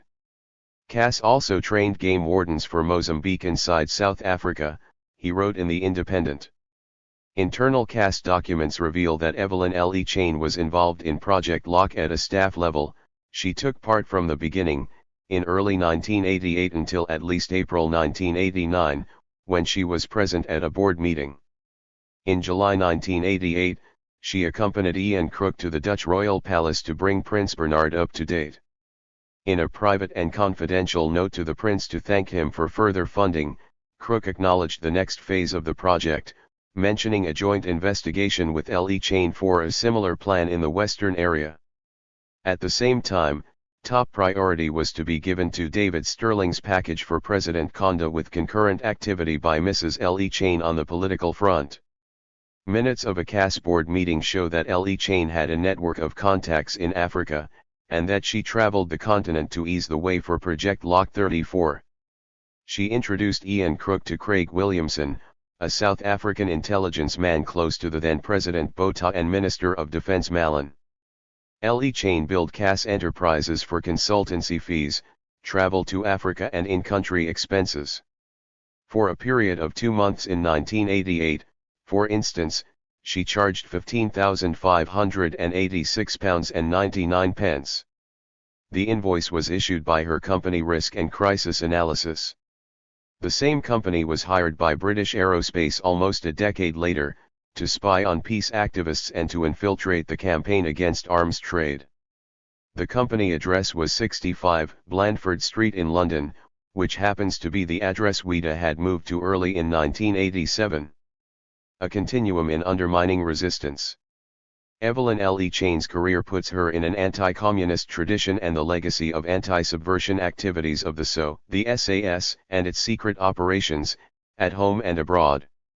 She claims to be a specialist in the potential use of chemical and biological weapons by extremist groups, and headed a front organization aimed at highlighting the Red threat during the Cold War. She was also actively involved in fierce anti-Soviet propaganda and demonstrated a keen desire to neutralize dissent whilst defending the status quo. This means that there are not only parallels with historical events as described in Chapter 2. It seems fair to say that Le Chain's background indicates a continuum in efforts to undermine resistance while defending the powers that be. The assumption about a continuum at both the ideological and the practical levels is corroborated by a more recent episode involving Bay and CAAT. After the exposure of Evline Le Chain as a spymaster, the arms manufacturer hired yet another investigator to monitor the campaigners. He was called Paul Mercer, and his involvement was revealed in CAAT's campaign to reopen the investigation into the bribes the Saudi royal family paid to Bay. Mercer had access to confidential correspondence between CAAT and their lawyers discussing the legal strategy in this case. When he sent a CD with the correspondence to Bay Security, the company recognized the legal risks of compromising confidentiality between lawyers and their clients, and informed CAAT. Bay subsequently also admitted having hired Evline Le Chain, something the company had not conceded up to that point. Le Chain and Mercer share a common background, many details of which have not been revealed before, which I discovered at the very end of the investigation for this book. Like Le Chain, Mercer was active in anti-communist organizations during the 1980s. His book Peace of the Dead, The Truth Behind the Nuclear Disarmers was one of the many publications at the time, denouncing CND and the wider peace movement as communist fronts, attempting to disarm the UK, in the process furthering the foreign policy aims of the Soviet Union. The cover showed the peace symbol cut through the middle by a hammer and sickle. Mercer made no explicit mention of infiltration as a research tool, but he claimed to have first-hand knowledge of key members of the organization. In the preface, Mercer stated that he had relied as much as possible on primary sources, including confidential and internal C&D documents. These files, which consist primarily of official letters, reports, and minutes, are, Mercer added, not normally available to outsiders. They have been obtained through careful research and from C&D sources concerned about the developments within the campaign for nuclear disarmament since its revival. These may very well have been the same people who would rather not be named in the acknowledgements. 25 years later, there is no need for such evasions. Early in 2011, in a rare appearance at an event organized by the free market think tank Policy Exchange, Mercer was introduced as UK's preeminent expert on extremist groups, someone who infiltrated C&D many years ago, and is now advising leading companies on issues around protest. There are, however, more links to the work of Evline L. Chain. Acknowledged for having done most in terms of proofreading, copy editing, and acting as a source of inspiration is Dr. Julian Lewis. As pointed out above, Lewis' biography still features the Coalition for Peace Through Security and its campaign to undermine C&D. One way he set about this was to assemble massive dossiers on leading members of C&D, purporting to show that many had been associated with the Communist Party or various communist fronts. The organization disrupted events, sent a spy into the C&D office and tried to link its then chair Bruce Kent with the IRA, while, as Kate Hudson, head of C&D, wrote recently, the rumors of Soviet funding persist to this day. Mercer's book was published by Policy Research Publications, one of the organizations Lewis ran from the second floor of 35 Westminster Bridge Road. As we have seen, Evline L. Chain also used this address for her WIDA correspondence. When Mercer was exposed for spying on CAAT in 2007, Lewis told The Guardian that he regarded him a friend. He said that he had worked closely with Paul in the 1980s and that Mercer had done a lot of good work exposing the far left. Both of them were highly praised by Crozier in his biography as outstanding campaigners against C&D and Lewis as the 6IS leading activist in Britain. There is yet one more connection between Mercer and L. Chain. The preface to Mercer's book was written by Lord Chalfont, who was one of the two joint presidents of L. Chain's organization WIDA at that time. He was, among many other things, President of the UK Committee for the Free World and member of the Institute for European Defence and Strategic Studies. He combined these Cold War activities with the post of chairman of VSEL, builder of nuclear submarines and warships. The company planned to merge with British Aerospace in 1995, and was eventually taken over by it in 1999. What seemed to be a case-limited example, to the arms trade in the UK, and possibly even just to CAAT, was in fact linked horizontally across issue areas that included environmental activists and road protesters and also linked vertically from the UK to mainland Europe and even as far as sub-Saharan Africa. The ideological drive to undermine protest groups and campaigners links conservative groups on the right of the political spectrum with factions within police and intelligence circles. Together they seem to be focused on the perception that campaign groups present a threat to established Western political traditions. In that sense, the contest seems to be focused around a very Cold War type of activity, the ring-fencing of protest and activism away from mainstream politics. The strong anti-communist ideology of both Evline L. Chain and Paul Mercer and their common background puts their activities in the tradition of Operation Gladio. This secret stay-behind network, uncovered bit by bit since the end of the Soviet Empire in 1989, was to be activated in case of a communist invasion, but occasionally engaged in fighting what its members considered subversion. Maybe, Dover suggested, Bay-funded work provided a platform for L. Chain and her successor to continue activities against the extreme left that they had respectively engaged in during the Cold War and more specifically the 1980s. This theory is corroborated by the more recently discovered facts about L. Chain's close collaboration with NATO, as detailed above. This section on Evline Le chain opens a completely new avenue of research that is of major importance for the understanding of the position of the global corporation in pursuit of power, linking Cold War propaganda operations to covert corporate strategies today. A quick summary underlines the links between the findings in this chapter and the Kennedy story featuring in the preface. Paul Mercer was hired by Bay after Evline Le chain was exposed, but his contract was finalized through private security firm Global Open. This firm was founded by Todd Leeming, who headed the Animal Rights National Index and infiltrated undercover officers into protest groups, until he left the police in 2001.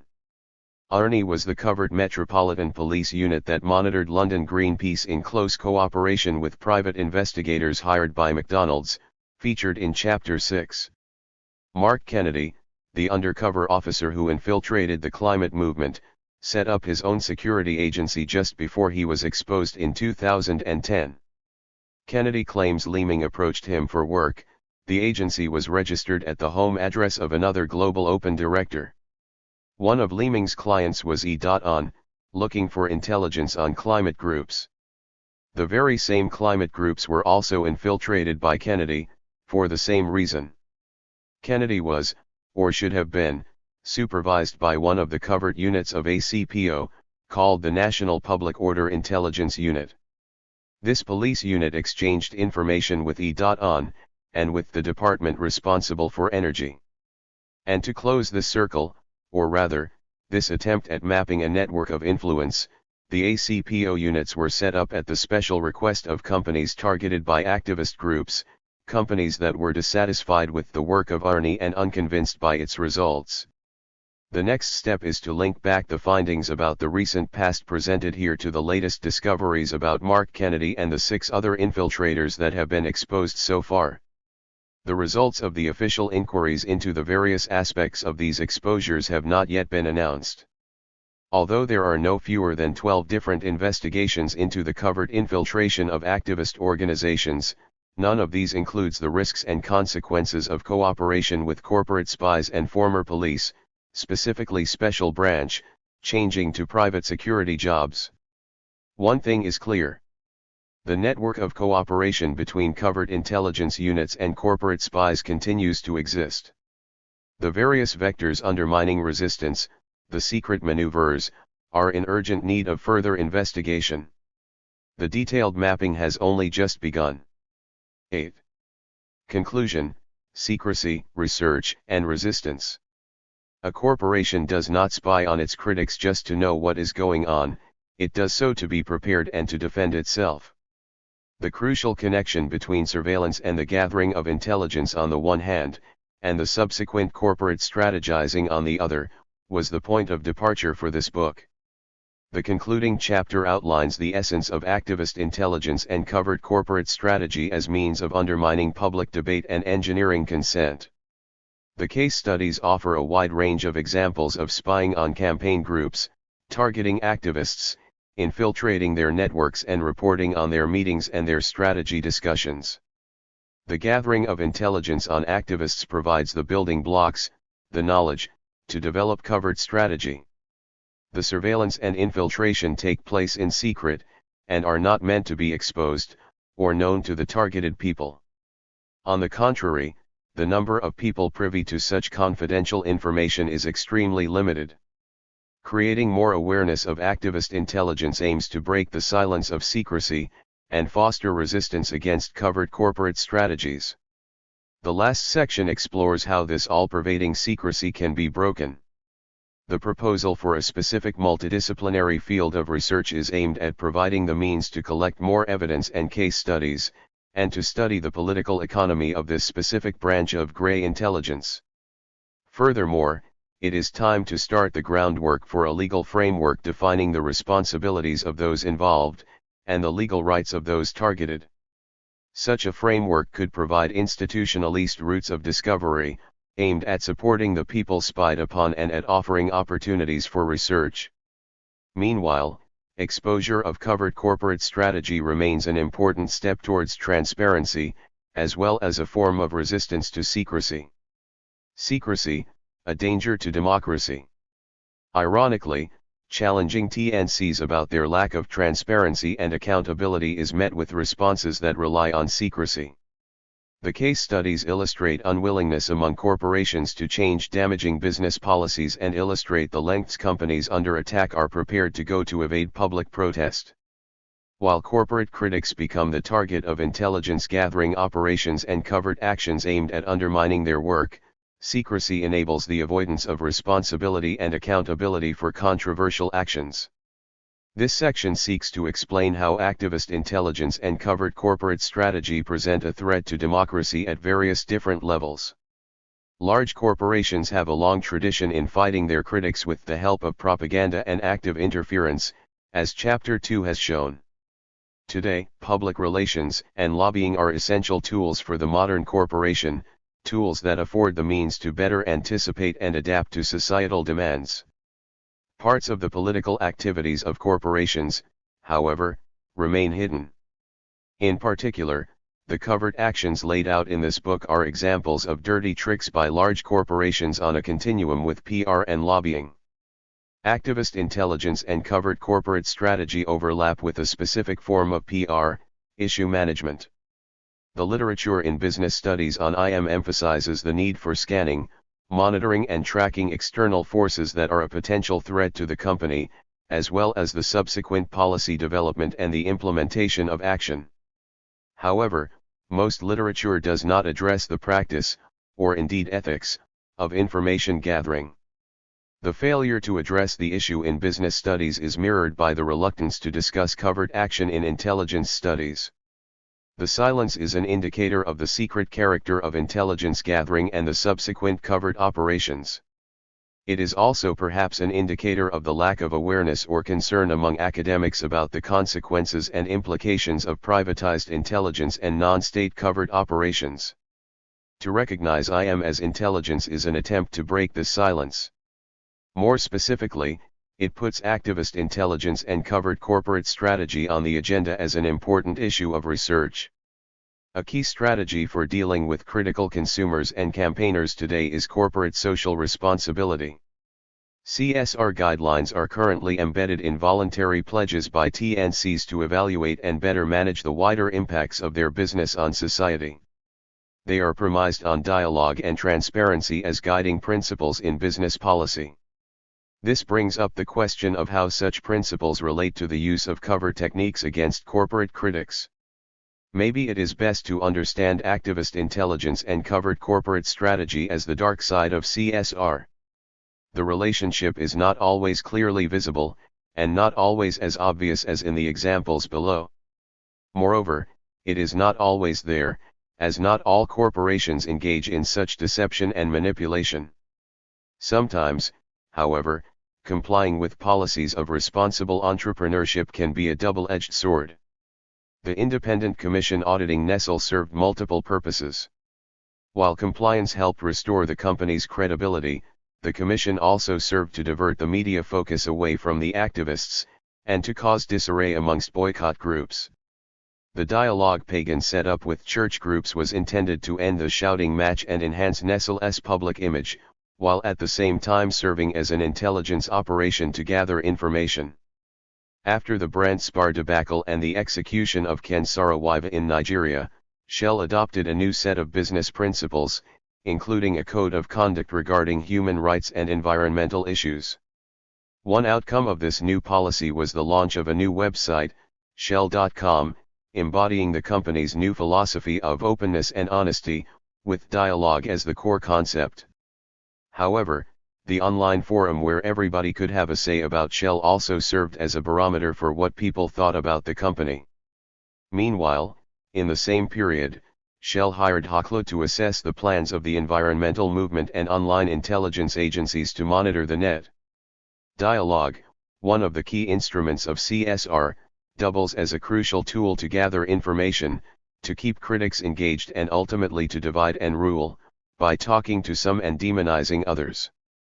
The rise of PR and other information industries marks a profound shift of political culture that offers a further threat to the disintegrating welfare state democracies and their legitimating social and political processes.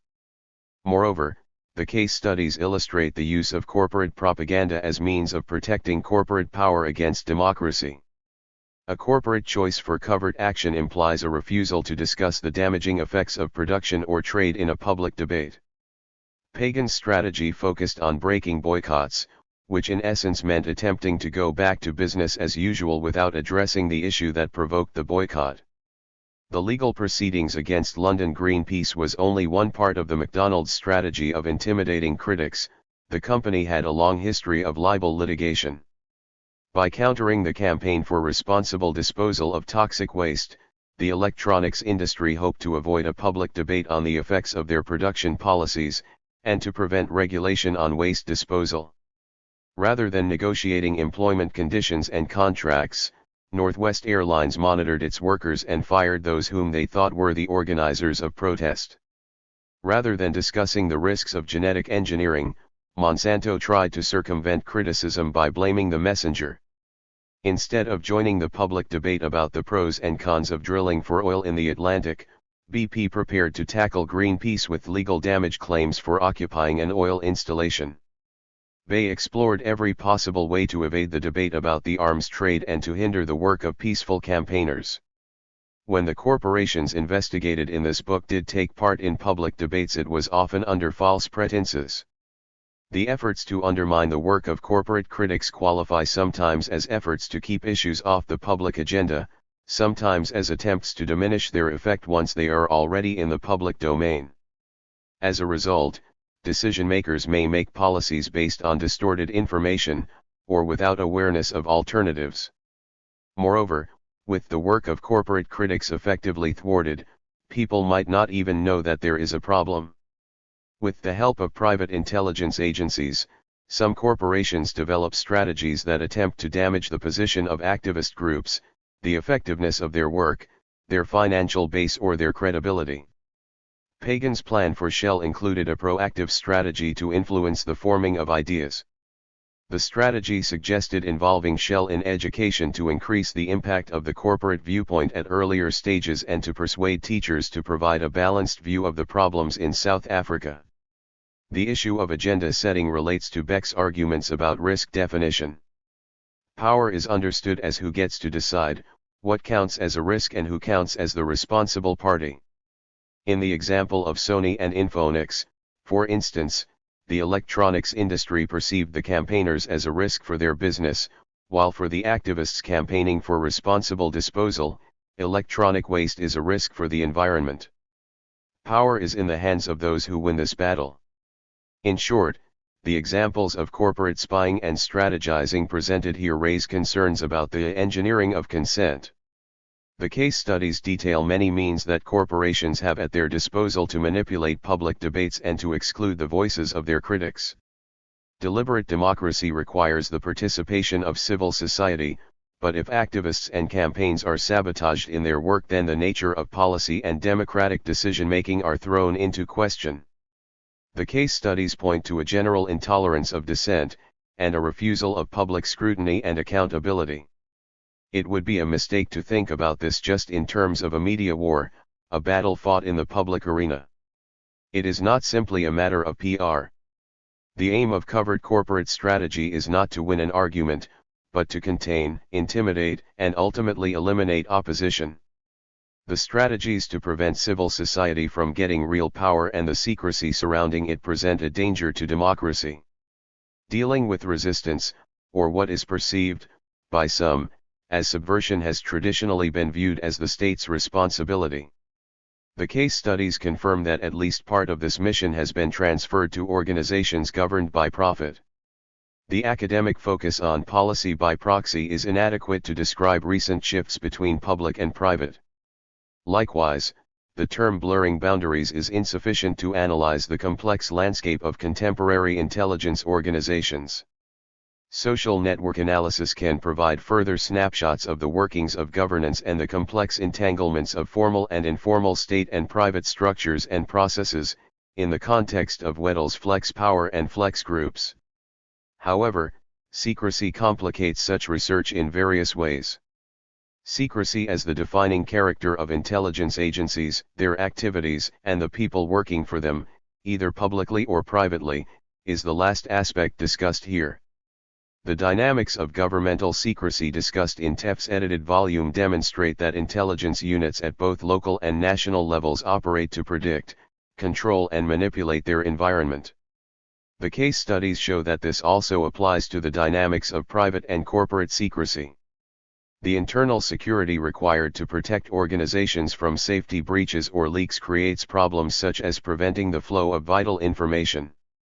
Such an office culture may lead to problems typical of intelligence agencies. Immersed in a world of deception and secrecy, intelligence agencies have been known to develop their own morals, norms, and culture. In its exemplary report, the Church Committee noted the dangers of questionable activities justified by such intelligence morality. The committee investigated complaints about spying and countering politically active citizens by the FBI and the Secret Service, part of a response to the emergence of the new social movements of the 1960s and the 1970s. The exposure of COINTELPRO or the war at home can be attributed to the research of critical investigative journalists. The Church report extensively documented how American intelligence agencies tended to expand the scope of their activities, and how operations based on vague standards could soon involve unsavory and vicious tactics. The committee revealed that many people have been spied upon by too many government agencies and too much information has been collected. As a result of these critical reports, the U.S. Congress and the President increased controls, requiring explicit authorizations at the highest levels for intelligence operations. Private intelligence agencies also run the risk of over-identifying with their clients. Evline Le Chain's spy files display a certain narrow-mindedness about the position of campaigners and the value of protest in a democratic society. At several points, Le Chain urges Bay to undermine public protests regardless of their peaceful character or the democratic context of the event. Her suggestions fit her background as an active anti-communist and anti-protest propagandist. Likewise, Pagan held strong opinions about his clients' opponents and tirelessly strove to counteract them. In policing political activities, the concept of subversion is suitably amorphous, and often synonymous with left-wing dissent in liberal capitalist states. The case studies in this book confirm that this is so not only in the public realm, but in the private, corporate sphere. A system of governance that relies on secrecy may lead to a decline of social trust. The spread of deception throughout societal institutions promotes the kind of cynicism that undermines participation in the normal political process. Judged by the ultimate consequences for the state and its citizens, the costs of secrecy might seem greater than its benefits. Activist intelligence and covert corporate strategy constitute part of a system of governance that relies on secrecy. The broad range of different aspects of secrecy profiled in this book threatens to erode trust in democracy. Resistance and research. While surveillance, power, knowledge, and secrecy are interrelated elements that make up intelligence, resistance seems to be the odd one out. Lack of resistance can be attributed to the level of secrecy on various fronts, as argued above. Exposure is essentially a form of resistance in the context of activist intelligence. As the stories in this book show, the exposure of covert operations offers a form of resistance to surveillance as well as a valuable addition to intelligence studies. Exploring the options for resistance in the context of activist intelligence while failing to address the power context in which the intelligence is produced seems inadequate. In the context of TNCs acting against their critics, usually the power, for instance the amount of time and money available, is unequally distributed. The level of secrecy is another aspect determining the power of TNCs in their use of covert corporate strategy. It is indeed a defining element. In order to be able to resist surveillance, you have to know that you are spied upon in the first place. However, most of the people featured in the case studies presented in this book had no idea that their groups were infiltrated, and thus did not even have the option to resist the gathering of information. And once they did know, exposure including legal action where possible was more likely to be the answer, rather than putting up fences. Promoting greater awareness of activist intelligence is essential to enhance resistance to corporate surveillance. Proposing activist intelligence and corporate covert action as a specific field of research is a first step. The analyses of the case studies provide an initial plan, and inspired by the work of Richter, but also by Gill, Marx, and Weddell, the following paragraph is a first outline of the research terrain. Activist intelligence and covert corporate strategy refers to intelligence gathering and assessment of the socio-political climate in which the particular company is operating, activities to manipulate public debates in a direction favorable to the company, and activities to exclude what the industry perceives as diverging or antagonistic voices. Additionally, activist intelligence refers to the organization, and thus the people that collect and analyze the intelligence and are involved in the subsequent actions, a flex power force of privatized intelligence people now working for big business. This field of research focuses on intelligence gathering, the methods used and the people professionally involved. It also includes the processing of the information gathered and the subsequent strategic planning by corporations to make use of it, the covert corporate strategy. The field of research not only covers the gathering of information, but relates to the development of covert strategy. The studies in this book confirm that the analysis of intelligence informs how the company deals with critics. This could be a proactive policy to stay ahead of possible problems, or to take action to prevent problems, or both. There is a need for research into what these policies entail. Of course, the wider context needs to be explained too. Why do companies choose to undermine their critics? How often does it happen? Which companies decide to employ covert strategies and what are the circumstances that determine such decisions? At what level in the company hierarchy is the decision to implement intelligence operations taken, and who else knows about it? A multidisciplinary approach would have to include aspects of globalization and privatization, the power of TNCs, the movement for social justice, civil society and the Internet, PR and issue management, and intelligence studies. Mapping the world of gray intelligence, or flex power if you wish, would benefit from research into the political economy of the private intelligence agencies and consultancies involved, while the informal contacts of former agents require social network analysis.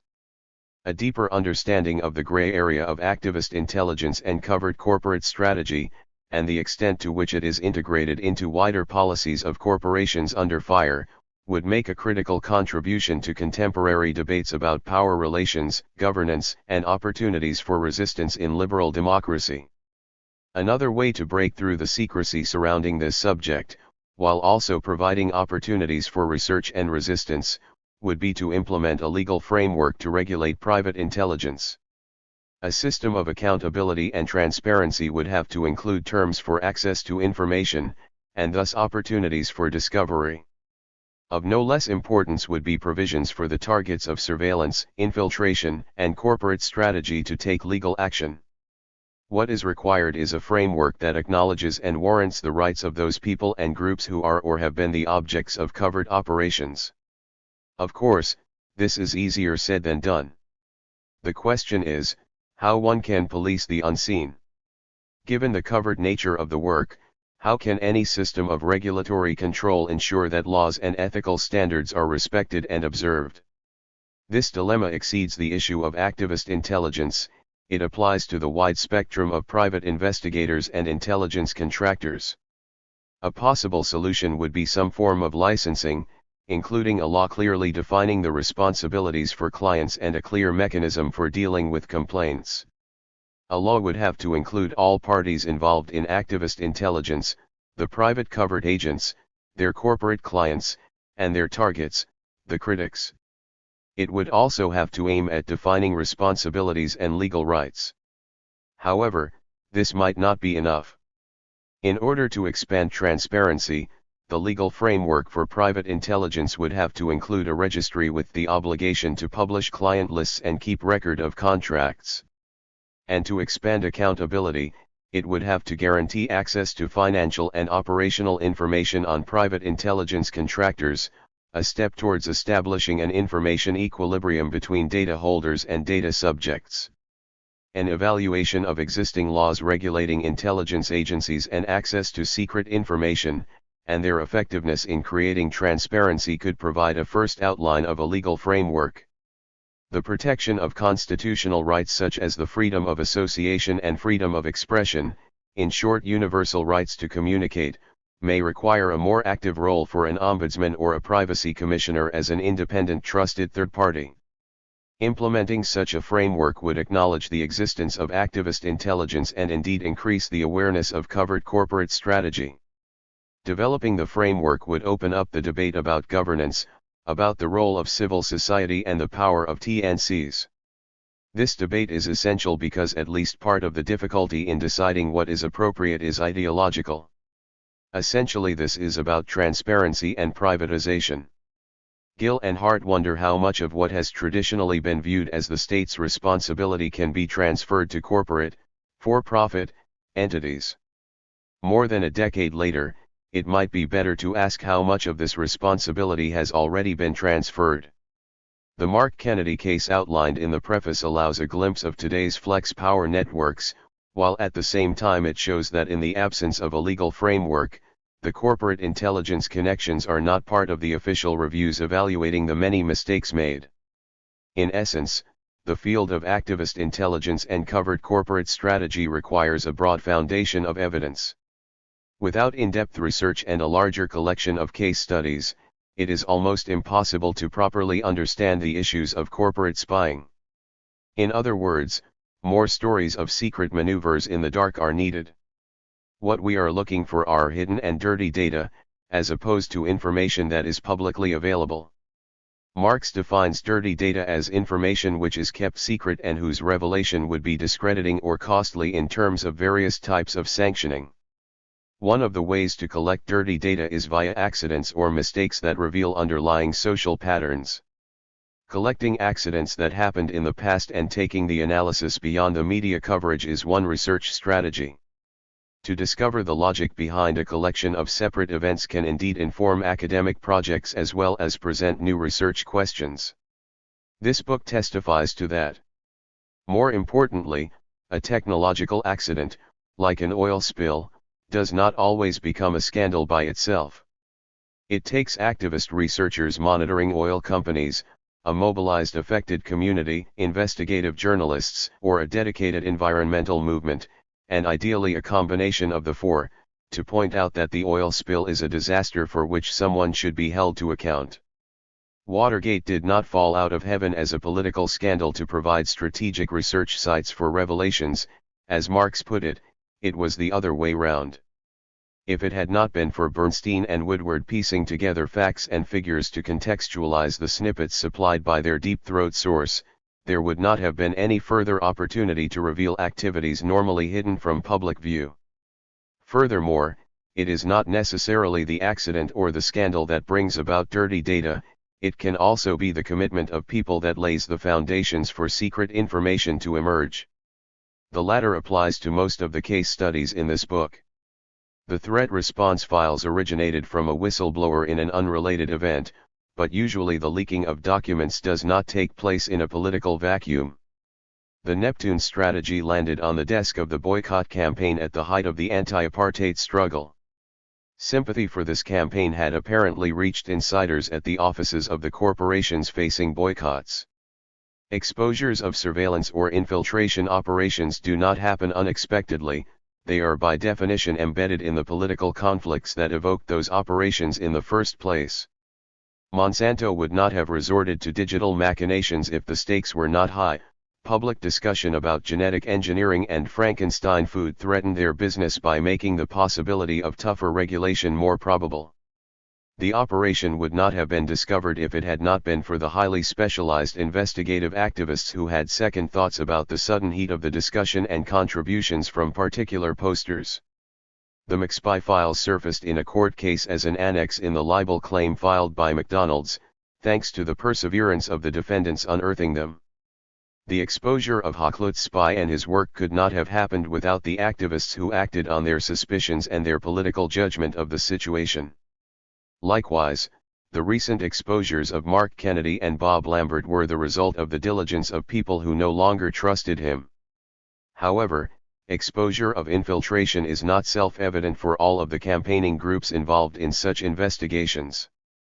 While most of them would agree to the importance of challenging disputable exercise of power, media coverage of is not always perceived to be in the best interests of the groups themselves, as detailed in the first chapter.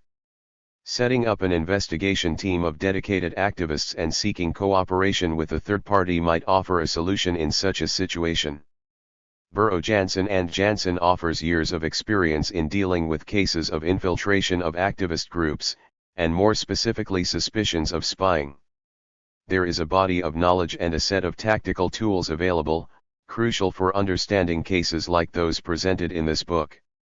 Likewise, in the UK spinwatch.org offers a secure platform for investigation and independent dissemination with a wide reach. The aim of investigating and publishing is the exposure of secret policies and covert action. Seeking publicity and openness is to address issues of secrecy and lack of accountability. More specifically, the aim of exposure is threefold. The first is raising security awareness amongst activist groups. Sharing the findings with others issues a warning about a specific individual and informs a wider audience about the risks of infiltration. The second aim of exposure is to hold the responsible parties to account. In the absence of legal frameworks, publicity is a way to build up pressure. A public outcry could encourage politicians to address responsible authorities, and maybe start some kind of investigation. The Mark Kennedy case is testimony to that. And third, related to the second aim, the exposure functions as the final option to get more information. Shaking the tree might evoke memories and reach people beyond the focus of the original investigation. Likewise, official investigations might produce more evidence, or fresh clues.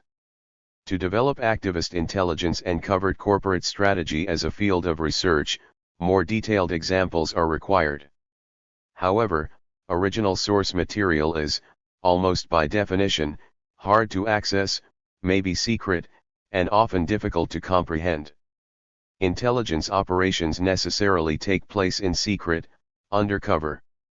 Data on such operations are confidential by nature, prepared for the client's eyes only. Discovery of proof behind stories and controversies that surface in the media is essential to put the events in perspective and understand the wider context. But new research needs to be initiated too. While secrecy seriously hampers research in the field of activist intelligence, academics rely on the work of whistleblowers, investigative journalists, and dedicated activists and other corporate critics. Why would it not be possible for a social researcher to play a more active role in this field? My work with Burrow-Jansen and spinwatch.org made me into the activist researcher and the investigative academic that I am now. Ideally, more research on different fronts results in publications that draw from the novelist, journalist, or detective on the one hand, and the social researcher as an academic on the other. Such knowledge shares with the former the need to rely on non-rigorous and questionable data sources, the desire to raise issues, sensitize the public, and document problems, and a frequent reliance on individual cases. It shares with the latter respect for the logic of explanation and the need for empirical verification and generalization. Secret Manoeuvres in the Dark aims to be the first of many of such hybrid publications aimed at understanding activist intelligence and resisting corporate counter-strategies.